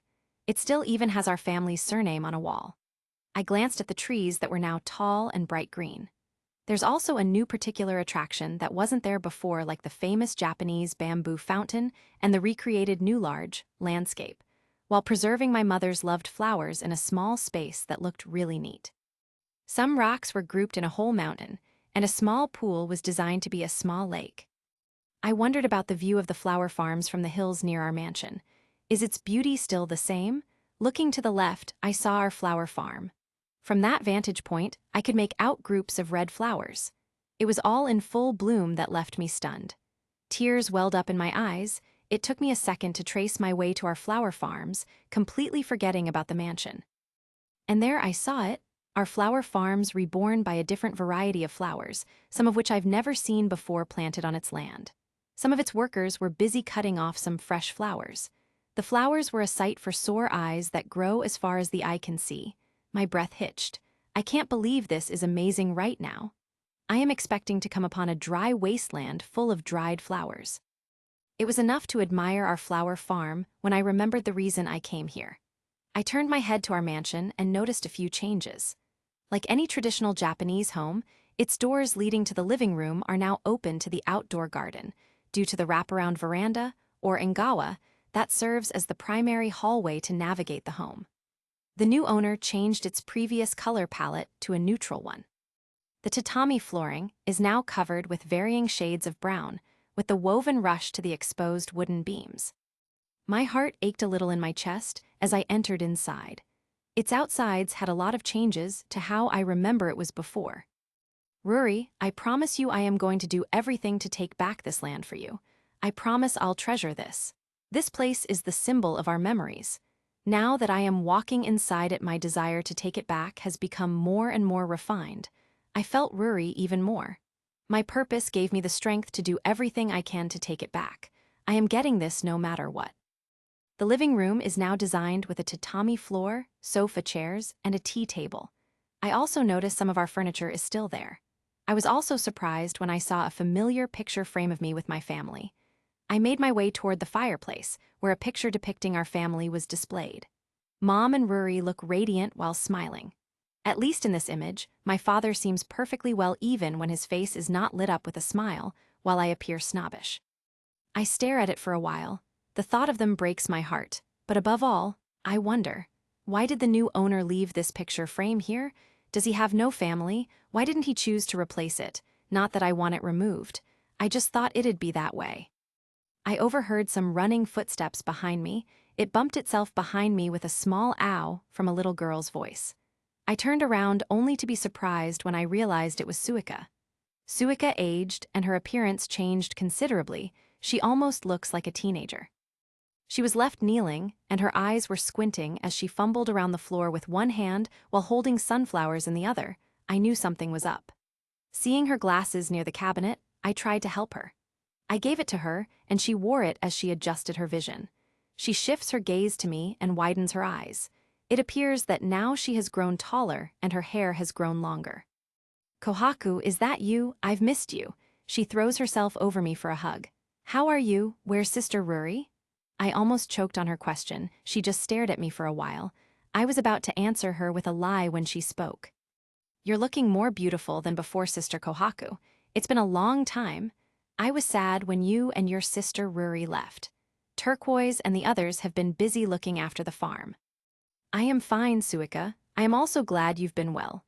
I patted her head and gave her a faint smile, to which she smiled back. She is still the same adorable Suika I know. How's Sister Ruri? Is she okay? I had a sudden feeling I don't know how I will begin to answer her question. I don't even want to talk about it. Ruri died. She died 3 years ago. I was surprised at my tone. Suika was left stunned and tears began to brim from her eyes. Oh, I am sorry to hear that, Sister Kohaku. She tried her best to speak as she wiped the tears that fell from her cheeks with quiet muffles. It's just I am expecting she'd be all better now and that you would come back with her. I offer my condolences. She told me as she bowed while wiping her tears.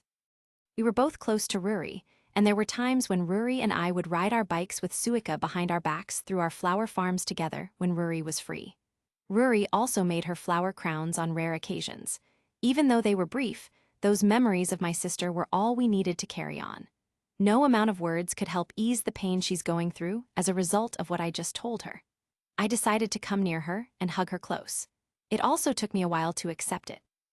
I was still comforting Suika when I pondered how come she's still living here. There's no mistaking if she's here, probably Turquoise and Jasper, too. Some things don't make sense. Who in their right minds would let the servants of the previous owners live in our mansion, right? Suika was still sobbing tears when I noticed she's had enough. I take that as my cue to ask her something. Do you know where Turquoise is, Suika? She's working on the farm right now. I guess it can't be helped. She's the only person whom I know that I can talk with about the property matters concerning our house and farms here. Is the new owner here? Yes, he started living here 4 years ago. He suggested we should stay. I was relieved because I knew Turquoise and I was planning on leaving. I was also happy to be useful for once when I learned a few things from him and was able to assist him in his laboratory whenever I could. He usually works in Tokyo, and he has a condo there, so he rarely visits here except whenever it's the harvest season. My mind tried to process everything she's told me about the new owner. My heart pounded in my chest for a second. I've never felt this way before. I've never been this nervous for years. A loud ringtone from my phone jolted me out of my trance. I withdrew from Suika, who was now watching me from a distance. Miss Hisashi. Someone greeted me on the other line. I am Miss Shirogane. I am your father's lawyer. I was curious as to how she knows my number when she seems to read my mind and beat me to it. Ms. Weinberg briefed me about you. She also gave me your phone number. I am sorry if I can't go today. I have a sudden meeting. May I ask if you can visit me at my office in the municipality tomorrow? Sure, I'll meet you, Miss Shirogane. Great. Also, I called the new owner earlier concerning your father's properties when he mentioned you can meet him today. My heart pounded louder in my chest. Half of me is telling me I can't. I mean, that's my goal, but... I looked back at our family frame, and I saw Ruri's gentle face together with my parents. I guess I got my courage from that frame. Okay, thank you. She bid me goodbye after that, and I dropped the call. I faced Suika and asked, Suika, do you know where the new owner is? He's outside, but he told me you can meet him in his study once you've arrived. I'll be glad to take you there, Sister Kohaku.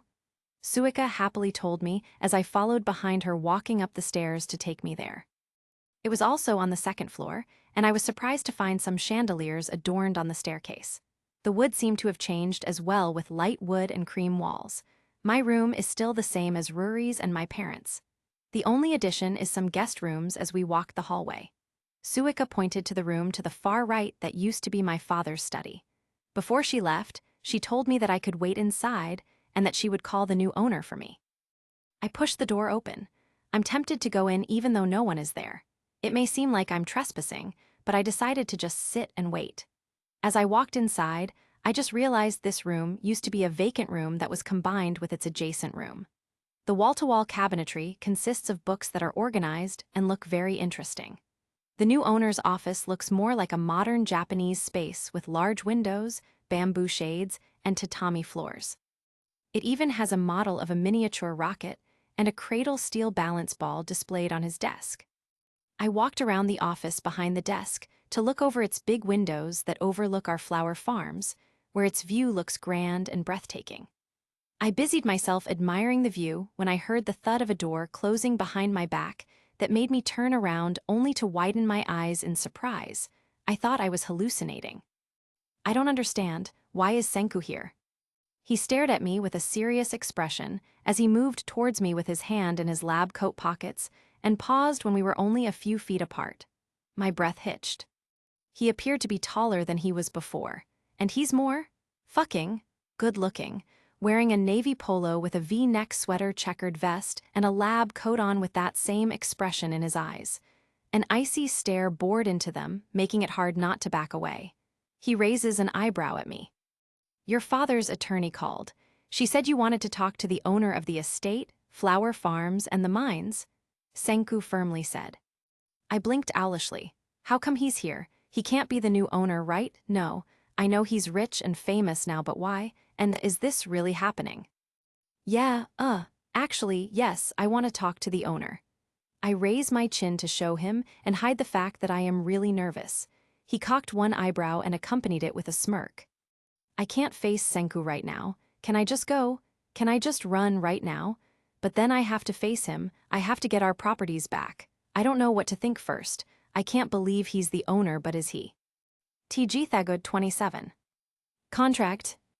My father first leased the land before Ruri died, then sold it to the new owner. I recall Jen and Minami saying he's a successful scientist, but surely he didn't become wealthy and famous overnight. Where did he get the money? Luna, right? Maybe he married Luna and it's their joint property. My chest ached at the thought. I decided to push the thought aside as there are more important things to prioritize for now. I am still standing in front of him. I can't look at him straight while he can definitely look me in the eyes. He has changed a lot over the years. He has a more somber and cold expression now. He seemed to be more mature. His unusual hair and jawline are the same as before, as are his scarlet eyes. The way he dressed would have all girls swooning, while I am not sure if something has changed in my physical features. What do you want to talk about? He asks me to break our uncomfortable silence. Shit, so he really is the owner of our properties. I'm trying hard not to stutter. You're the new owner. He bent his head to the side and glared at me as if he didn't understand in an apparent attempt to irritate me. Is it so hard to understand, Senku? I clenched my fist and swung my gaze away from him. It's bringing me back memories. I remembered what happened at the shrine, how I tried him, how his patience was tried, and how he gave in to me. It was what I wanted at the moment. And I don't regret any of it, yet it looks as if he wants me to regret it. It's as if it's the biggest mistake of his life. I already paid for all of it. That's what my broker and your father talked about. I am now waiting for the documents to be signed by the previous owner, and the title will be transferred to me. It's hard to believe this. I don't know how much my father sold our house, but I know it's a 7-figure amount. Senku, who used to ride with me on a bus, can now afford that. Well, he's in the corporate world now. At first, I didn't care whenever Minami and Jen talked to me about him, but now here's the proof. Plus, he's a CEO for God's sake, but it's just unbelievable. I decided I won't sign. I want to halt the transfer, I said. Senku's jaw clenched and tucked his hands deeper in his lab coat pockets. Why? I don't plan on selling this. We were broke, that's why the land was leased. I am going to pay you back at the amount you want after around 6 months. And oh my God, I hope I can really do that. I'll borrow money if I have to. I haven't met my father's lawyer yet, but she told me I can meet her tomorrow. Aunt Lillian told me she already has the copy of the title, so I'll know how much I am going to pay you back. What if I don't want that? He raises his eyebrow at me again. I just kept my mouth shut and clenched my fist even harder. It's as if he was trying to rile me up and make me angry. The way he looked at me reminded me of how he felt when I left. I don't think it's that deep to be hurt by what happened. In his part, he had Luna. He probably liked me, but he can't get anything from me, so he'd still choose Luna, right? So if the anger I see in his eyes is now because of revenge, I don't understand that. I will talk to my lawyer. I am sure she can do something about that. After all, it's not in your name yet. The mansion is not the only property I want to take back. I also want our flower farms back. Okay. His voice, hardened by sarcasm, could not hide his resentment. But just when I thought he was going to agree, what he would say next would give me no ground for hope. It will be triple the original price of the flower farms if you want to buy it. He smirks. It sent shivers that I almost felt the hair on the nape of my neck. And, what the hell, triple? I can't even afford it for its original price now, and he wants to triple the price. Why are you doing this? I coldly ask him while narrowing my eyes at him.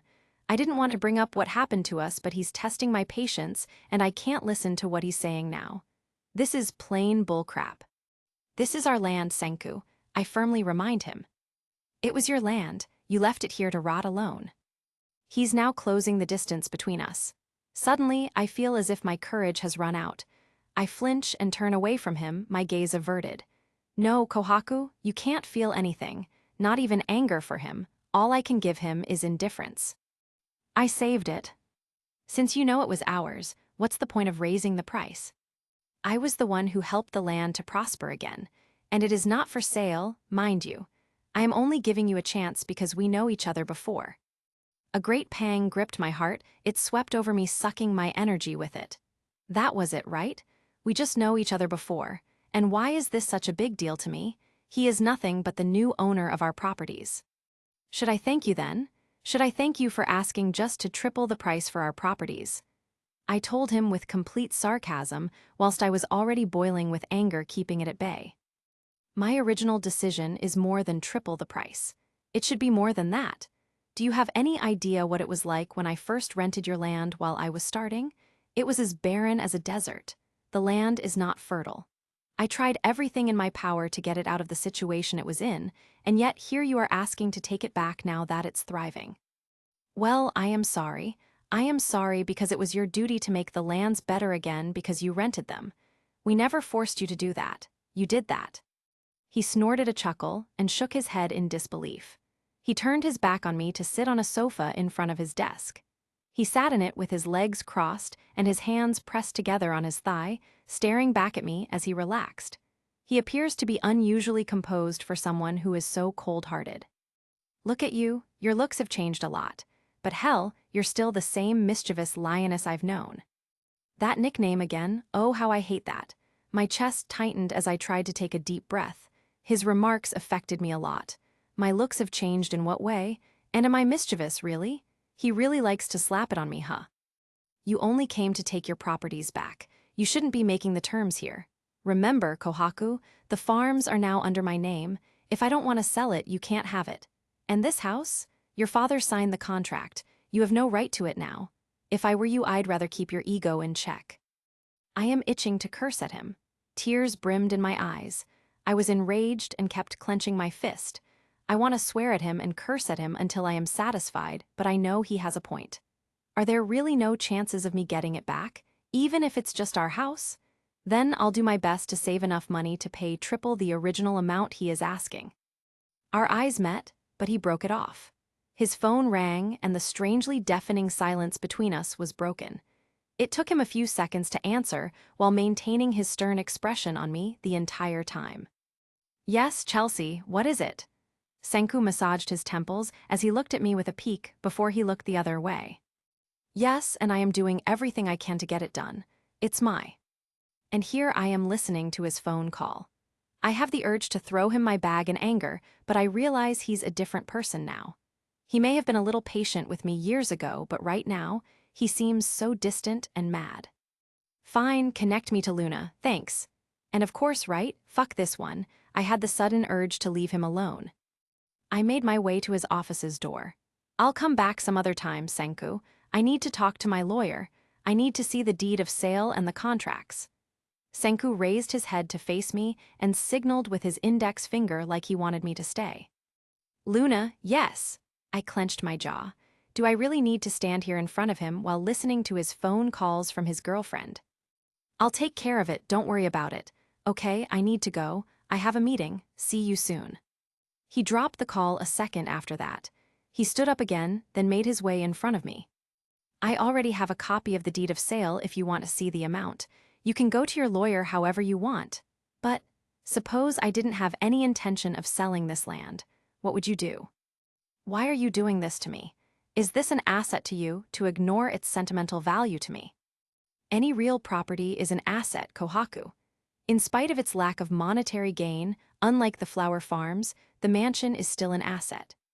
You're already a CEO, and it's no surprise if you have any properties or mansions other than this.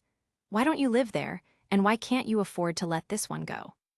This one's near my flower farms, you know? He told me with a smirk as he spoke calmly. It's the harvest season, and I need to monitor everything here. I am sure you know that. His expression is now hard and ruthless. Why are you doing this? Senku? His eyebrows creased as he cast a skeptical eye. It took everything in me to hold my eyes in such a way that kept the tears inside the lids. You can't let him see your weakness, Kohaku. If you're doing this for revenge, I hope you're happy. He tried to hold back a laugh as he raised his brows. His Adam's apple protruded. All the evil curses are already at the tip of my tongue. Why would I do that, Kohaku? What revenge are you talking about? Come on. We're not some high school kids anymore. I know you've matured as well. Inquisitively, he looked at me from head to toe. I gave him a sarcastic look with a crease on my brow. He sighed as he stretched his neck for a bit before he faced me again. Honestly, I don't understand why you're still here when it appears that you're doing well elsewhere. If you want this land, why did you sell it in the first place? Now that I don't want to sell it, you come here and ask me to sell it to you? After all those years, when it took me sleepless nights to experiment with something to help bring the land out of its unfortunate situation? Where is the revenge in that, He closed the distance between us. My heart hardened. I was no longer shaken. All I can see is the new Senku. The Ishigami Senku I didn't know about. The Senku within him that he did not let me see. This is probably the same Ishigami Senku who used Luna for him to bloom like this. This is just plain business, Kohaku. Think I'll bend over for you?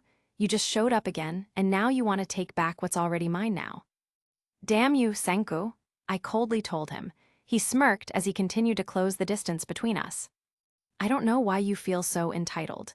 You think after all those years, after what I did with this land, you think I'd bow and give it back to you that easily? No. Smiling at me with his cold gaze, he shook his head. The room felt like it was closing in around me. In my mind, I was growing larger and larger, expanding with rage. I had the sudden urge to punch him. Is it because you're too prideful that you wouldn't give up even though it's already hopeless? He sardonically told me. If you don't want to give this land back to me, what if I'll just give back the money you paid for the mansion? What if I won't accept it? Your father's attorney already approved for the tax declaration to be transferred to my name a month ago. We are only waiting for you to sign the papers for the title, Kohaku. My shoulders slumped in disappointment. I seriously want to punch him. I am desperately trying my best to keep my anger at bay. This is Ruri's only wish before she died, and thus far it is proving to be very impossible for me to give what she wants because of him. He sighs as he stretches his neck for a bit before he faces me again. I have a proposition, but only if you're so desperate to get this mansion that you're willing to compromise. I'm not sure if he meant it that way, but the moment he said it, my face lit up. I'm willing to swallow my ego in order to hear what he has to say. I'll do whatever it takes to get this back if there's a chance. If Senku wants me hurt so badly, then I'll help him hurt me. My family is the real reason I am doing this. At the very least, I will not pass up this opportunity if it means that at least I have done something right for my family. Do you want this so bad? His hungry steps led him to close the last gap between us. To be honest, I'm tempted to walk away due to the mounting anxiety, but I'm holding out for the sake of his offer. I quickly turned away from him. He snatched a strand of hair that had strayed from my cheek and tucked it behind my ear. I feel nothing but loathing. How I thought I loved him way back breaks my heart. Kohaku, do you want this so bad? He firmly asks me. What's your proposition? He raised an eyebrow and showed me a playful smile. Patience, lioness. Answer my question first. Yes, I want this mansion back. Are you willing to do anything just to get this back then? Why do I have a bad feeling about this? Thought aside, I won't think twice now. Whatever he asks of me, I'll give it to him, as long as I get this one back. Yes, I am willing. Good, he lifted my chin to make me face him better. Marry me, Kohaku. My mouth went agape, and I almost pushed him away from me. I really had the sudden urge to punch him now, if it wasn't for the fact that I really need our properties back. Wawai, please, wait a minute, I can't do that. You know what, I'll just borrow some money from Ryusui. Give me 6 months to produce the money, Senku. I shove his hand away from me. He smiled devilishly. I hated it, it's as if he's amusing himself from my reaction. Have you already forgotten? I told you this isn't for sale. And did you just say you'll borrow from Ryusui? That's none of your business. He lowers his eyebrows and squints his eyes at me. And you being married to me is okay? His face hardened. It's as if what I've just said felt like a blow of insult to him. Listen, I really don't want to do this. It's just that I am having a hard time dealing with my father, who is also an investor in my company. I am planning to launch a telescope that I've been working on for 6 years to study the weirdly flickering black hole at the heart of our galaxy, the Milky Way, which has proved elusive for existing telescopes to explore, but there's one problem. I need a rocket to launch it into outer space. And what does that have to do with me marrying you, Senku? Not that I really want it. I cross my arms at him. I'm not yet done explaining, lioness. As I've said, this is about my father. He knows a reliable rocket company that would fit the description of the rocket I want for my telescope. This company factory has been cranking out an incredible rocket for years because these orbital rockets have the same technologies in them as ballistic missiles. The knowledge about how to build them is protected. He just revealed to me lately that he is the owner of that company. He wants me to inherit it, and he won't share to me the rest of the information about the rocket I needed unless I procure myself a wife. I want to be angry with what Senku said. Is he so desperate and hungry for power that he can fake his own marriage? You're disgusting. I told him not to hide my contempt. He pursed his mouth in a self-satisfied smirk. Do you want this land or not? I match his cold eyes with mine, not hiding my anger and disgust at him. He knows how important this is to me, so he's using that to make me his fake wife, and that he won't have a hard time convincing somebody else. Fine, his mouth now drawn in a smirk of triumph. So am I just going to be your pretend wife? Yes, we need to marry on paper too, Kohaku. I can't risk it. What if he does a background check on me and discovers that our marriage is not considered valid? That would be useless, plus he'd hate me for lying. People hate liars, you know. I clench my jaw at what he said, so what right? I will file for a divorce after our conditions have met. He eyed me with a predatory expression, but I won't back down. How can I be sure you will give me this mansion back, Senku? I'll make a contract, Kohaku, and I'll have a friend sign our agreement between us. I'll give you the contracts you needed back, and I'll talk to my lawyer to transfer the tax declaration for your mansion under your name. My lips press together in anger. What he says seems pretty promising. If he wants to use me just so he could inherit his father's company for power, then I can use him to get our properties back. What about the flower farms, Senku? He let out a brief, almost maniacal laughter. Easy, lioness. We are only talking about the mansion here. I am the reason this flower farm is thriving in the market, so it'll be harder for me to let this one go. My jaw clenched at what he said. Eventually we'll talk about that. For now, this is going to be my offer, and I need you to do first what we've agreed on. He had that implacable expression on me. His hunger for power and money had gotten the better of him. I should have known. Ambitious men, like him, clearly lust after wealth and power. He's not an exception, and I am going to use that to get this mansion back. I want to have a say at the contract you will make, Senku. If you want me to act as your wife, I can, but with limitations. I said with my arms crossed tightly across my chest. He snorted a chuckle. Do you mean to tell me you can't kiss me? How are we supposed to convince others that we are married if we aren't allowed to kiss? Suddenly, his expression changed, and he is now wearing a wicked smile. Come on, Kohaku, I've kissed you before. Don't tell me it still affects you. I gave him the glare. It doesn't, Senku. It's just downright disgusting. I'm not sure if I can handle it. He gave me a critical squint, anger evident in his eyes. I am going to make our contract now. Do you want your estate back or not? This time he caught my attention, and I stared at him while he made his way in front of his desk. Can I really do this? Yes, I want to see the contract first, and I'll see if I can approve it before you let the other third party sign. He is typing on his laptop now when he spoke to me without taking his eyes off. Do you have any other plans for tomorrow? No, why do you ask? I'm thinking of having a civil wedding in the mayor's office this weekend. What? Was this his idea of a joke? But Senku's eyes didn't flinch. They stayed locked on mine, steady and serious while having his annoying sarcastic smile on me. The weekend is tomorrow, Senku. Isn't an engagement required first before the wedding to prove to your father that I'll be your bride? Well, I mean fake bride. Why is it so urgent that we need to marry tomorrow?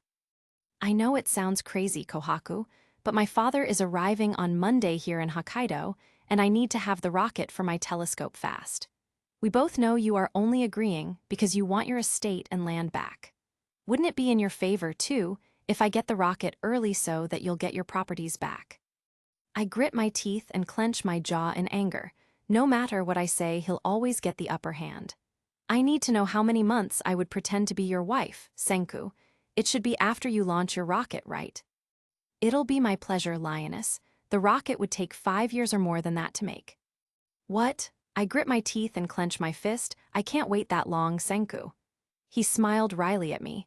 I narrowed my eyes at him. My patience was running thin and he was just messing around with me. Give me 6 months, lioness. I have a hunch that the old man wouldn't believe the fake marriage we had at first, but if he agreed to give me the rocket I want and he made me inherit his company, I'll give you this mansion and we'll end the contract. A few minutes later, he made me read the contract, and it only included the terms he said to me prior. I was puzzled as to why he didn't have any limitations to when we would act as husband and wife. How about my limitations in kissing and acting as your wife, Senku? Why isn't it included here? Senku is now leaning on his swivel chair while staring at me. I can't accept this contract you've made, Senku, because what you've made is absolutely meaningless. I didn't write those terms you asked because those should be obvious when you marry, right? We can kiss, you act as my wife. Wow, do you think I'd still do that even if no one was watching? I can almost see spasms of irritation cross his face. Shouldn't we just do that in front of your father? So, are you saying you won't live here just because we're not in front of my father?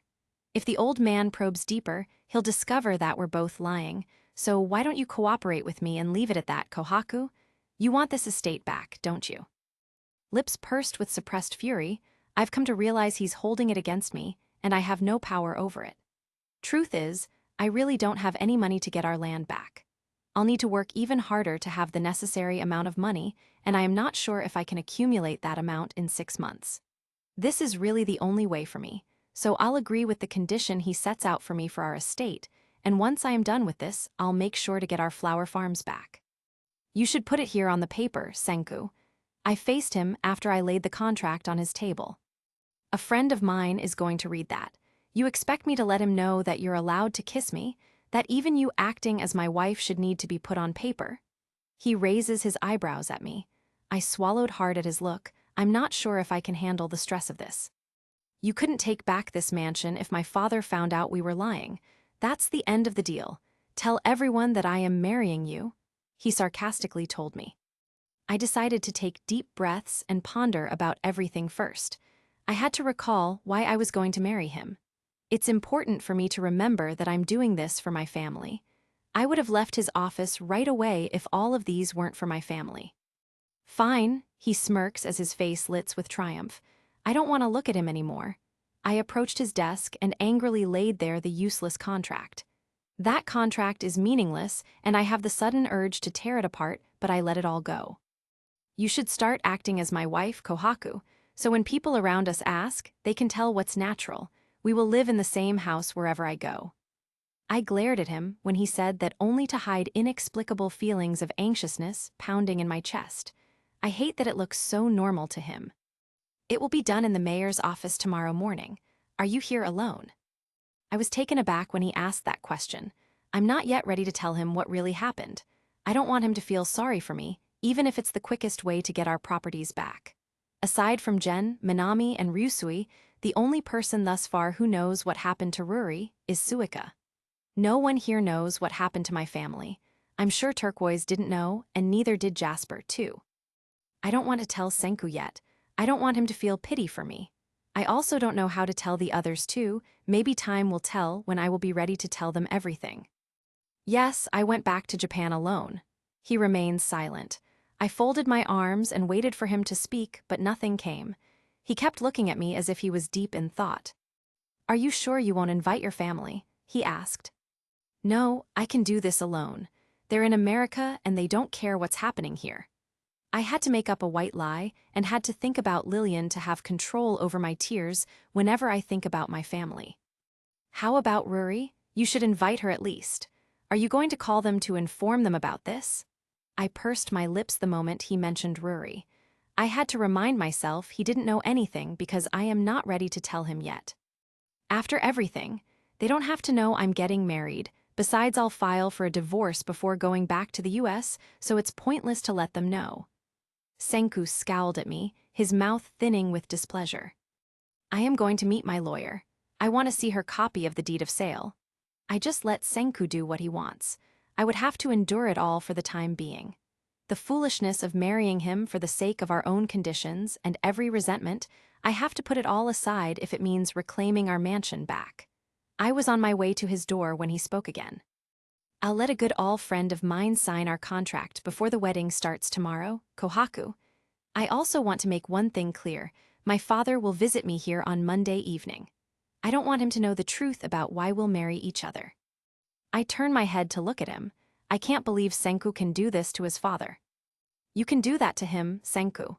He became relatively silent all of a sudden after our entire exchange. Your hunger for power can change you to this. You can lie to him. Why, you can even marry someone you don't love in exchange for a property, Kohaku. What difference would it make from what you'll do to what I'll do? TG Thagud 28. Stranded. The buyer shall pay the amount of 10 million yen, 10 million, in cash upon signing of this contract, with the balance of 10 million yen, 10 million, payable upon presentation of the title transferred under the name of the buyer. The mansion was sold for 20 million yen. On the other hand, if I were to pay Senku instead to null our original agreement, I would have to pay him 10 million yen. Considering I only save a few $100,000 on my savings, I can't really accumulate this amount in just a few months. But I can afford to file for a divorce. Not the 10 million balance, damn it. Thank you, Ms. Shirogane. She's a lady in her mid-40s who seemed nice as she discussed the process of buying back our land. She just nodded at me as I turned around to leave her office. Senku arrived exactly where he came from to process our fake civil wedding. I folded the deed of sale and put it inside my bag. I looked up at him. Saw it? He asked. I just nodded him. So where is this person who will sign our contract? Dr. Senku? I turned my back to the owner of the voice. He is a young adult with long, light-colored hair that has been rather meticulously styled into a large pompadour in the front while slicked and spiky towards the back. His eyes remained on me. If Senku hadn't intervened, maybe he would have kept staring. What's this? He asks curiously as Senku placed a paper on a table in front of us. It's a contract, Senku said after he signed the remaining paper and gives me the pen as my cue to sign it next. I saw the man raise his eyebrow at me. Contract for what? He took one paper and skimmed its contents before facing us again. He shook his head as he looks at us confused when he reached the second page. What is this, a fixed marriage? The man asked. Nope, it's a prenuptial agreement, Dr. Zeno. Look at the header. Don't fool me, Ishigami. I thought the reason you invited me is to close the deal of buying an island for our rocket factory, and besides. He turned his head to look at me. She didn't resemble a particular scientist in any way I know who's rumored to be your girlfriend. Those are just baseless rumors, Dr. Zeno. Why'd you have to? That certainly caught my attention, and he only stopped halfway when he heard me sighing. He looks at me as I crossed my arms. I close my eyes and thought of happy memories. Girlfriend? Does he already have a girlfriend? If that's true, why did he have to make me agree to our foolish arrangement if he already has a girlfriend? Why can't he just ask her for marriage instead? All right, Dr. Zeno said, then chuckled at the same time. Every tap of his pen on the table is audible as he signed our contract. Senku turned to look at me. This time his expression is hard. I looked at him the same way too. I guess my job here is done. I'll be going back to the company, and also it's a pleasure to meet you, Ms. Kohaku. He bowed down before he gestured for the door, and I was left alone with Senku. I waited for him until he closed the door to speak. If you have a girlfriend, why didn't you ask her to marry you instead? He smirks at me, while I just gave him the sarcastic glare with my arms crossed tightly on my chest. If I offer someone else the chance to marry me, does that mean that you don't want the estate anymore? Damn him and his logic. Whatever, just make sure your girlfriend won't come at me just because we're getting married, although if she were to do that, I'll make sure to beat her first before she gets to me. Senku chuckled at my remark. I suddenly felt my cheeks warmed from his laughter. Do you think I have time for romance? You know me, I don't fawn such things. Although. Our eyes met, but he broke it off and made pronounced sighs. His phone rang, breaking our silence just as he was about to say something. He moved away from me and stood by the window, his back to me. Once he was done, he instructed me he needs to return to the estate as quickly as possible. And while on our way there, I asked him to drop me off at Minami's family estate. His expression turned brisk and businesslike while he drove his car ever since that phone call at the city hall earlier. Minami's silhouette was noticeable when I saw her sitting on a chair on the veranda of their family house with her arms crossed, sipping tea as I prepared to return home after Senku dropped me off without saying anything. She showed me her phone with her other hand and said, I am calling you since earlier, Kohaku, only to be shocked to see you getting out of Senku's car. So what's up with you two? Catching up or something? I am sorry, Minami, I told her as I put down my bag on her tea table and sit on a chair across from her. He's the owner and we're getting married tomorrow. I heard her put down the ceramic teapot with a thud and a stunned expression on her face. For real, what madness is that? I slump my shoulders and massage my temple as I feel the weight of weariness from my confrontation with Senku earlier. It took me an hour to explain everything to her because she kept asking questions. There must be a reason why it had to be tomorrow. She said, I'll attend Kohaku and give him a piece of my mind, with her palm under her chin, as if she were contemplating. You don't have to. This is all just for show, will be over before you know it. I disagree, Kohaku. Maybe you can ask Senku that this is for. Fuck. Is this why Ryusui called me to go after you left the house for your estate? Huh, why? Did he already know Senku owns our properties? They're business partners, Kohaku, but I am completely clueless about everything that you just told me about him owning your properties. Didn't see that one coming. I wonder why didn't Ryusui tell me anything about it? Enough talk about that womanizer. I am sure Tsukasa, Senku's best friend, would be there. I have to go there too. Oh, I arched my eyebrow and smiled slyly at her. So there's a chance he's coming, that's why you're going too. She stuttered, her embarrassment quirks visible, because Murai told me her brother would attend a wedding tomorrow. I'm sorry, Minami. It's okay though. This is nothing to me, and I am sure of the same thing for him too.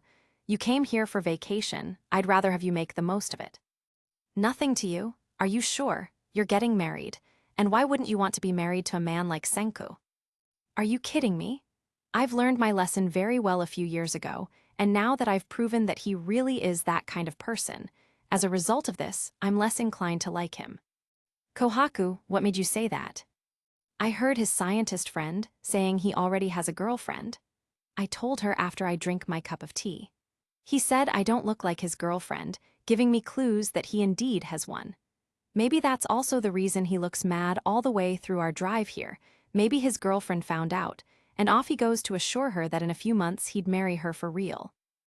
Minami narrowed her eyes and squinted. She continued, Are you sure this isn't simply jealousy speaking that you're fabricating stories about small things that his scientist friend told you? Did you get a chance to talk to Senku about it? Heat rising in my face, I parted my lips at her remarks and crossed my arms at her, me, jealous. Ha, not in the slightest, I told her whilst tilting my head in disapproval. Besides, I don't care if he already has one or not, we'll just wed each other because it would benefit both of us, and I for one am doing this because of my promise to my sister. But Kohaku, you're marrying the Senku Ishigami. My god, that's something. You make it sound like such a big deal. We'll divorce soon. I'll be single again and we'll stay in the US soon, and who knows? Maybe I'll give Ryusui a chance. I'd rather have a playboy than this monster here. Kohaku, Minami spoke with a foreboding undertone. Shaking her head, she sighs. Minami and I talked for a long time. She even told me what to wear and what to do for makeup. She feels giddy about our latest shopping trip in Tokyo because we happened to come upon a beautiful cream-colored dress that I can wear for my fake civil wedding. The day came for the not-so-important day in my life to arrive. Minami wake me up early in the morning to pamper me for the wedding. I also pack up my luggage because Senku, and I have an agreement that I'll stay with him together on our estate to prove to his father that we are indeed married. Last night, Senku messaged me about the time and the venue for our civil wedding. It surprised me he prepared all of that within the day and that he knows my phone number. But then again, he's business partners with Ryusui, so that didn't surprise me anymore. My blonde friend stared at me in awe after she was done doing my makeup. To say you are beautiful, Kohaku, would be an understatement. She straightened my hair and adorned them with small flowers. All she did was light makeup, but I am not feeling the least being happy about it, even though she was right that I indeed looked beautiful. I wonder if Ruri's here, would she allow me to get married like this? I expected Tsukasa and Ukyo to be there, especially Chrome. They are Senku's friends after all. I don't even know if Ryusui and Jen would be there. Somehow I felt lucky enough that Minami insisted to come, not that it matters to me. I just hate seeing a crowd without the friends I thought of as family after I lost mine. Minami volunteered to drive me to City Hall. And as I enter the mayor's office with Minami in tow, somehow I feel backing down because all of this feels so sudden. But when I was about to enter, a blonde-haired little figure came rushing towards me holding a small bouquet, and from a distance, I saw Turquoise and Jasper follow behind her. Sister Kohaku, Suika greeted me, while Turquoise greeted me with pleasantries and congratulations for my wedding. Jasper simply told me Senku's just wrapping up an important experiment and saying he'll be here in 5 minutes. Minami and Tsukasa were now having a small talk with my best friend, all smiles. I saw Ukyo nod at me, and I decided to look around for a brown-haired man. I feel relieved that he isn't here, because as much as I am anxious to have had to explain to him that Ruri is already gone, the very thought of having to do so made my chest hurt. They are all so happy, but I couldn't even find the happiness myself. I have no family here. I have nothing. I have no one. I still feel alone. I just feel like I just don't belong. Like I am trying hard to be part of them, but I just can't. Because my family isn't here. A wave of sadness overcame me, and as I tried to wipe my tears away, someone handed me a white handkerchief, and to my surprise, it's Jen. Minami-chan would be angry if you messed up her masterpiece, Kohaku-chan. Jen showed a gentle smile, and I could hardly contain my happiness so much that I came to hug him. It's just some tears of joy, Jen, but in reality, it's nothing like that at all. I was ready to use his handkerchief to wipe away my tears when I felt his hand gently whisk them away, then showed me a light-hearted smile that warmed my heart. I was put out of my trance when I heard someone clearing their throat beside me. Lioness, the wedding is about to begin. I finally glanced up, his expression flat. His scarlet eyes were stone-cold serious. Jen gave him pleasantries to which Senku turned a cold eye before he stepped aside. The mayor smiled at us, and I just showed him a fake smile. I need to fake it. These people want to see us happy, I at least give them the satisfaction. I started signing the paper that would seal my agreement with Senku as to why I am doing this for my family. The promise? Those are my motivation just to keep my tears at bay. A moment later, the mayor declared us married. I was fiddling with my fingers under the tiny bouquet Suika had given me earlier when Senku caught one of them and whispered softly in my ear, "I am going to kiss you." His kiss was quick, as if he had just put it on and then released it right away.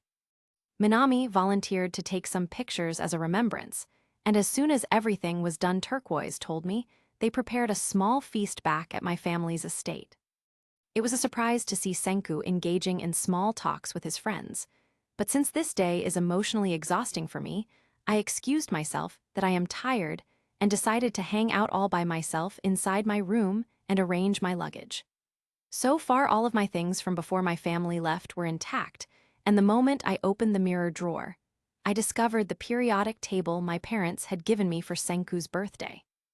I still remember how he told me he wanted me to give it to him when he became successful, but now that he's successful, there's no reason for me to give it to him anymore. I no longer let the same what-ifs haunt me anymore. It's better to have him than lose him rather than not knowing what it's like to be loved by him. At least, I stumbled upon him in this lifetime.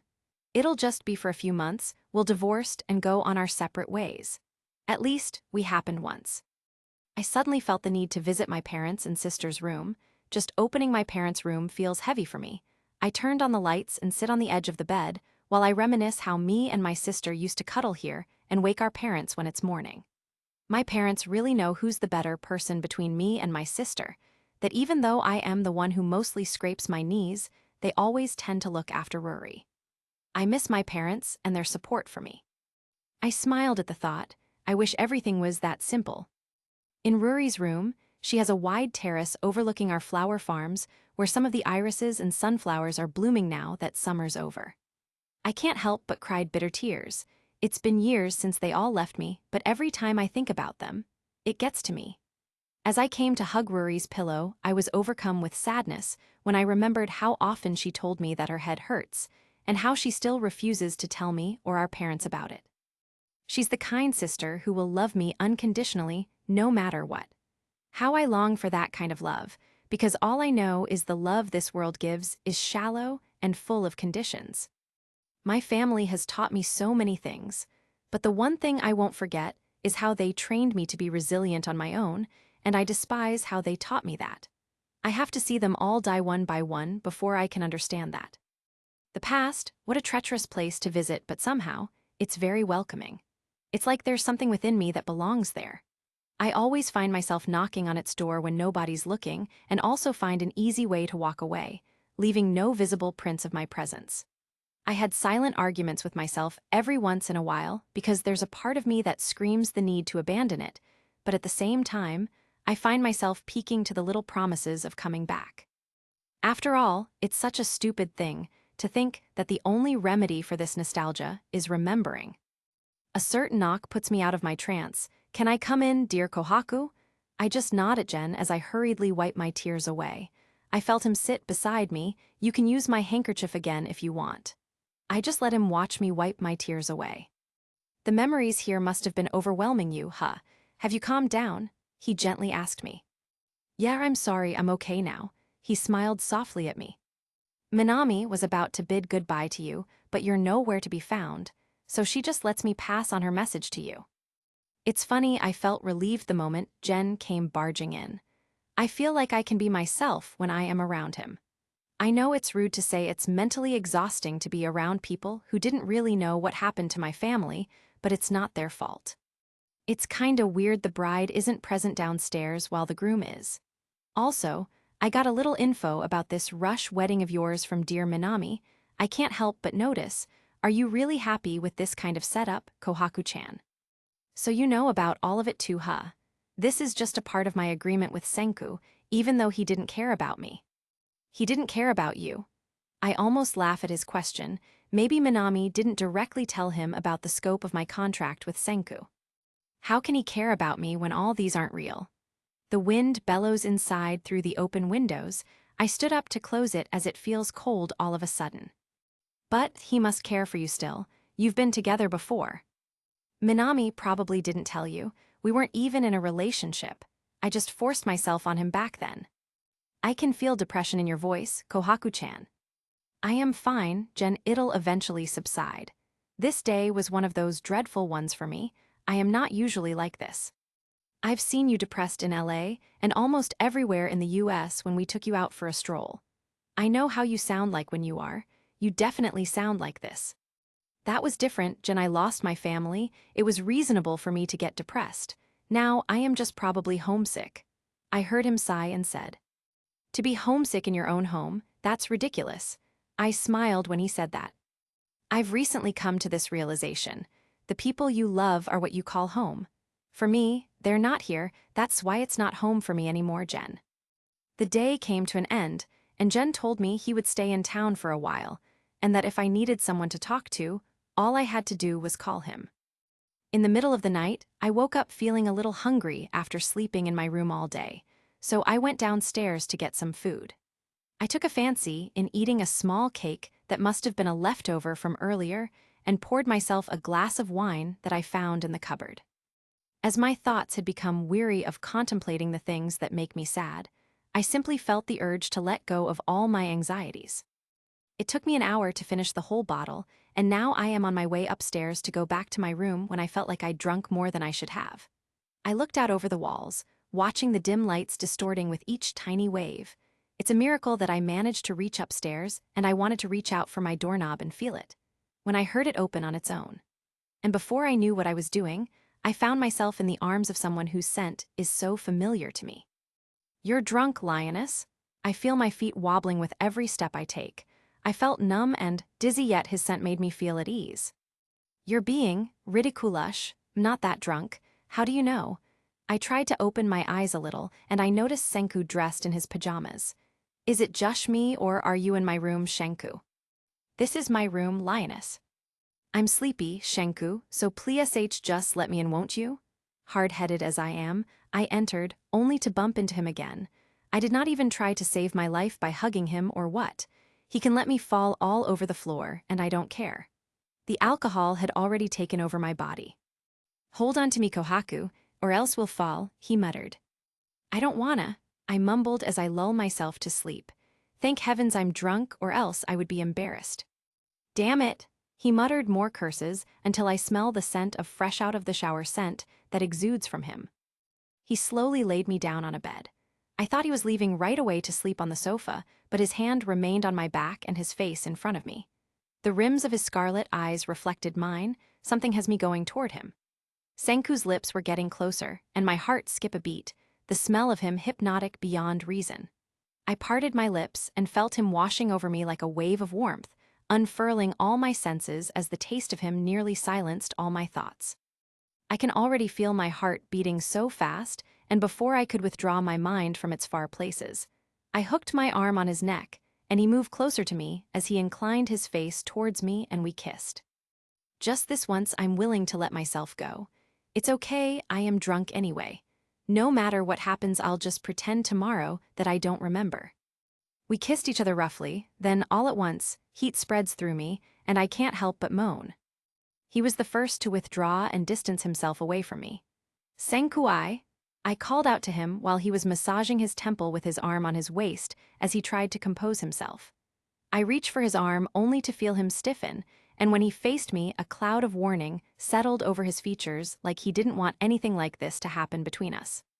"You're drunk, stop it." "Please, Senku." I tried to reach for him, but he got my hand and shoved me away. "Stop it, Kohaku. You should rest, don't let the alcohol do all the talking. I'll sleep elsewhere for the night." My heart was racing as I saw him lock the door behind him with a resounding thump before he walked out of the room. The pain I felt after he rejected me can't be numbed by alcohol. I probably need to drink more just so I didn't have to endure it for the rest of the night. And just like before, I always get ruled by my instincts. We married for a different reason, not for desire, lust, or love, so I should stick to what I should do. I bit my lip as I felt my eyes prickling with tears, and that was when it dawned on me that maybe Ryusui was right. That's the thing about endings. Both don't have similar speeds in moving on. It's not always about taking separate journeys and completely restarting everything. Sometimes, when things come to their closure, one person knows where to go after, while the other gets stranded. TG Thagud 29. Thorns. The next day, I woke up and found it hard to get out of bed. The events of last night, which I had thought I would quickly forget, have returned to my mind with startling clarity. I suspected I wasn't in my bedroom. The interior was starkly white, save for bookshelves in the corner, a desk full of papers, and the exterior included a terrace that looked out over the fields where it grew the vast majority of roses and lavenders. My hangover from last night was so bad, and with head a little bit dizzy, I returned to my room to soak in the tub. Last night's events came crashing down on me. It was all vivid in my memory. Senku pushed me and went away in apparent disdain. Although we had shared many memories in the past, it's clear he is no longer interested in me. My cheeks sank into the water at the mere thought of it. My eyes welled up with tears once more as my heart sank. No matter how hard I try, I can't stop thinking about how he instantly rejected me. That's how it usually is, right? What should I think? That he still loves me? Is he over me, or does he still care for me? This whole thing that we had is just a charade. It would be best for me to stop worrying like this. For the sake of reclaiming our property, I must know the exact day and time of our meeting with his father. Suika knocked on my door as I was about to depart, presenting me with a beautiful bouquet of sunflowers and red flowers. Kohaku, these chrysanthemums were hand-picked by C. Me. Then I thought I heard her say, "Oh no, I almost said it." I chose to ignore it. "Thank you so much, Suika, they were wonderful." The smile she gave me looked cute and endearing. "By the way, someone is looking for you and is here. She's so pretty too, Sister Kohaku, and is talking with Dr. Senku while waiting for you downstairs." I offer my hand for her to hold and Suika, and I descended about half the stairwell when we overheard a bit of their talk. "Are you sure that's everything? Senku, I swear if you..." "I called Sister Kohaku for you, Ms. Minami." Despite Senku's calm demeanor, I can see there is tension between them. I walked up to Minami and stood there awkwardly. "Is there, something wrong?" They were in complete silence until Minami spoke up. "Don't fret over a thing. I was just talking to Senku about the wedding from yesterday. I've been feeling a bit homesick by myself, so I decided to pay you a visit and was hoping you could show me around your flower farms while I'm on vacation." I heard Senku heaved a sigh. "I'm sorry, Lioness, but we'll have to cancel our meeting with the old man tomorrow. I need to take care of a few other business-related things first. Do you need anything before I get busy in the lab?" Something clicked in my mind. Truth be told, I kind of want to end this deal with him. I'll still do it for my sister, but I'll just work for it and earn some money elsewhere, not like this but... "Nothing, thanks for asking, Senku." I smiled at him. He just stared at me as if doubting what I just said. I chose not to tell him about it. "Okay." I keep an eye on his retreating figure. Suika said she had to go help Turquoise in the kitchen, so Minami and I were the only ones left. "Kohaku, why do I get the impression that you wish to broach a subject with Senku?" "It's nothing. If I remember correctly, you wish for me to give you a tour, right? So that's how you play it safe. You may lead the way, madam." As for me, I just rolled my eyes. We spend the day meandering among the flower fields. Ever since Senku has been in charge, I am able to see the various improvements he had made. It has now become a safe haven for many different types of plants and flowers, including some beautiful flowers and vegetables. It even has various greenhouses with different plant species we can enter. The Urano peaks are visible upon the glass windows as we enter. I even assisted my too enthusiastic friend in taking a photo. The flower farms was particularly captivating to Minami because of the mountain acting as a picturesque backdrop. The place now has a downhill terrain with clear pathways. I was also greeted by a few of the flower attendants whom I still remember. It was almost dusk when I heard Minami calling my name from a hill under a tree. It reminded me of a hill where my sister and I usually rested after biking around the flower fields. It's nothing but a painful memory now. "It feels like paradise here, Kohaku." I had heard that this flower farm was a popular tourist destination, but it exceeded my wildest expectations when I finally got to visit it for myself. I am completely spent, but I can say it was well worth it. We were sitting under a tree, and I was listening to her go on about anything in particular when she suddenly changed the subject. "I don't mean to pry, but whatever dilemma you may have with Senku, you can tell me all about it, Kohaku." She gives me the strangest look possible, and I start to tell her everything that happened to me last night when I was too wasted to remember anything. A deep sigh escaped my lips as I thought, I've been considering breaking off my contract with him, but something tells me I'd like to take a chance and see what happens. And even though it seems impossible, it still won't hurt to give it a try. Speaking of which, Kohaku, as a matter of fact, I spoke with him for a little while as I waited for you. He didn't say much, but one thing's for sure, he's so sure about you. She makes it seem like she thinks Senku loves me, but the truth is that he only wanted me because he stands to gain something from our arrangement. Once our terms have been fulfilled, we will split ways. I think you two need to have a talk about it. Getting away won't solve anything. We made the decision to retire and return to the estate. As we're passing through my mom's old garden, we saw a white-haired lady with crimson eyes speaking with Senku on the porch. Minami grabbed my wrist and drew me close to the sakura tree so she could eavesdrop. What? SHHH? That's the woman Senku was rumored to be dating. She gestured with a clenched fist as if to shout, but I could only hear her mumble. I hope Senku doesn't ruin the impression I've formed of him if he's only using you merely for show. Okay. It wouldn't hurt to confirm, would it? I refrained from intervening since I felt awful about listening in on them. She had hair as white as snow, and Senku appeared as though he had just stepped out of his lab, arms crossed tightly across his chest as he listened to her. I've heard enough. If you're so concerned about the well-being of your coworkers, why don't you delegate that difficult aspect of the project to me? It's not that easy to explain everything to them, Senku. Besides, that's not the only reason I came here.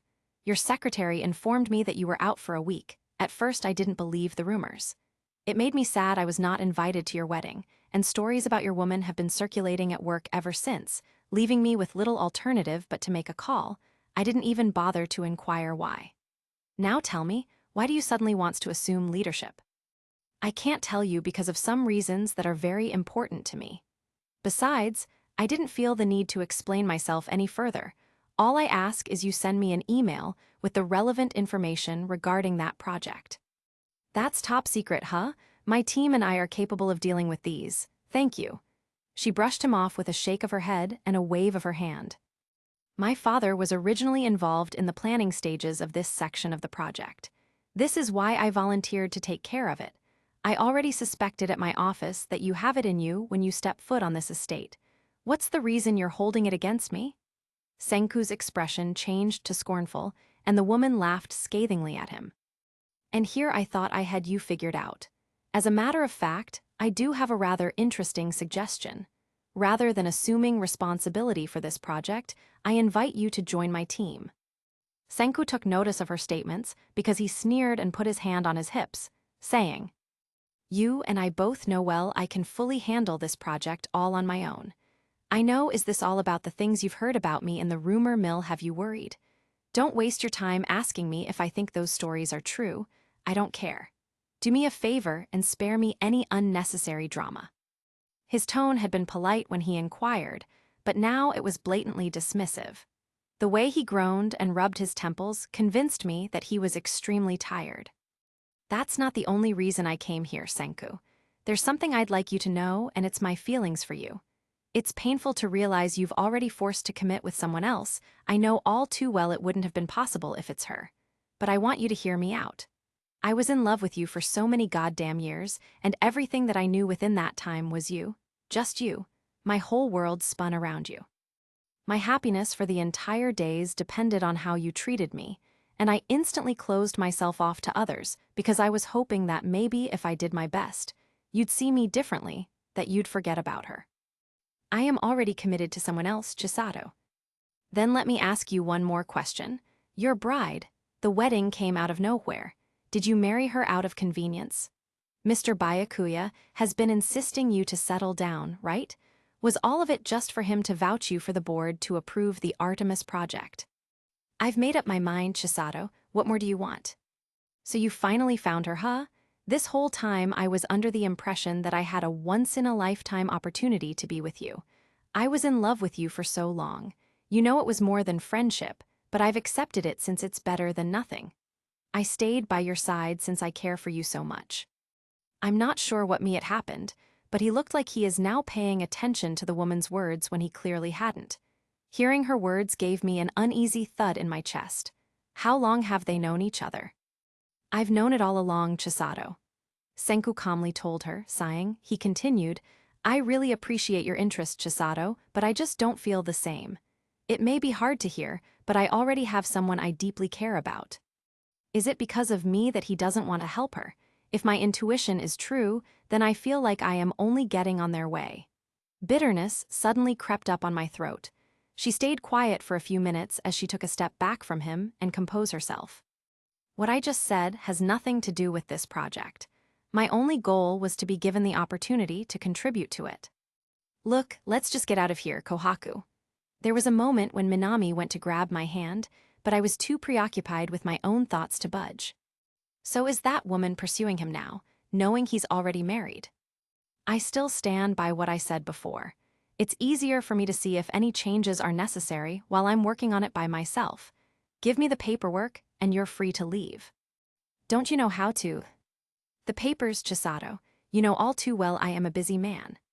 His words were direct and cold.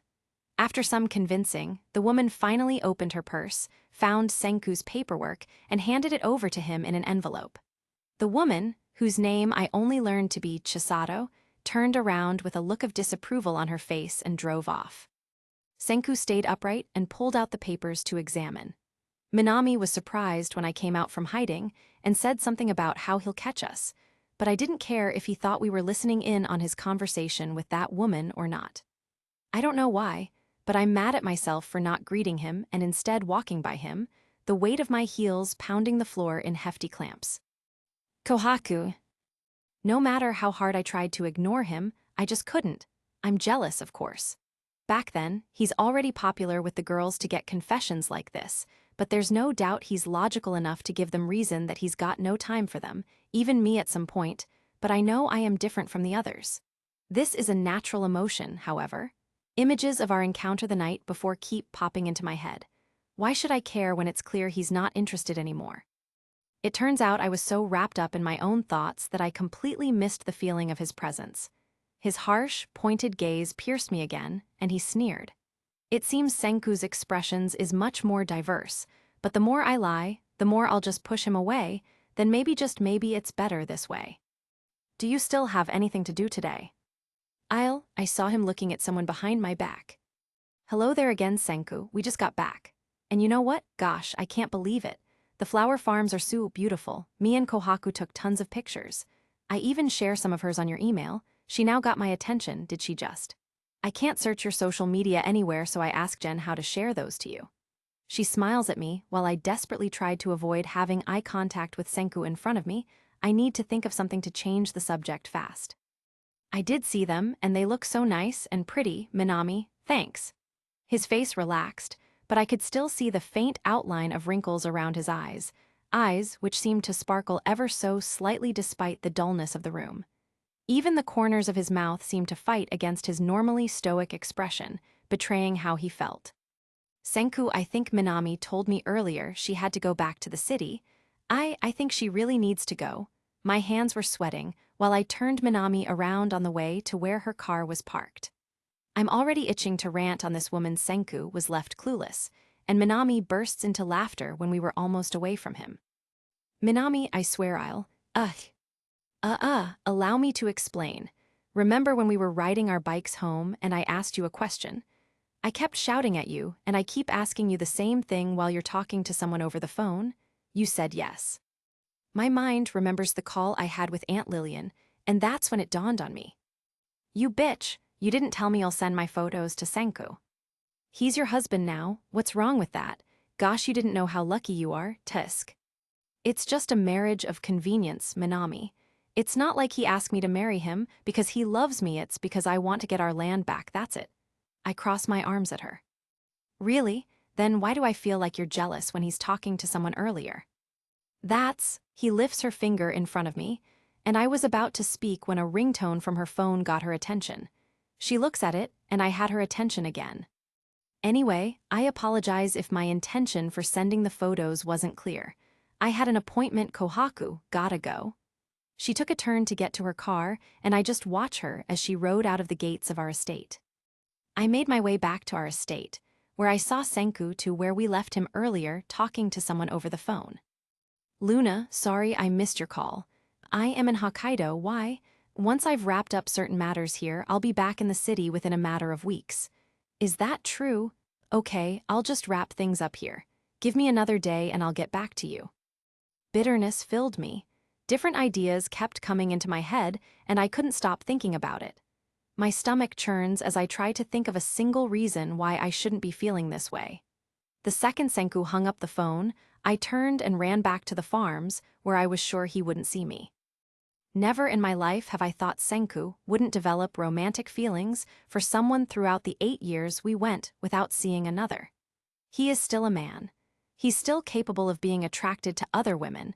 He may even be having an affair behind my back. I'm sure it is the reason he won't let me know about it for fear of damaging his reputation. I took the scenic route back to our flower farms in the hopes that just seeing them would prompt me to think about why I was actually here in the first place.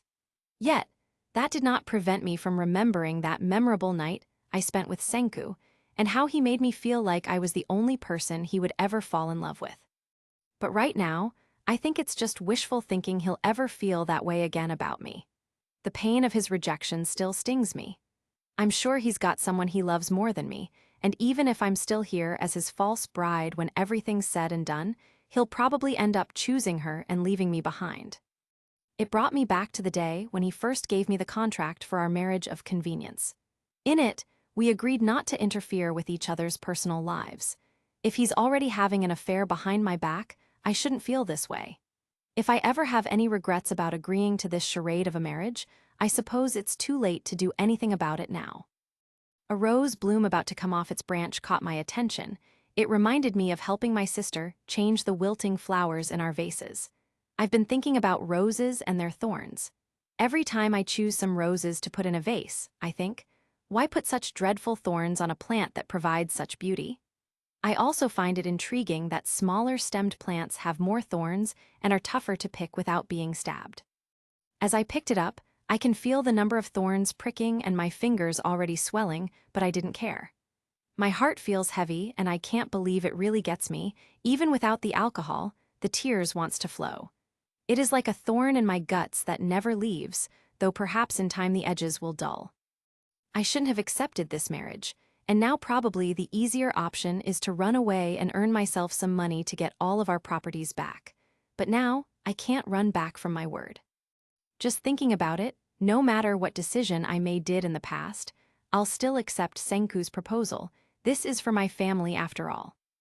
I admire the flower's beauty in my hand. Just looking at it to have the beauty in the very delicate rose flower, the plant needs the thorns. They may look nasty and feel very uncomfortable, but they are so necessary. One day, I'll take our flower farms back. As soon as the conditions in my marriage contract was made, I'll be the first to suggest divorce with Senku. I'll get the lease for our estate, then made my decision to live in America for good. I'll find work there on my own so I can earn enough money to buy our flower farms back. Just enough that hopefully Senku would let me buy it back. I think he would, though. As soon he became busy with his new project and he reached his dream to launch that rocket, the flower farms is no longer useful for him. It would only slow him down. I jogged my way to the greenhouse, where I brought Minami earlier. Different colors of flowers of different types were still here growing splendidly, even after many years. Some flowers were not even planted by my dad.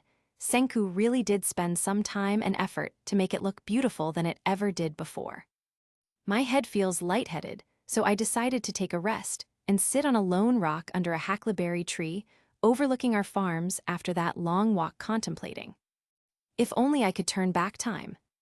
As the sun dipped below the horizon, the fleeting colors of dusk began to fade away.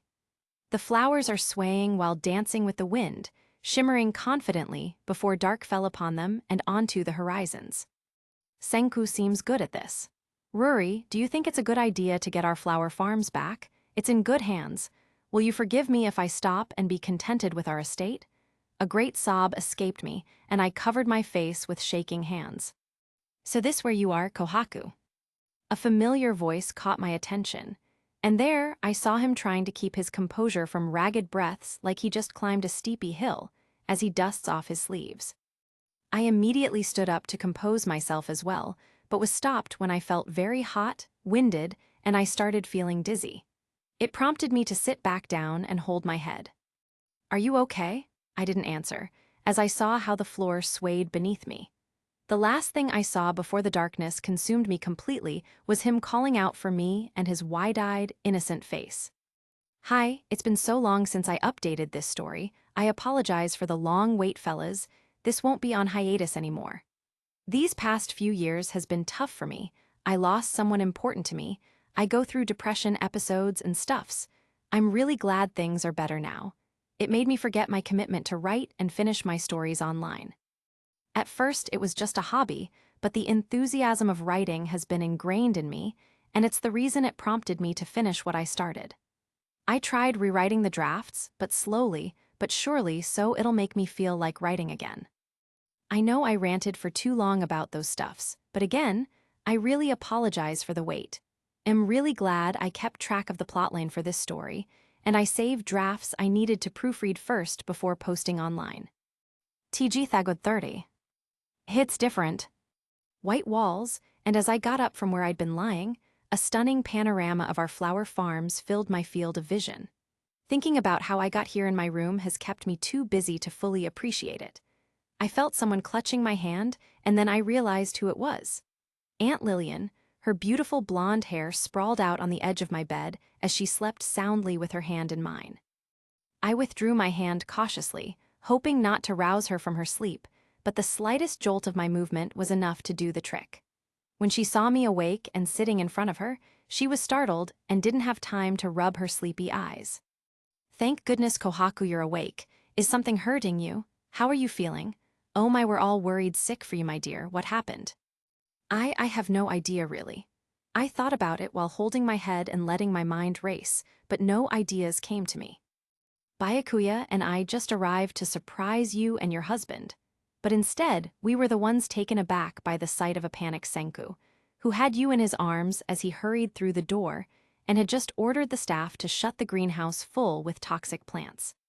"How did something happen to me?" "Yes, dear. He concluded that you fainted after inhaling the spores of a toxic plant while wandering around the farms. If you can't remember, that's fine. It's only that Senku has been the most concerned of the three of us who saw you collapse into his arms 3 days ago. He hasn't given Byakuya so much as an hour of his time since then, and he hasn't left his lab."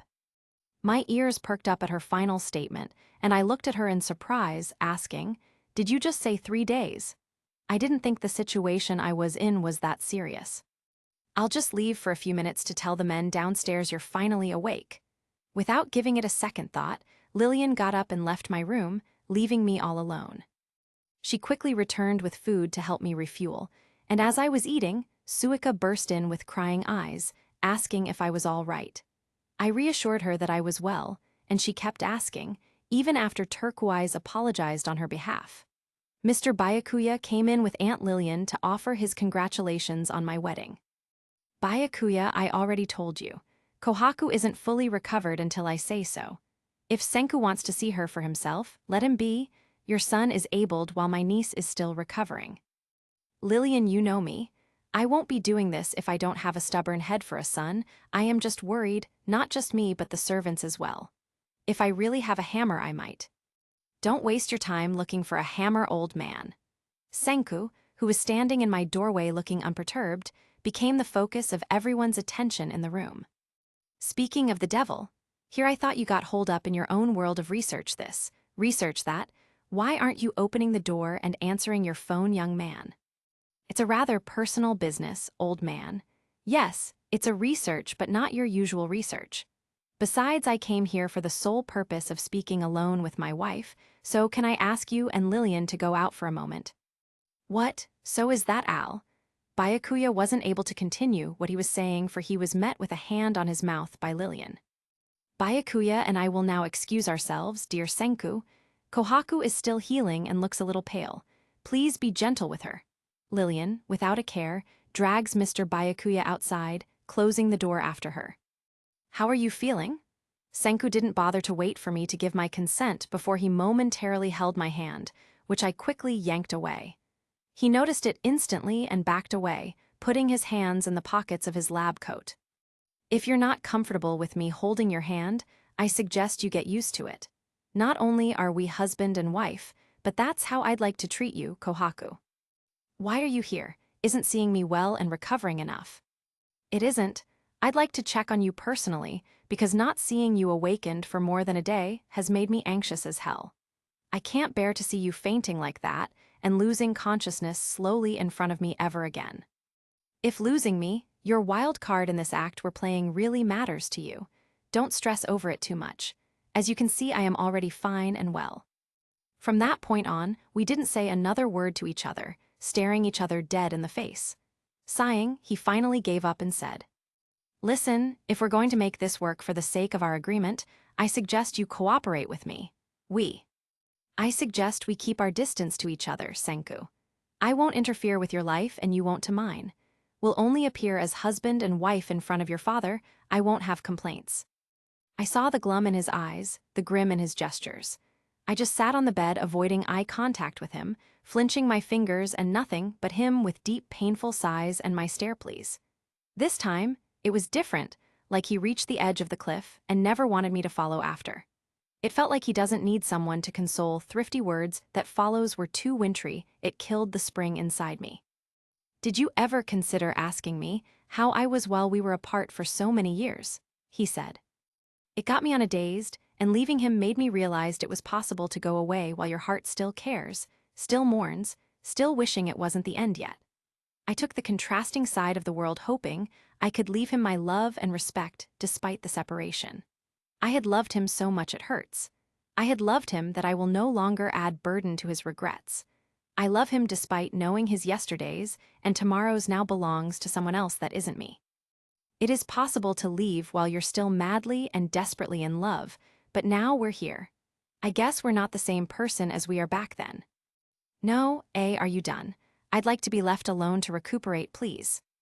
I laid down on the other side of the bed, rolling over because I knew that staring into his eyes for even a moment longer would slowly, but surely twist my heart and bring on the tears.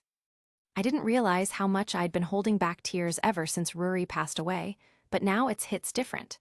Moving on was always easy for me to do. If I used to always switch lovers and ghost them, now, even though I'm back to normal after passing out, I get this anxious feeling when I see him, and it makes more sense the more I think about it. He's the reason the wounds reopened and are still bleeding. He's the one I loved.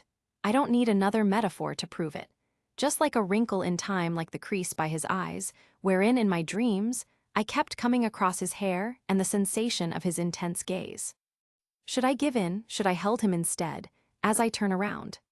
He closed my door with a turn of the knob, and the sound echoed in my head like he had just shattered my heart all over again. After my conversation with Senku, no one else came to visit me that night. Sleep didn't come easily, but I forced myself to rest and succeeded. The sun's rays woke me up, but I wasn't expecting to find a breakfast tray waiting for me by the side of my bed, this one decorated with a tulip flower in a vase. The rumbling in my stomach finally convinced me to give in, and as soon as I was done, I hopped in the shower and headed for downstairs. I recognized Lillian's voice when I got closer to the dining room. She was laughing as she poured wine into a glass, but she stopped when she noticed me in the doorway. "Kohaku," Mr. Byakuya grinned as Lillian poured me a drink. Senku, emerging from his stupor, glanced at me, and, acting the part of a gentleman, Senku rose from his seat to offer me a seat beside him. Mr. Byakuya seemed to realize what was going on and continued. "You know, I've been feeling hopeless these past few months, dreading the day my son would marry himself to his work and dedicate himself to studying everything there is to science, but seeing how he treat your niece, Lillian. If I'd known Kohaku was your niece earlier, I would have brought my son to visit you instead of making him spend all day, every day, at the lab. You make it seem like I'm some sort of hermit," Senku replied as he poked his ears without giving a care as to what his father said. "Aren't you, boy?" Senku simply rolled his eyes at his father's remarks. We exchanged glances before he added, "You know what, Kohaku? I'll never forget the moment I caught a glimpse of Lillian entering the spaceship, despite knowing full well that she had spent millions to do so. You two looked so much alike that I initially thought she was your mother. Yet, learning that you are actually her niece only a few days ago made it appear as though you and my son were destined to encounter each other again. Huh. I was about to tell my side of story when I felt Senku's hand holding mine just under the table, like he's secretly telling me he'll speak on my behalf. It brought me back to the memories I have of him when we were young. I still remember it all clearly after all these years like it was yesterday. I didn't realize it at the time, but he was following me around the garden in his casual clothes, while the young Kohaku was dressed in a gorgeous long gown, and he eventually invited me to go stargazing with him at the temple of his old professor, which had been converted into a laboratory. That night he saw me, nothing was going to stop me. That night, I planned it all, none of those were accidental. The need to kiss him was overwhelming. For some reason, I really wanted to make out with Senku, and then I wanted to make out with him some more. But then I was wrong. Senku is just the first who knows after this if I might love again. Having matured and dealt with the tragedy that befell my family, I am finally ready to seek love again, especially now that I have kept my word and secured the estate following my deal with Senku. Then at least I can have some peace of mind. I can now consider loving as a goal. It is true what they say, everything comes to you at the right time, at the right moment, Senku replied. I felt him squeeze my hand when I attempt to remove it. He only smiled devilishly at me. What's that for, huh? We are never fated for each other. This is all just for show. He really enjoyed getting his father's hopes up, as if toying with other people's feelings gave him the satisfaction to do so. I can't believe him. Swallowing all of this and acting like it's nothing is so hard for me. So I decided to drink the wine Lillian served me earlier. I'm sorry it's late. The turkey took long enough, lunch is here. Lillian hurriedly served the mouth-watering turkey in front of us. Byakuya had been telling us to surprise you both since we arrived in Japan, but we didn't expect to be the ones surprised instead. Who would have thought Senku is your longtime lover, Kohaku? When do you think we might see a grandchild in the future? I almost choked at Lillian's question, but then Senku had to make it more embarrassing than it was. As soon as we're able, Lillian. He quietly mischievously smiled at my direction. You're so full of shit, Senku. Which reminds me, I'm looking forward to becoming a grandparent too. Which do you favor, sweetheart? There may be something else these two are keeping from us. He chuckled. As much as I tried to hide it, I wondered if Senku's dad knew anything about our little secret. When I felt Senku's hand on my thigh, it was as if he had realized what was happening and reassured me that we were still in the dark. I'm just kidding you too. I think what I'm trying to say is that we don't want you to keep the news of Kohaku's pregnancy a secret. Me and Lillian here will make a bet. The only response he got from Lillian was a sneaky grin. In a way, I'm envious of their relationship since it seems genuine, but what Senku and I have is just for show. So you want me to make a bet about what my grandkids would be? My bet is they're gonna have some twins. I immediately downed another wine in front of me right away, and I don't care if it was Senku's or not. What Lillian is saying right now is absurd, given what Senku and I really are.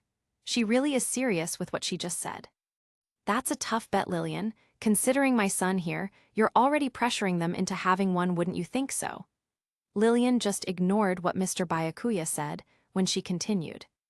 I bet it's a twin girl and a boy before the year ends. I swallowed hard at her statement. It's not impossible, old man. Having twins sure is special, but considering my wife, I'd rather have her think about having kids first. His hand remained on my thigh as his smile was sly and mischievous, hinting at me he's agreeing with Lillian. I only smiled at them. Well, you're a liar, Senku.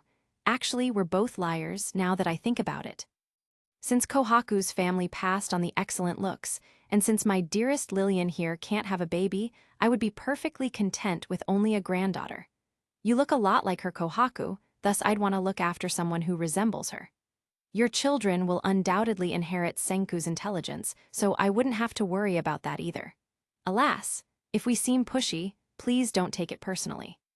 He chuckles. I assume Senku didn't inherit his father's delicate sense of humor, or his father's capacity for kindness and understanding. Yes, you heard that right. Please, you two, ignore us. It depends on whenever you want. From what I understand, dear Kohaku spent the rest of her years in the United States.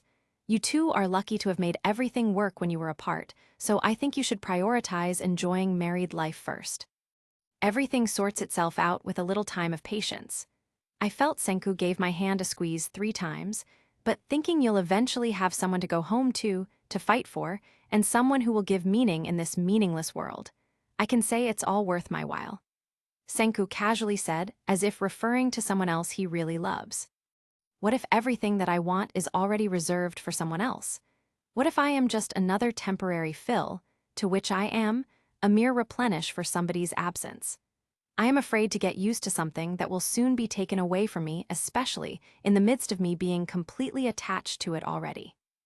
Senku's words struck me, knowing all too well he's not pertaining to me. I am afraid to only have the almost, the so close, the fleeting. It's selfish, but I am afraid to watch someone else living my dreams. Luna, you're lucky to have such a good man. It's amazing to hear it from you, Senku.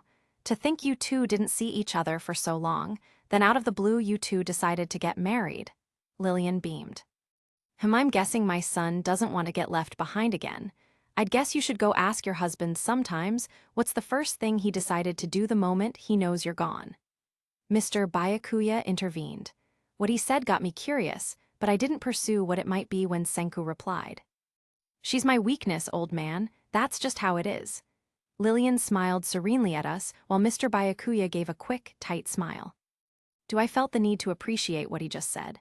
No. Do I need to pretend that I am affected? I think so. Instead, I chose to focus from eating this delicious turkey. Did Senku really think I'll have to appear lovey-dovey as he is? No.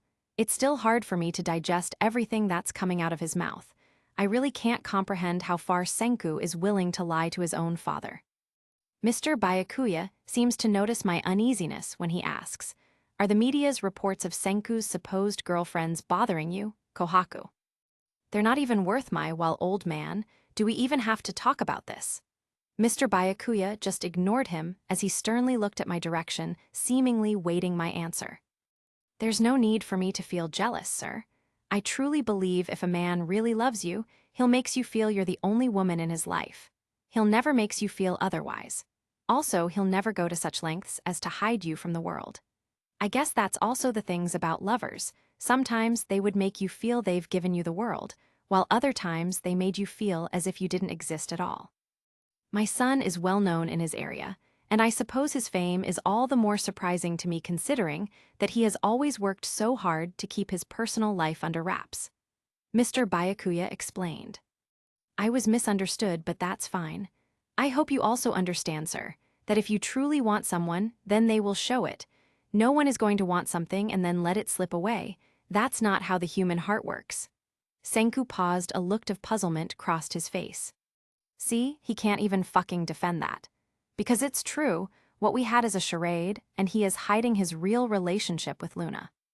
I can see him pretending after remembering that phone call he had with Luna. And just like how his heart worked, I learned that it's possible to stay away when your heart is still full of willingness to continue. It hits different just picturing him with some other girl and in love.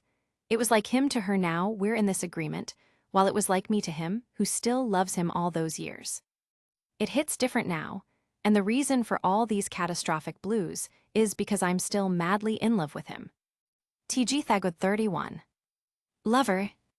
No one at the table mentioned anything that might have involved Senku and me. It's nice to have some peace for a while. After lunch, I helped Lillian clean up, while Mr. Byakuya had a private conversation with Senku.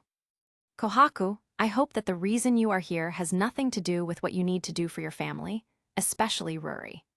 I am also hoping that this will be the case if you ever decide to come back to the USA, is not because of some eagerness to flee what is difficult. I know the feeling too well of losing someone important to you, and it made an impact to who you are today.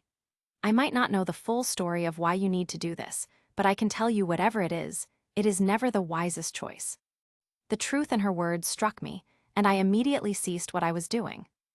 Aunt Lillian, I finally broke down, gazed at her earnestly as I collapsed into a tangled heap, and sobbed uncontrollably for the first time in weeks. Oh, she quickly stopped washing, turned off the water, and wiped her hand on a tablecloth before coming to me. Oh, I hate seeing you like this. She forced me to sit down, and although I tried to stifle my tears with my hand, but they just kept coming. It is my fault, Aunt Lillian, everything that has happened. Your parents might not be able to say it to you, but they already forgave you. Ruri forgives you. They made sure you were left in my care to have a wonderful life that she wasn't able to have. But I do not forgive myself. All these years, there's only one thing that kept me going, and that is to fulfill my promise to Ruri that I'll help her secure and take back our estate. It's all I have to remember her by. I was the reason why she died. I was supposed to help her that day, but I failed. I was intended to help our parents, but instead, my mother killed herself because of me, and my father died before he saw me graduate, and it is not right that you were left to grieve on alone. That was my fault. I should have prioritized family over career. But you were also grieving on my mother and Ruri's, and that is the only way you can cope up. But so were you. She stretched out to hold both of my hands, and while staring at me, she continued, and after you had already lost your father too. Kohaku. You took me in as your own and never treated me any differently. Everything I did and all that I am today, you still gave a future after what happened to my family. I owed it to you. You owed me nothing. She squeezed my hands as she stared at me to prove her point. She now had my attention as she continued. You never had to earn your place in my life. I loved you from the day I met you. Oh, love is not something that is ever owed, Kohaku. She arranged a lock of my hair covering my face due to tears. You came into my life as my niece, but I treated you like my own daughter, and I never treated you as anything else. Her chin trembled as a lone tear tickled her cheek. Oh, it grieves me to think you do not believe you deserve all of the love in the world. She pulled me in to hug me while I continued sobbing in her chest. You do not have to tell me everything about the reason why you're with Senku. I fully trust you have your own reason to do so. She broke our hug and proceeded to cup my face as she wipes the tears. But please follow your heart this time, Kohaku. Break free from the past. The whole time, Lillian tried to console me. Once Senku and Mr. Byakuya were done talking, they made the decision to leave once we had finished. I say goodbye to Lillian, she gives me a hug and tells me to call if I ever need anything. Just before she got in the car, she blew me a kiss and mouthed, "I love you." I kept an eye out for their car until it was out of sight. My thoughts strayed to everything that had transpired before, all of which had taken place due of my hasty decision to comply with Senku. Everyone who will hear of it will think, Kohaku Hizashi is stupid. She married Senku Ishigami, and weeks after the wedding he's already talking to his lover over the phone. I really am stupid, ain't I? From this point onwards, I need to remember why I married him. Turquoise informed me as soon as I got back to our estate that Senku wanted to be left alone inside his office. So be it. I never had any plans on dealing with him anymore. Who knows, maybe he's talking to his lover right now and reassuring her about everything. It sounds petty, is irritating that he thinks he can show his father and Lillian us being better than we are. Even more so, I was frustrated at myself for being stupid all this time. I shut my eyes tight and mentally scolded myself for diverting my attention elsewhere, when I should have been planning to get away from his clutches and focus on reclaiming our property. The whole 2 weeks passed by, and I was left to wander every time around the estate to see any changes the current owner decided to do. Once in a while, I'd pitch in with farm work, cooking meals, and the like. I also overheard several of the maids talking about how they heard a lot of crashing and smashing sounds coming from Senku's office around a few weeks ago. Who knows, maybe that's just how he loves to conduct experiments, so I'm not going to worry about it. He's been that way ever since we were in high school. Once, everyone thought there was a bomb and had to evacuate the building, but it turned out to be just Senku's failed experiment. This time, I wanted to explore more of our farms, but one of the maids warned me not to go near the greenhouses. I did not force my way in, and later I heard her saying, "Dr. Ishigami told us to forbid you to go there, saying you should go visit somewhere else, like the swamp near the foot of the hills, ma'am." Being as introverted and fearless as I am, I have taken the housekeeper's suggestion since I am bored out of my mind. I hiked to the spot she described and paused to take in the breathtaking scenery. The evening sun cast long shadows on the ground. The slanting rays of the setting sun gave a warm orange tinge to the sky. It was breathtaking. It made me remember I had to hurry to the location I was intended to go, or I won't make it and see the nice attraction. I just supposed Senku preserved their natural habitat. There's a small nipa hut just near the river where I decided to stay and wait for the intended hour. It was already nighttime. There were no visible stars, only a solitary beaming moon shining upon the still waters. Only the cuckoos of the birds and lizards' gecko clicking sounds were the only music in the river. Fortunately, the mangrove forest was not far from this house. I had been checking the time for what seemed like an eternity until I noticed a tiny sparkle among the trees. The sparkles intensified as I got closer, beckoning me to watch the tiny rotating lights dancing before my eyes. Oh, fireflies! Hundreds of fireflies twinkle once and together.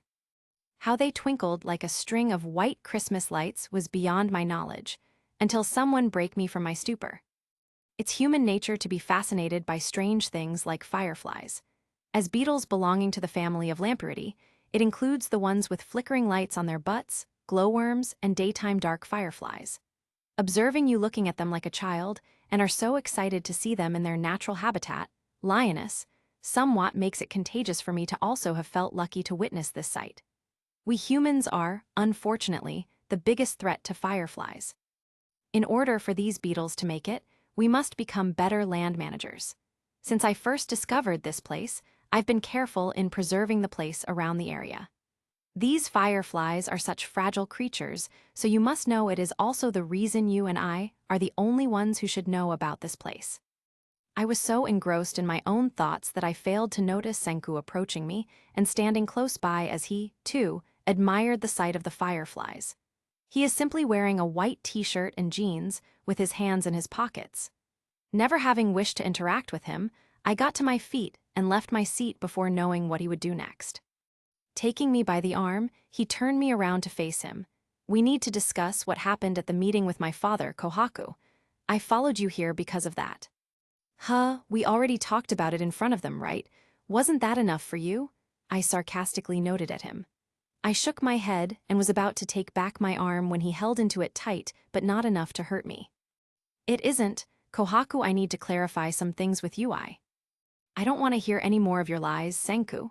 He decided to untighten my arm the moment he heard what I just said. I saw him tightening his fist like he was about to punch something. He ruffled his hair with a serious face and angry look in his eyes.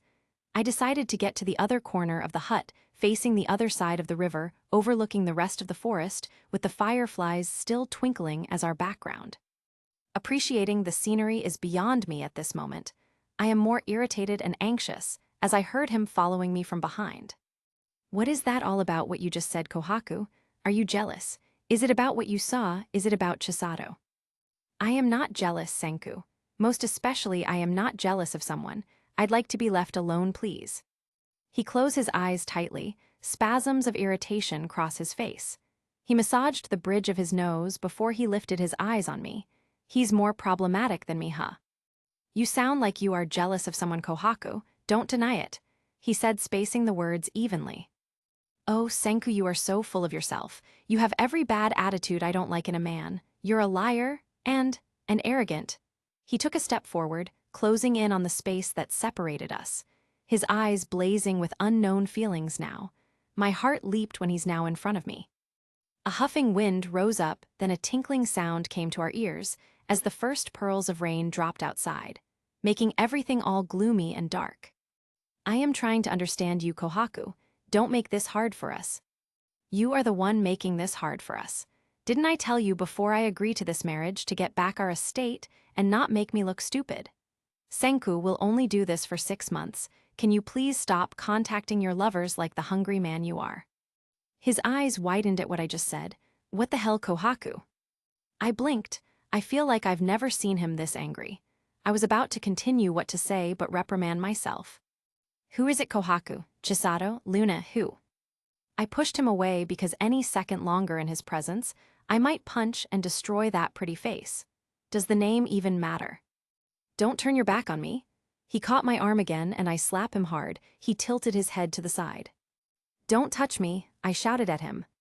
He was able to quickly compose himself like the hard slap I gave him didn't even affect him. "I'm not done talking, Kohaku." "I'm done with you, Senku. Your words don't matter anymore. Remember, we are only married by paper. You do not own me." We could also hear an occasional plunking sound as our background. It was caused by the rainwater gathered on the hut's roof, falling to the ground in a great swash of release. His jaw tightened. My breathing came with ragged huffs that I was completely unprepared for his unexpected proximity. I could tell that he was about to lose it because of me. I was terrified he would assault me physically. He had this scorching glare that it almost made me tremble. You have no clue how startled I was to see you standing in my office with your back to me after such a long time. You had no idea of the things I am thinking doing with you, Kohaku. I can't seem to gain my focus back now that you're here.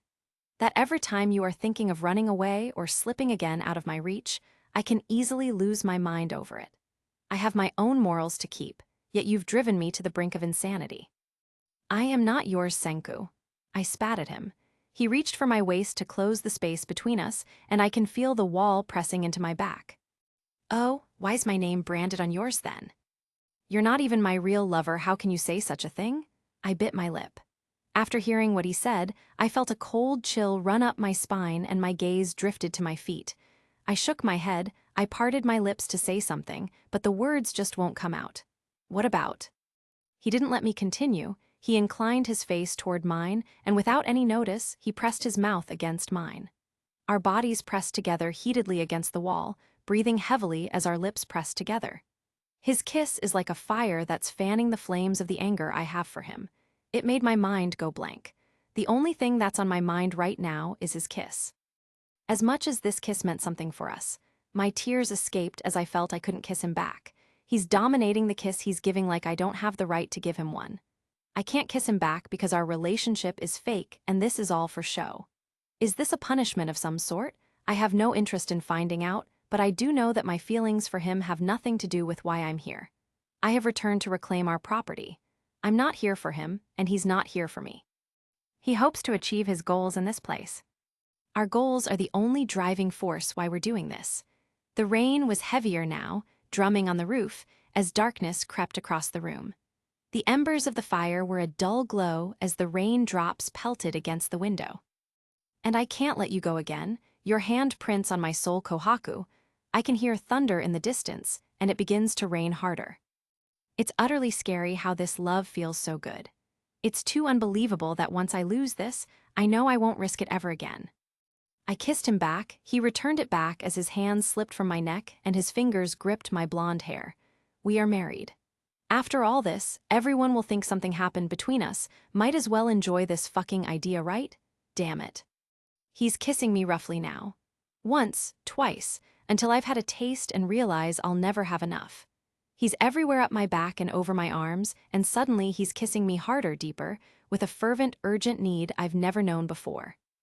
A moment later, I was so occupied with our kissing, I felt him laying me on the warm sheets of the bed. I felt hot contrasting to the cool weather we are having outside. We are kissing like crazy, like our lives depend on it.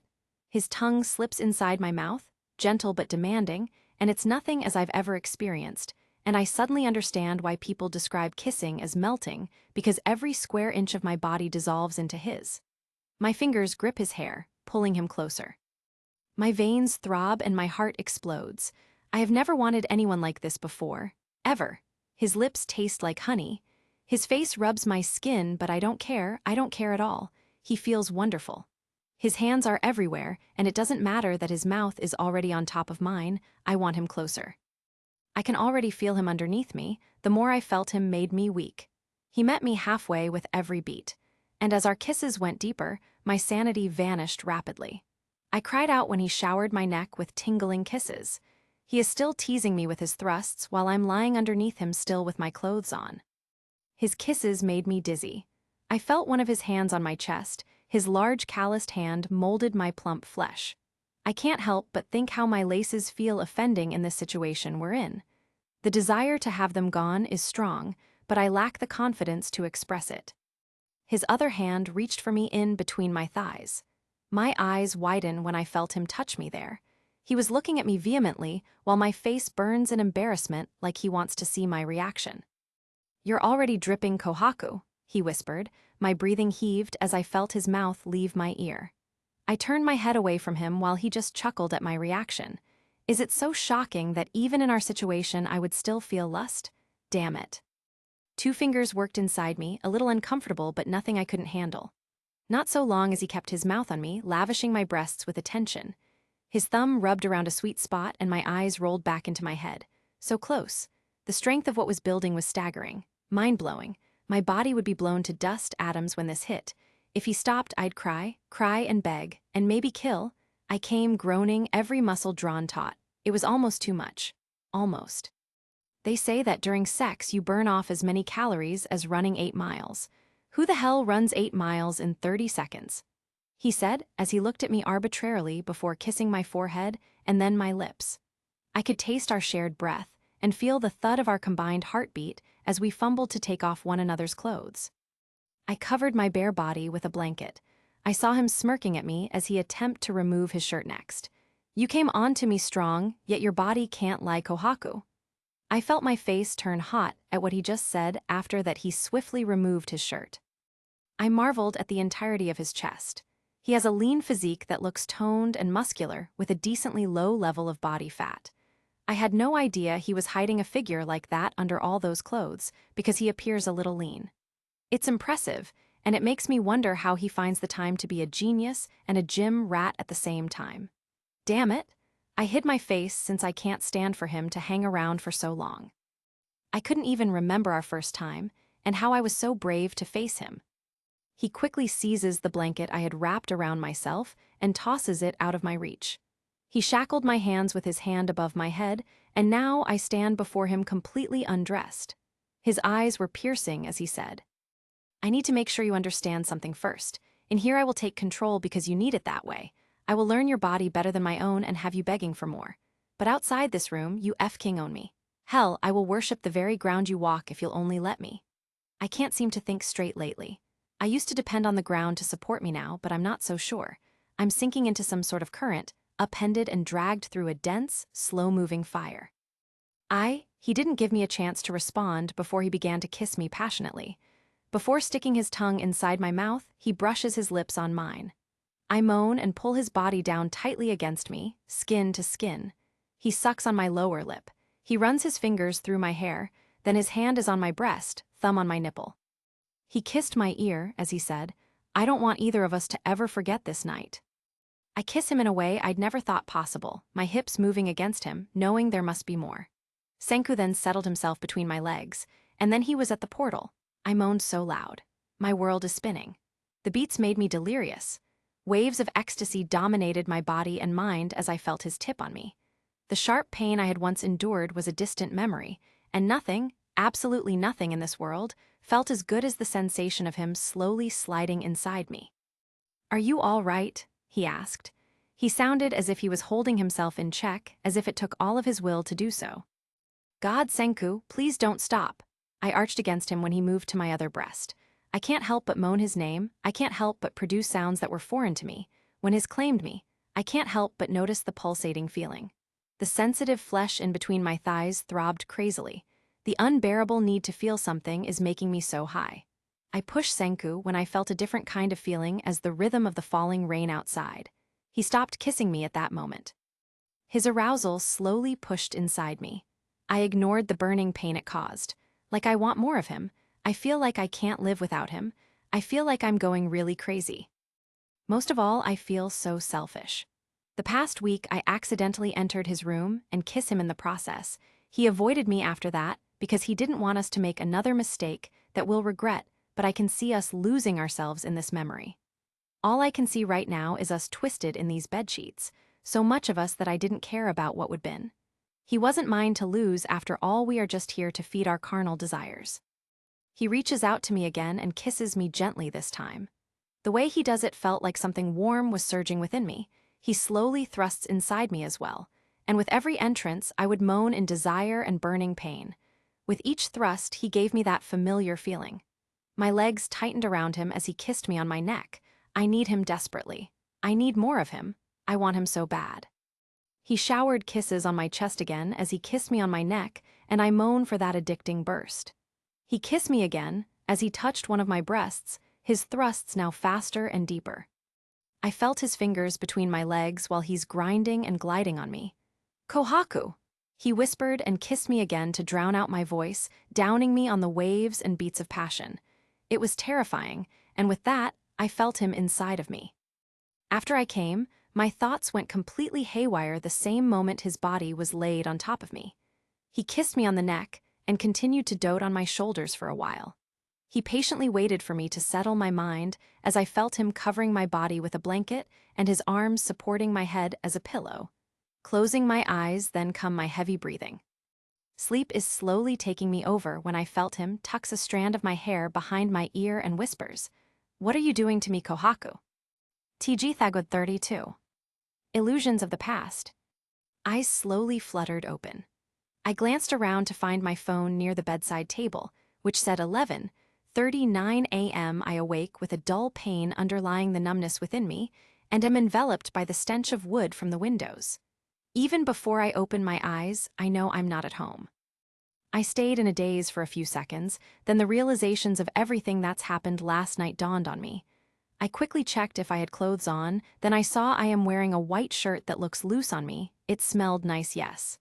Could it be Senku's? It really did happen, right? Oh my God, it happened. I moved my legs a bit.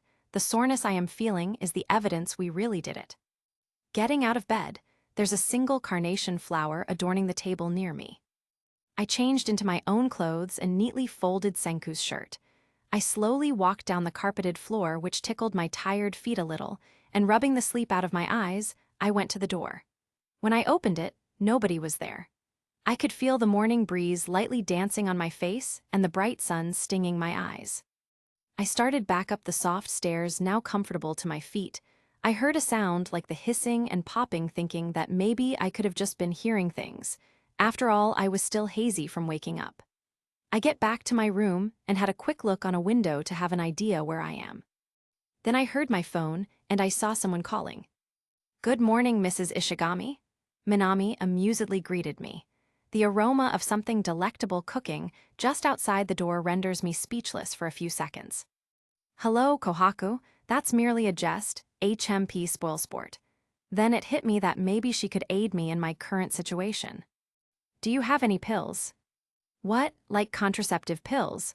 I could hear the shock in her voice. She's the only one I know who will help me, but it's still embarrassing. "You heard me, Missy." Why?" she asks menacingly. "Is there a need for it, Kohaku?" Her lazed tone didn't escape my ears. "Oh, you need it, Kohaku." There's a sense of bustle about her, as if her voice is being kept down by the company of many. I didn't keep my mouth shut out of shame, but rather frustration, because her laughter was masking what I was about to say. While rubbing my head, I lean against the wall behind me. Where the hell would I find those out here in the middle of nowhere? What happened last night is wrong. Everything Senku and I did and felt were purely about lust. Tell me you need it because something happened between you and the Dr. Ishigami, right? It happened, right? Right? Oh my God. Guess Jen really owed me big time, huh? "What are you?" I sigh. "Please don't laugh at me, Minami. Don't make it any more difficult, and..." "Kohaku, let me be clear, you are not denying anything, so you really did it with him. Ha ha ha, there you go, you are still head over heels over your first love." I heard her had a long sigh, so envious, unlike someone I know. Can she be any harder than this? You're right, but I was only tempted, Minami. So is Senku, I'm sure of it. He's a man. It is their weakness. Men have always been like that around me, even in the past. They are helpless in the face of their worldly desires, therefore I can see why Senku caved. The first time he were still able to stop us. Now it's different, he couldn't because I was tempted too. And the skirt Minami bought for me back in Shibuya I recently used for hiking here was short. I should stop wearing that. Why were you? So you feel burning desires around him, Kohaku? Why?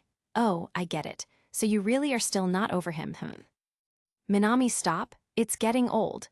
Please stop making fun of me. I don't like Senku like that anymore. I'm not in love with him. This is not the first time I feel tempted to do it with a guy, okay? Once I am divorced and free. You'll see I can do it with another man too. I rub my temples. It's getting too much when Senku's always our topic. We can't just forget why we're marrying for convenience because he seemed too good to be true last night, can we? This is our reality. Minami let out a huge sigh, which I could clearly hear. It's as if she stopped caring about what I'm saying. The constant mocking from her will end now. You're so cruel, Kohaku. She sighed. I happen to have one back at my house. You still have my key, right? Yes. I'm still at the beach. You can go there and get it if you want. By the way, Ryusui's family had another party at his house this weekend. He said he hasn't been able to reach you since last night, so he asked me to pass along his message. I heard from him Senku also agreed to go And what? Your sister's ex-boyfriend would be there. Chrome, he's here. Apparently yes, probably because your husband is in Hokkaido, he's a business partner from what I've heard. I was stunned at what I've heard. Senku never told me that Chrome is still in Hokkaido and his business partner, but then why would he tell me anyway? The plan I had in my head to acquire the tablets first and then confront Chrome about my sister was abruptly interrupted by the slamming door. I abruptly stood up and turned my head where it came from. Senku's here. Call you later, I'll head downstairs for a second. As I carefully open the door, I see that the corridor is empty. The coast was clear as I traced my steps back downstairs. I found Senku enjoying his meal of fried fish and eggs in peace. He swapped over yesterday's casual clothes for something new today. I noticed a plate waiting for me right in front of him, so I joined him for a peaceful morning meal. We were completely silent, save for the occasional clink of cutlery on the plates. Senku was finishing his food while I stared at him for about 5 seconds, and I was surprised when he stood up and turned his back on me to wash the dishes. I saw a little hickey just near the back of his neck, half of it was concealed by his shirt. My mind was suddenly occupied about the happenings from last night. Senku's heated body above mine, his strong movements as it dominated over me, his eyes that seemed to pierce through my soul. I stopped chewing and I can't move an inch unless I stop thinking about those things. I close my thighs beneath me, I still feel sore right now. What the heck? I hurriedly finished eating the rest of my breakfast, and when I was about to stand up, Senku said, "We need to head back at the main estate. I have an urgent meeting in a few hours." I just nod at him and proceed to wash my dishes. I also prepared my own concoction for you. It's near the coffee maker. I'll wait for you outside. I could hear how cold he sounded. He didn't wait for me to respond before turning around and walking out the front door. A golden liquid was visible in a see-through cup. As I finish off the last of the liquid, I detect hints of chamomile and lemongrass. I feel better after drinking it, and it feels good in the throat. As soon as I had wrapped up my chores, I stepped outside and remained motionless while I watched Senku pace the front yard. He was deep in conversation, and the urgency in his voice grabbed my interest. I didn't want to be rude and interrupt, but his tone made me think twice. The production timeline, secure the funding, finalize the contracts, Senku's voice carried through, each word filled with determination. I couldn't help but wonder what had him so preoccupied. Was it another scientific breakthrough? A new project he had embarked on? My mind raced with possibilities, and I found myself leaning closer, straining to catch snippets of the conversation, but didn't mean to. Negotiations are progressing, potential investors, expand our operations. The fragments of dialogue only deepened my intrigue. Whatever Senku was discussing, it held the promise of something significant. My presence unnoticed, my eyes fixed on Senku's animated gestures as he continued to speak into the phone. His passion was evident in every word, and I couldn't help but feel a surge of admiration for his unwavering dedication. As I listened, I couldn't deny the pang of guilt that crept into my heart.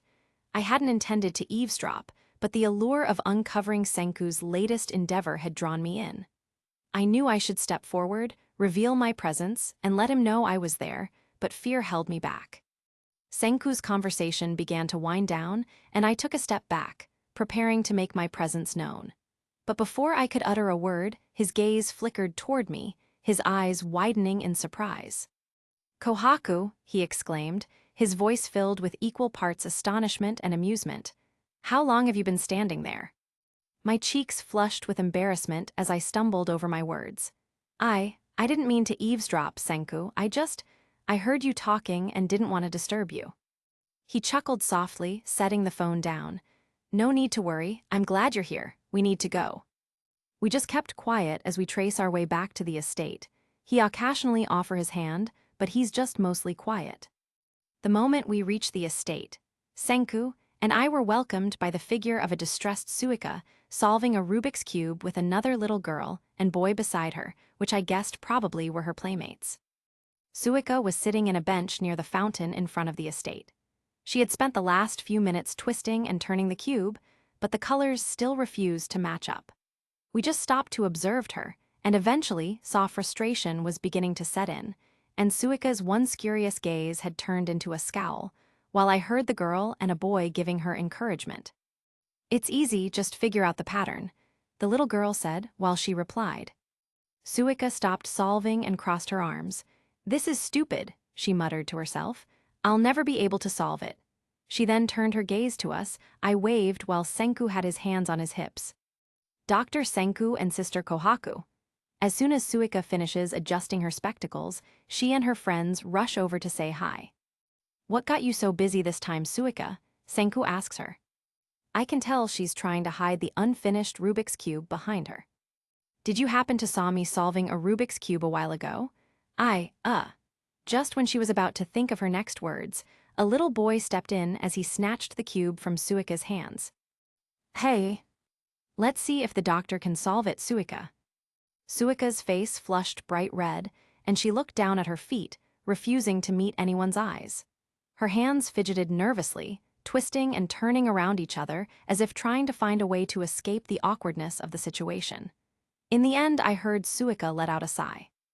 "Can you solve this, Dr. Senku?" The boy asked Senku beside me politely. "What a shame, I can't solve the Rubik's Cube," Suika exclaimed while her little girl friend is encouraging her that it's not her fault. "It's okay, Suika. Solving a Rubik's Cube takes time and practice. Even the most skilled puzzle solvers had to start somewhere." Senku pat her on the head. Senku picked up the Rubik's Cube, twirling it in his hand, feeling the weight of the smooth plastic. His fingers moved almost subconsciously as he turned the cube over in his hand, examining each side, analyzing the colors and patterns. The three children gathered around him. They looked up at him with eager eyes, waiting for him to solve the puzzle. Without a moment's hesitation, Senku began to turn the cube and began to twist and turn it with incredible speed and precision, his fingers moving with lightning speed, executing each algorithm with precision and ease. The cube's colors blurred together as he worked, his mind focused solely on the task at hand. The children watched in amazement as the colorful squares of the cube shifted and changed under his skilled hands. Despite the complexity of the puzzle, Senku remained calm and collected. He knew that he had the skill and experience to solve it quickly, and his confidence never wavered. He felt a sense of pride in his abilities, and his movements became more fluid and effortless as he worked. I watched him from behind the kids, his brow furrowed in concentration as he solved the puzzle cube. I couldn't help but be drawn to him, his intelligence and focus captivating me. As I observed him, I noticed the way his eyes lit up like he figured out how to solve the cube in his hands in less than a minute flat. Despite the intense concentration etched on his face, he seemed to be enjoying himself as he worked. He loved the challenge, and he loved sharing that challenge with others, and I couldn't help but admire his passion for such a simple thing. Within moments, the cube began to take shape. The colors began to separate, forming distinct patterns on each side. Senku's movements became more deliberate, more measured, as he closed in on the final solution. The children around him watched in awe, some of them gasping as he rapidly approached the solution. Finally, he took his gaze away from the cube and turned to face them with a charming grin. He held the cube in his left palm, and with a twist of his fingers, it clicked into place, the colors aligning perfectly. The children cheered and clapped, while I just stood there with awe, but Senku just smiled and handed the cube back to Suika. "Now it's your turn, Suika." "That was awesome," the boy exclaimed with imaginary stars in his eyes while stretching his arms with closed fists. "Wow," the little girl looked speechless while Suika looked determined, and with renewed vigor in her eyes felt inspired by Senku's puzzle solving. I was entertained and focused by their little session when all of a sudden I heard a phone ringing coming from Senku. He reached for my hand and gestured for us to leave, and the children got the hint. He led us inside the estate, leading us through a hallway. He answered the phone on our way. I overheard him telling his caller he is now on his way to the laboratory. As we approach the laboratory, I can't help but notice the towering glass walls that surround the hallways. A person was sitting inside seemingly waiting for us, particularly for Senku. The entrance is marked by a sleek metal frame, and I can see the gleaming floors inside through the glass walls. As I step closer, I can make out the faint hum of machinery coming from inside. I saw a shape of a man. His figure has been slightly distorted by the glass. Senku walked up to the door and pushed the polished metal handle. He grasped it firmly and pushed the door open, feeling the cool air conditioning escape from the laboratory. The walls are lined with whiteboards, covered in equations and formulas scrawled in various colors of dry erase marker. The counters were cluttered with equipment, including microscopes, beakers, centrifuges, and pipettes. The air was thick with the scent of chemicals. Bookshelves surround the other side of the room. Inside, I can now clearly see the silhouette of a man from outside. He was busy reading something from a computer. He finally faced us, and I almost want to retreat outside of the room if it wasn't for Senku holding my hand. I recognize him immediately, but I can't believe he's here. Like Senku, he was now mature as he stood tall and confident in front of us, with a posture that exuded authority. He wore a casual attire with a pair of jeans and a shirt that fit him perfectly. "Hey, Senku, didn't expect you to be here at this time of day," and Chrome just stares at me coldly for a moment before finally responding. "Nice seeing you again, Kohaku," he says curtly, not bothering to hide his bitterness. "Congratulations in getting married, by the way." "Nice seeing you too, Chrome," I said. I can tell that he's still holding a grudge against my sister, and now he's taking it out on me. I try to be polite, but Chrome seems distant and uninterested. "I got a call from Chelsea. Let's get down to business." Senku gestured for me to sit on one of the chairs, to which I obliged while he go over to talk where Chrome is. "Of course, that's why I am here. I've reviewed the production reports, and it looks like there's been a mistake in the use of the raw minerals.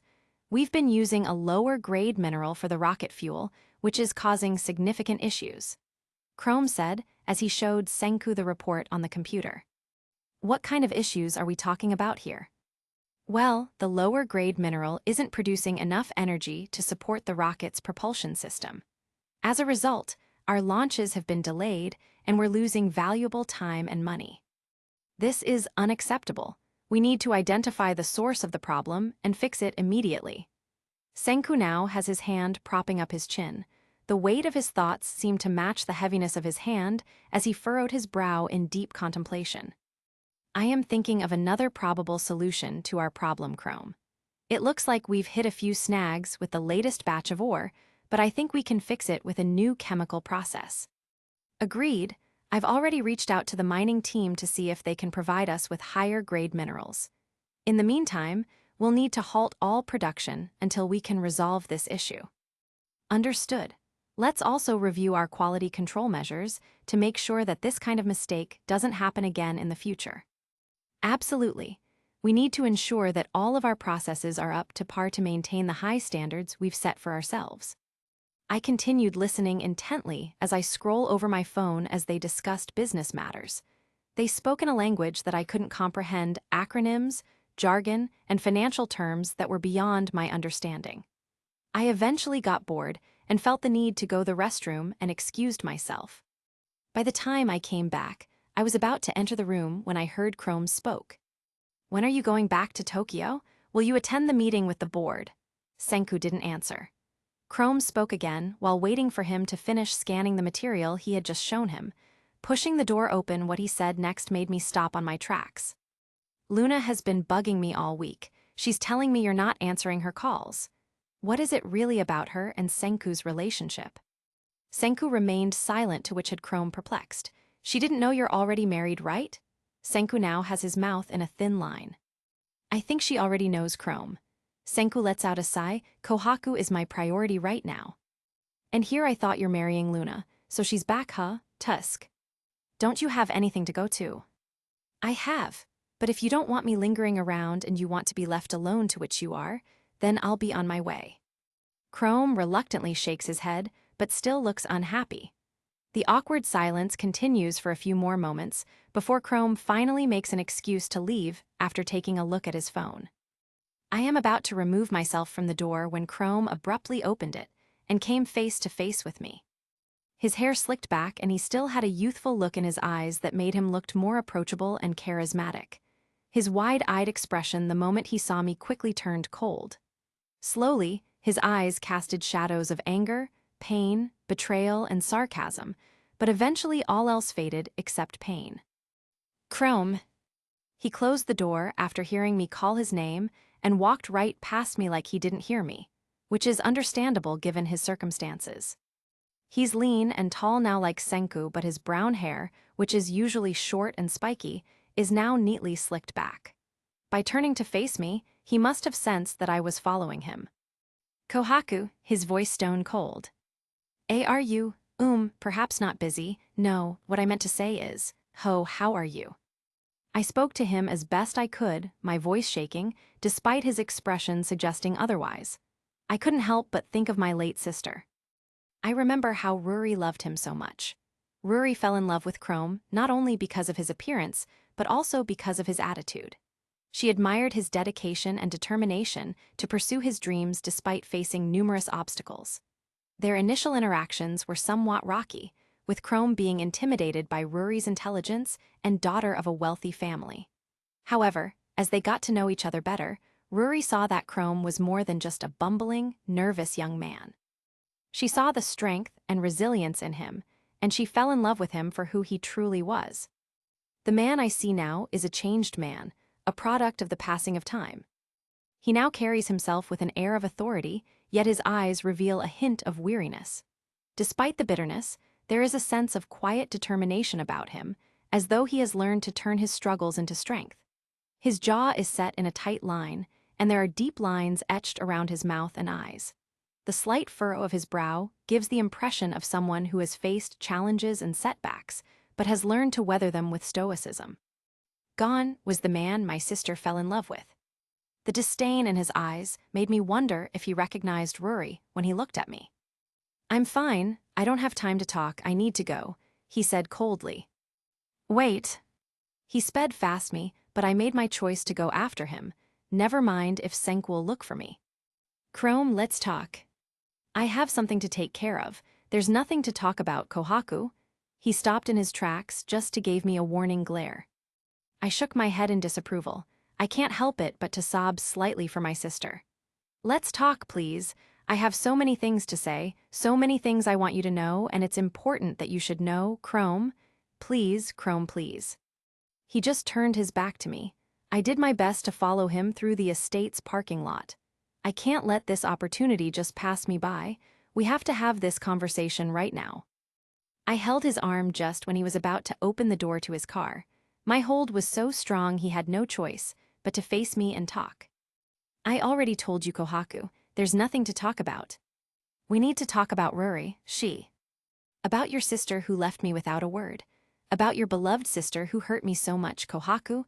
I thought we were already on good terms as I watched her walk away and go home the night of our prom. Instead, little did I know you migrated and she disappeared just like that. Why? Where is she now, huh? Did she already have her own family? What do you want us to talk about? I don't even care one bit about Ruri anymore. It's been years, Kohaku. The bonds we had are just illusions of the past. Hence, there is nothing worth discussing between us. His mockery of my sister was cruel, but I decided to forgive him and let this one go because I recognized the difficulty of his situation. Please, Chrome, just give me a bit of your time. Let's set a date. I have so many things to say. We need to talk. I insist and held his arm again as he attempted to open his car to leave. He looked at me as though I had suddenly enlightened him. His once angry face now shifted to being calm. Fine, in the evening at Ryusui's party, meet me in the garden. He handed me his business card. I give him a knowing nod and release my grip on his arm gradually. He hurriedly got into his car, started the engine, and drove out of our driveway without so much as a backwards glance. I accept his terms without second thought. Talking to him like this it was too much. I practically ran back inside the estate to my room, needing to escape. The scare he gave me when he blurted his thoughts on the aftermath of Rory leaving him made me sad to the point I sat on my bed and cried myself as I fell to my hands and knees and sobbed uncontrollably. The ache in my chest would not relent. It burned without end, as though to remind me of my loss. I'm truly sorry, Rory. He is angry. He's not only mad at me, but also at you, Rory. TG Thagod 33. Peace. Sleep for me was elusive, closing my eyes tightly hoping darkness would envelop me, but it only seemed to intensify my anxiety. I stayed in my room throughout the whole night. Senku knocked on the door, but I didn't bother to answer it. I don't want him to know the real reason I haven't been leaving my room. I didn't even bother going downstairs to eat when Turquoise and Suika knocked on my door. My mind was racing as I laid there, going over what happened during my first conversation with Chrome in 8 years, and wondering what would happen if I told him the truth about Rory's death. Knowing that he has harbored resentment for so long has revived my sense of guilt. I take deep breaths and calm myself, yet my mind wouldn't let me. Laying in bed, tossing and turning, I wished I could just escape from it all. As the door creaked open, I slowly opened my eyes. It's dark and I could feel the presence of someone in the room, and I wondered who it could be. Was it Turquoise coming back insisting me to eat dinner? Or perhaps Senku, whom I bet found the key to opening my door. I could hear footsteps approaching my bed, and I wondered what the person was up to. Suddenly, I felt a rough hand sweep my hair away from my face. He lingered for much over a minute, as though he could tell I wasn't actually asleep and were only waiting for a response. Mentally exhausted, I forced myself to sit up. He opened the lamp beside my bed. As I looked at him, his eyes were fixed on me, and I could feel the weight of his worry pressing down on me. He seemed to know something was wrong before I could even say anything. Without thinking, I reached out to him, burying my face in his chest and poured it all out in an uncontrollable tears. As I sobbed, I was very aware of Senku's stiff stance. I could feel the tension in his body, and it made me feel even more vulnerable. I knew that I was being ridiculous and he might be clueless as to why I am like this, but I couldn't help it. What I've been through made me felt alone, and my instincts told me I needed someone to hold me. After what felt like an eternity, I finally started to calm down. I lifted my head from Senku's chest as I wiped away some tears with the back of my hand. I looked up at him, hoping to find some comfort in his eyes, but he was staring off into space, as if lost in thought. There was pang of disappointment in deafening silence. I had hoped that he would say something, anything, to reassure me, but he seemed to be completely unresponsive. I also didn't know what to do or say, so I just sat there with him in silence, feeling awkward and vulnerable. Eventually, Senku broke the silence. "Are you okay?" he asked, his voice quiet and hesitant. "I'm sorry if this appears intrusive. I just wanted to check if you're okay."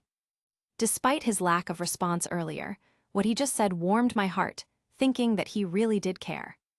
"Thank you for being here, Senku," I said softly. I felt foolish for breaking down like this, and I couldn't shake the feeling that I had made a mistake by reaching out to Senku on instinct. I am just glad that he didn't ask as to why I am crying, though I would be silent and too exhausted to dwell on it.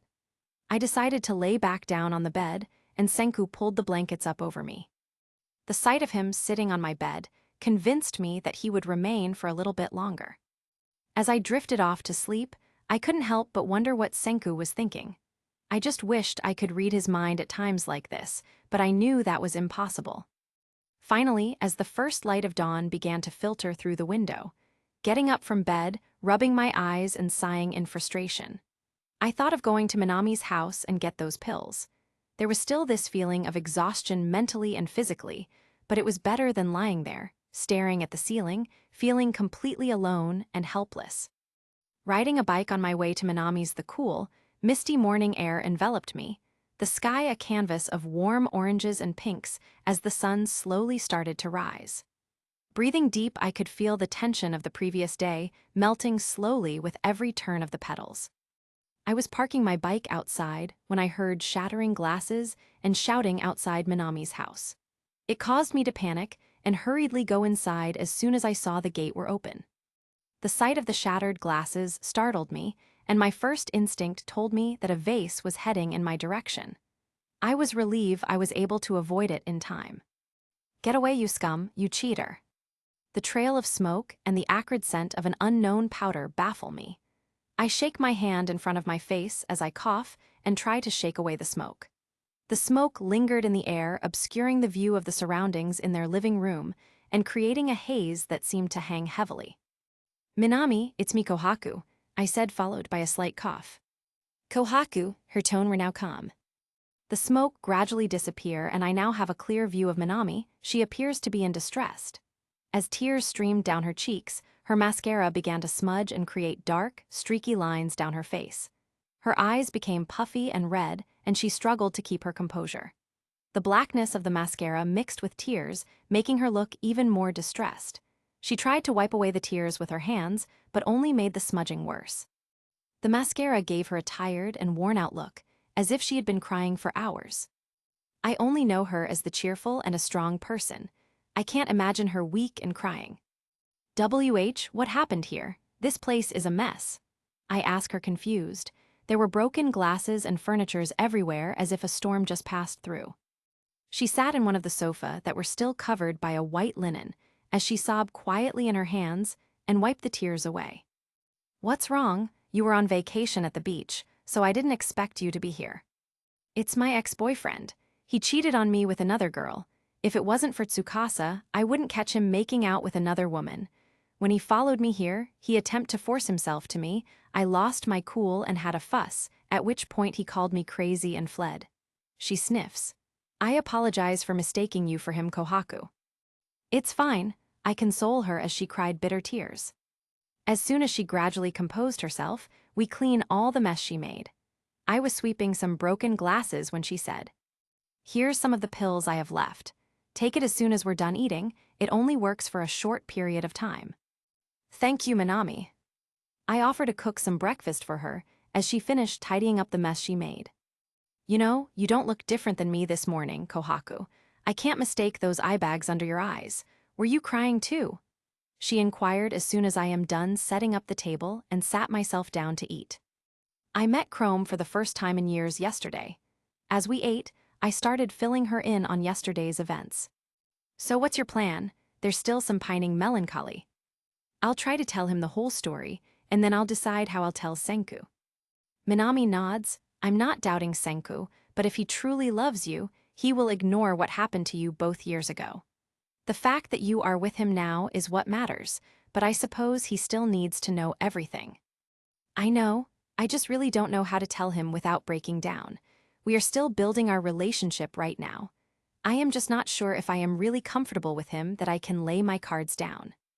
I understand, Kohaku. If Senku really loves you, he will understand. She took a sip of her tea. Are you sure you're okay staying here alone? Do you want me to ask Senku if you could stay at the estate? Who knows what if something happened to you here? I'm fine. Murray's high school is just near here. She often visits me to keep me company. So you're with Tsukasa, huh? Her cheeks blush, embarrassed. She quickly drank the last of her tea without looking. It just so happens that he and his sister came across me while I'm sunbathing at the beach. Also, I don't think we're on good terms right now. He has distanced himself from me ever since he found out I had a boyfriend. Turns out it's my ex now, she sighs. How about you? You're glowing since we arrived in Hokkaido. I take it Senku is caring after you. Makes me wonder who initiates, and oh, I almost forgot. I was confused for a second when she go upstairs, and not long after she came down carrying something. Here it is. This is my wedding present to you, Kohaku. I haven't quite decided what to get Senku as a gift yet, but now that I think about it, he seems to have everything he could want, including you, Kohaku. I wish I could just smile at Minami's compliment, but I cannot, when what we have isn't even real. When's Ryusui's party, by the way?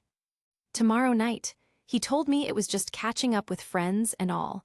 Don't worry, I asked them to never open something about your family during the gathering. I nod at her. We chat the whole day, and as soon as it's dusk, I bid her goodbye. Arriving at the estate, I was about to park my bike when I noticed the new hammock had been set up in the same spot as our old one. It appears to be well made and coordinates nicely with the flower displays surrounding my mother's garden. I wanted to give it a try, but I knew it would only bring back sad memories of Ruri. I visited our flower farms and saw that, Unlike when I initially arrived in Hokkaido, none of the flowers are visible from this vantage point. It was harvest season after all. I also noticed trucks from near our flower plantations. I'm assuming they were flower seeds and fertilizers for a new crops. It brought me back to when it was my father who's still managing all of these. Has this always been this busy? Leaving my bike in the storage, I had the urge to visit the greenhouse. The air inside is warm and humid, with the scent of soil and growing plants filling your nostrils. Sunlight streams in through the glass walls and ceiling, casting a warm glow over everything. The greenery is lush and abundant, with leaves and vines reaching out in every direction. Walking through the rows of plants, you can feel a sense of peace and tranquility, as if the world outside has faded away and all that matters is the life that surrounds you in this miniature ecosystem. I felt a fluttering sensation on my wrist and looked down to see a delicate butterfly perched there. Its wings were a vibrant shade of blue, with intricate patterns etched in black that seemed to dance in the sunlight. At first, I was surprised and a little taken aback, but as I watched the butterfly, I couldn't help but feel a sense of wonder and awe. It was as if this tiny creature had chosen me, out of all the flowers around, to land on. I stand very still, not wanting to startle it, and the butterfly remained on my wrist for several minutes. It was as if time had slowed down, and all my worries and troubles had melted away. I heard a slight bustle of the leaves behind me, and when I turned to look at it, the butterfly took off, flitting away on the breeze, leaving me with a sense of peace and tranquility that I had been missing for now. After musing for an hour outside, I noticed a sports car parked outside. I was curious for a moment, and I thought of going inside the estate, and was met with Turquoise telling me dinner was ready. "Where's Senku? Is the car outside his?" I asked her. For a moment, I remember Chrome asking Senku when he'll be back to Tokyo, but Turquoise beat me to it. "It's from Ms. Luna, Kohaku." I stopped chewing my food at her answer. She and the doctor had been in his office since this morning. I assume it's for business. No, it can't be just for business. That long, or was it? I felt weak. I just stared at my food for God knows how long since I heard Turquoise excused herself to find Suika. There's this lingering heartache.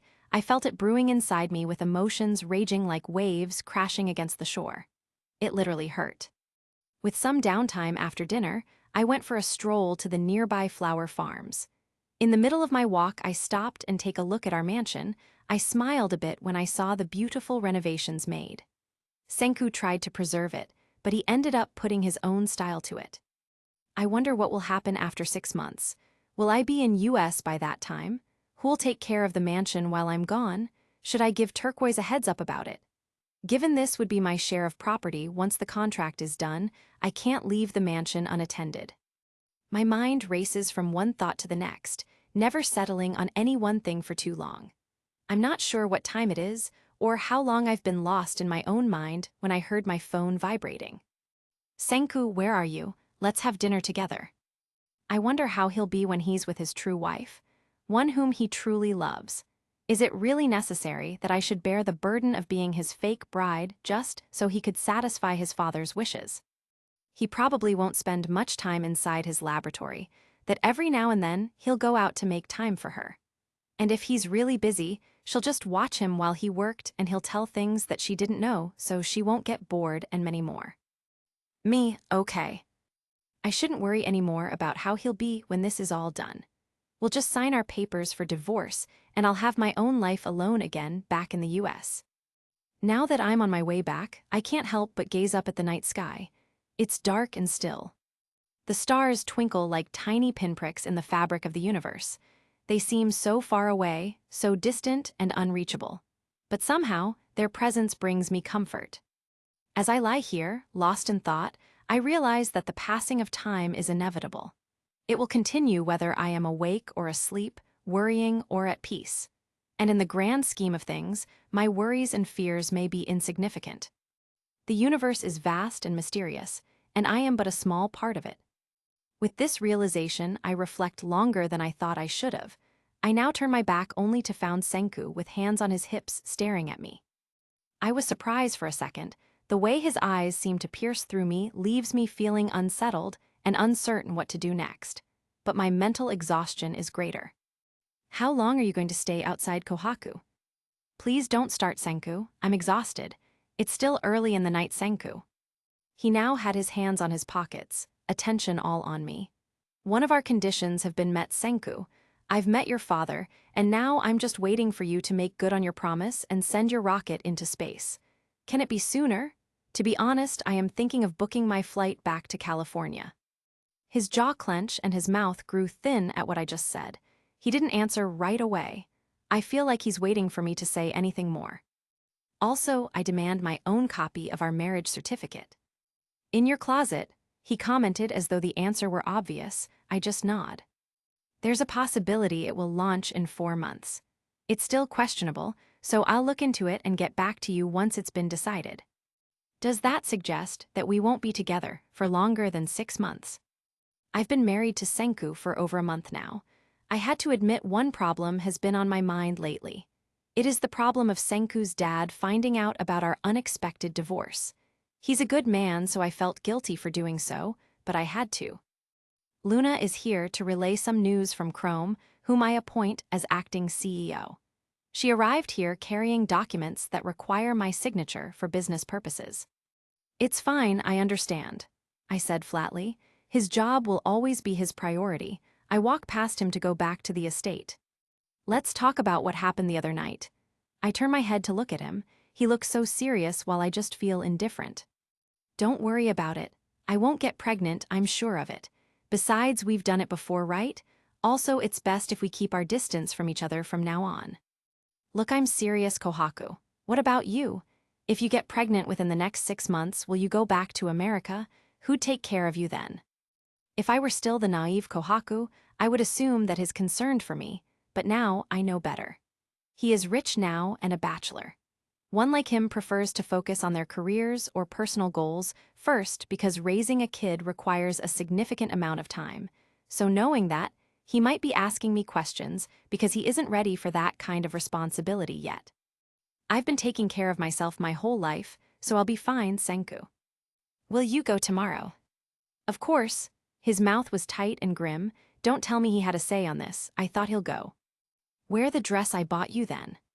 I have my own. I might not have those privileges now unlike back then, but still, I won't accept that, Senku. I'm fine. I don't need you buying things for me. Spasms of irritation cross his face. I don't want to owe him anything. Think of it as a wedding gift then. Also, he closed the distance between us. He took a loose strand of my hair and run a knuckle down my cheek. I felt my cheeks heat up as what he did send shivers down my spine. First of all, lower down your pride. While you're with me, I'll take care of you whether you like it or not. I won't agree to keeping our distance together. What do you think people who know we're married and living together will say? Second, you're an Ishigami now, my wife. So I suggest you drop your ego for now. The more I looked at him, the more my heart pounded against my ribcage. Everything in me ached to be in his presence, to feel his warmth and his kisses. Time seemed to stand still, and the only things that mattered were the beating of my heart and the yearning in my soul. The type of silence that only 2 people understand, but is it enough? TG Thagud 34. Embrace. You almost done. The tension between us was palpable. Silence ensued as Senku watched me do the final touch. By sprinkling fresh green scallions over the dish, its vibrant color adds a burst of freshness and a visual delight. The rice bowl oyakuden stood before me, a work of my effort to cook our supper. I'll try. I stood back as he picked up a serving of rice on his bowl. Once he settled, he blew on it to cool it down and took his first bite. I'm no chef, but I secretly hope he'll like it. If not, it's my first time cooking this dish, so I'll totally understand. It's good. You really know what you're doing, lioness, he said before taking another bite. Surprised that I actually managed to make something edible, I retorted, a playful challenge in my tone. These past few weeks I've been attempting to practice making real dishes by having Turquoise teach me, because I didn't do it while I'm still in the US. He pretended to contemplate, tapping his chin thoughtfully. Well, I have to admit, it's not as terrible as I expected, he replied, grinning. I shot him a mocking stare. It's been so long since he called me a lioness. Guess that's one thing that'll never change. Oh, how kind of you, I replied, tone dripping with sarcasm. You want me to do it again for you? I almost choke at myself. The question itself made me feel a little foolish. I shouldn't have asked, I'm simply playing his fake wife. Yes, his eyes crinkled at the edges, conveying a sense of warmth and genuineness. The way his smile illuminated his entire face made my heart flutter. Turquoise and Suica left earlier for a trip to the city first thing in the morning. There are no other servants on the estate, so I took it upon myself to prepare our supper. I was getting things ready when I saw Senku come in for water and chose to stay and sit on a stool by the island table. As I stirred the pan while frying rice, I could feel a pair of eyes on my every move. My movements became more deliberate, almost exaggerated, as I tried to focus on my cooking. But the more I felt the eyes watching me, the more I started to fumble with the utensils. My cheeks flushed with embarrassment as I realized that he had been sitting there for a while, probably watching me struggle to cook. I could feel my heart beating faster, and my hands became sweaty. Trying to recover from my embarrassment, I turned back to the stove, trying to ignore his presence. But every time I looked at him, his gaze made me blush even more. It was as if his eyes had a special power over me that I couldn't resist. I tried to focus on my cooking, but I couldn't shake off the feeling of his eyes on me. It was both thrilling and nerve-wracking at the same time. I knew I had to finish my cooking and present it to him, hoping that it would make up for my embarrassment. Then once I am done, he offered to taste my cooking. We're mostly quiet like this. This silence between us as we eat together made me think I suppose it's better than this, since if I said anything else, it could spark another argument between us like the one we had last night. As soon as we're done eating, he told me he'll just read something back at his office while he waits for me to prepare. I checked the time. There are still hours to go before the set time. How long did he think it would take me to get ready? Never mind, he's busy, so it isn't a big deal when it takes me 2 hours to do my routines like taking a bath, applying makeup, and digging around in my closet until I discover the white dress he gave me over in a bag. Examining myself in the mirror while wearing the dress he gave me made me a little giddy. It was indeed beautiful as it hugged my curves in all the right places. It is a high neck collar halter, and from waist down, the dress was flared out into a full, knee-length skirt that flowed with every step I took. I didn't know Senku had a taste, so I should remember to thank him for this later. I pair it with a cream stilettos to complete my look. As I descend the stairs, I saw him already prepared to go and is standing near the big windows overlooking our flower farms. He's busy folding the sleeves of his white polo shirt. Once he's done, his eyes briefly met mine, but I was more focused to what he is wearing. He wore a white polo shirt, its buttons slightly open, revealing glimpses of the shirt underneath, and completed his outfit with matching khaki pants and a pair of brown loafers, adding a touch of sophistication to his otherwise casual look. He approached me while carrying his folded overcoat. The faint scent of his perfume filled the air, leaving me with a pleasant sensation. "Let's go," he said, to which I was pulled out of my stupor. As I stepped outside into the December breeze, I shivered and wrapped my arms around myself, wishing I had brought a coat. Suddenly, I felt a presence behind me. He looked at me with concern, and without a word, he draped his coat over my shoulders. I was surprised at first, but soon felt the warmth of the thick coat seeping through me. Looking up at him, I caught his eyes, which caught me off guard, and I found myself drawn to him in a different way. "Thanks, also I appreciate the dress, Senku." For a brief moment, my face lit up with a smile of genuine, comforting warmth, unable to ignore the fact that he was staring directly at me. I'm a bit annoyed at myself for giving him such a compliment in my head. He must have think I am too easy. The two of us don't say a word the entire car ride. There's nothing to discuss unless we argue. It's clear that our relationship is doomed to fail. If he's with Luna, maybe they can have a science-related conversation, but I can't really say anything because my knowledge is so restricted. Years ago, we have no label. I don't even know if he liked me. I just assumed. I should have kept it and stayed as friends. If he really loved me before, he should have pursued me. Truth is, I'm not blind. I have an instinct he didn't felt the same, but I'm not taking that against him. I pursued him first. Without my constant pursuing, he won't even saw me. It's the truth I kept denying myself years ago. I was naive and immature. I was driven by my wanting to prove I can do it with him, just like the other boys I dated. But in the end, I didn't realize it would come back at me. It was already too late when I realized was already hopelessly in love with him. As soon as we arrived, I looked around and was captivated by the traditional, yet modern Japanese residence, set against a beautiful natural backdrop. Once inside, a butler led us inside the Nanami's residence to their courtyard.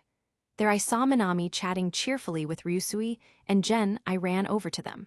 For the first time since I got here in Hokkaido, I feel at home.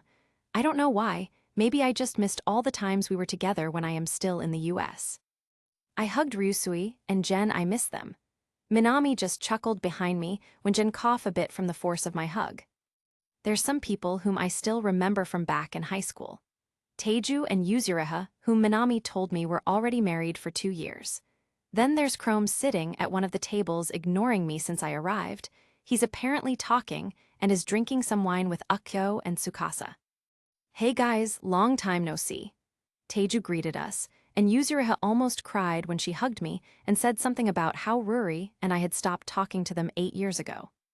How's life treating you, Yuzuriha? I asked. I'm doing well. I'm a bit sad we weren't invited to your wedding. Senku, Teiju tapped Senku's shoulder. Congrats, he said with all smiles. Senku seems embarrassed as he rubs his neck. It's a bit unexpected, and we're sorry we didn't invite you both. Yuzuriha held both my hands and said, I've missed you so much, Kohaku. I am a fashion designer now. I just wished you could have told us you were getting married. I would happily tailor your wedding dress for you. I just smile at her. It's an intimate wedding. We can have another one if Kohaku wants. This time her family will be invited. It suddenly got me a heavy feeling in my stomach. I didn't anticipate him to open up about that topic. Now I'm at a loss for words. So you two were in a long-distance relationship? Yuzuriha asked. Yes, we were, Senku lied. I show them a fake smile, how I wish we were. I was shocked when one arm slung over my shoulder, briefly brushing me against Senku, who had another arm on his. They can't help it, dear Yuzuriha. These two just really love each other, tilde, Jen amusedly said. I felt my cheeks heating up, and Senku gave him an irritated look. You cut contact with us, Kohaku. If Minami didn't mention to me, I wouldn't know you're in America. And I feel like this topic would go down to Ruri's, so I need to change the topic to another fast. I'm sorry I've become busy studying. I showed them a slight smile. Senku's furrowed brow caught my attention. It's like he wants to ask me something, but he refrained. You could have called, Senku cleared his throat a bit. I mean they would have understand. I felt Jen tap my shoulder as if he knows where this conversation will go. I know Jen. I eventually became a US citizen after processing my papers for a few months. I thought we weren't going back for good, so I didn't waste any effort telling you guys. Is that so? You should have stick true to your words then. Chrome said, his voice dripping with spite while Senku's looks curiously at me. Without saying a word, I bent my head in shame. By the way, Francois and I need some help in the kitchen. Kohaku, can you help us? Minami came to my rescue. Yuzuriha also offered to help. True to her words, Minami lead us to the kitchen. Francois does most of the preparations, while we just occasionally hands over ingredients or stirring something briefly before stepping back and let her take over. Once everything's done, Minami and I were the only ones left inside the kitchen to clean, while Yuzuriha and Francois served the food outside. It seems like Chrome is really mad at you, Kohaku, Minami said. There's no doubt about it. I'm really thankful for you and Jen for conspiring and pulling me out before things escalate further. No worries. Do you want me to be with you when you talk to Chrome? Even though I didn't go through it myself, I can vouch for its veracity. I know how hard it would be for you to recall and tell him everything, so please don't let the sadness overcome you.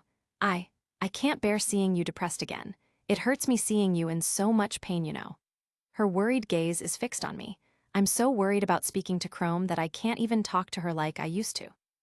I'll keep that in mind, Minami. I'll handle this one on my own. I appreciate it, but it's between us. I don't want you getting involved. She smiles and nods at me for understanding my decision. I sent Chrome a message so I can talk to him alone, and he didn't reply, but I was shocked when Jen messaged me saying that Chrome is going for a stroll in Ryusui's garden. Go Kohaku, Minami said. Ryusui already knows you'll talk to him, so we made the decision to stall our friends and Senku. I nodded at her, and after she told me the direction I should go so the rest won't see me, I mentally prepare myself to talk with Chrome. As I walked further into the garden, the scent of blooming flowers filled my nostrils. A faint wisp of smoke curled into the air, catching my attention.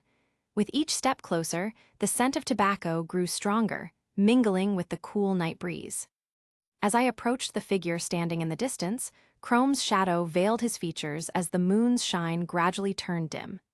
His lips parted, releasing a plume of smoke into the night sky, and I hesitated for a moment. The smoke hung delicately in the air, twisting and dissipating into nothingness, much like the words I was about to speak. With a breath, I mustered the courage to approach. The scent of smoke lingered. As I drew near, the glow of the cigarette revealed his features, a mix of weariness and contemplation, as if lost in his own world. "I didn't know you're smoking, Chrome." His current cigarette ran out, he took another one, and with the flick of a lighter, a brief burst of flame, and the cigarette came alive once more.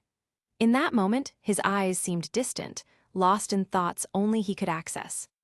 Scientifically, it contains nicotine that can provide temporary relief. Our eyes met, momentarily locking in a silent exchange, but he averted his gaze at the sky above. "There's no doubt you look so much like your sister. I can still remember your sister's last words to me before she left. 'Go home,' she said while we were apart. It was also the same time when our relationship was tiptoeing on a tightrope, and I realized that the way she loved me was so confusing that I didn't know if what she meant was for me to stay with her or for me to leave her." The smoke lingered between us, creating an invisible barrier that added an aura of sadness. Though I'm relieved that we can finally communicate in a civil manner, seeing him like Wei was heartbreaking.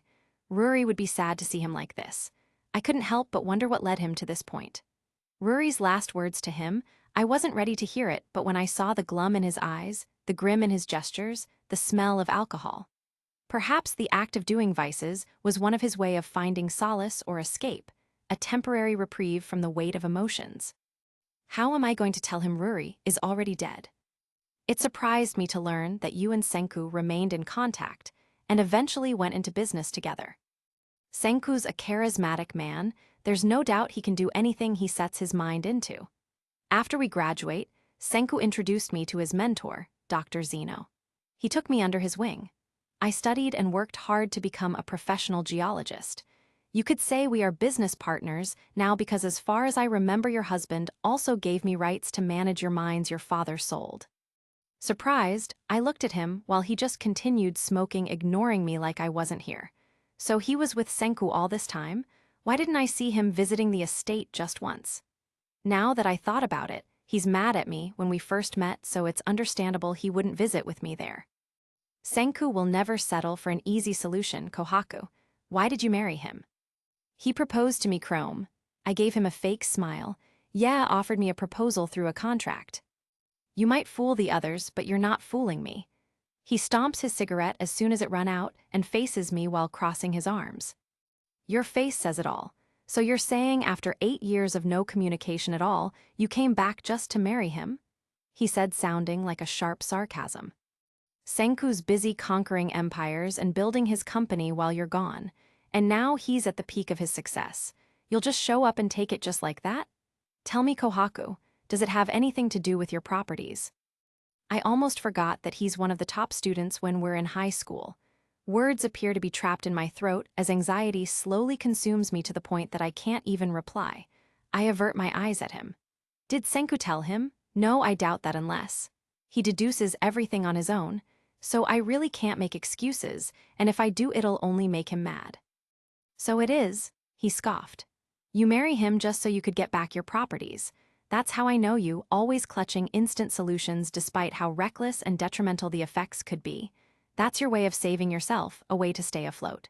Just like before, you are still selfish, Kohaku. You and Ruri were no different.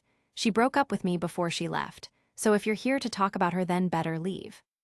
You're right, I married Senku for our properties because I want it back. I began, my tone gentle but firm. Chrome, I understand you're angry, but please, let me explain. What is there to explain? For 8 years, I've tried so hard to forget about you and your family, thinking you won't come back here anymore. I would have gone insane waiting for someone who will never return if Senku hadn't helped me. We're both left for unknown reasons by you and your sister after all. You left him, and she in turn left me. Now you're back, and she's nowhere to be found. Funny, how easy it was for her to disconnect from me as if we didn't have history. His words laced with a mocking tone, carrying a bitter edge. My eyes were filled to the brim with tears. I couldn't imagine it. I couldn't imagine Senku and Chrome in pain. Why, after all these years, did I just think of it now? We never wished for any of this to happen. We were supposed to come back once things were all better. She promised she'll come back, but then. But then what? His voice dripping with spite. All those years she cut her communication with me. You want to know what makes me upset when I saw you came back without her, huh? Everyone moved on while I secretly keep searching about her whereabouts. I've been desperately seeking her for years, and most of it failed, like it seems she never wanted to be found. I almost lose hope, but now seeing you right here made me wonder if she hated me that much to not even come back anymore. Is she happy now? Where is she, huh? Fury burned in his eyes, the flames of anger dancing wildly as he demanded answers. His voice trembled with a mix of desperation and rage, his words sharp and piercing.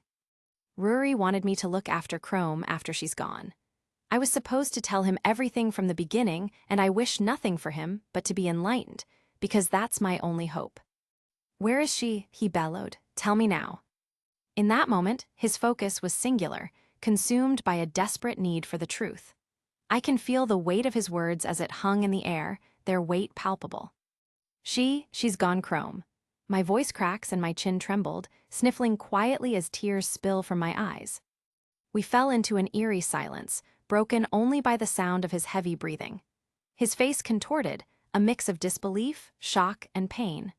The anger that had fueled him moments ago now shifted, morphing into a raw and consuming grief. No, that can't be true, he muttered, his voice cracking with emotion. You're lying to me. I tried hard to be somber even though I'm breaking inside. The pain of losing her is like an abyss that swallows you whole, leaving you stranded in a world that feels emptier and colder without their presence. It's a heartache that seeps into the deepest recesses of your soul, piercing through every fiber of your being. A vital piece of me has been torn away the moment she died.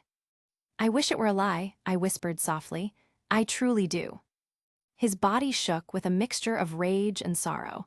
He struggled to process the devastating news, his mind refusing to accept the reality. The weight of the truth pressed upon him, crushing his spirit as he stumbled backward, grasping for support. He was madly in love with her, but she went away without a word. I couldn't blame him for being angry. Ruri suffered from a rare case of lung cancer, and you know why, right? He had a lingering sadness in his eyes. After the fight, we go to his house to settle down, and there, he examined our wounds and treat us. His eyes widen at the realization because we both remembered. He pushed Ruri to tell him what really happened that day. She goes to school with us every day, and we all assume she's fine, but little did we know she was actually suffering. She fought hard to live, Chrome.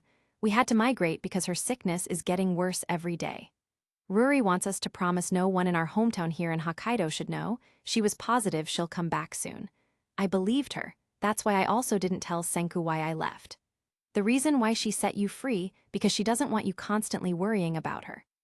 She has hope she'll eventually heal and get rid of her sickness, but it seems like luck weren't on our side. He stepped back, and I saw him clench his fist. I also lose my parents after losing her. Mother killed herself and my father had a cardiac arrest. I'm not anymore the same Kohaku you knew, Chrome. We were broke until we lost everything we owned to compensate for my mother's loans and Ruri's hospital bills. I now only had the savings I had while working back in America.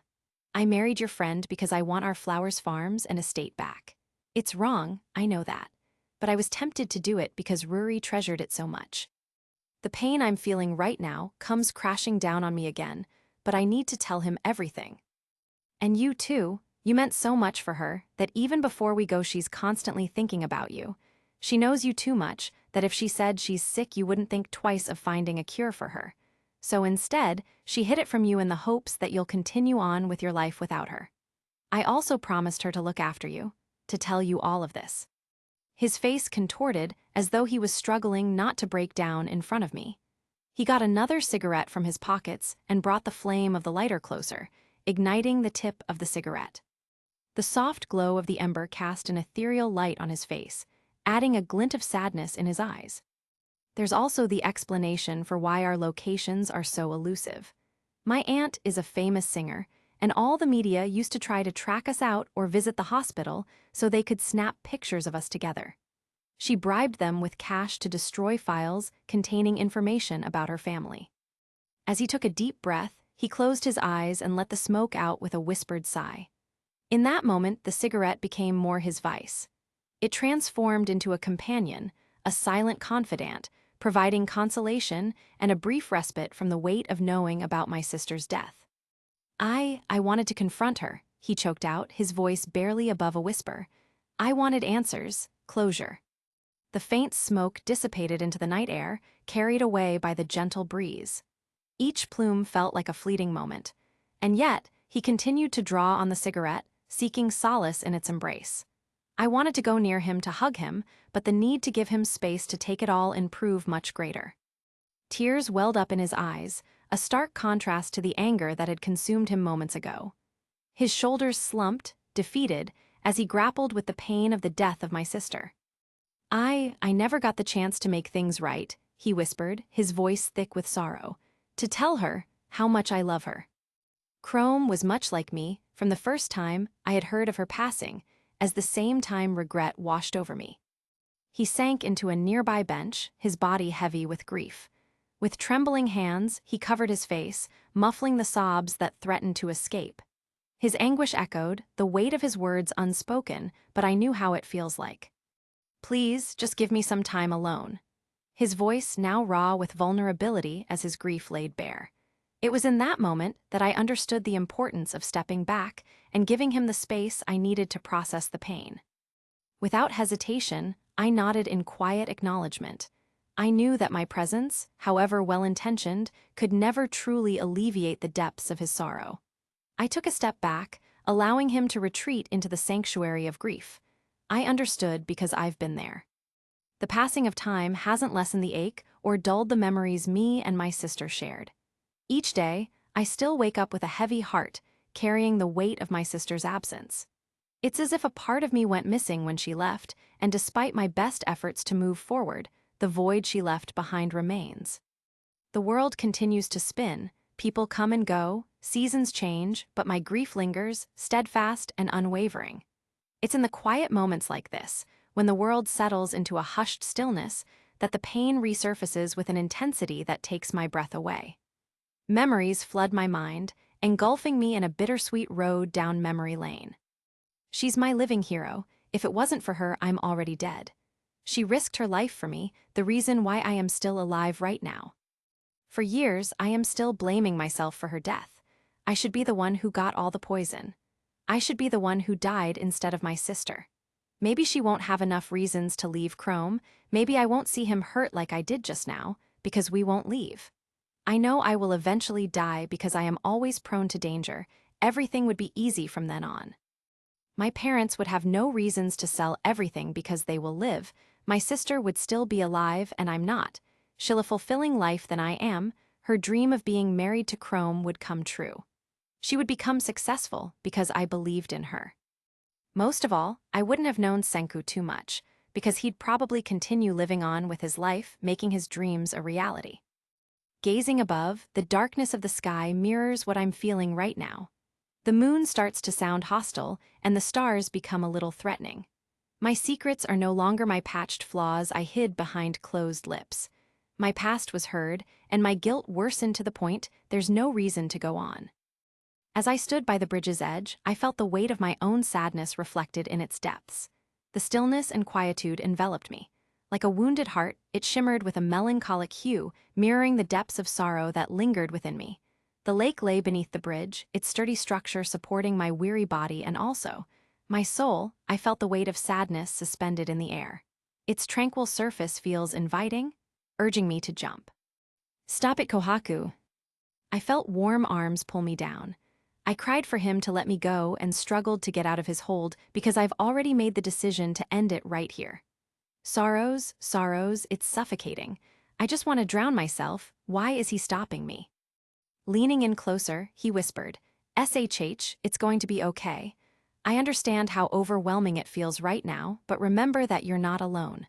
So please calm down." Sorrowful tears streamed down my face like a strangled scream as I sobbed uncontrollably. His arms locked me tight, enveloping me in a warm embrace, pulling me close, giving me solace as if a hug that spoke volumes and all my sorrows could melt away in that moment.